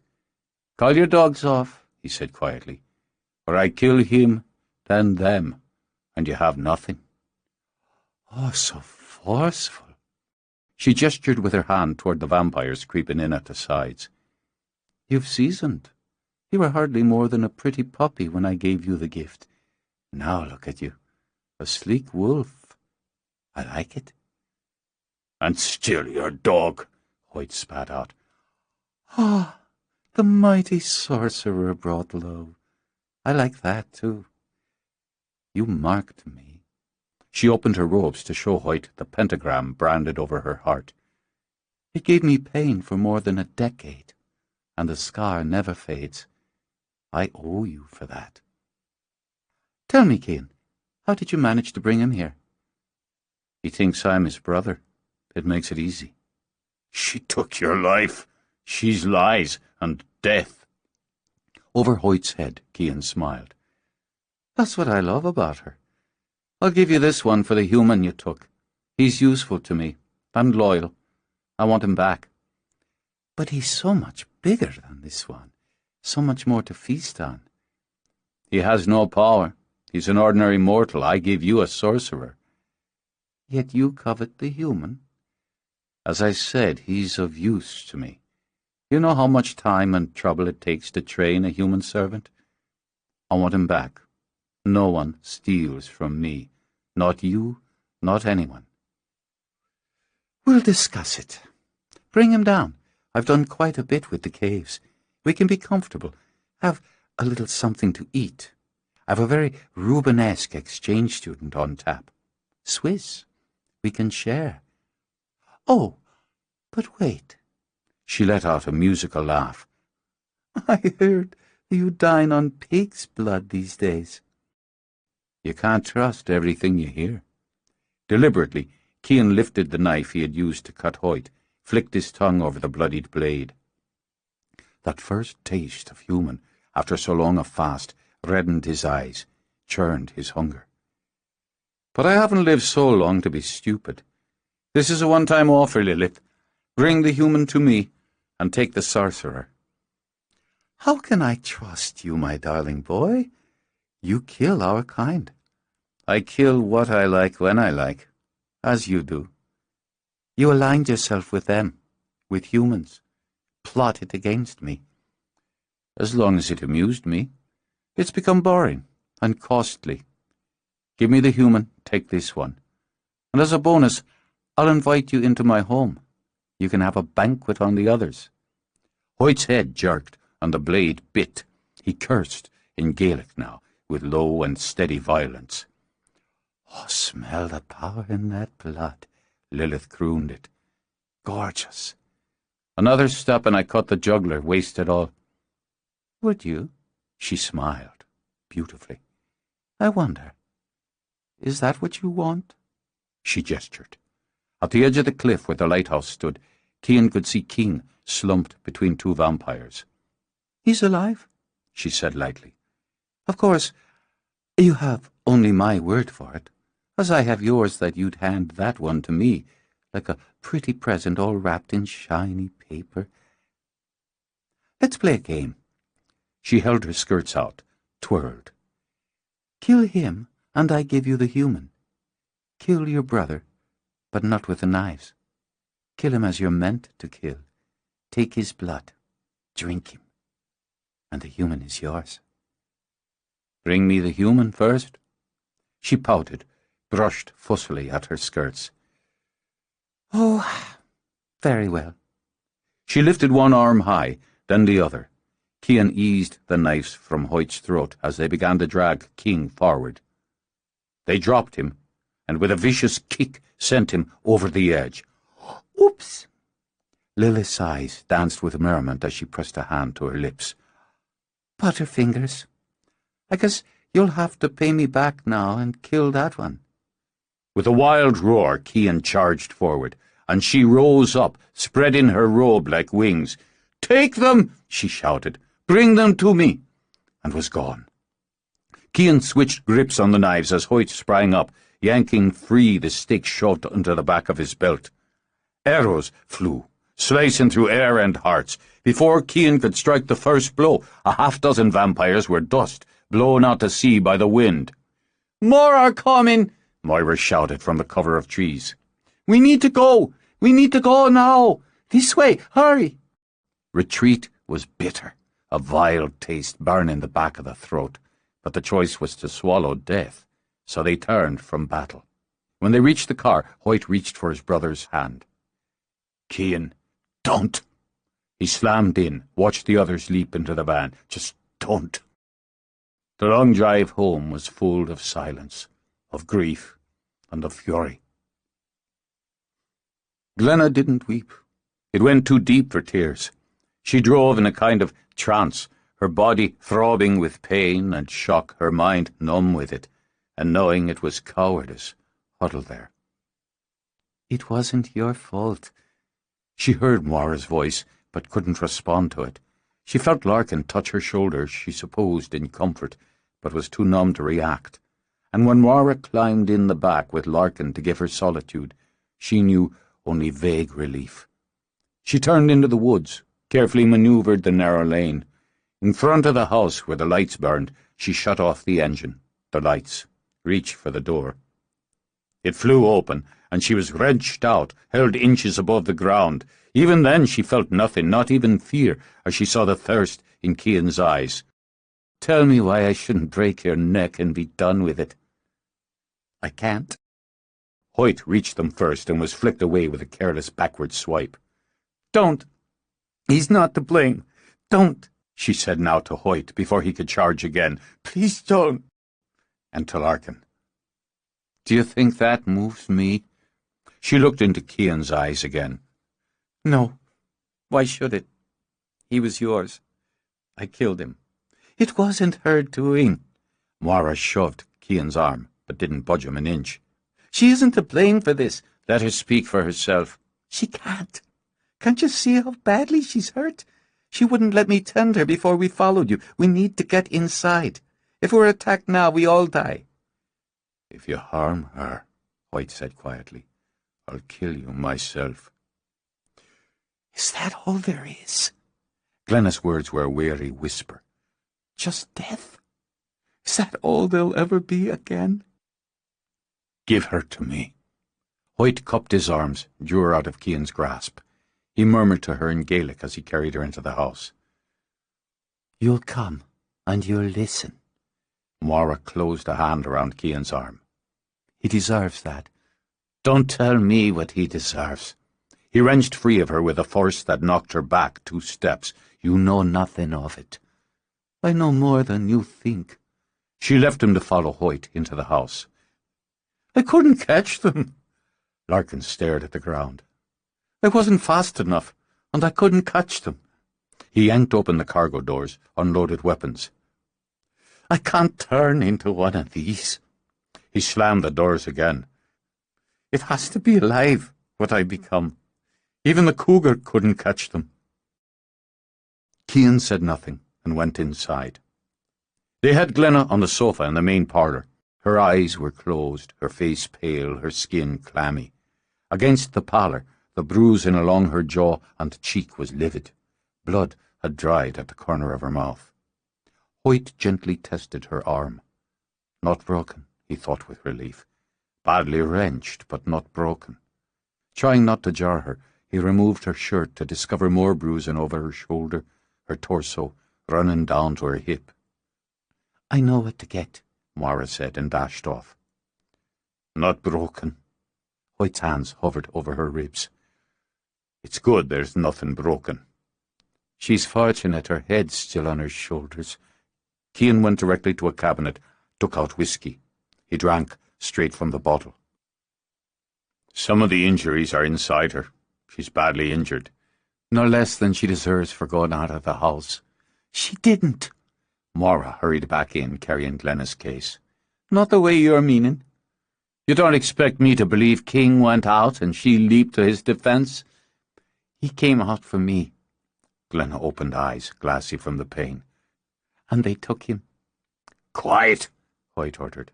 "Moira, I need you here." "We'll use this." She selected a bottle. "Pour it on the bruising."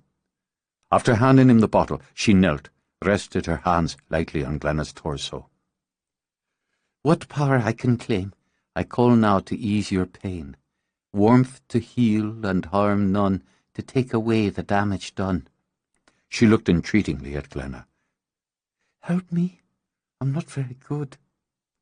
Glenna laid her hand over Moira's, closed her eyes.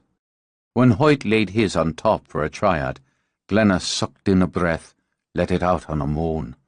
But when Moira would have yanked her hand away, Glenna gripped it tight. "Sometimes healing hurts," she managed. "Sometimes it has to. Say the chant again, 3 times. As Moira obeyed, sweat sprang onto Glenna's skin, but the bruising faded a little, going the sickly tones of healing. "Yes, that's better. Thanks." "We'll have some of that whiskey here," Moira snapped. "No, I'd better not." Trying for steady breaths, Glenna pushed up. "Help me sit. I need to see how bad it is now." "Let's see about this." Hoyt skimmed his fingers over her face, and she grabbed his hand.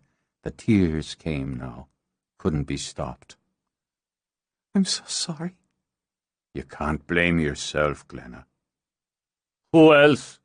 Cian countered, and Moira shoved up to her feet. "He wasn't wearing the cross." She dug in her pocket, held it up. "He took it off upstairs and left it behind." "He was showing me some moves, wrestling," Larkin explained. "And it got in his way," he said. "He must have forgotten about it." "He never meant to go outside, did he? And wouldn't have, but for her." "He was mistaken." Moira laid the cross on the table. "Glenna, he needs to know the truth. The truth is less painful." He must have thought I was going to let her in, or step out.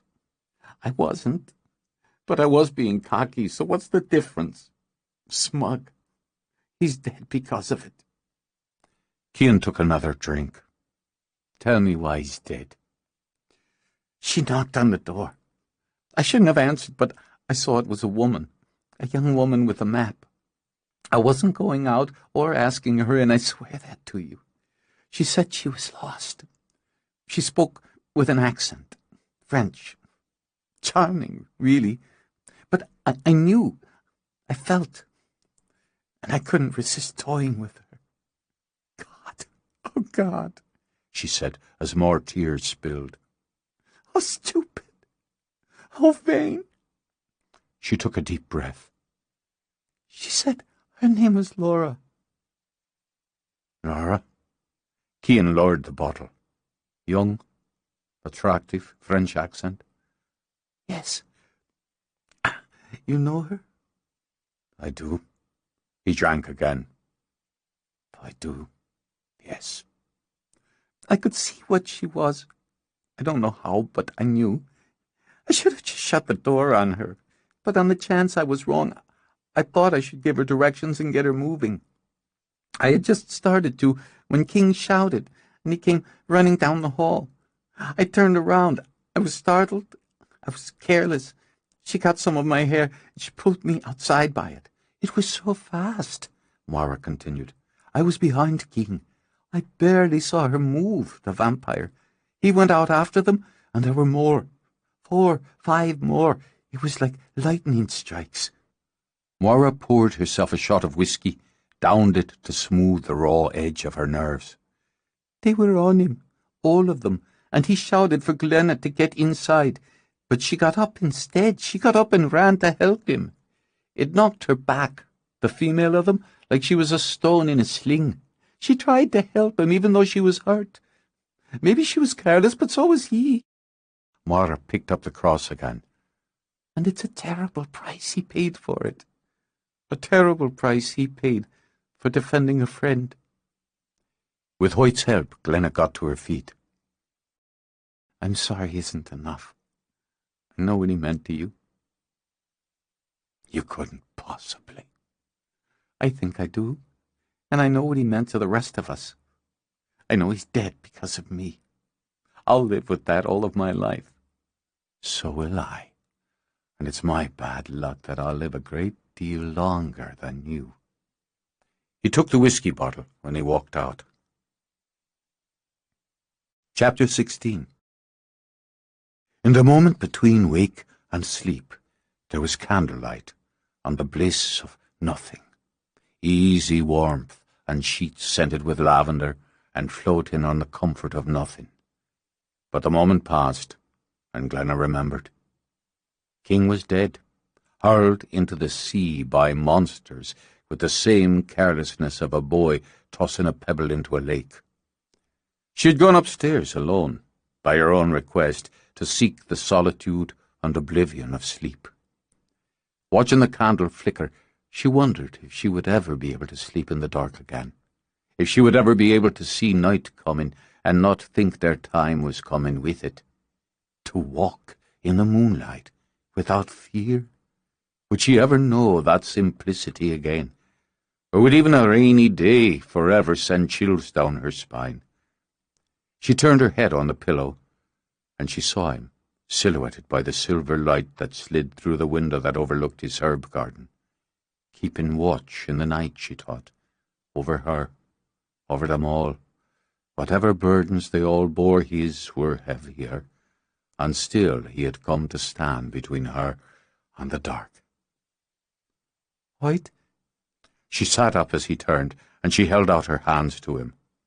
I didn't want to wake you. He crossed to her, took her hands while studying her face in the dim light. Are you in pain?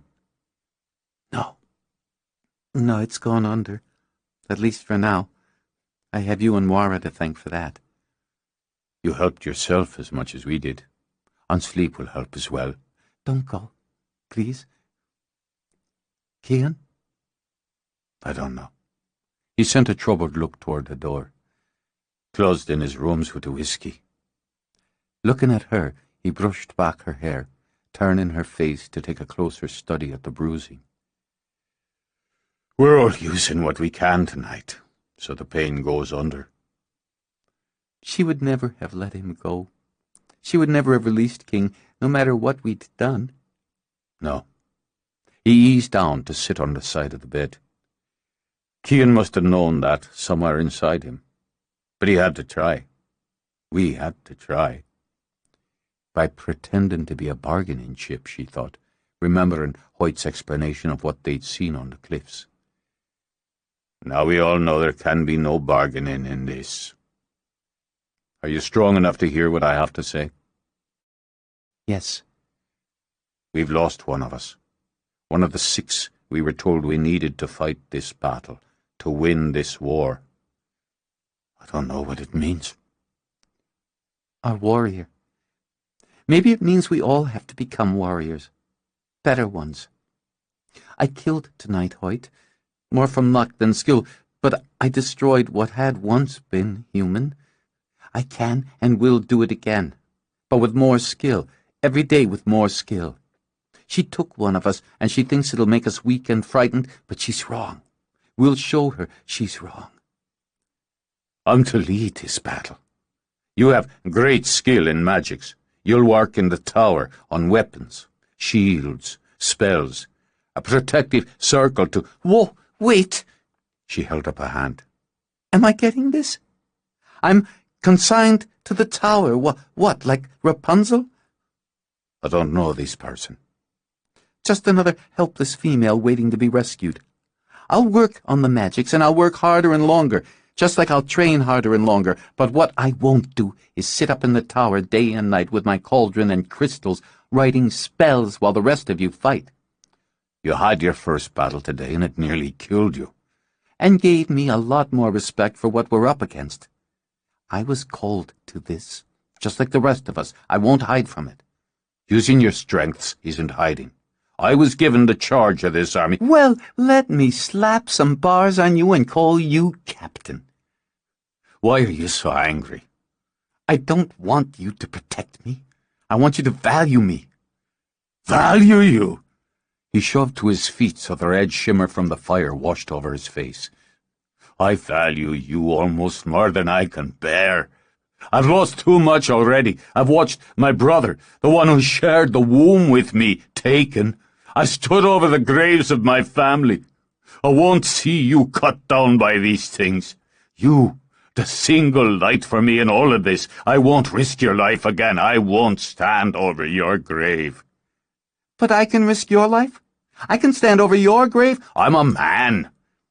He said it so simply, the way an adult might tell a child the sky is blue, that she couldn't speak for 10 full seconds. Then she plopped back against the pillows.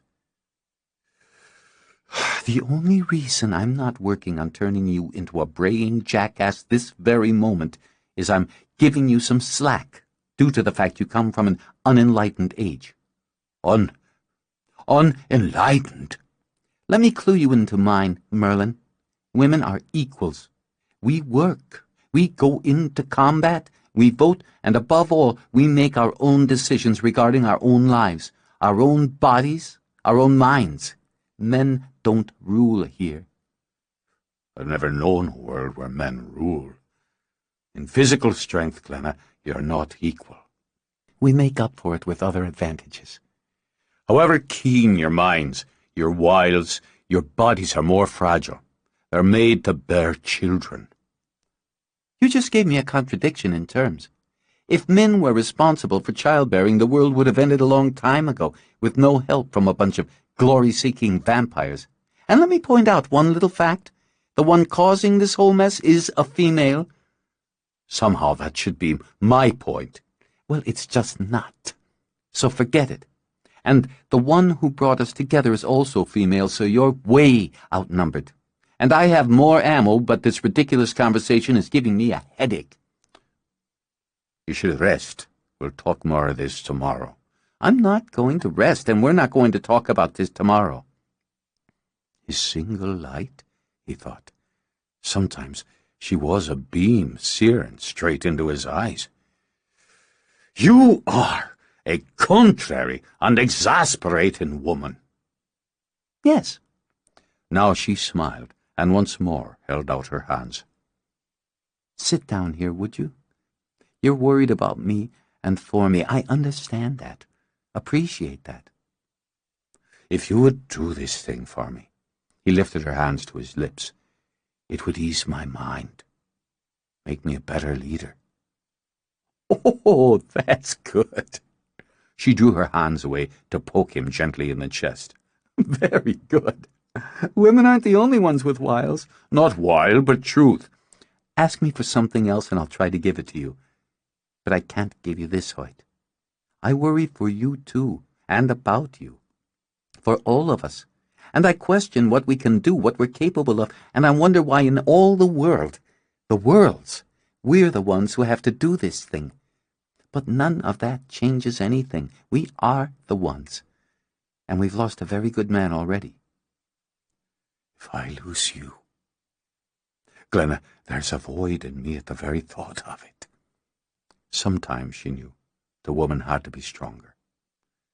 There are so many worlds, and so many ways. I don't think we could ever lose each other now. What I have now is more than I've ever had before. I think it makes us better than we were. Maybe that's part of why we're here, to find each other. She leaned into him, sighed when his arms encircled her. "Stay with me. Come, lie with me. Love me." "You need to heal." "Yes." She drew him down with her, touched her lips to his. "I do." He hoped he had the tenderness in him that she needed. He wanted to give her that, the magic of it. Slowly, then, he brushed kisses over her cheek. Quietly. He used just his lips, skimming kisses over her mouth, her face, her throat, warm and soothing. He brushed away the thin gown she wore to trace those easy kisses over her breasts, over her bruises, in comfort and with care. Soft as birds' wings, lips and fingertips to ease her mind and her body, and to stir them. And when their eyes met, he knew more than he had ever known, held more than he had ever owned. He lifted her up onto a pillow of air and silver light, making magic their bed. Around the room the candles came to life with a sound like a sigh, and the light they shed was like melted gold. "It's beautiful." She took his hands as they floated, closed her eyes on the sumptuous joy of it. "This is beautiful." "I would give you all I have, and still it wouldn't be enough." "You're wrong. It's everything." More than pleasure, more than passion. Did he know what he made of her when he touched her like this? Nothing they faced, no terror or pain, no death or damnation could overcome this. The light inside her was like a beacon, and it would never be dark again. Here was life at its sweetest and most generous. The taste of him was a balm to her soul, even as his touch roused desires. Steeped in him, she lifted her arms, turned up her palms. Rose petals, white as snow, streamed down like rain. She smiled when he slipped into her, when they moved together, silky and slow. Light and air, scent and sensation surrounded their eyes, and fall of bodies and hearts. Once more their fingers meshed, once more their lips met, and as they drifted together, love healed them both.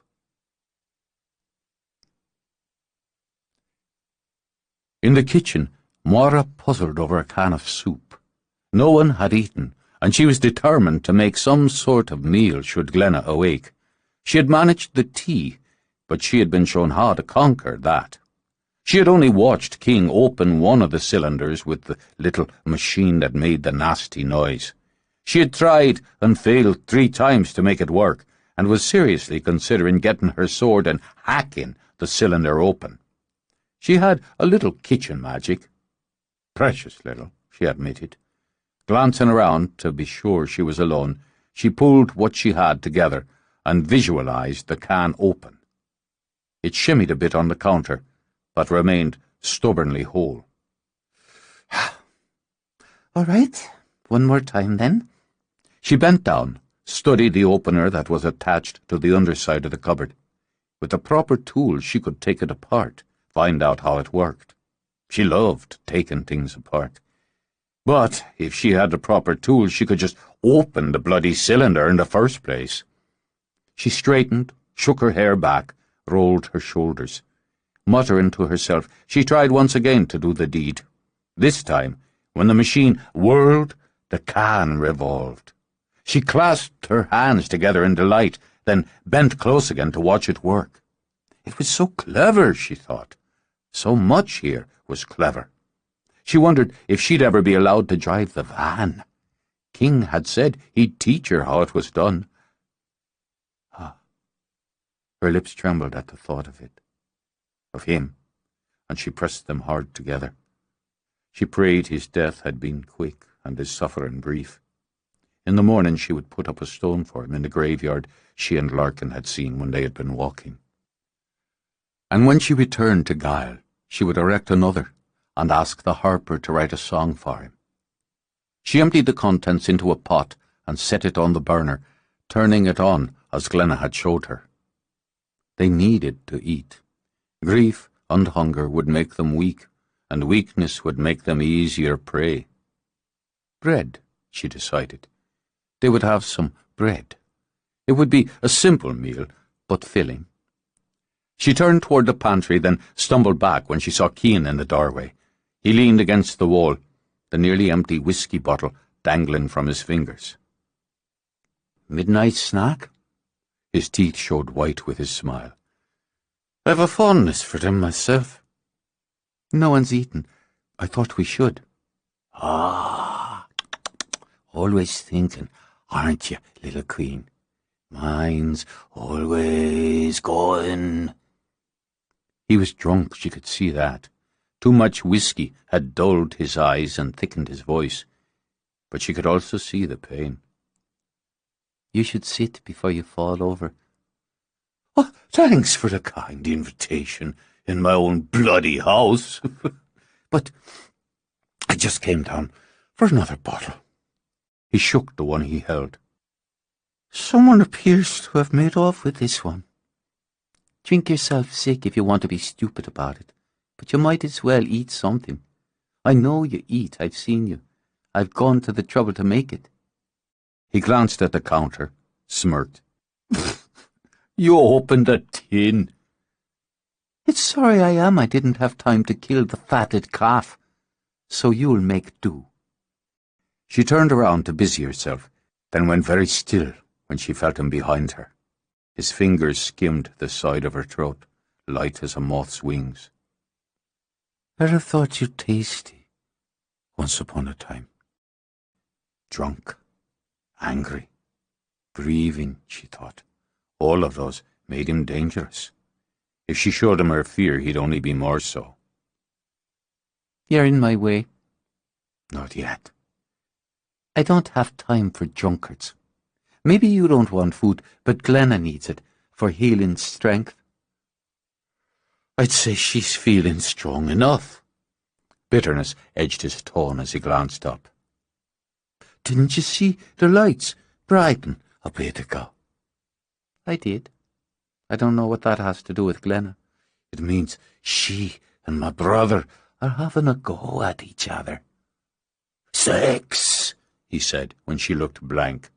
"A bit of naked, sweaty sex to top off the evening." Oh, she blushes." He laughed, moved closer. "All that pretty blood just under the skin. Delicious." "Stop." "I used to like when they trembled, the way you are. It makes the blood hotter, and it adds to the thrill. I'd nearly forgotten." "You smell of the whiskey. This is hot enough now. Sit down and I'll make a bowl for you." "I don't want a fucking soup." "Wouldn't mind that hot, sweaty sex. But likely I'm too drunk to manage it."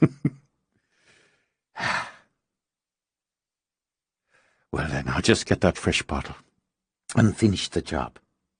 Cian, people turn to each other for comfort when deaths come. It isn't disrespect, but need. You don't want to lecture me on sex.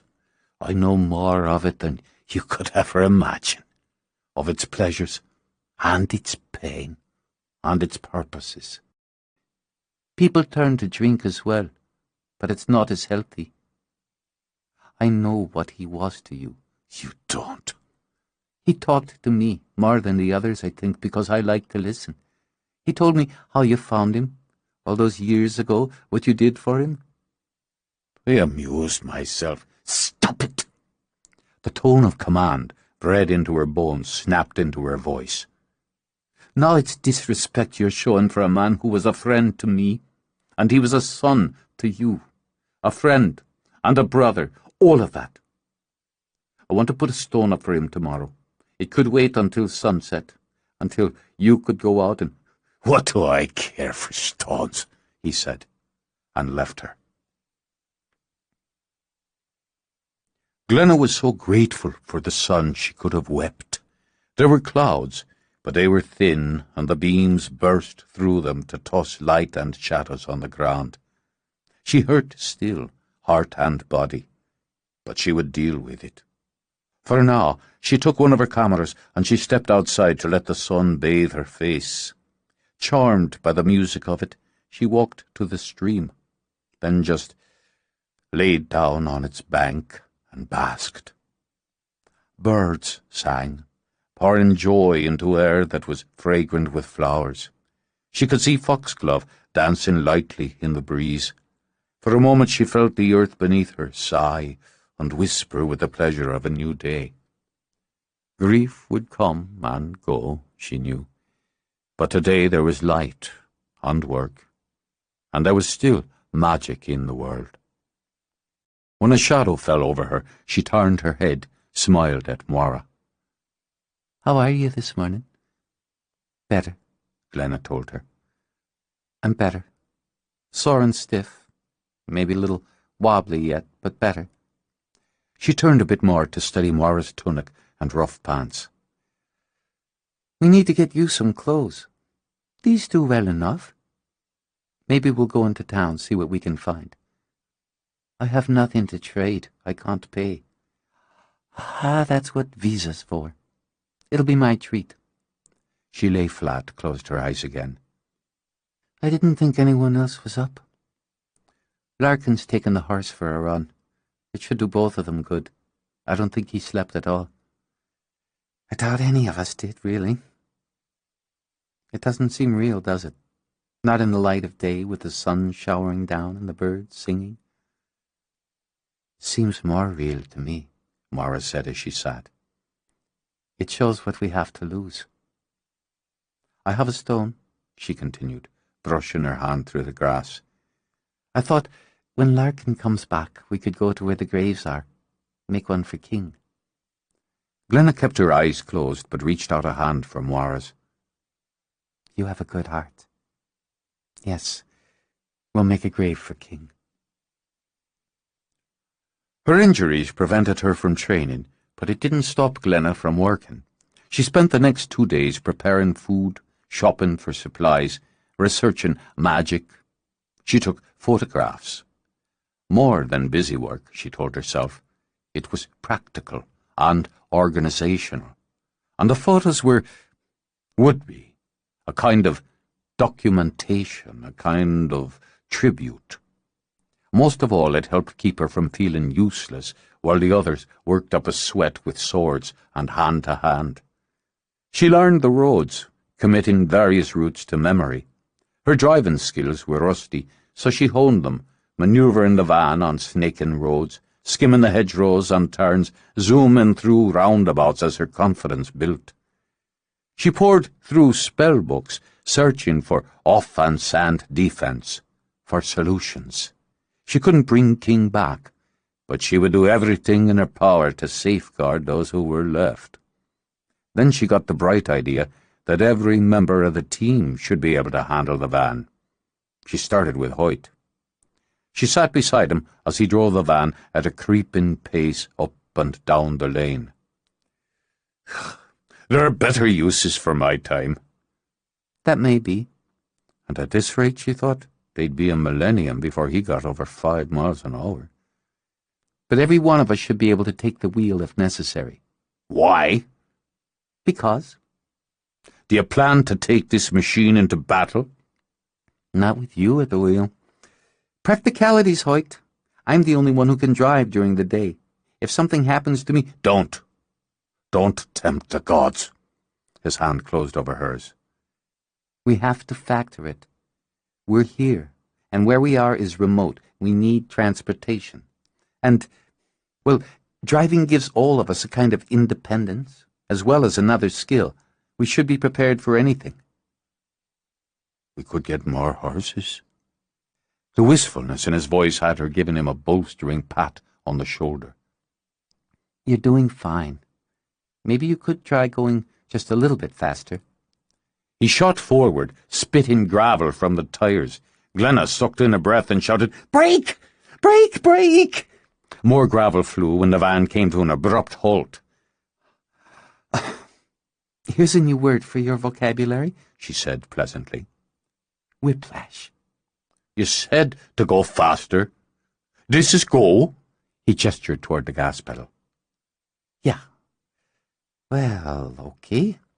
She drew in a fresh breath. "There's the snail, and there's the rabbit. Let's try to find the animal in between. A dog, say. A nice, healthy golden retriever." "Dogs chase rabbits," he pointed out, and made her laugh. "That's good." "You've been sad. I've missed your smile."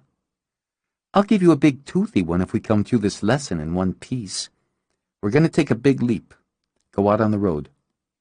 She reached up and closed her hand briefly over the crystal she had hung from the rear view. "Let's hope this works." He did better than she had expected, which meant no one was maimed or otherwise injured. Her heart got a serious workout from leaping into her throat, then dropping hard into her belly, but they stayed on the road, for the most part. She liked watching him calculate the turns, his brows knit, his eyes intense, his long fingers gripping the wheel as though it were a lifeline in a storm-tossed sea. Hedgerows closed them in, green tunnels dotted with blood-red drops of fuchsia. Then the world would open up into rolling fields, and the dots were white sheep or lazy spotted cows. The city girl in her was enchanted. Another time, she thought, another world, and she could have found a great deal to love about this place. The play of light and shadows on the green, the patchwork of fields, the sudden sparkle of water, the rise and tumble of rocks that formed ancient ruins. It was good, she decided, to look beyond the house in the forest, to look and love the world they were fighting to save. When he slowed, she glanced over. "You have to keep up your speed. It can be as dangerous to go too slow as too fast, which applies, now that I think about it, to pretty much anything." "I want to stop." "You need to pull over to the shoulder, the side of the road. Put the signal on like I showed you. And ease over." She checked the road herself. The shoulder was narrow, but there was no traffic. "Put it in park? That's all the way up? Good. So, what?" she said, when he pushed his door open. She pulled off her seatbelt, grabbed the keys and her camera as an afterthought, then hurried after him. But he was already halfway across a field, moving quickly toward what was left of an old stone tower. "If you wanted to stretch your legs or empty your bladder, you just had to say so," she began, huffing a bit as she caught up to him. The wind danced through her hair, blowing it back from her face. As she touched his arm, she felt the muscles there gone rigid. "What is it?" "I know this place. People lived here. There were children. The oldest of my sisters married their second son. His name is Fergus. They farmed this land. They walked this land. Lived." He moved inside to what she saw now must have been a small keep. The roof was gone, as was one of the walls. The floor was grass and starry white flowers, the dung of sheep, and the wind blew through like ghosts chanting. They had a daughter, a pretty thing.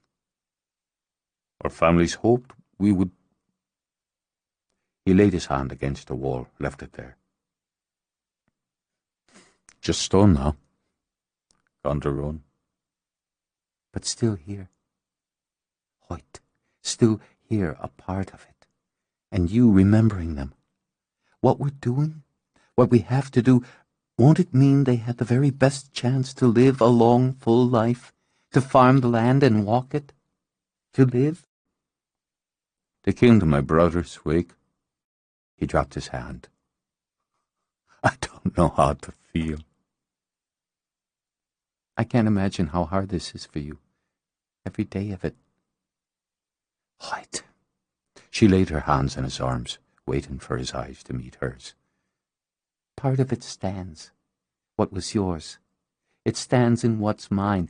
I think that matters. I think we need to find the hope in that, the strength in that. Do you want some time here? I can go back, wait for you in the van. No. Every time I falter, or think I can't bear what's been asked of me, you're there. He bent, plucked one of the little white flowers. These grew in my time. He twirled it once, then tucked it into her hair. So, we'll carry hope. Yes, we will.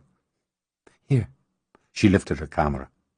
It's a place that cries for pictures, and the light's gorgeous. She moved off to choose her angles. She'd make him a present of one, she decided. Something of her to take with him, and she'd make a copy of the same shot for her loft.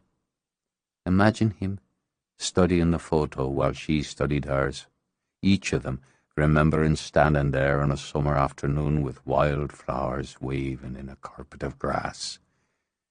But the idea of it hurt more than it warmed, so she turned the camera on him. Just look at me, she told him. You don't have to smile.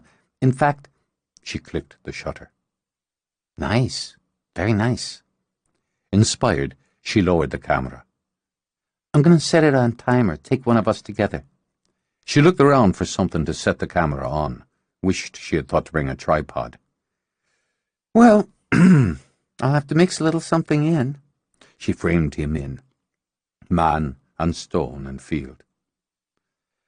Ere be still and heed my will, solid now beneath my hand, steady as rock upon the land. Hold here what I ask of thee. As I will, so mote it be. She set the camera on the platter of air, engaged the timer, then dashed to Hoyt. Just look at the camera. She slipped an arm around his waist, pleased when he mirrored the gesture.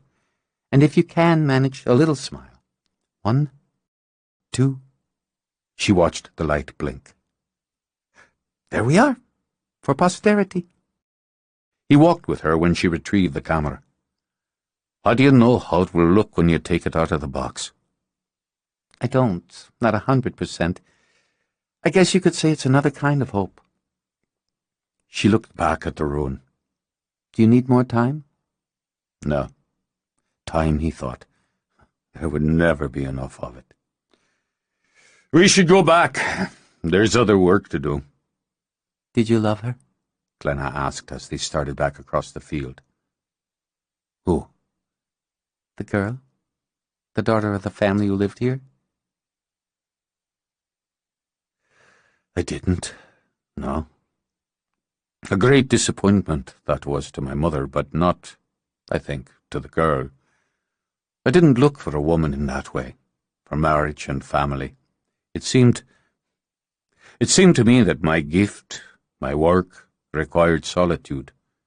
Wives required time and attention. They do. Theoretically, they also give it. I wanted to be alone. All of my life, it seemed I never had enough of it, the solitude and the quiet. And now I'm afraid I may always have too much. That would be up to you. She stopped to look back at the ruins the last time.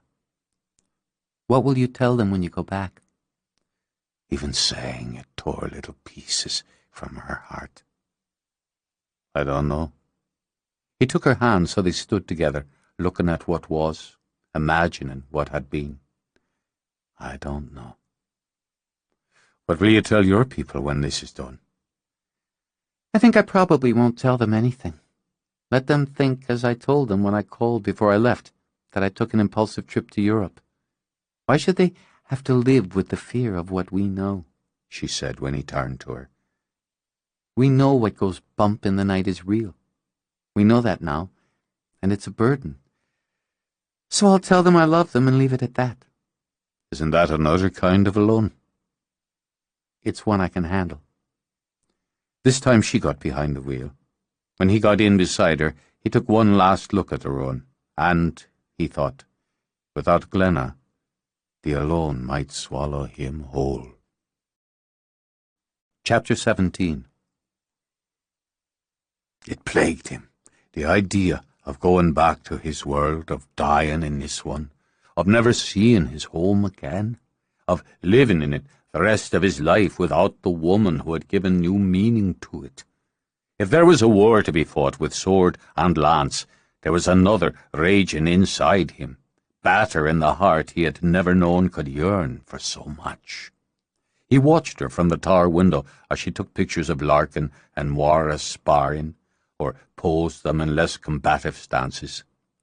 Her injuries had healed enough that she no longer moved stiffly, or tired as quickly, but he would always remember how she had looked on the ground, bleeding. Her manner of dress no longer seemed strange to him, but proper, and so right for who she was. The way she moved in the dark pants and white shirt, her fiery hair pinned messily atop her head, seemed the essence of grace to him.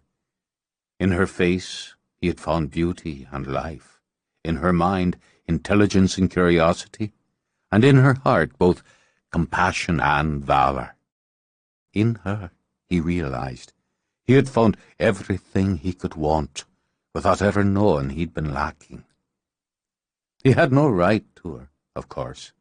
They had no right to each other beyond the time of the task. If they lived, if the worlds survived, he would go back to his while she remained in hers. Even love couldn't span 1,000 years. Love. His heart ached at the word, so that he pressed his hand to it. This was love, then. The gnawing, the burning, the light and the dark. Not just warm flesh and murmurs in the candlelight, but pain and awareness in the light of day, in the depths of the night. To feel so much for one person, it eclipsed all else, and it was terrifying. He was no coward, Hoyt reminded himself. He was a sorcerer by birth, a warrior by circumstance. He had held lightning in the palm of his hand and called the wind to launch it. He had killed demons and twice had faced their queen. Surely he could face love. Love couldn't maim him, or kill him, or strip him of power. What level of cowardice was it, then, for a man to shrink back from it? He strode out of the room, down the stairs, moving with the rush of impulse. He heard music as he passed his brother's door, something low and brooding. He knew it as the music of grief, and knew, too, if his brother was stirring, so might others of Cian's kind be stirring. Sunset was close. He moved quickly through the house, into the kitchen, where something simmered on the stove, and out the back. Larkin was amusing himself, shimmering into a gold wolf, while Glenna called out her delight and moved around him with the little machine that took the pictures. The camera, he reminded himself. He shaped back into a man, and hefting his sword, assumed a haughty pose. "You look better as the wolf," Moira told him. He raised his sword in mock attack, and chased after her. Their shouts and laughter were so opposed to his brother's music, Hoyt could only stand in wonder. There was still laughter in the world, still time, and need for play and fun. There was still light, even as the darkness crept closer. "Glenna?" She turned, the humour still dancing in her eyes. "Oh, perfect! Stand right there. Just there, with the house behind you. I want to—" "Shh! I'm going to loose the light soon. Yes, just like that, all aloof and annoyed. It's wonderful. Oh, I wish there was time to go back in and get your cloak. You were made to wear one." She changed angles, crouched down, shot up at him. "No, don't look at me. Look off, over my head. Think deep thoughts. Look into the trees." "Wherever it is I look, I still see nothing but you." She lowered the camera for a moment, with pleasure blooming in her cheeks. "You're just trying to distract me. Give me that Hoyt look just for a minute. Off into the trees, the serious sorcerer. I want to speak with you. 2 minutes." She changed angles, kept shooting, then straightened. "I want a prop," she muttered, and studied the weapons on the table. "Glenna, would you go back with me?" 2 minutes, she repeated, debating between long sword and dagger. I need to go in and check the soup anyway. "I don't mean back into the bloody kitchen. Will you go with me?" She glanced over, automatically lifting her camera, framing his face and capturing the intensity of it. A good meal, she thought. Another solid night's sleep, and she'd be ready for full training by the next morning. Where? "Home. To my home." What? She lowered the camera, felt her heart do a quick, hard jump. What? "When this is done." He kept his eyes on hers as he closed the distance between them. "Will you come with me? Will you be with me? Belong to me?" Back with you? To the 12th century? "Yes." Slowly, carefully, she set the camera down. Why do you want me? "Because all I see is you. All I want is you. I think if I have to live 5 minutes in a world without you in it, it would be eternity. I can't face eternity without seeing your face." He brushed his fingers over her cheek. "Without hearing your voice, without touching you. I think if I was sent here to fight this war, I was sent here to find you as well. Not just to fight with me, to open me. Glenna." He gathered her hands in his, brought them to his lips. "In all this fear and grief and loss, I see you." She kept her eyes on his as he spoke, searching. When the words were done, she touched a hand to his heart. There's so much in there, she said quietly. So much. And I'm so lucky to be part of it. I'll go with you. I'll go with you anywhere. The joy of it spread inside him, warmed as he touched his fingertips to her cheek again. "You would give up your world? All you know? Why?" "Because I've thought of living 5 minutes without you, and even that was eternity. I love you." She saw his eyes change. "Those are the strongest words in any magic. I love you. With that incantation, I already belong to you." "Once I speak it, it's alive. Nothing can ever kill it." Now he framed her face. "Would you have me if I stayed here with you?" "But you said—" "Would you have me, Glenna?" "Yes. Of course, yes." "Then we'll see which world is ours when this is done. Wherever, whenever it is, I will love you in it. You." He touched his lips to hers. "And only you." Wait. Her arms came hard around him. "If we have this, we can do anything." "I haven't said it yet." She laughed, rained kisses over his cheeks. "Close enough." "Wait." He drew her back just an inch, those vivid blue eyes locked with hers. "I love you." A single beam of light shot out of the sky, washed over them, centered them in a circle of white. "So it's done. Through this life and all the ones to come, I am yours, and you're mine. All that I am, Glenna." "All that I'll be, I pledge that to you." She held close again, pressed her cheek to his. "Whatever happens, this is ours." She tipped back her head so their lips could meet. "I knew it would be you," she said softly. "From the moment I walked into your dream." They held each other in the circle of light, held close while it bathed them. When it faded, and twilight oozed over the day, they gathered the rest of the weapons and took them into the house together. Cian watched them from his bedroom window. Love had flashed and shimmered around them in a light that had all but burned his skin, seared his eyes, and it had pressed against a heart that hadn't beat in nearly 1,000 years. So his brother had fallen, he thought, for the single blow against which there was no shield. Now they would live their short and painful lives within that light. Perhaps it would be worth it. Then he stepped back into the shadows of his room and the cool dark. When he came down, it was full dark, and she was in the kitchen alone, singing at the sink, Cian noted, in an absent and happy voice, the sort, he decided, that a fanciful person would say had little pink hearts spilling out from between her lips with the tune. She was loading the dishwasher, a homey chore, and the kitchen smelled of herbs and flowers. Her hair was bundled up, and now and then her hips moved with the rhythm of the song. Would he have had a woman like that if he had lived, he wondered, one who'd sing in the kitchen, or stand in the light looking at him with her face alive with love?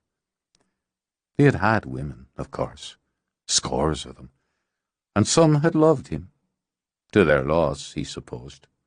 But if their faces had been alive with that love, those faces were a blur to him now, and love was a choice he had eliminated from his life, or had told himself he had.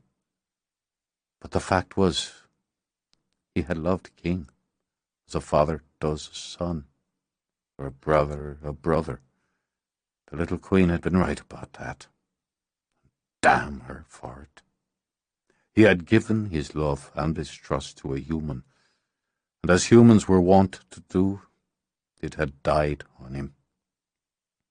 Saving this one, he thought now, as Glenna set dishes in the rack. Another thing humans had a habit of doing was sacrificing themselves for other humans. It was, or had been, a trait that had intrigued him often enough. Easier to understand, in his circumstances, their habit on the other side of the coin, of killing each other. Then she turned and jolted. The dish she held slipped out of her hands and shattered on the tiles. "God, I'm sorry. You startled me." She moved quickly, and jerkily, he noted, for a woman of easy grace. She took the broom and dustpan from the closet and began to sweep the shards. He hadn't spoken to her, nor to any of the others, since the night of King's death. He had left them to train themselves, or do as they pleased. "I didn't hear you come in. The others finished dinner. They went up to do some training. I had Hoyt out for an hour or so today. Driving lesson. I thought—" She dumped the shards, turned again. "Oh, God, say something." "Even if you live, you're from two different worlds. How will you resolve it?" "Did Hoyt speak to you?" "He didn't have to. I have eyes." "I don't know how we'll resolve it." She put the broom away. "We'll find a way. Does it matter to you?" "Not in the least. It's of interest to me." He got a bottle of wine from the counter rack, studied the label. "I've lived among you a considerable amount of time. Without interest, I'd have died of boredom long ago." She steadied herself. "Loving each other makes us stronger. I believe that. We need to be stronger. So far we haven't done very well." He opened the wine, got down a glass. "No, you haven't done very well, particularly." "Cian," she said, as he turned to go, "I know you blame me for King. You have every right to blame me and to hate me for it. But if we don't find a way to work together, to mesh, he won't just be the only one of us to die, he'll just be the first." "I beat him to that by a few 100 years." He tipped the glass toward her in a kind of salute, then walked out with the bottle. "Well, that was useless," Glenna muttered, and turned back to finish the dishes. He would hate her, she thought, and likely hate Hoyt as well, because Hoyt loved her. Their team was fractured even before it had a genuine chance to become a unit. If they had time, nothing but time, she would let it lie, wait until Cian's resentment cooled, began to fade. But they didn't have the luxury of wasting any more of the precious little time they'd been given. She'd have to find a way to work around it. Or him. She dried her hands, flung the cloth down. There was a thump outside the back door as if something heavy had fallen. Instinctively, she stepped back, reached for the sword braced against the counter and one of the stakes lying on it. "They can't get in," she whispered, and even the whisper shook. "If they want to spy on me while I'm cleaning up the kitchen, so what?" But she wished she and Hoyt had had better luck devising a spell to create a protected area around the house. Still, she couldn't let it frighten her. Wouldn't let it. She certainly wasn't going to open the door again to have a chat with something that wanted to rip her throat out. But there came a kind of scratching low on the door, and a moan, and the hand gripping the sword went damp with sweat.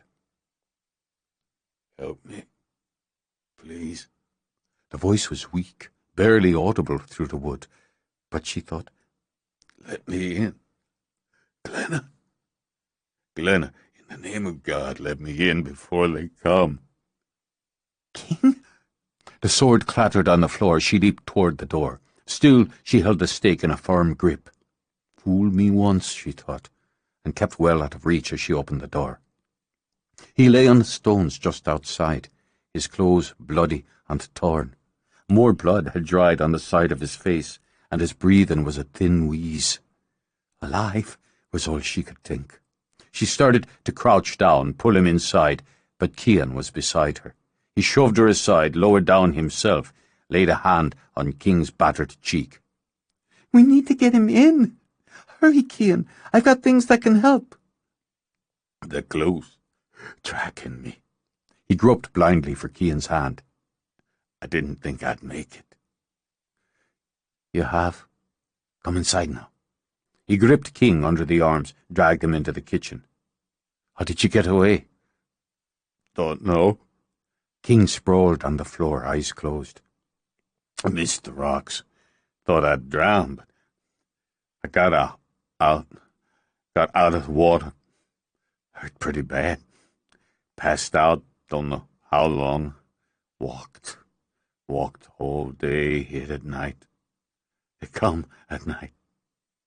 "Let me see what I can do for him," Glenna began. "Close the door," Cian told her. "Did everybody make it? Did everybody? Oh, thirsty." "I know." Cian gripped his hand, looked into his eyes. "I know. We'll start with this." Glenna mixed something briskly in a cup. "Cian, if you'd go get the others, I could use Hoyt and Moira. We'll want to get King into bed, make him comfortable." She bent to him as she spoke, and the cross around her neck dangled down, swung toward King's face.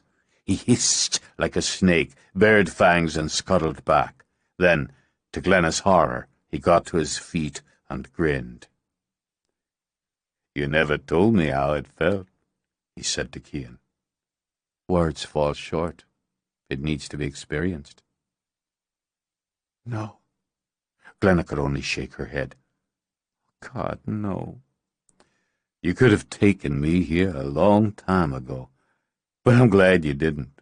I'm glad it was now, when I'm in my prime."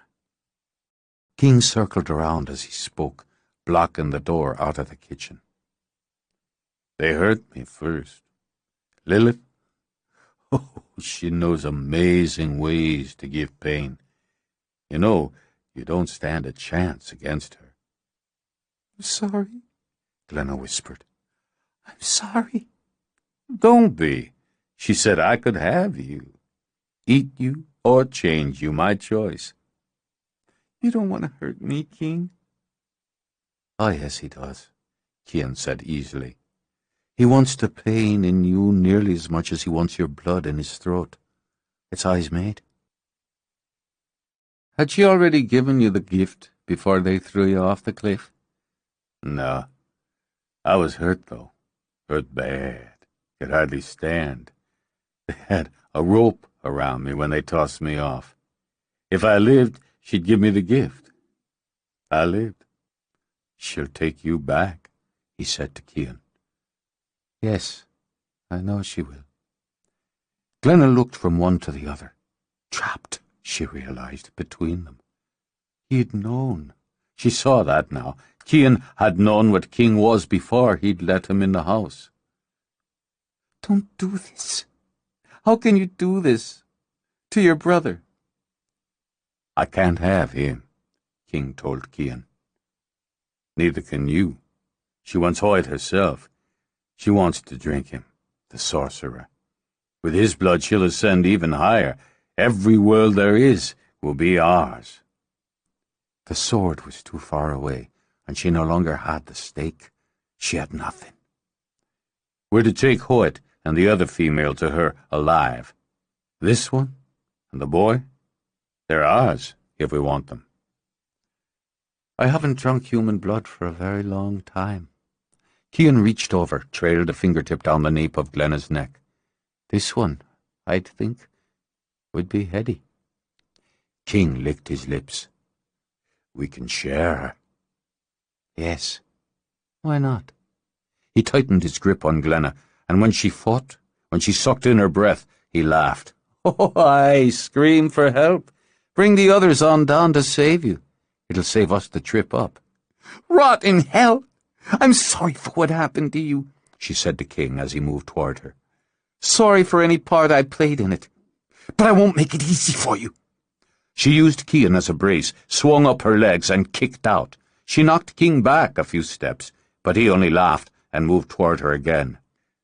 They let them run in the caves, so we can chase them. I like when they run, when they scream. I won't scream. She rammed back with her elbows, kicked out again. She heard the rush of footsteps and thought only, no! She screamed after all as she kicked and struggled. The cross! I can't get past the fucking cross. Knock her out, King demanded. Get it off her. I'm hungry. I'll fix it. He tossed Glenna aside as the others rushed into the room, and looking into King's eyes, drove the stake he'd had at his back into his friend's heart. It's all I could do for you, he told him, and tossed the stake aside. King? Not King! Moira dropped to her knees beside the dust. Then she laid her hands on it, spoke in a voice choked with tears. Let what he was, the soul of him and the heart, be welcomed in a world again. The demon that took him is dead. Let him have light to find his way back. You won't raise a man from a pile of ash. She looked up at Cian. No, but maybe free his soul so it can be reborn. You didn't kill your friend, Cian. No, Lilith did. I thought... Glenna still shook as Hoyt helped her to her feet. I know what you thought. Why shouldn't you? Because I should have trusted you. I've said we aren't a unit, but I didn't understand I'm as much to blame for that as any. I didn't trust you. I thought you'd kill me, but you chose to save me.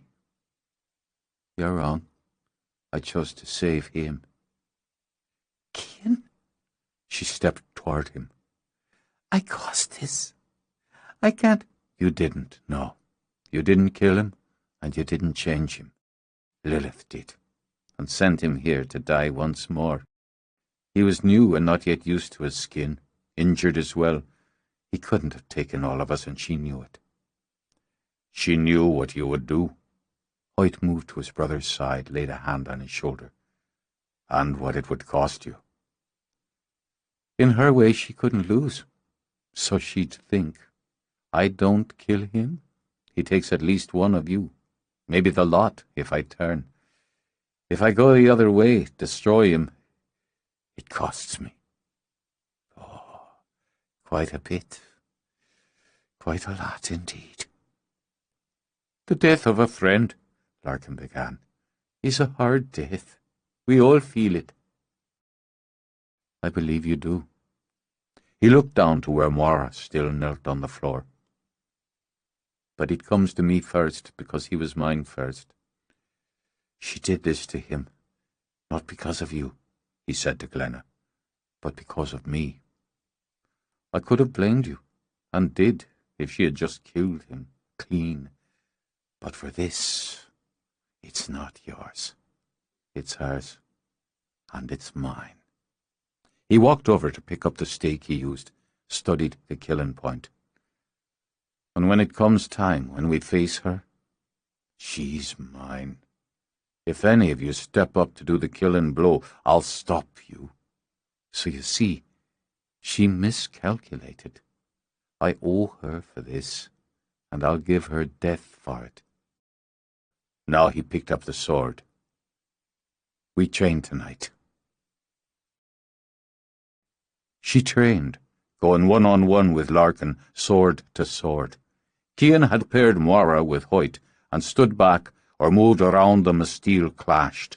He called out insults which Glenna assumed was his style of motivation. Her arm ached, and her still tender ribs throbbed. While sweat dribbled down her back into her eyes, she continued to push. The pain, the effort, helped block out the image of King in the kitchen, moving toward her with fangs ready. "Keep your arm up!" Cian shouted at her. "If you can't hold a shaggin' sword properly, you won't last 5 minutes. And stop dancing with her, for Christ's sake, Larkin. This isn't a bloody nightclub." "She isn't fully healed," Larkin snapped back. "And what the hell's a nightclub?" "I need to stop." Moira lowered her sword, wiped her sweaty brow with the back of her free hand.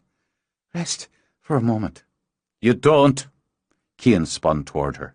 "Do you think you're doing her a favour, asking to rest? Do you think they'll be agreeable to a bloody time out just because your pal here needs to catch her breath?" "I'm fine. There's no need to snap at her." Glenna struggled to catch her breath, to will some strength back into her legs. "I'm fine. Stop holding back," she told Larkin. "I don't need to be coddled." "She needs to be looked at." Hoyt gestured Larkin back. "It's too soon for her to train like this." "That isn't for you to say," Cian pointed out. "I am saying it. She's exhausted, and she's in pain, and that's enough." "I said I'm fine and can speak for myself. Which, though he enjoys being a bastard, is what your brother pointed out. I don't need or want you to speak for me." "Then you'll have to grow accustomed to it, because so I will when you need it." "I know what I need, and when I need it. Maybe the two of you will just talk the enemy to death," Cian said dryly. Out of patience, Glenna thrust at Cian with her sword. Come on then, you and me. You won't hold back." "No." He tapped his blade to hers. "I won't." "I said enough!" Hoyt slashed his sword between them, and his fury sent a ripple of fire down the steel. "Which one of us would you like to take on?" Now Cian's tone was like silk, and his eyes darkened with a dangerous pleasure when Hoyt pivoted toward him. "Should be interesting," Larkin said, but his cousin stepped in. "Wait," she said. "Just wait. We're upset, all of us, tired out and overheated like horses had too long a gallop on top of it. It serves no purpose to hurt each other. If we won't rest, then at least let's have the doors open. Have some air." "You want the doors open?" Everything about him suddenly genial. Cian cocked his head. "A bit of air's what you're wanting?" "Sure. We'll have ourselves some fresh air." He strode to the terrace doors, threw them open, then, in a move fast as a finger snap, reached out into the dark. "Come in, won't you?" he said, and yanked a pair of vampires through the doorway. "Plenty to eat here." He wandered to the table as both of them leaped up, drew swords. With the tip of his own, he speared an apple from the bowl. Then he leaned back against the wall, plucking it off to have a bite. "Let's see what you can do with them," he suggested. "It's 2 against 1, after all. You may just have a shot at surviving." Hoyt pivoted, instinctively putting Glenna behind him. Larkin was already moving in, flashing his sword. His opponent blocked the slash easily, punched out with its free hand, and sent Larkin flying halfway across the room. It turned, rushed Moira. The first strike hit her sword, and the force knocked her down, sent her skidding over the floor. She groped desperately for her stake as it flew, seemed to fly through the air toward her. Glenna buried her terror, dug out her fury. She shot her power out. The first learned, the last lost, and brought the fire. The vampire burst into flames mid-air. "Nicely done, Red," Cian commented, and watched his brother battle for his life. "Help him! Help me!" "Why don't you?" "They're too close to risk the fire." "Try this." He tossed her a steak, took another bite of apple. She couldn't think, as she ran forward, as she plunged the steak into the back of the vampire who had beaten Hoyt to his knees, and missed the heart. It howled, but there seemed to be more pleasure than pain in it. It turned, lifted its sword high. Both Moira and Larkin charged, but Glenna saw her death. They were too far away, and she had nothing left. Then Hoyt sliced his sword through its neck. Blood spattered her face before there was dust. Fairly pitiful, but effective enough, all in all. Cian wiped his hands. "Now, pair off, playtime's over." "You knew they were out there." Moira's hand, still holding the steak, trembled. "You knew." "Well, of course I knew they were out there. If you'd used your brains, or at least some of your senses, you'd have known it as well." "You'd have let them kill us." "More to the point, you nearly let them kill you. You," he gestured at Moira, "stood there, letting the fear soak you, scent you. You, and now Larkin. You charged in without using your head and nearly lost it for the trouble. As for you," he said to Hoyt, "protecting the women folk may be chivalrous, but you'll both die. With your honour intact, of course. While Red, at least, used her head initially, and the power your bloody gods gave her, she then fell apart and stood meekly waiting to be dead." He stepped forward. "So we'll work on your weaknesses, which are legion." "I've had enough." Glenna's voice was hardly more than a whisper. "Enough of blood and death. Enough for one night. Enough." She dropped the steak and walked out. "Leave her be."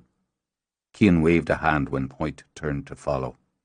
"For Christ's sake, an ounce of brain would tell you she wants only her own company, and a strong, dramatic exit like that deserves to stand. Let her have it." "He's right," Moira spoke quickly.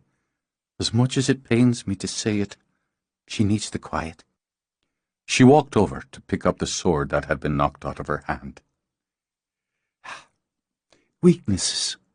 She nodded her head, faced Cian. "Very well, then. Show me." Chapter 18. Hoyt expected to find her in bed when he came in. He had hoped she'd be sleeping so that he could put her under more deeply and work on her injuries, but she was standing by the window in the dark. "Don't turn on the light," she said with her back to him. "Cian was right. There are more outside still. If you pay attention, you can sense them. They move like shadows, but there's movement. More a sense of movement. They'll go soon, I think, to whatever hole they burrow in during the day." "You should rest." "I know you say that because you're concerned, and I'm calm enough now not to take your head off for it. I know I behaved poorly upstairs. I don't really care." "You're tired as I am. I want to wash and I want to sleep." "You have your own room, and that was uncalled for," she continued before he could speak. Now she turned. Her face seemed very pale in the dark, pale against the dark robe she wore. "I'm not as calm as I thought. You had no right to stand in front of me up there." "Every right. Love gives me the right. And even without that, if a man doesn't shield a woman from harm—" "Stop right there." She held up a hand, palm out, as if to block his words. "This isn't about men and women. It's about humans. The seconds you took to think of me, to worry for me, could have cost you your life. We can't spare it. Neither of us, any of us. If you don't trust that I can defend myself, that all of us can, we're nowhere." That her words made sense didn't matter a whit as far as he was concerned. He could still see the way that monster had leaped on her. "And where would you be if I hadn't destroyed that thing?" "Different. A different matter." She moved closer now so that he could scent her, the lotions she used on her skin, so utterly female. "This is foolishness and a waste of time." "It's not foolish to me, so listen up. Fighting with and protecting fellow soldiers is one thing, a vital thing. We all have to be able to count on each other, but to brush me back from battle is another. You have to understand and accept the difference." "How can I when it's you, Glenna? If I lost you, Hoyt!" She gripped his arms, a kind of impatient comfort. "Any or all of us might die in this.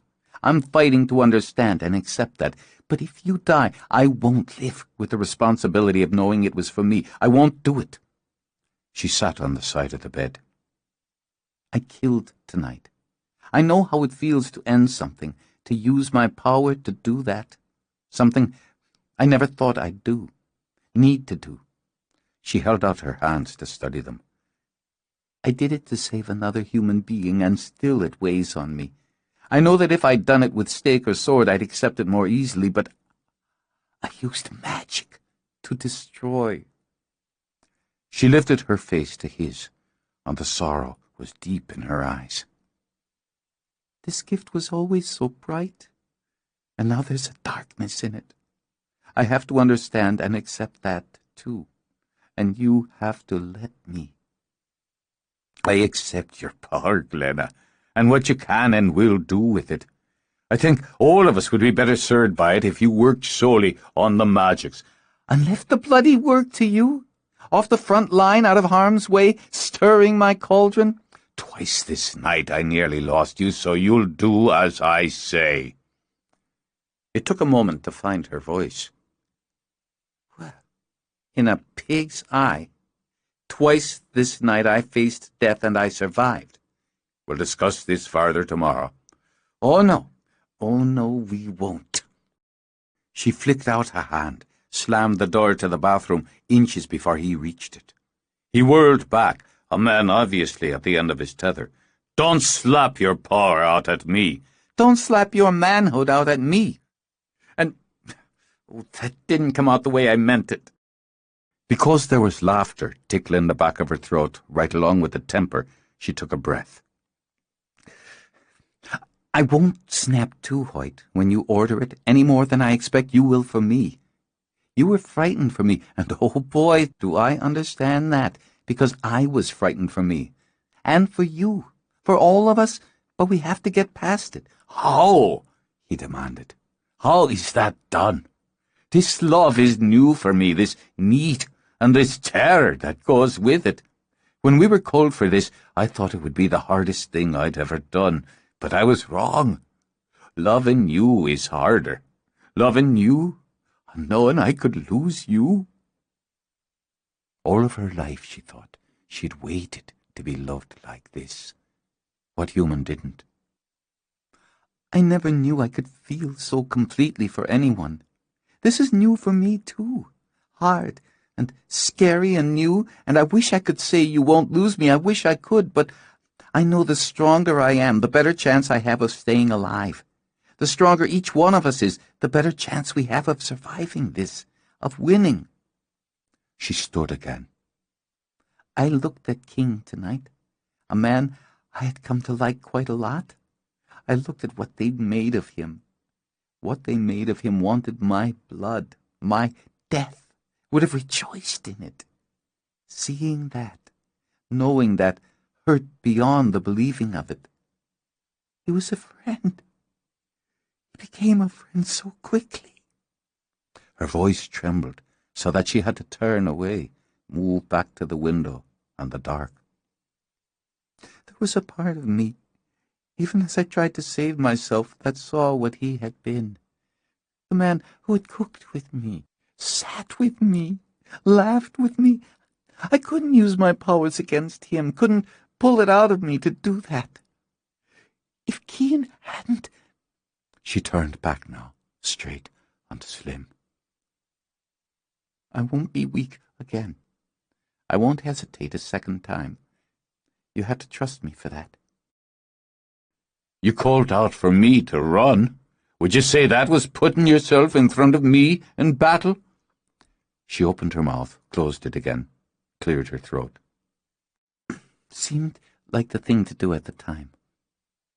All right, point made and taken. We'll both work on it. And I've some ideas on weaponry that might be helpful. But before we put this and ourselves to bed, I want to cover one more thing. I don't find myself at all surprised. Fighting with your brother over me isn't something I appreciate or consider flattering. It wasn't only about you. I know that, but I was the catalyst, and I'm going to have a word with Moira about it too. Of course, her idea of distracting Cian from us changed the entire scope of things. It was madness for him to bring those things into the house. His own temper and arrogance could have cost us lives. No. She spoke quietly now, and with absolute certainty. He was right to do it. Stunned, he gaped at her. How can you say so? How can you defend him? He made a very big and illuminating point, one we won't be able to forget. We won't always know when they'll come, and we have to be ready to kill or be killed every minute, every day. We weren't. Not really. Even after King, we weren't. If there had been more of them, the odds more even, it might have been a very different story. He stood by, did nothing. Yes, he did. Another point. He's the strongest of us and the smartest in these circumstances. It's up to us to work toward closing that gap. I have some ideas, at least for the two of us. She came to him, rising on her toes to brush her lips over his cheek. Go ahead, wash up. I want to sleep on it. I want to sleep with you. She dreamed of the goddess, of walking through a world of gardens where birds were bright as the flowers, and the flowers like jewels. From a high, black cliff, water, the colour of liquid sapphire, tumbled down to strike a pool clear as glass, where gold and ruby fish darted. The air was warm and heavy with fragrance. Beyond the gardens was a silver sickle of beach, where the turquoise water lapped its edges gently as a lover. There were children building sparkling castles of sand or splashing in the foamy surf. Their laughter carried on the air like the bird song. Rising from the beach were steps of shimmering white with diamonds of ruby red along their edges. High above them were houses, painted in dreamy pastels, skirted with yet more flowers, with trees that dripped blossoms. She could hear music drifting down the tall hill, the harps and flutes singing of joy. Where are we? There are many worlds, Morrigan told her as they walked. This is just another. I thought you should see that you fight for more than yours, or his, or the world of your friends. It's beautiful. It feels happy. Some are not. Some demand a hard life, full of pain and effort. But it is still life. This world is old, the goddess said, her robes flowing as she opened her arms. It earned this beauty, this peace, through that pain and that effort. You could stop what's coming. Stop her. Her bright hair dancing in the wind, she turned to Glenna. I have done what I can to stop it. But I've chosen you. It's not enough. Already we've lost one of us. He was a good man. Many are. Is this how fate and destiny work? The higher powers so coldly? The higher powers bring laughter to those children. They bring the flowers and the sun, love and pleasures. And yes, death and pain. It must be so. Why? Morrigan turned, smiled. Or it would all mean so little. You are a gifted child, but the gift has weight. I use that gift to destroy. All of my life I've believed, been taught, I knew what I had, what I was, could never harm. But I used it to harm. Morrigan touched Glenna's hair. This is the weight, and it must be carried. You were charged to strike at evil with it. I won't be the same again, Glenna stated, looking out to sea. No, not the same. And you're not ready, none of you. You're not yet whole. We lost King. He isn't lost. He's only moved to a different world. We're not gods, and we grieve for the death of a friend, the cruelty of it. There will be more death, more grieving. Glenna closed her eyes. It was harder, even harder to speak of death when she looked at such beauty. We're just full of good news today. I want to go back. Yes, you should be there. She'll bring blood and another kind of power. Who will? Fear had Glenna jerking back. Lilith, is she coming? Look there. Morrigan pointed to the west. When the lightning strikes. The sky went black, and the lightning arrowed out of the sky to strike the heart of the sea. When she whimpered, turned, Hoyt's arms came around her. It's dark. Nearly dawn. He touched his lips to her hair. The storm's coming. She's coming with it. Did you dream? Morrigan took me. She pressed closer. He was warm. He was real. Someplace beautiful, perfect and beautiful. Then the dark came, and the lightning struck the water. I heard them growling in the dark. You're here now, safe. None of us are. Her mouth lifted, met his desperately. Hoyt! She rose above him, slim and fragrant, white skin against pearl shadows. She took his hands, pressed them to her breasts, felt his fingers cup her, real and warm. As her heartbeat quickened, the candles around the room began to flicker. In the hearth, the fire woke to simmer. There's a power in us. She lowered to him, her lips racing over his face, down his throat. See it. Feel it. What we make together. Life was all she could think. Here was life, hot and human. Here was a power that could strike back the icy fingers of death. She rose up again, taking him into her, strong and deep, then bowing back as the thrill washed through her like wine. He wrapped around her, coming to her so his mouth could take her breast, so he could taste the pounding of her heart. Life, he thought as well, here was life. All that I am. Already breathless, he feasted on her. This is more, from the first moment, for the rest of time. She took his face, watched herself in his eyes. In any world? In all of them? It poured through her, so fast, so hot, she cried out. Dawn broke quietly, while their passion raged. It's the fire, Glenna told him. They were in the tower, sitting over coffee and scones. She had the door firmly locked and had added a charm to make certain no one and nothing entered until she was finished. It's exciting. His eyes were still sleepy, his body relaxed. Sex, Glenna thought, could work wonders. She was feeling pretty damn good herself. Wake up sex agrees with you, but I'm not talking about that kind of fire. Well, not exclusively. Fire's a weapon, a big one against what we're fighting. You killed one with it last night. He poured more coffee. He was, he realized, developing quite a taste for it. Effective and quick, but also a little unpredictable, yes. If the aim's off, or one of our own is too close, or steps or is shoved in the line, it would be extremely tragic.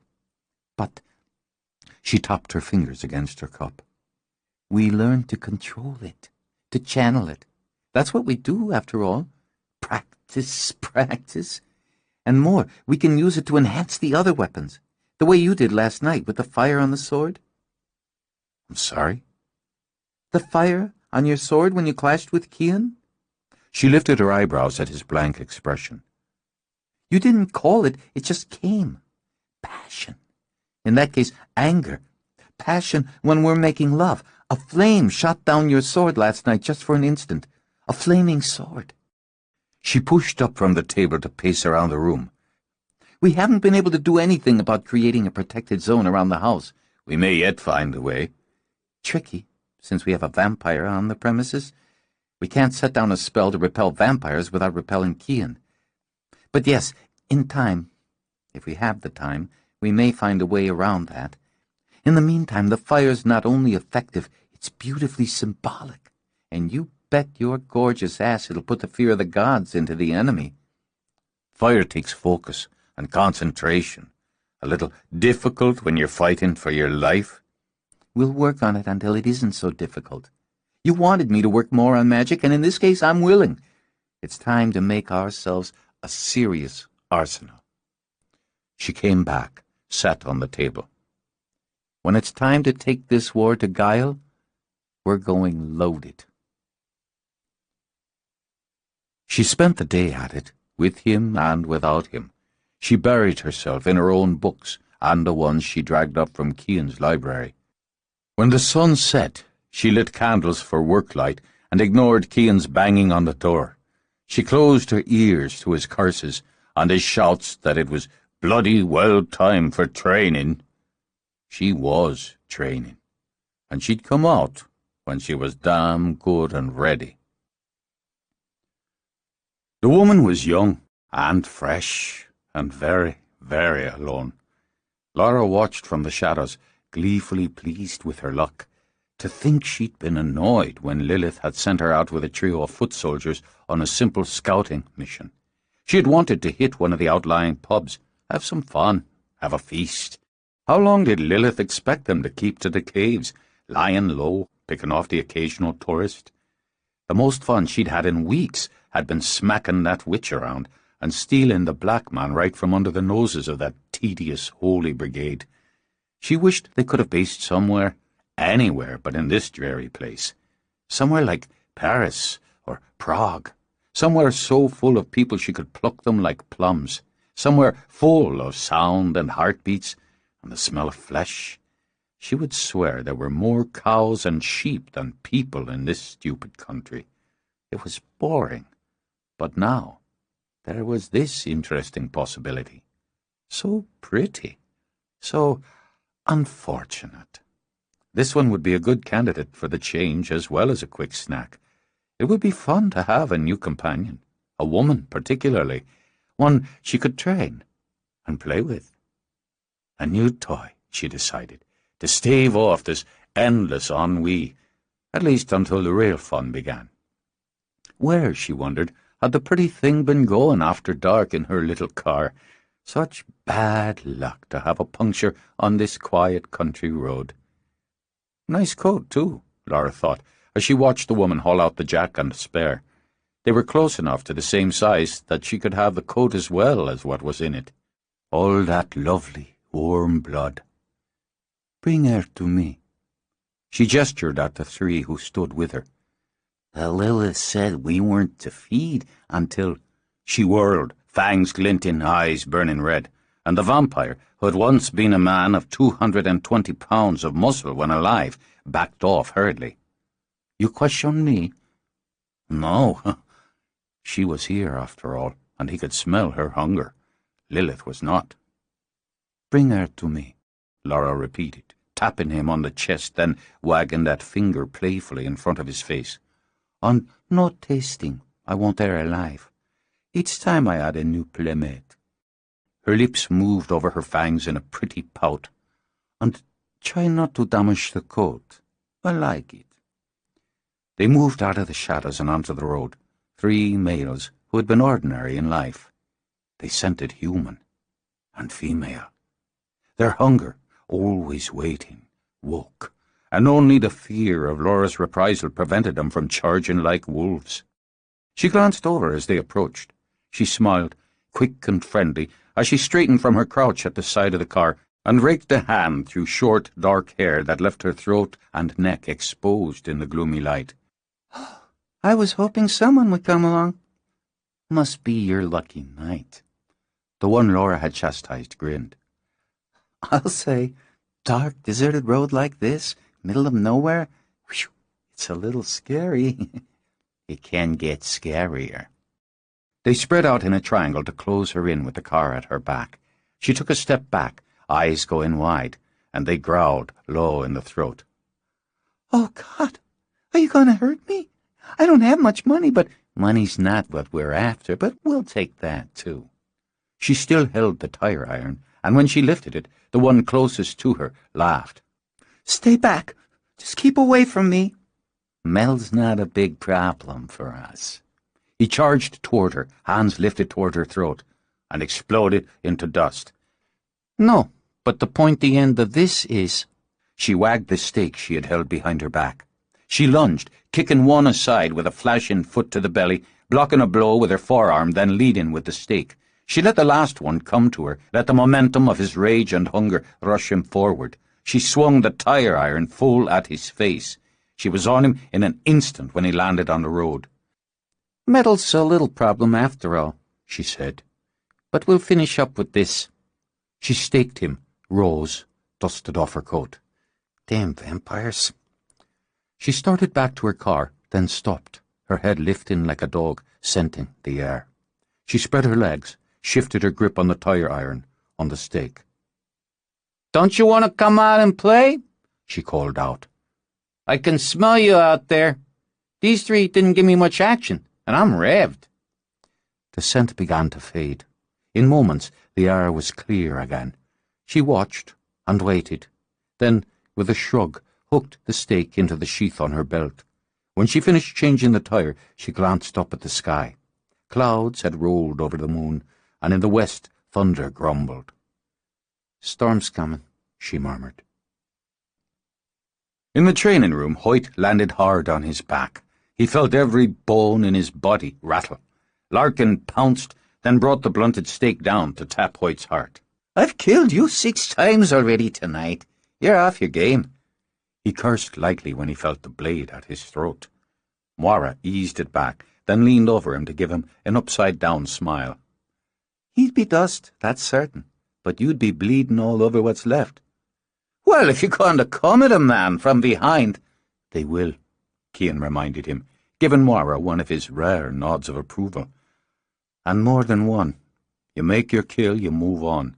Quick, fast, and in a bloody hurry. He viced his hands on Moira's head, feigned giving it a twist. Now the 3 of you are dead, because you spend too much time talking. You need to handle multiple opponents, whether it's sword, stake, or bare hands. Hoyt stood, shook himself off. Why don't you demonstrate for us? Cian lifted his brows at the irritable challenge. All right, then. All of you, on me. I'll try not to hurt you more than is necessary. Bragging? That would be talking, wouldn't it? Larkin crouched into a fighting stance. It would be, in this case, stating the obvious. He picked up the blunted stake, tossed it to Moira. What you want to do here is anticipate each other's moves as well as mine. Then, so you decided to join the party.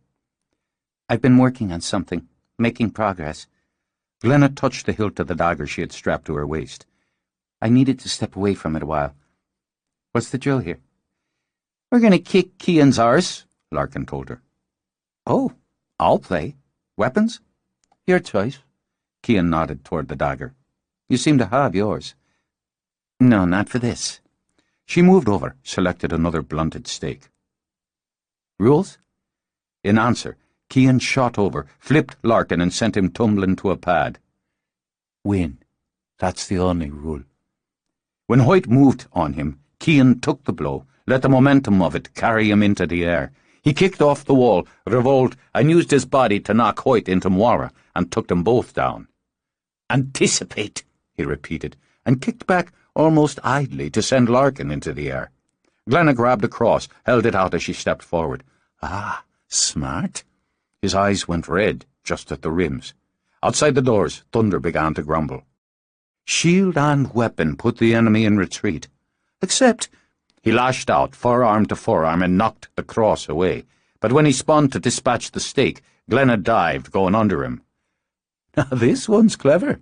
Cian nodded approval, and for a moment his face was illuminated by a ripple of lightning against the glass. She uses her head, her instincts, at least when the stakes are low.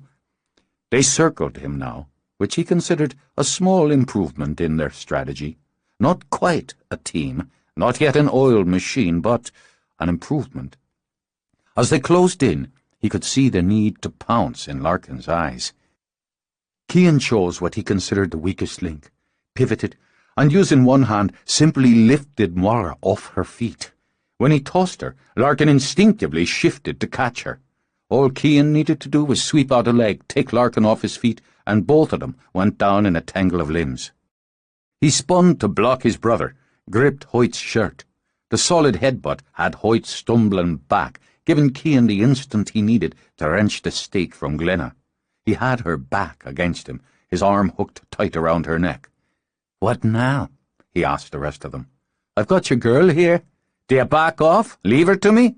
Do you come in, risk me snapping her in half? Oh, it's a problem. Or do they let me take care of myself?" Glenna gripped the chain around her neck, swung the cross back toward Cian's face. He released her, vaulted clear to the ceiling. He clung there a moment, a dangerous fly, then dropped lightly to his feet. "Not bad. And still, the four of you have yet to put me down. And if I were to—" There was a burst of lightning as his hand shot out, snatched the flying stake an inch from his own heart. The end was honed to a killing point. "We call that cheating," he said mildly. "Back away from him." They turned to see the woman step through the terrace doors as another flash of lightning ripped the sky behind her. She was slim, in a black leather coat that hit her at the knees. Her dark hair was cut short, showcasing a high forehead and enormous eyes of vivid blue. She dumped the large sack she carried on the floor, and with another stick in one hand, a two-edged knife in the other, she moved farther into the light. "Who the hell are you?" Larkin demanded. "Murphy, Blair Murphy, and I'll be saving your lives tonight. How the hell'd you let one of them in the house?" "It happens I own it," Cian told her. "This is my place." "Oh, nice. Your heirs should be celebrating really soon." "I said keep back from him," she snapped, as both Larkin and Hoyt moved in front of Cian. "I'd be his heir, as this is my brother." "He's one of us," Larkin said. "No, he's really not." "But he is." Moira held up her hands to show they were empty and moved slowly toward the intruder. "We can't let you hurt him. Looked to me like you were doing a piss-poor job of trying to hurt him when I came in. We were training. He's chosen to help us. A vampire helping humans." Those big eyes narrowed in interest and what might have been humor. "Well, there's always something new." Slowly, Blair lowered the stake. Cian pushed his shields aside. "What are you doing here? How did you come here?" "How? Erlingus." "What?" "Killing as many of your kind as I can manage. Present company temporarily excluded." "How do you know about his kind?"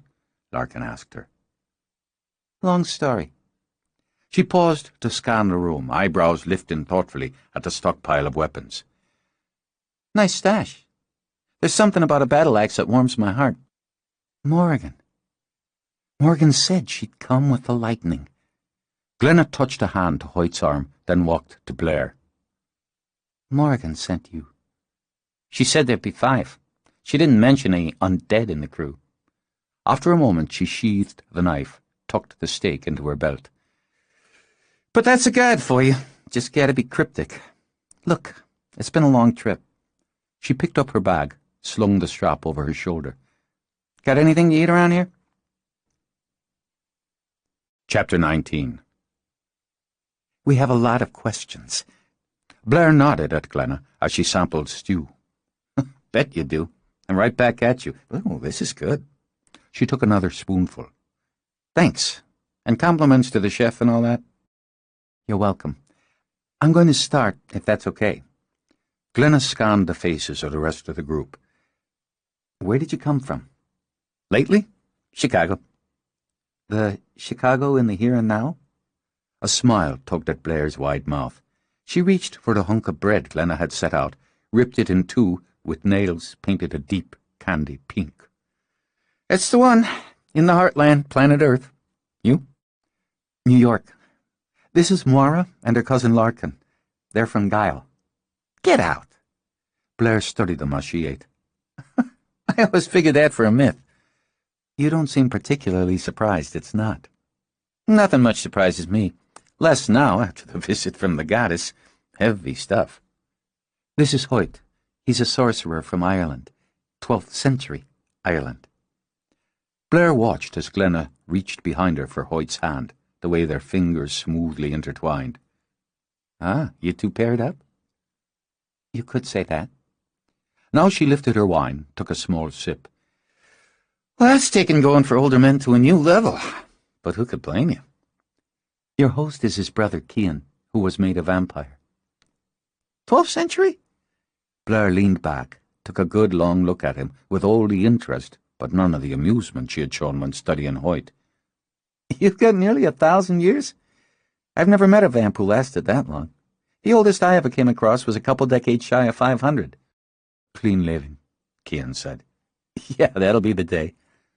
He doesn't drink humans. Since it was there, Larkin got another bowl, spooned up stew for himself. He fights with us. We're an army. An army! Talk about delusions of grandeur. What are you? She asked Glenna. Witch. So, we got a witch, a sorcerer, a couple of refugees from Guile, and a vampire. Some army. A powerful witch, Hoyt spoke for the first time. A scholar of remarkable skill and courage, a shapeshifter, and a centuries-old vampire who was made by the reigning queen. Lilith? Now Blair set down her spoon. She made you?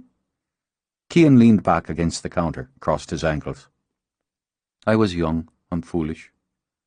And had really bad luck. What are you? Larkin demanded. Me? Demon hunter. She picked up her spoon to resume eating. I spent most of my life tracking and dusting his kind. Glenna angled her head. What, like Buffy? With a laugh, Blair swallowed stew. No. First, I'm not the only, just the best. There are more of you? At that point, Larkin decided he could use some wine as well. It's a family thing, has been for centuries. Not all of us, but every generation, one or two more of us. My father's one, and an aunt. His uncle was, and like that. I have 2 cousins on the job now. We fight the fight. And Morrigan sent you here, Glenna put in. Only you. I'd have to say yes, since I'm the only one here. Okay, so the last couple of weeks things have been weird. More undead activity than usual, like they're getting some brass ones. And I'm having these dreams. Portentous dreams go with the package, but I'm having them every time I close my eyes, and sometimes when I'm wide awake. Disturbing. Lilith? Glenna asked. She made some appearances. Cameos, we'll say. Up till then, I figured she was another myth. Anyway, in the dream, I thought I was over here. Ireland. It looked like here, anyway. I've been to Ireland before. Another family tradition. But I'm on this rise. Barren place, rough ground, deep chasms, wicked rocks. The Valley of Silence, Moira interrupted. Yeah, that's what she called it. Morrigan. She said I was needed. Blair hesitated, looked around. I probably don't have to fill in all the details since you're all here. Big battle, possible apocalypse, vampire queen forming an army to eliminate humankind. There would be 5 waiting for me gathered together. We'd have until Samhain to prepare. Not a lot of time, considering, goddess, eternity. But that's how it's laid out. So you came? Glenna said. Just like that. Didn't you? Blair shrugged. I was born for this. I've dreamed of that place before, as long as I can remember. Me, standing on that rise, watching it rage below. The moon, the fog, the screams. I always knew I'd end up there. Always assumed she would die there. I just expected a little more backup. In 3 weeks we've killed more than a dozen, Larkin said with some annoyance. Good for you. I don't keep a tally of kills since I had my first 13 years ago, but I took out 3 tonight on the road on the way here. 3? He held up his spoon. Alone? There was another. It stayed back. Chasing it down didn't seem like a good way to stay alive, which is the first rule in the family handbook. There might have been more of them, but I only sent it to one. You got more stationed around the perimeter of this place. I had to slip through them to get inside. She pushed her empty bowl away. That was really good. Thanks again. You're welcome again. Glenna took the bowl to the sink. Hoyt, can I have a word with you? Excuse us just for a minute. She drew him out of the kitchen, toward the front of the house. Hoyt, she's... The warrior. Yes, she's the last of the 6. It was never King. She pressed her fingers to her mouth as she turned away. He was never one of the 6. And what happened to him happened. Hoyt took her shoulders, turned her to face him. Can't be changed. She's the warrior, and completes the circle. We have to trust her. I don't know how we begin to do that. She damn near killed your brother before she bothered to say hello. And we have only her word she's who she says she is. But she's not a vampire. She walked right into the house. Added to that, Cian would know. Vampires can have human servants. So, how do we know? Do we take what she says she is on faith? If she is what she says, she's the last of us. We have to be sure. It's not like we can check her ID. He shook his head, not bothering to ask her meaning. She has to be tested. Upstairs, I think, in the tower. We'll make the circle, and we'll be sure. When they were gathered upstairs, Blair looked around. Close quarters. I like things roomier. You're going to want to keep your distance, she warned Cian. I might stake you. Just knee-jerk. You can try. She tapped her fingers on the stake in her belt. There was a ring, a ridged band of silver on her right thumb. So, what's this all about? We had no sign you were coming, Glenna began. Not you specifically. So you're thinking Trojan horse. It's a possibility we can't dismiss without proof. No, you'd be stupid just to take my word.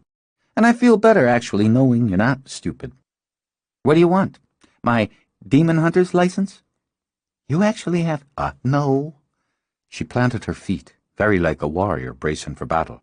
But if you're toying with doing some kind of witchcraft that involves my blood or other bodily fluid, you're out of luck. Line drawn on that. Nothing like that. Well, witchcraft, but nothing that requires blood. We're linked, the 5 of us, by fate, by necessity, and some, yes, by blood. We are the circle. We are the chosen. If you're the last link of that circle, we'll know. Otherwise... We can't harm you. Hoyt laid a hand on Glenna's shoulder. It's against all we are to use power against a human being. Blair glanced toward the broadsword leaning against the tower wall. Anything in the rule book about sharp, pointy objects? We won't harm you. If you're Lilith's servant, we'll make you our prisoner. She smiled, one corner of her mouth rising, then the other. Good luck with that. All right, let's do it. Like I said, if you had swallowed everything without a I'd be more worried about what I'd walked into here. You guys around this white circle, me in it? You know witchcraft? Glenna asked her. I know something about it. She stepped into the circle. One of us at each point, Glenna instructed. To form a pentagram. Hoyt will do the search. Search? Of your mind, he assured Blair. There are some private things in there, too. Uncomfortable, she moved her shoulders, frowned at Hoyt. Am I supposed to think of you as my witch doctor? I'm not a witch. It'll go more quickly and without discomfort if you open to this. He lifted his hands and lit the candles. Glenna? This is the circle of light and knowledge, formed by like minds, like hearts. Within this circle of light and knowledge, no harm will we impart. We seek to link so we may know, within this ring only truth bestow. With mind to mind in destiny, as we will, so mote it be. The air rippled, and still the candle flames rose straight as arrows. Hoyt held out his hands toward Blair. No harm, no pain, only thoughts within thoughts. Your mind to my mind, your mind to our minds. Her eyes looked deeply into his, had something flickering in his head. Then they went black, and he saw. They all saw. A young girl fighting a monster nearly twice her size. There was blood on her face, and her shirt was torn. They could hear each drawing of her laboured breath. A man stood off to the side and watched the battle. She was struck to the ground with a vicious backhanded blow and sprang up, struck down again. When the thing leaped, she rolled and stabbed it through the back into the heart with a stake. "Slow," the man said. "Slappy, even for a first kill. You'll need to do better." She didn't speak, but the mind inside her mind thought, "I'll do better. I'll do better than anyone." Now she was older and fought beside the man, ferociously, savagely. The odds were 5-2, but it was done quickly, and when it was done, the man shook his head. "More control, less passion. Passion will kill you." She was naked, in bed with a young man, moving with him in the low light of the lamp. She smiled as she arched to him, nipped his lip. A diamond winked madly on her finger. Her mind was full of passion, of love and joy, and of despair and misery, as she sat on the floor in the dark alone, weeping out the shards of a broken heart. Her finger was bare. She stood on the rise above the battleground, with the goddess, a white shadow, beside her. "You were the first to be called, and the last," Morrigan told her. "They are waiting for you. The worlds are in your hands. Take theirs, and fight." She thought, "I've been coming toward this all my life. Will it be the end of it?" Hoyt lowered his hands, brought her slowly back as he closed the circle. Her eyes cleared, blinked. "So, did it pass the audition?" Glenna smiled at her, then walked to the table, lifted one of the crosses. "This is yours now." Blair took it, let it dangle. "That's nice. Beautiful craftsmanship, and I appreciate the gesture, but I have my own." She tugged the chain from under her shirt. "Family thing again. Like an heirloom?" "Oh, it's lovely, but if you'd—" "Wait!" Hoyt snatched at the cross, stared at it as it lay in his palm. "Where did you get this? Where did it come from?" "I told you, family. We have 7 of them. They've been passed down. You're going to want to let go of that." When he looked up into her eyes again, she narrowed hers. "What's the problem?" "There were 7 the goddess gave me on the night she charged me to come here. I asked for protection for my family, the family she ordered me to leave behind, and these were what she gave me." "That was what, 900 years back? It doesn't mean—" "It's Nola's." He looked over her head to Cian. "I can feel it. This is Nola's cross." "Nola?" "Our sister, the youngest." His voice thickened as Cian moved closer to see for himself. "And here on the back, I inscribed it with her name. She said I'd see her again, and by the gods I am. She's in this woman, blood to blood. Our blood." "There's no question," Cian said quietly. "I put this around her neck myself. Look at her, Cian." "Aye. Well." He looked away again and moved to the window. "Forged in the fire of the gods, given by the hand of a sorcerer." Blair breathed deep. "Family legend. My middle name is Nola. Blair Nola Bridget Murphy." "Hoyt." Glenna touched his arm. "She's your family. I guess you'd be What, my uncle? 1,000 times removed, or however it works. She glanced over toward Cian. And isn't it a kick in the ass? I'm related to a vampire. In the morning, under a weak and fitful sunlight, Glenna stood with Hoyt in the family graveyard. The storm had soaked the grass, and rain still dripped from the petals of the roses that climbed over his mother's grave. I don't know how to comfort you. He took her hand. You're here. I never thought I would need anyone to be with me. Not the way I need you. It's all so fast, all of this. Loss and gain, discovery, questions, life and death. Tell me about your sister, about Nola. She was bright and fair and gifted. She had sight. She loved animals, had, I think, a special affinity for them. Before I left, there were puppies born to my father's wolfhound. Nola would spend hours in the stables playing with them, and while the world turned, she grew to a woman, had children. He turned, rested his brow against Glenna's. I see her in this woman, this warrior who's with us now, and inside of me is another war. Will you bring her here, Blair?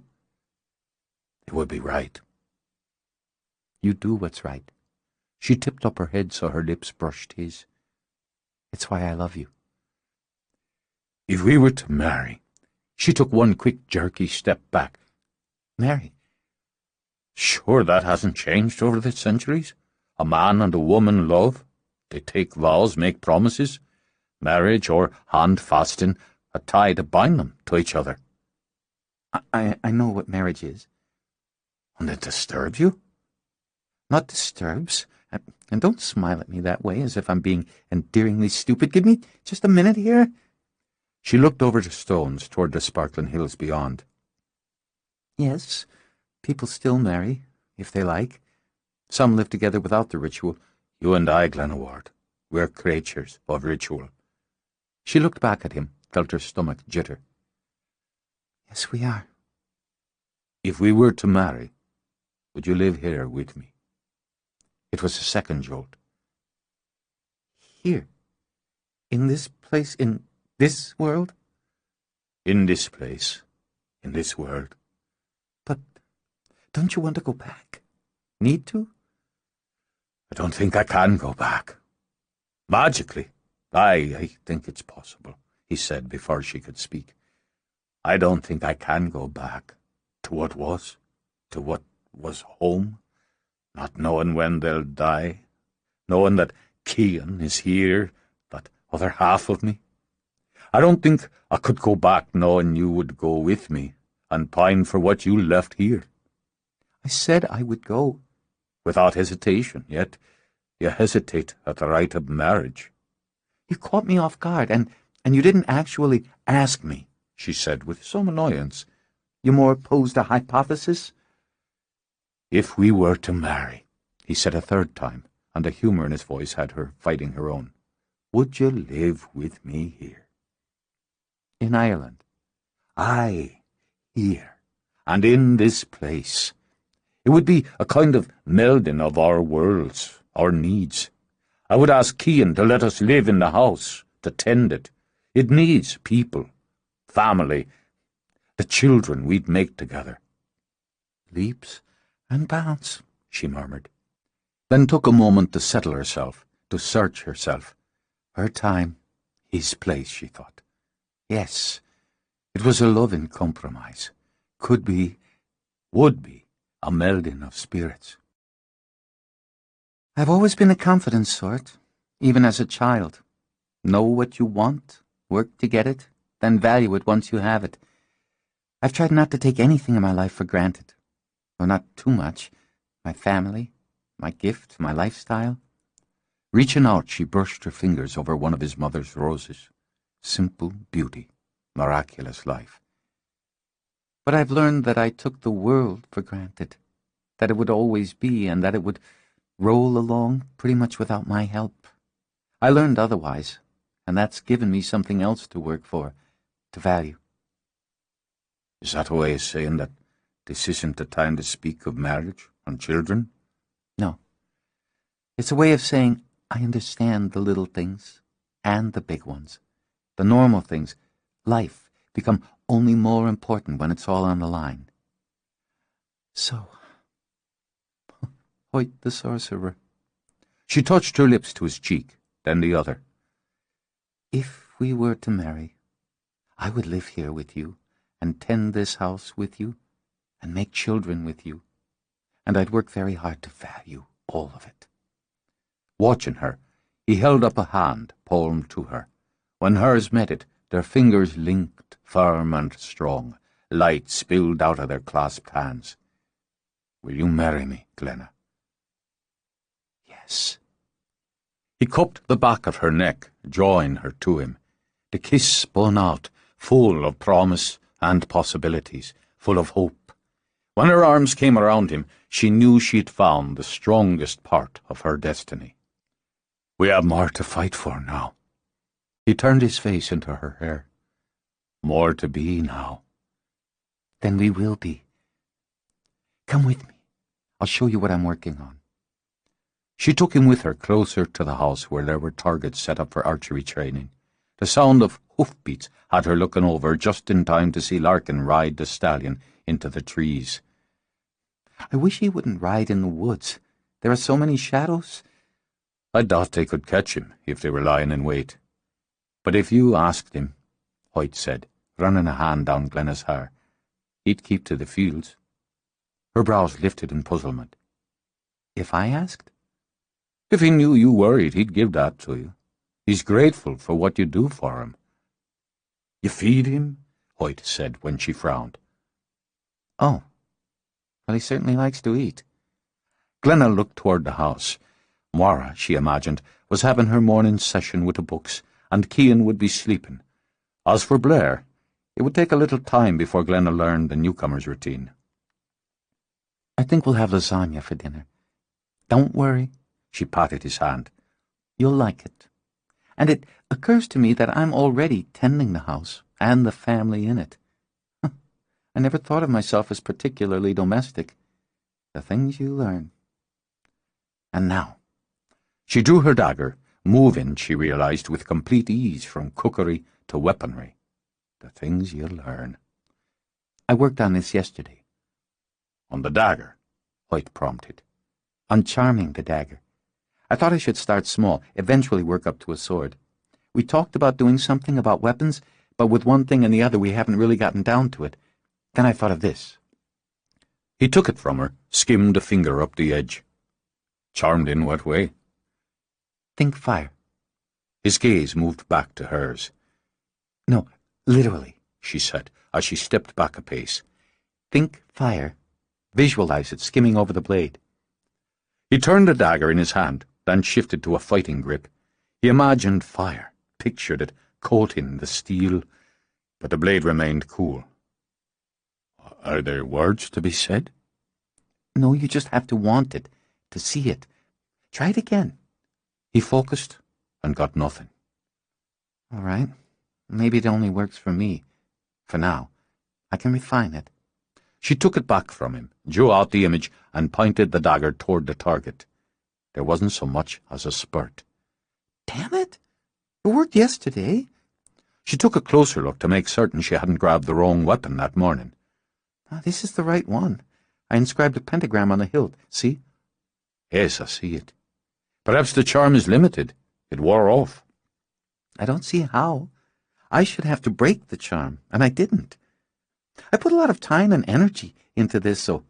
What's going on? Blair strolled out, one hand tucked in the front pocket of her jeans, the other holding a steaming cup of coffee. There was a knife in a sheath at her hip, and a glimmer of moonstones dangling from her ears. Knife-throwing practice? No. Good morning. She lifted an eyebrow at the irritation in Glenna's voice. For some of us, anyway. Ooh. Nice dagger. It's not working. Let's see. Blair snatched it from Glenna, tested the weight, and sipping coffee, threw it toward the target. It stabbed the bullseye. It works for me. Great. So it's got a pointy end, and you've got excellent aim. Glenna stomped toward the target, wrenched out the dagger. What happened to the magic? Search me. It's a knife, a nice one. It stabs, it hacks, it slices. Does the job. You start counting on magic, you can get sloppy. Then somebody puts that pointy end into you. You have magic in your blood, Hoyt pointed out to her. You should have a respect for it. Didn't say otherwise. I'm just more comfortable with sharp implements than voodoo. Voodoo is a different matter entirely, Glenna snapped. Just because you can throw a knife doesn't mean you don't need what Hoyt and I can give you. Oh, no offense, seriously. But I count on myself first. And if you can't fight with that, you should leave the combat to the ones who can. You think I can't hit that stupid target? Blair sipped more coffee. I don't know. Can you? Riding on insult, Glenna turned, and with curses running through her head, flung the knife. It hit the outer circle and burst into flame. Excellent. Blair lowered her coffee. I mean, your aim's for shit, but the fire show is very cool. She gestured with the mug. Probably going to need a new target, though. I was pissed off, Glenna mumbled. Anger. She turned her excited face to Hoyt's. Adrenaline. We weren't angry before. I was happy. She pissed me off. Always happy to help. It's a fine charm. A good weapon. He laid a hand on Glenna's shoulder as the target burned. How long will the flame last? Oh, wait. She stepped away, centered herself. Calmed, she put out the fire in her mind. The flame flickered out the smoke. It needs work, obviously, but... She went back to the target, gingerly tested the dagger's hilt. It was warm, but not too hot to touch. It could give us a real edge. Damn straight, Blair agreed. Sorry about the voodoo crack. Accept it. Glenna sheathed the dagger. I'm going to ask you for a favor, Blair. Ask away. Hoyt and I need to get to work on this now, but later today, could you teach me to throw a knife like you do? Well, maybe not like me. Blair grinned. But I can teach you to throw it better than you do, less like you're shooing pigeons. There's more, Hoyt said. Cian takes charge of the training after sunset. A vampire training humans to kill vampires. Blair shook her head.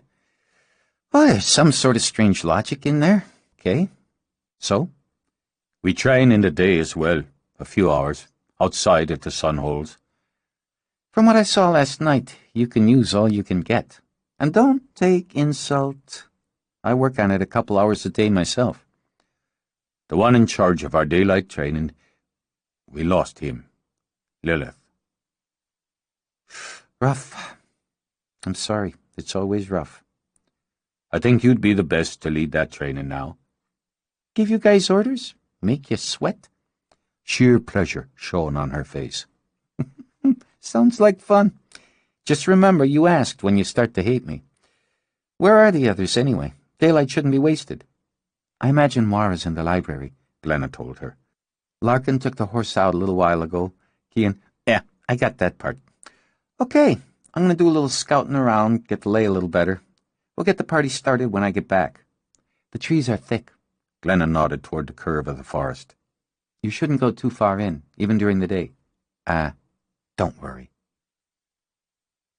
Chapter 20.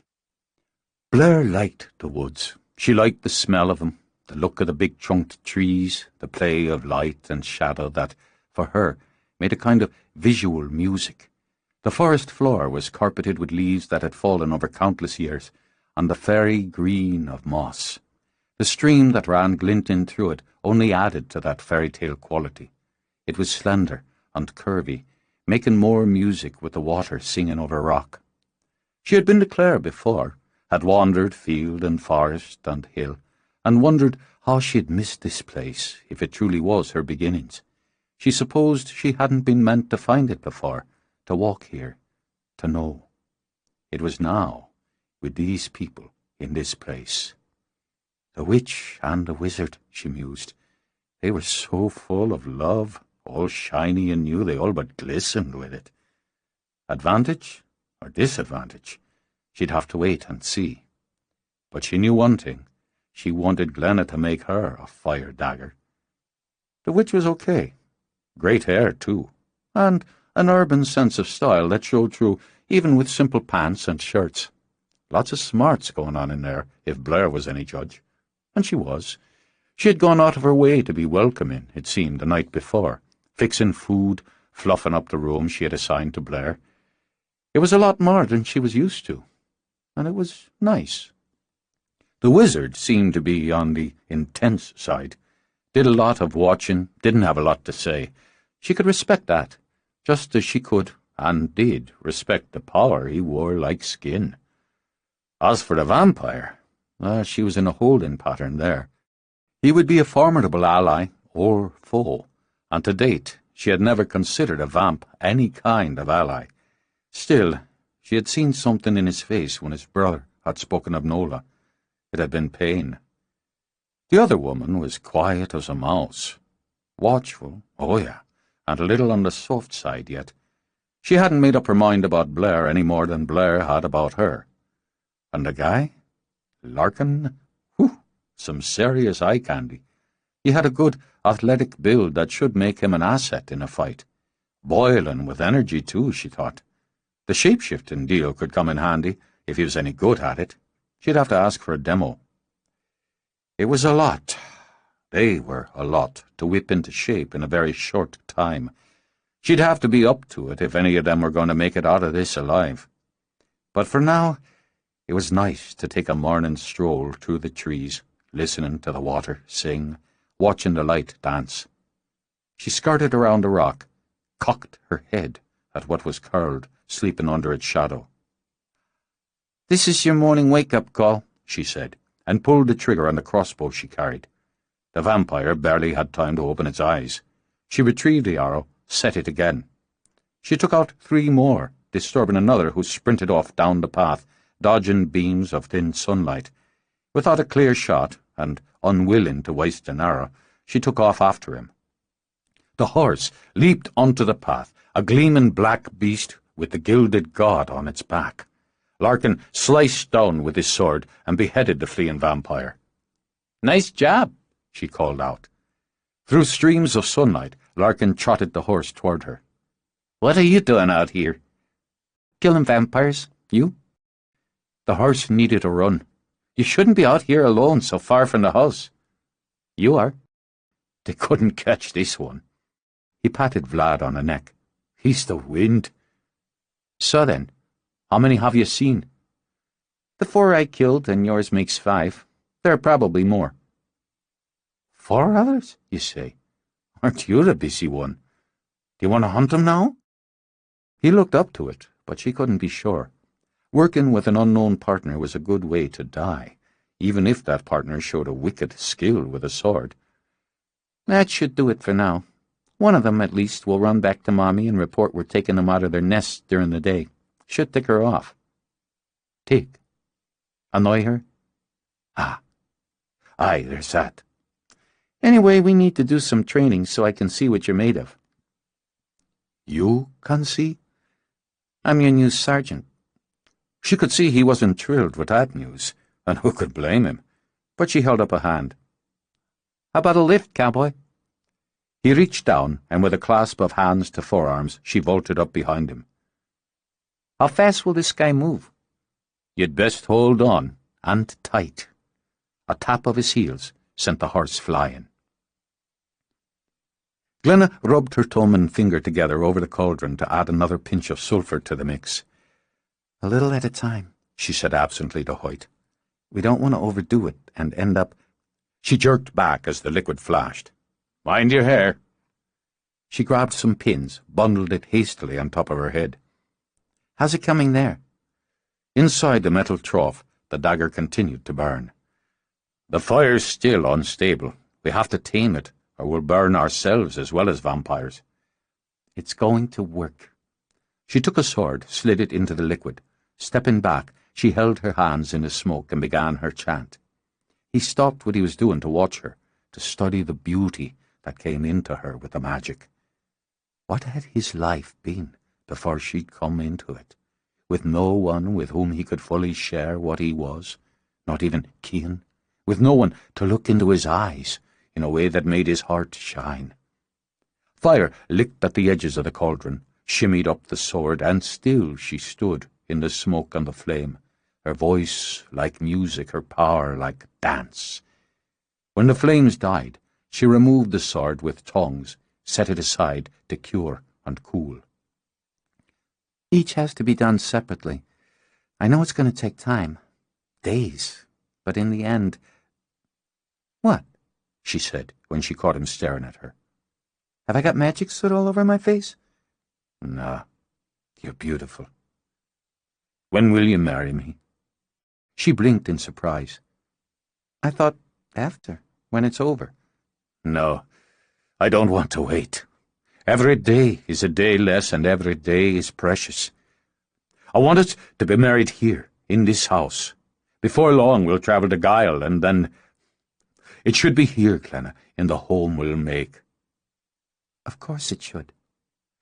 I know your family can't be here, except for Cian and Blair. Neither can mine. But when it's over, Hoyt, when everyone's safe again, I'd like another ritual here. I'd like my family here then. A hand fasten now, a wedding ceremony after. Would that suit? Perfect. Now? As in now? I can't be ready now. I have to do things first. I need a dress. I thought you preferred your ritual sky-clad. Very funny. A few days, say the coming full moon. The end of the first month. He nodded. It seems right. I want to— What's all that shouting? They walked to the window to see Blair going toe-to-toe with Larkin. Moira stood, hands fisted on her hips. Speaking of rituals, Glenna commented, looks like the headbutting portion of the daily trainings started without us. We'd better get down there. She's slow and she's sloppy, and slow and sloppy get you dead. She's neither, Larkin shot back at Blair. But her strengths lie in her bow and in her mind. Great. She can think a vamp to death. Let me know how that works out. As for the bow, yeah, I like an eagle, but you can't always kill at a distance. I can speak for myself well enough, Larkin. And you— Mara jabbed a finger at Blair.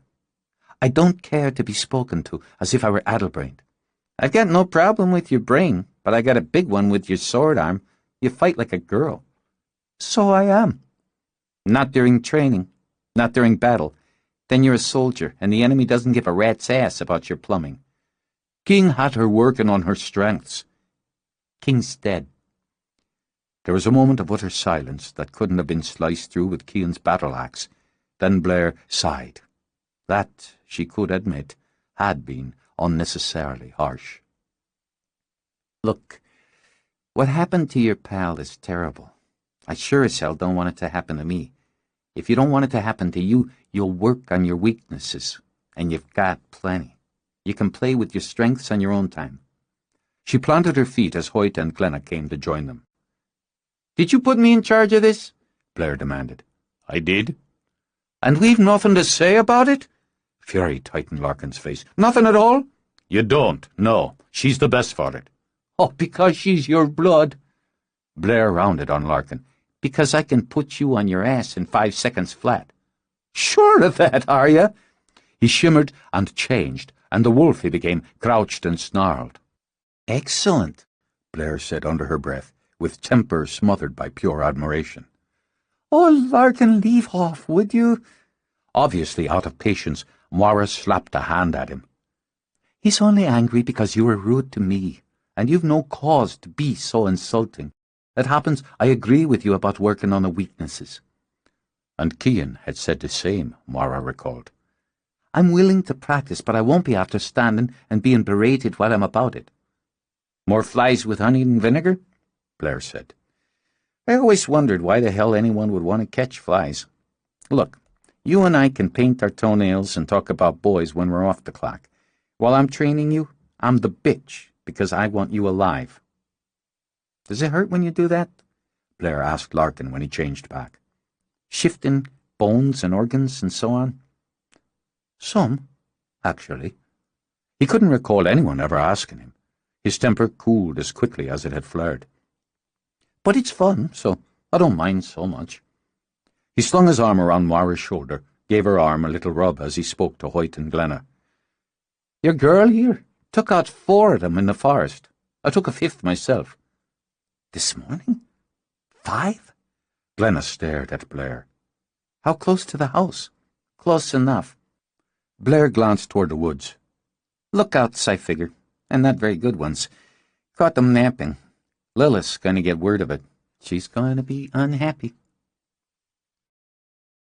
It wasn't a matter of killing the messenger, not in Lilith's long-standing opinion. It was a matter of killing it as painfully as possible.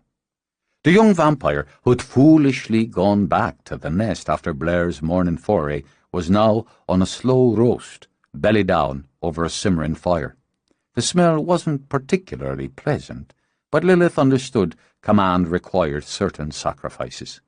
She circled him now, careful to keep the hem of her red gown away from the lick of the flames.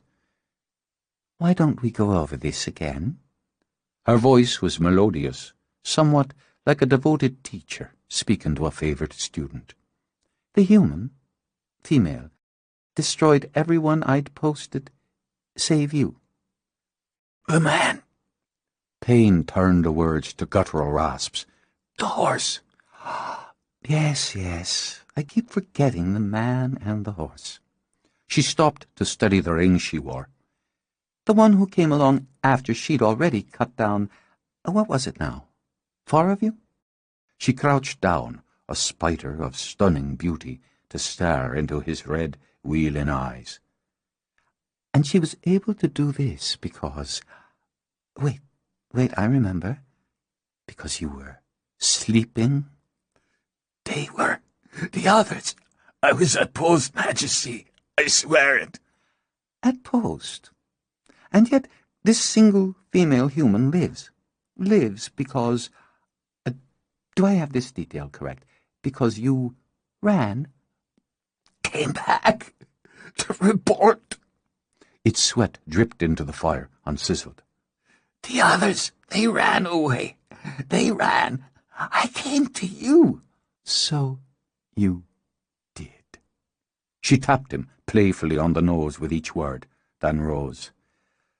"I suppose I should reward your loyalty." "Mercy, Majesty, mercy." She turned around with a silky rustle of skirts to smile at the boy who sat cross-legged on the floor of the cave, systematically ripping the heads off a pile of Star Wars action figures. "Davy, if you break all your toys, what will you have to play with?" His lips moved to pout as he beheaded Anakin Skywalker. "They're boring." "Yes, I know." She ran a loving hand over his sunny hair. "And you've been cooped up too long, haven't you? Can we go outside now?" He bounced, and his eyes went round and wide at the prospect of a promised treat. "Can we go outside and play, please?" "Not quite yet." "Now, don't sulk." She tipped his chin up to peck a kiss on his lips. "What if your face froze like that?" "Here now, my sweet boy. What if I gave you a brand-new toy?" Round cheeks bright with temper, he snapped Han Solo in 2. "I'm tired of toys." "But this will be a new one, something you've never had before."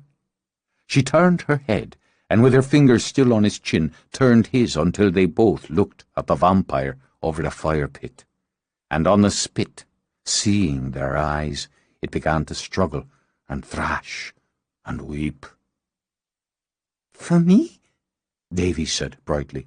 "All for you, my own dumpling. But you must promise, Mamma, not to get too close to the fire. I don't want you burned, my precious one." She kissed his little fingers before she rose. "Majesty, I beg you. Majesty, I came back to you." "I dislike failure. Be a good boy, Davy. Oh, and don't spoil your dinner." She gestured to Laura, who stood quietly by the door. The screams began before it was closed behind them and locked. "The hunter," Laura began. "It had to be. None of the other women have the skill to—" A single look from Lilith silenced her. "I haven't given you leave to speak. My fondness for you is all there is between you and the pit, and my affections only go so far." Laura bowed her head in deference and followed Lilith into the adjoining chamber. "You lost 3 of my good men. What can you say to that?" "I have no excuse." With a nod, Lilith roamed the chamber, idly picking a ruby necklace from the top of a chest. The single thing she missed of life was mirrors. She longed, even after 2 millennia, to see herself reflected, to be wooed by her own beauty. She had hired, and fed on, countless sorcerers, witches, and magicians over the centuries to make it so. It was her greatest failure. "You're wise not to offer one. I'm a patient woman, Laura. I've waited more than 1,000 years for what's coming, but I won't be insulted. I dislike having these people pick and pluck us off like flies." She threw herself into a chair, tapped her long red nails on its arms. "Speak, then. Tell me about this new one, this hunter." "Oh, the seers prophesied, my lady, the warrior of old blood, one of the hunters who has plagued our kind for centuries." "And you know this because—" "She was too fast to be a mere human, too strong. She knew what they were before they moved on her that night, and she was ready. She completes their number. The first stage is set." "My scholars said the black man was their warrior." "They were wrong." "Then what good are they?" Lilith heaved the necklace she still toyed with across the room. "How can I rule when I'm surrounded by incompetence? I want what's due me. I want blood and death and beautiful chaos. Is it too much to ask that those who serve me be accurate on the details?" For nearly 400 years, Laura had been by Lilith's side. Friend, lover, servant. No one, she was sure, knew the Queen better. She poured a glass of wine, carried it to the chair. "Lilith," she said it gently, offering both it and a kiss, "we have lost nothing important." "Face?" "No, not even that. They only believe what they have done in these past weeks matters. It's good they do, because it makes them overconfident. And we killed Kian's boy, didn't we?" "We did." Lilith pouted another moment, then sipped. "There was satisfaction in that. On sending him to them only demonstrated your brilliance and your strength. Let them take dozens of the meaningless foot soldiers. We cut their heart." "Ah, you're a comfort to me, Laura." Drinking her wine, Lilith stroked Laura's hand. "And you're right, of course. You're right. I'm disappointed, I admit. I so wanted to break their number, to foil the prophecy. But it's better this way, isn't it? And it will be the sweeter when you take them all." "Better, yes, better. And yet, I think we need to make a statement. It would improve my mood and morale as well. I have an idea. I'll think it through a bit." She watched the wine swirl in her glass. One day soon, this will be the sorcerer's blood. I'll drink it from a silver cup and nibble on sugar plums between sips. All that he is will be in me, and all that I am will make even the gods tremble. Leave me now. I need to plan." As Laura rose to go to the door, Lilith tapped on her glass. "Oh, this irritating business has made me hungry. Bring me someone to eat, will you?" "Right away." "Make sure it's fresh." Alone, she closed her eyes and began to plot. While she plotted, the screams and squeals from the next chamber battered the cave walls. Her lips curved. Who could be blue, she thought, with a child's laughter ringing in the air? Mara sat cross-legged on Glenna's bed and watched Glenna work on the magic little machine she called a laptop. Mara was desperate to get her hands on it. There were worlds of knowledge inside, and so far she'd only been allowed a few peeks. She'd been promised a lesson, But just at the moment, Glenna seemed so absorbed, and they only had an hour free.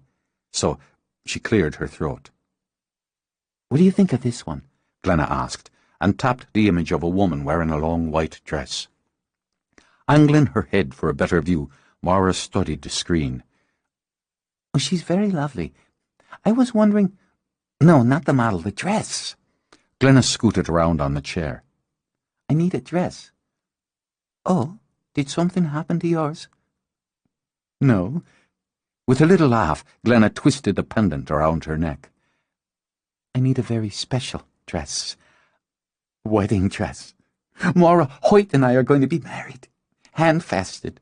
We decided on hand-fasting with a wedding ceremony later, after." "You're betrothed to Hoyt? I didn't know. It just happened. I know it might seem rushed, and the timing of it— Oh, but this is wonderful!" Mara sprang up, and in a burst of enthusiasm threw her arms around Glenna. "I'm so happy for you, for all of us." "Thanks. For all of us? Weddings, they're bright, aren't they? Bright and happy and human.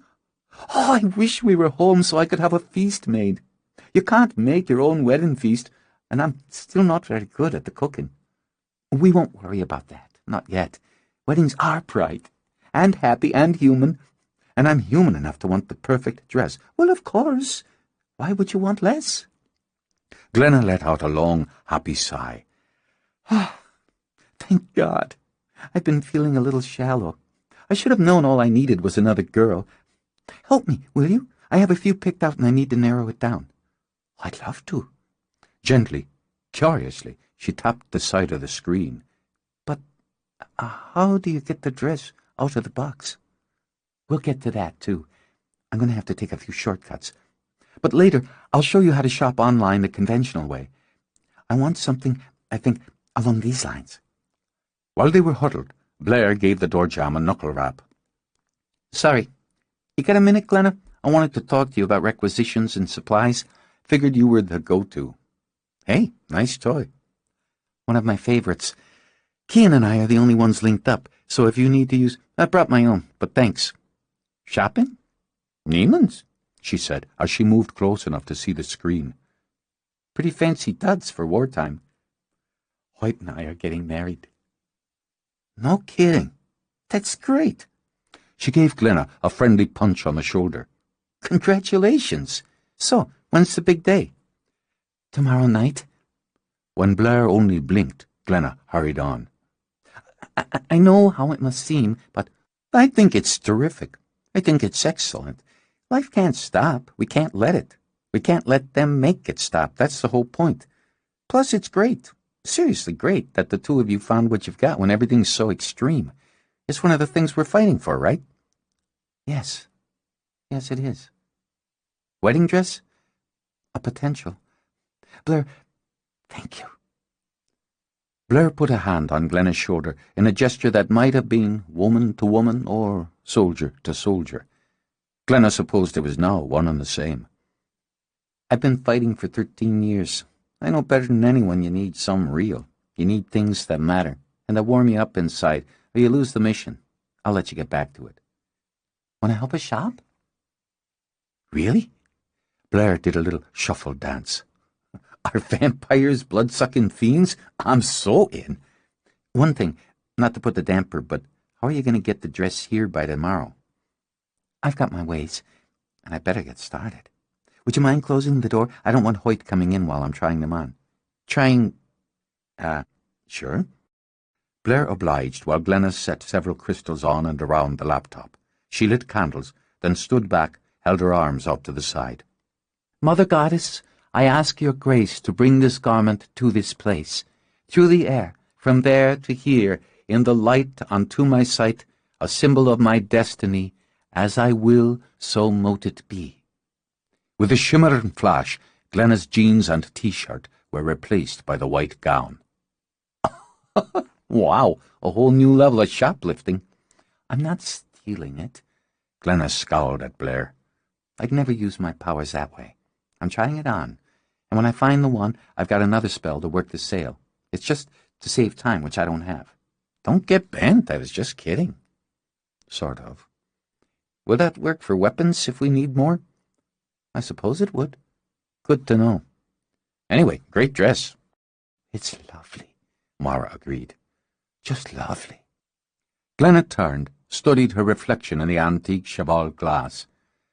Thank God Cian didn't strip all the mirrors out of this place. It's beautiful, isn't it?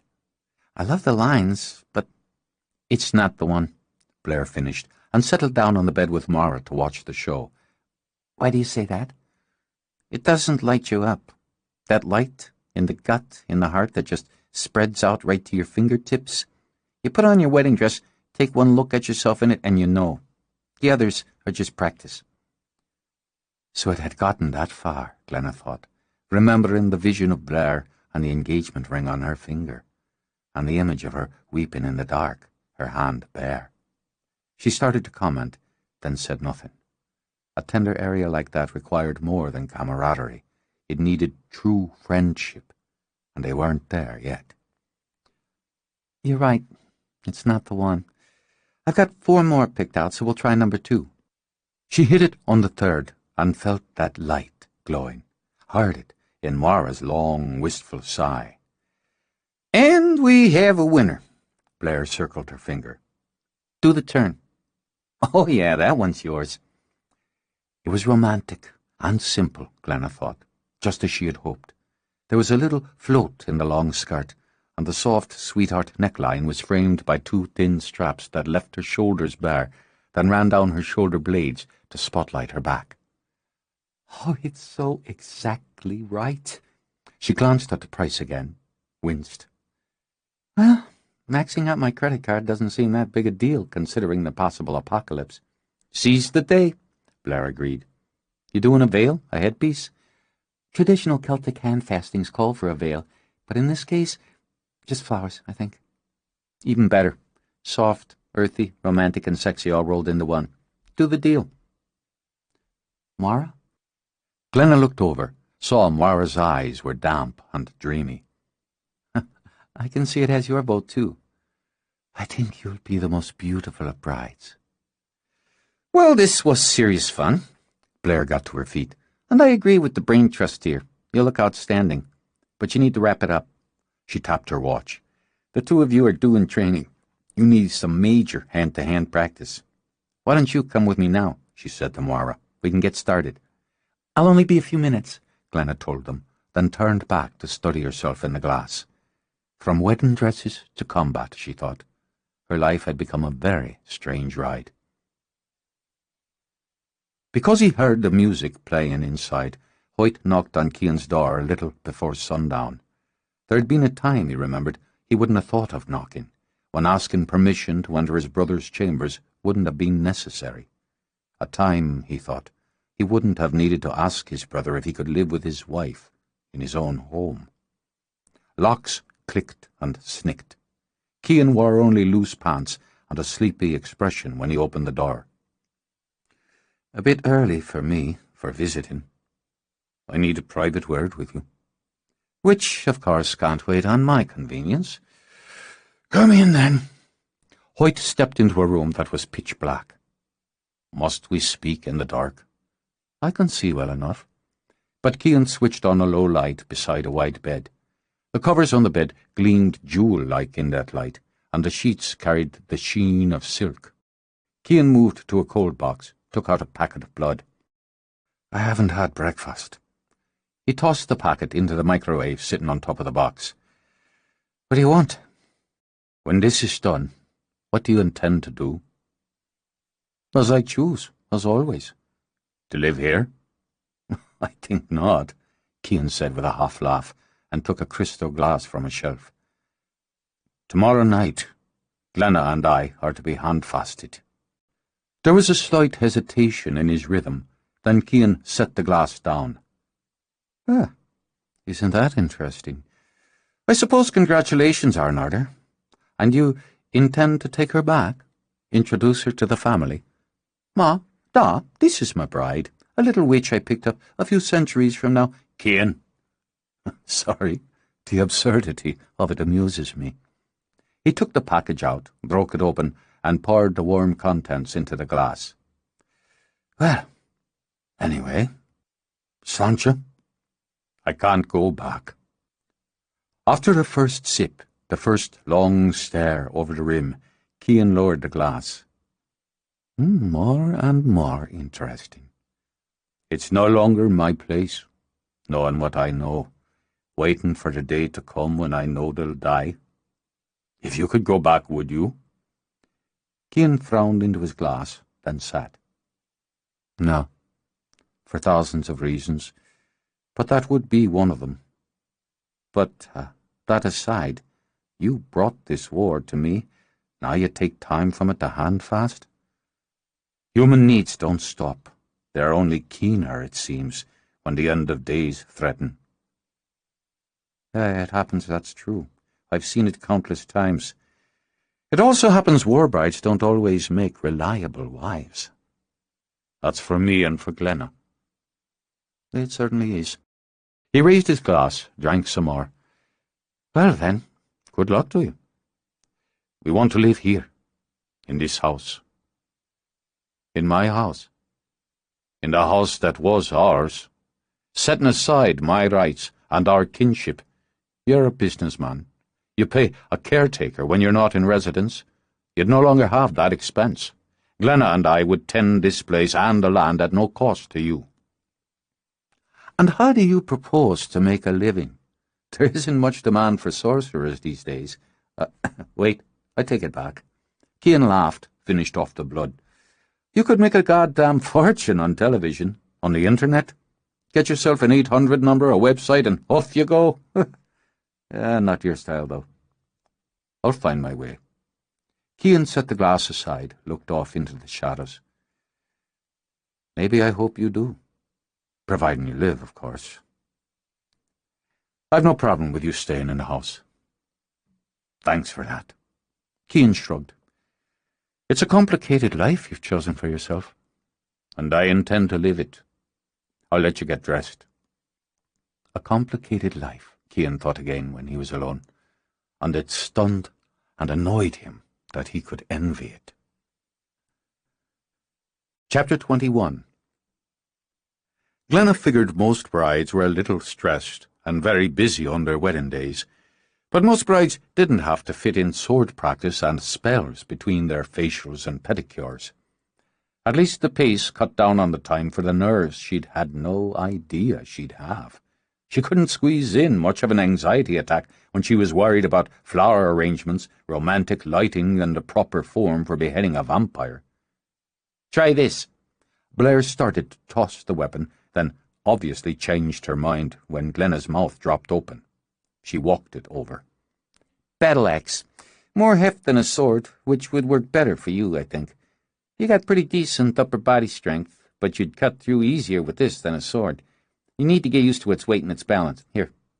She walked back, picked up her own sword. Block me with it. I'm not used to it. I could miss, hurt you. Believe me, you won't hurt me. Block. She thrust out, and more from instinct than obedience, Glenna clanged the axe to the sword. Now, see, I'd just stab you cheerfully in the back while you're fumbling to turn. What's top-heavy? It's not. Spread out your grip more for now. Okay, stay forward after the first strike. Come down on the sword, back up at me. Slow. 1, she said, and thrust. 2. Again, keep it coming. You want to counter my moves, sure. But what you want is to throw me off balance, to make me counter yours, force me to follow your moves. Think of it as a dance routine where you not only want to lead, but you also really want to kill your partner. Blair held up a hand, stepped back. Let me show you. Hey, Larkin, come be the practice dummy. She tossed him her sword, hilt up, then took the battle axe. Take it slow, she told him. This is a demo. She nodded. Attack. As he moved on her, she called out the steps. Strike! Strike! Turn! Thrust up, across, strike. He's good, see? She said, still calling out to Glenna. So he's pushing at me while I push at him. So you ad-lib as necessary. Turn, kick, strike, strike, pivot, slice. She flipped the dagger, strapped to her wrist, and swiped it an inch from Larkin's belly. When his guts are spilling out, you... and dodged back from the swipe of what looked like a very large bear claw. Wow! She rested the head of her axe on the floor, leaned on the handle. Only his arm had changed shape. You can do that? Just pieces of you? If I like. I bet the girls back home can't get enough of you. It took him a moment. She had already turned to go back to Glenna. Then he burst into delighted laughter. Sure, that's the truth, but not due to what you're meaning. I prefer my own shape for that kind of sport. Bet. Square off with Larkin. I'm going to work with Shorty for a while. Don't call me that. Lighten up. I didn't mean anything by it. Moira opened her mouth, then shook her head. I'm sorry. That was rude. King called her that, Glenna said quietly. Oh, got it. Moira, resistance training. We're going to pump you up. I'm sorry I spoke to you that way. Look, we're going to irritate each other a lot before this is done. I don't bruise easily, literally or figuratively. You're going to have to toughen up yourself. 5-pound free weights. You're going to be cut by the time I'm done with you. Moira narrowed her eyes. I may be sorry I lashed at you, but I'm not going to let you cut me. Nah, it's an expression. It means... And every other term Blair could think of would be just as confusing. Instead, she curled her arm, flexed her biceps. Ah! A smile glimmered in Moira's eyes. Sure, I'd like that. All right, then, you can cut me. They worked a full morning. When Blair paused to gulp water from a bottle, she nodded at Glenna. You're coming right along. Ballet lessons? 8 years. Never thought I'd pirouette with a battle axe. But life's full of surprises. Can you do a triple? Not so far. Look. Still holding the bottle, Blair whipped her body around 3 times, then shot her leg out to the side, up at a 45-degree angle. That kind of momentum puts a good solid punch in a kick. You need solid to knock one of these things back. Practice. You got it in you. So, she took another swig.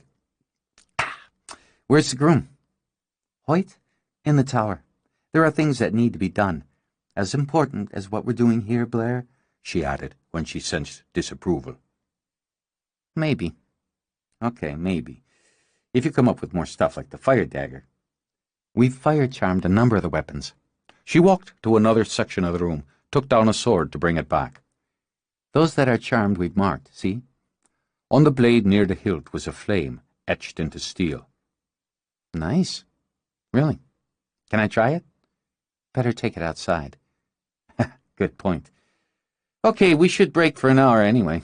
Grab something to eat. Crossing longbows, boys and girls, after lunch. I'll come with you, Glenna told her. In case. Blair used the terrace doors, jogged down to ground level. She glanced at the straw dummy Larkin had hung from a post. You had to give it to the guy, she mused. He had a sense of humour. He had drawn fangs on the stuffed face and a bright red heart on the chest. It would be fun to test the fire sword out on it, and a waste of good material. No point burning up vampire dummy. So she began in a fighting stance, her arm arched behind her head, the sword pointing out. It's important to control it, Glenna began. To pull the fire when you need it. If you're just slapping the burning sword around, you could burn yourself or one of us. Don't worry. Glenna started to speak again, then shrugged. There was nothing and no one to hurt but the air. Then she watched as Blair began to move, slowly, fluid as water, the sword like an extension of her arm. Yes, a kind of ballet, she thought. A lethal one, but none the less compelling. The blade shimmered when the sun struck its edge, but remained cool. Just as Glenna began to assume Blair needed coaching on how to use it, the woman thrust out and the blade erupted. And you're toast? Oh, God, I love this thing. Will you make me one? Out of one of my personal weapons? Absolutely. Glenna lifted her brows as Blair swished the sword through the air and the fire died. You learn fast. Yeah, I do. She frowned, scanning the sky. Clouds boiling up in the west. Guess we're in for more rain. Good thing I planned an indoor wedding. Good thing. Let's go eat. Hoyt didn't come down until late afternoon, and by that time Glenna had given herself permission to take time for herself. She didn't want to do a quick glamour to look her best. She wanted to pamper herself, just a bit. And she needed flowers to make the circlet for her hair, to make a bouquet. She had made the facial cream herself, from herbs, so dabbed it on generously as she studied the sky from the bedroom window. The clouds were moving in now. If she was going to get flowers, she had to get them before the sun was lost and the rain came. But when she opened the door to dash out, Moira and Larkin stood on the other side. He made some sound as his eyes widened, reminding her of the soft green goo on her face. "It's a female thing, just deal with it. I'm running behind. I haven't got the flowers from my hair yet. Well..." Moira brought her hand from behind her back and offered the circlet of white rosebuds with red ribbon braided through it. "I hope it's all right, that it's what you wanted. I know something red's traditional for hand fasting. Larkin and I wanted to give you something, and we don't have anything, really, so I did this. But if you'd rather... Oh, it's perfect! It's perfectly beautiful! Oh, thank you!" She grabbed Moira in a crushing hug, then turned a beaming smile up to Larkin. "I thought it wouldn't be a hardship to have you kiss me," he began. "But just at the moment..." "Don't worry. I'll catch you later. There's this as well." He handed her a nosegay of multicoloured roses twined with more red ribbon. "To carry," Moira says. "Oh, God, this is the sweetest thing."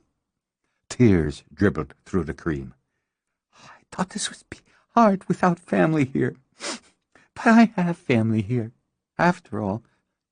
Thank you. Thank you both."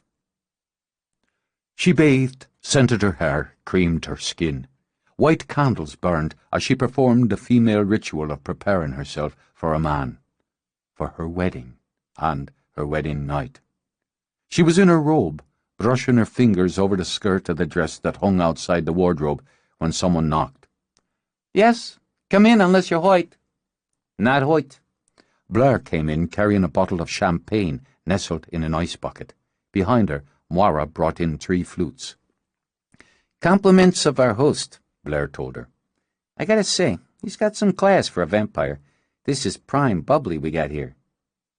"Cian sent champagne?" "Yep. And I'm going to get down to popping this cork before we suit you up." "I have a wedding party." "Oh, you should have dresses. I should have thought of it." "We're fine. Tonight's all about you." "I've never had champagne. Blair says I'll like it." "Guaranteed." Blair gave Moira a quick wink, then popped the cork. "Oh, I got something for you. It's not much, seeing as I don't have your style with online shopping, but... Anyway," she dug into her pocket. "I didn't have a box either." She put the pin in Glenna's hand. "It's a claddagh, traditional Irish symbol. Friendship, love, loyalty. I'd have gone for the toaster salad bowl, but time was limited, and I didn't know where you'd registered." Another circle, Glenna thought. Another symbol. "It's beautiful. Thank you." She turned, pinned it to the ribbon trailing from her bouquet. "Now I'll carry both of your gifts with me." "I love sentiment, especially with champagne." Blair poured 3 glasses, passed them around. "To the bride, and her happiness, and to the continuity represented by what we do tonight, to the promise of the future it represents." I'm going to get all the teary stuff out before I do my makeup. "Good plan." "I know what I found with Hoyt is right. It's mine. I know what we're promising each other tonight is right, is ours. But having you here with me, that's right too. And it's special. I want you to know it's very special to me, having you share this." They touched glasses, drank, and Moira closed her eyes. "Oh, Blair was right. I do like it. Told you. Okay, Moira, let's you and me make ourselves a bride." Outside the rain splashed down and fog billowed, but in the house was candlelight and the scent of flowers. Glenna stepped back from the mirror. "Well, you look like a dream, like a goddess in a dream." My knees are shaking. I bet goddesses don't get shaky knees. Take a couple of deep breaths. We'll go down and make sure everything's set up, including the lucky guy. You're going to blow his socks off. Why would she? You know, sweetie, Blair said to Moira as they started for the door, you're too literal. Start studying contemporary slang while you're buried in books. She pulled open the door, stopped short when she saw Cian. This is girl territory? I'd like a moment with my future sister-in-law. It's all right, Blair. Cian, please come in. He stepped inside, sent Blair a mild look over his shoulder, then shut the door in her face. Then he turned and took a long look at Glenna. Well, now, you're a vision, aren't you? Truly. My brother's fortune leaps and bounds. You probably think this is foolish. You'd be wrong. While it may be something I think of as particularly human, it's not one of the things I think of as foolish. Though there are many of those. I love your brother. Yes, a blind man could see that. Thank you for the champagne, for thinking of it. My pleasure. Hoyt's ready for you. Oh, boy. She pressed a hand to her jumpy belly. I hope so. Cian smiled at that, stepped closer. I have something for you, a wedding gift. I thought to put it in your hand, as I assume, at least for now, you'd be in charge of the paperwork. Paperwork? He handed her a thin leather portfolio. After opening it, she sent him a puzzled look. I don't understand. It should be clear enough. It's the deed to this house, the land. It's yours. But we can't. When he asked if we could stay, he only meant, Glenna, I only make grand gestures once every few decades, if the whim happens to strike me. Take it when it's offered. It's more to him than it could ever be to me. Her throat had filled, so she had to wait to speak. I know what it means to me. It will mean a great deal more to him. I wish you'd give it to him yourself. Take it, was all he said, then turned to the door. Cian? She set the folder aside, picked up her bouquet. Would you walk me down? Would you take me to Hoyt? He hesitated, then opened the door, then held out a hand to her. She heard music as they started down. Your handmaidens have been busy. I expected it of the little queen. A lot of sentiment there, but the hunter surprised me. Am I shaking? I feel like I'm shaking. No. He tucked her hand into his arm. You're steady as a rock.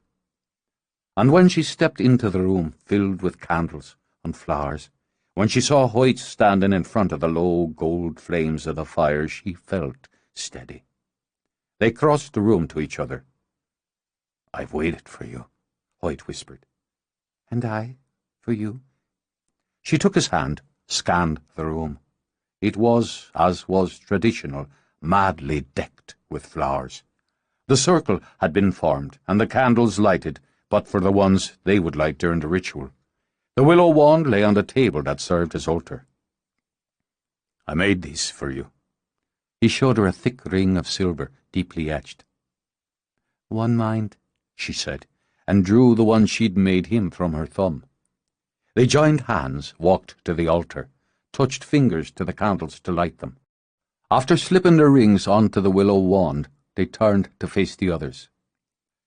We ask you to be our witnesses at this sacred rite, Hoyt began. To be our family as we become one. May this place be consecrated for the gods. We are gathered here in a ritual of love. Beings of the air, be with us here, and with your clever fingers tie closely the bonds between us. Glenna looked into his eyes as she spoke the words. Beings of the fire, be with us here. And they continued, through water, through earth, the blessed goddess and laughing god. Her face was luminous as they spoke, as they lit incense, then a red candle. They sipped wine, scattered salt. She and Hoyt held the wand with the rings gleaming on it between them. The light grew warmer, brighter, as they spoke to each other, the rings under their hands sparkling wildly. "It is my wish to become one with this man." She slipped the ring from the wand and onto his finger. "It is my wish to become one with this woman." He mirrored her gesture. They took the cord from the altar, draped it over their joined hands. "And so the binding is made," they said together. Then, as the goddess and the god and the old ones... A scream from outside shattered the moment like a rock through glass. Blair leaped to a window, yanked back the drape. Even her nerves jolted at the vampire's face only inches away behind the glass. But it wasn't that which turned her blood cold. It was what she saw beyond it. She looked over her shoulders at the others and said, "Oh, shit." There were at least 50, probably more, still in the forest or hidden nearby. 3 cages sat on the grass, their occupants bloodied and shackled, and screaming now as they were dragged out. Glenna shoved her way by to see, then groped behind her for Hoyt's hand. "The blonde one? That's the one who came to the door when King—" "Laura," Cian said. "One of Lilith's favourites. I had an incident with her once." He laughed when Laura hoisted a white flag. "And if you believe that, I have all manner of bridges you can buy." "They have people out there," Moira added. "Injured people." "Weapons," Blair began. "Best wait and see how best to use them." Cian stepped away and walked to the front door. Wind and rain sliced in when he opened it. "Laura!" he called out, almost conversationally. "Why, you're good and soaked, aren't you now? I'd ask you and your friends in, but I still have my sanity and my standards." "Cian, it's been too long. Did you like my present, by the way? I didn't have time to wrap him." "Taking credit for Lilith's work? Oh, that's just sad. And you should tell her she'll pay dearly for it. Tell her yourself. You and your humans have 10 minutes to surrender." "Oh, all of 10? In 10 minutes we'll kill the first of these." She grabbed one of the prisoners by the hair. "Pretty, isn't she? Only 16. Old enough to know better than to go walking along dark roads." "Please." The girl wept, and the blood on her neck showed that something had already tasted her. "Please, God." "They're always calling for God." With a laugh, Laura threw the girl face down on the sodden grass. "He never comes." 10 minutes. "Close the door," Blair said quietly from behind him. "Close it." "Okay, give me a minute. 1 minute to think." "They'll kill them regardless," Cian pointed out. "Bait is all they are." "That's not the issue," Glenna snapped. "We have to do something." "We fight." Larkin drew one of the swords they had stalked in an umbrella stand near the door. "Hold your water," Blair ordered. "We don't surrender, not to the likes of them." "We fight," Hoyt agreed, "but not on their terms." "Glenna, the shackles." "Yes, I can work that. I'm sure I can." "We need more weapons from upstairs," Hoyt began. "I said hold it." Blair grabbed his arm. "You've been in a couple of skirmishes with vampires. That doesn't prepare you. We're not just charging out there and getting cut down like meat. You can work the shackles?" Glenna drew a breath. "Yes?" "Good. Moira, you're upstairs. Bose. Cian, they've probably got guards around the house. Pick a door, start taking them out quiet as you can manage. Hoyt's with you."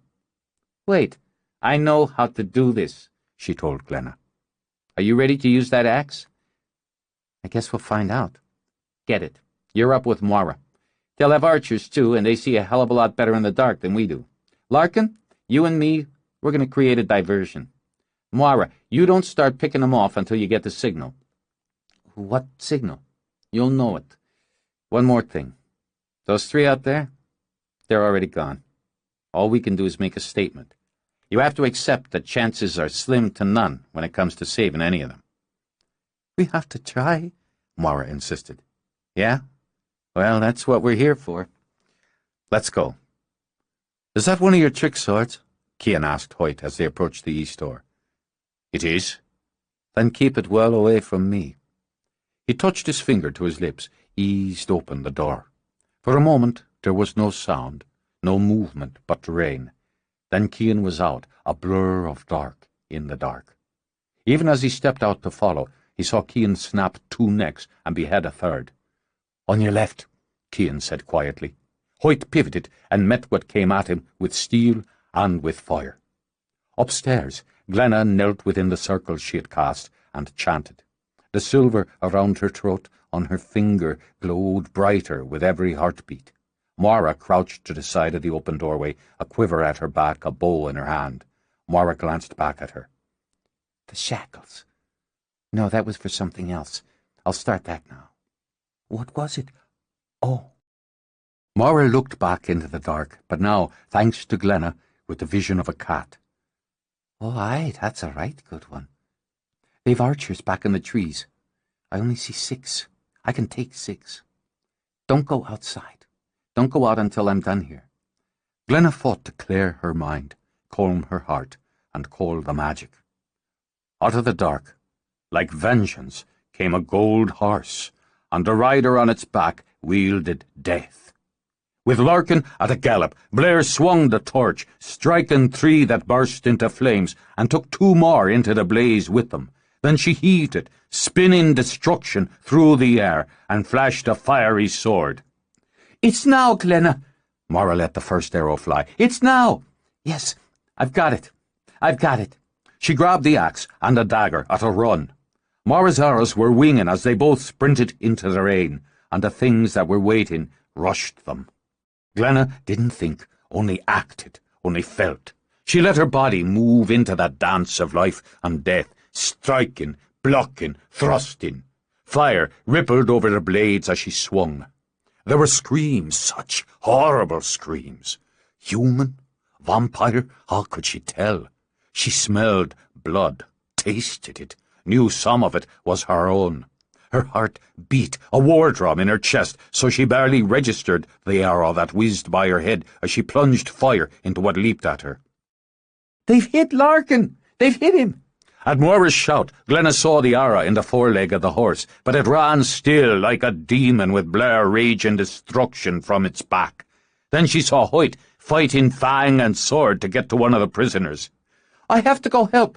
Moira, there are too many down there." "Go, I've got this. I'll lower the odds, I promise you." She charged down, screaming to draw some away from Hoyt and Cian. She thought it would be a blur, just madness rushing over her and through her, but it was clear in every detail. The faces, the sounds, the scents, the feel of warm blood and cold rain running over her, the red eyes, the terrible hunger in them, and the horrible flash and screaming when fire took them. She saw Cian break off the end of an arrow that had found his thigh and plunge it into the heart of an enemy. She saw the ring she had put on Hoyt's finger burn like another fire as he took 2 with one blow. "Get them inside!" he shouted to her. "Try to get them inside!" She rolled over the wet grass toward the girl Laura had tormented. She half expected to find her dead. Instead, she found her showing fangs in a grin. "Oh, God! Didn't you hear her? He doesn't come." She pounced, knocking Glenna onto her back, then threw back her head with the joy of the kill. Blair's sword cut it off. "You'd be surprised," Glenna returned. "Inside!" Blair shouted. "Back in! That's enough of a goddamn statement." She reached down to help Glenna mount behind her. They left the field flaming and covered with dust. "How many did we kill?" Larkin demanded as he collapsed on the floor. Blood ran down his leg to puddle on the wood. "At least 30. Damn good ratio. You've got some speed, golden boy." Blair looked straight into his eyes. "Winged you a little." "It's not altogether too bad. It just—" He didn't scream when she yanked the arrow out. He didn't have the breath to scream. When he got it back, all he could manage was a stream of shaky curses. "You next," she said to Cian, nodding at the broken arrow protruding from his thigh. He simply reached down, yanked it out himself. "Thanks all the same." "I'll get supplies. Your leg's bleeding," Glenna told Blair. "We're all banged up some, but we're not dead." "Well," she sent Cian a cocky grin. "most of us." That never gets tired, does it? Cian speculated and went for the brandy. They weren't human in the cages. Mara held her shoulder where the tip of an arrow had grazed it. No, I couldn't tell from in here. Too many of them to separate the scents. It was smart. Blair nodded, a grim acknowledgement. A good way to engage us and not waste any of their food supply. Bitch has a brain. We didn't get Laura. With his breath still heaving out of his lungs, Hoyt eased down. He had a gash on his side, another on his arm. I saw her when we were fighting our way back into the house. We didn't get her. She's going to be mine, my very special friend. Blair pursed her lips when Cian offered her a brandy. Thanks. Standing in the centre of them on shaky knees, Glenna took stock. Blair, get Larkin's tunic off. I need to see the wound. Mara, how bad is your wound? More a scratch, really. Then get some blankets from upstairs, some towels. Hoyt. Glenna moved to him, knelt, then just took his hands and buried her face in them. However much she wanted to fall apart, it wasn't time. Not time yet. I felt you with me. I felt you with me every moment. I know. You are with me. Agra. He lifted her head, pressed his lips to hers. I wasn't scared. Not while it was happening. I couldn't think to be scared. Then I reached that young girl, and saw what she was. I couldn't even move. It's done. For tonight, it's done. And we proved a match for them. He kissed her again, long, deep. You were magnificent. She laid a hand over the wound on his side. I'd say we all were. And we proved more than being able to hold our own. We're a unit now. The circle is cast. She let out a long sigh. Well, it wasn't the hand-fasting celebration I was looking for. She struggled to smile. But at least we... No, damn it, we didn't. We didn't finish. Just hold everything. She shoved at her dripping hair. I will not let those monsters ruin this for us. She gripped his hand as Mara rushed down with arms loaded with towels and blankets. Are you all listening? You're still witnesses. We got it, Blair said as she cleansed Larkin's wound. Your head's bleeding. Cian passed Mara a damp cloth. Go right ahead, he told Glenna. But Glenna, your dress... She only smiled at Mara. It doesn't matter. Only this matters. She clasped hands with Hoyt, locked her eyes with his. As the goddess and the god and the old ones... Hoyt's voice joined hers. Are witness to this rite. We now proclaim we're husband and wife. He reached down, took her face in his hands. I will love you beyond the end of days. Now, she thought, now the circle was truly cast, strong and bright. And the light glowed warmer, a wash of gold when their lips met, when their lips clung in hope and promise and in love. So, the old man said, with the hand-fasting complete, they tended to their wounds and began the healing. They drank a toast to the love, the true magic that had come out of dark and out of death. Inside the house, while the rain fell, the brave rested and prepared for the next battle. He sat back, picking up the fresh tea a servant had set beside him. That is all of the story for today. The protests were immediate and passionate, but the old man only chuckled and shook his head. There'll be more tomorrow, I promise you, for the story's not finished, only this beginning. But for now, the sun is out, and so should you be. Haven't you learned from the beginning of the tale that light is to be treasured? Go! When I finish my tea, I'll come out to watch you. Alone, he drank his tea, watched his fire, and thought of the tale he would tell on the morrow.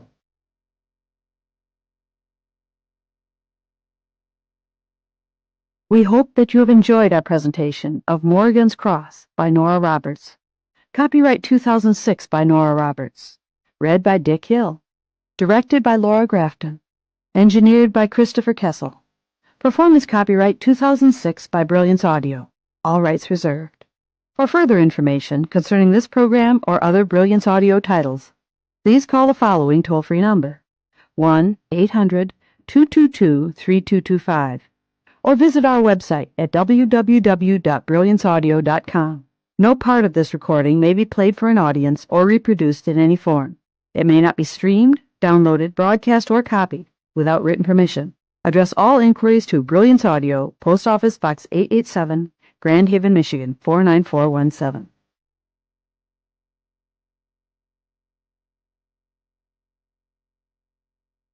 Audible hopes you have enjoyed this program.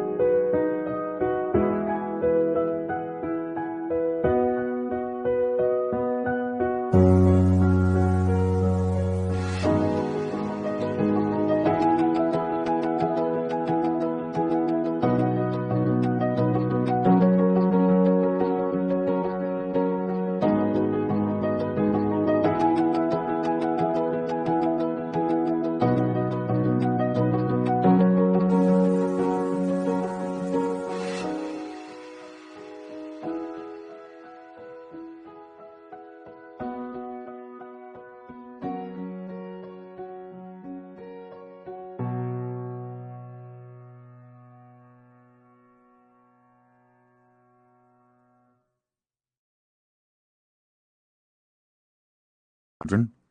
No. It's a way of saying, I understand the little things and the big ones. The normal things, life, become only more important when it's all on the line. So,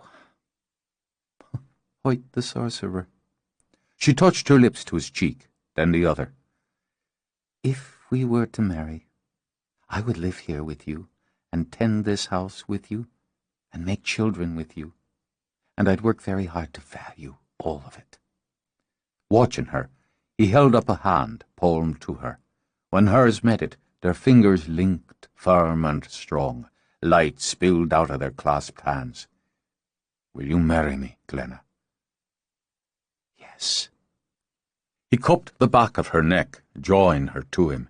The kiss spun out, full of promise and possibilities, full of hope. When her arms came around him, she knew she'd found the strongest part of her destiny. "We have more to fight for now." He turned his face into her hair. "More to be now." "Then we will be. Come with me. I'll show you what I'm working on." She took him with her closer to the house where there were targets set up for archery training. The sound of hoofbeats had her looking over just in time to see Larkin ride the stallion into the trees. "I wish he wouldn't ride in the woods. There are so many shadows." "I doubt they could catch him if they were lying in wait. But if you asked him," Hoyt said, running a hand down Glenna's hair, "he'd keep to the fields." Her brows lifted in puzzlement. "If I asked?" "If he knew you worried, he'd give that to you. He's grateful for what you do for him." "You feed him?" Hoyt said when she frowned. "Oh, well, he certainly likes to eat." Glenna looked toward the house. Moira, she imagined, was having her morning session with the books, and Cian would be sleeping. As for Blair, it would take a little time before Glenna learned the newcomer's routine. "I think we'll have lasagna for dinner. Don't worry." She patted his hand. "You'll like it. And it occurs to me that I'm already tending the house and the family in it. I never thought of myself as particularly domestic. The things you learn." And now. She drew her dagger, moving, she realized, with complete ease from cookery to weaponry. The things you learn. "I worked on this yesterday." "On the dagger?" Hoyt prompted. "On charming the dagger. I thought I should start small, eventually work up to a sword. We talked about doing something about weapons, but with one thing and the other we haven't really gotten down to it. Then I thought of this." He took it from her, skimmed a finger up the edge. "Charmed in what way?" "Think fire." His gaze moved back to hers. "No, literally," she said, as she stepped back a pace. "Think fire. Visualize it skimming over the blade." He turned the dagger in his hand, then shifted to a fighting grip. He imagined fire, pictured it, coating the steel, but the blade remained cool. "Are there words to be said?" "No, you just have to want it, to see it. Try it again." He focused and got nothing. "All right. Maybe it only works for me. For now. I can refine it." She took it back from him, drew out the image, and pointed the dagger toward the target. There wasn't so much as a spurt. "Damn it! It worked yesterday." She took a closer look to make certain she hadn't grabbed the wrong weapon that morning. "This is the right one. I inscribed a pentagram on the hilt. See?" "Yes, I see it. Perhaps the charm is limited. It wore off." "I don't see how. I should have to break the charm, and I didn't. I put a lot of time and energy into this, so—" "What's going on?" Blair strolled out, one hand tucked in the front pocket of her jeans, the other holding a steaming cup of coffee. There was a knife in a sheath at her hip, and a glimmer of moonstones dangling from her ears. "Knife-throwing practice?" "No. Good morning." She lifted an eyebrow at the irritation in Glenna's voice. "For some of us, anyway. Ooh. Nice dagger." "It's not working." "Let's see." Blair snatched it from Glenna, tested the weight, and sipping coffee, threw it toward the target. It stabbed the bullseye. "It works for me." "Great. So it's got a pointy end, and you've got excellent aim." Glenna stomped toward the target, wrenched out the dagger. "What happened to the magic?" "Search me. It's a knife, a nice one. It stabs, it hacks, it slices. Does the job. You start counting on magic, you can get sloppy. Then somebody puts that pointy end into you." "You have magic in your blood," Hoyt pointed out to her. "You should have respect for it." "Didn't say otherwise. I'm just more comfortable with sharp implements than voodoo." "Voodoo is a different matter entirely," Glenna snapped. "Just because you can throw a knife doesn't mean you don't need what Hoyt and I can give you." "Oh, no offense, seriously. But I count on myself first. And if you can't fight with that, you should leave the combat to the ones who can. You think I can't hit that stupid target? Blair sipped more coffee. I don't know. Can you? Riding on insult, Glenna turned, and with curses running through her head, flung the knife. It hit the outer circle and burst into flame. Excellent. Blair lowered her coffee. I mean, your aim's for shit, but the fire show is very cool. She gestured with the mug. Probably going to need a new target, though. I was pissed off, Glenna mumbled.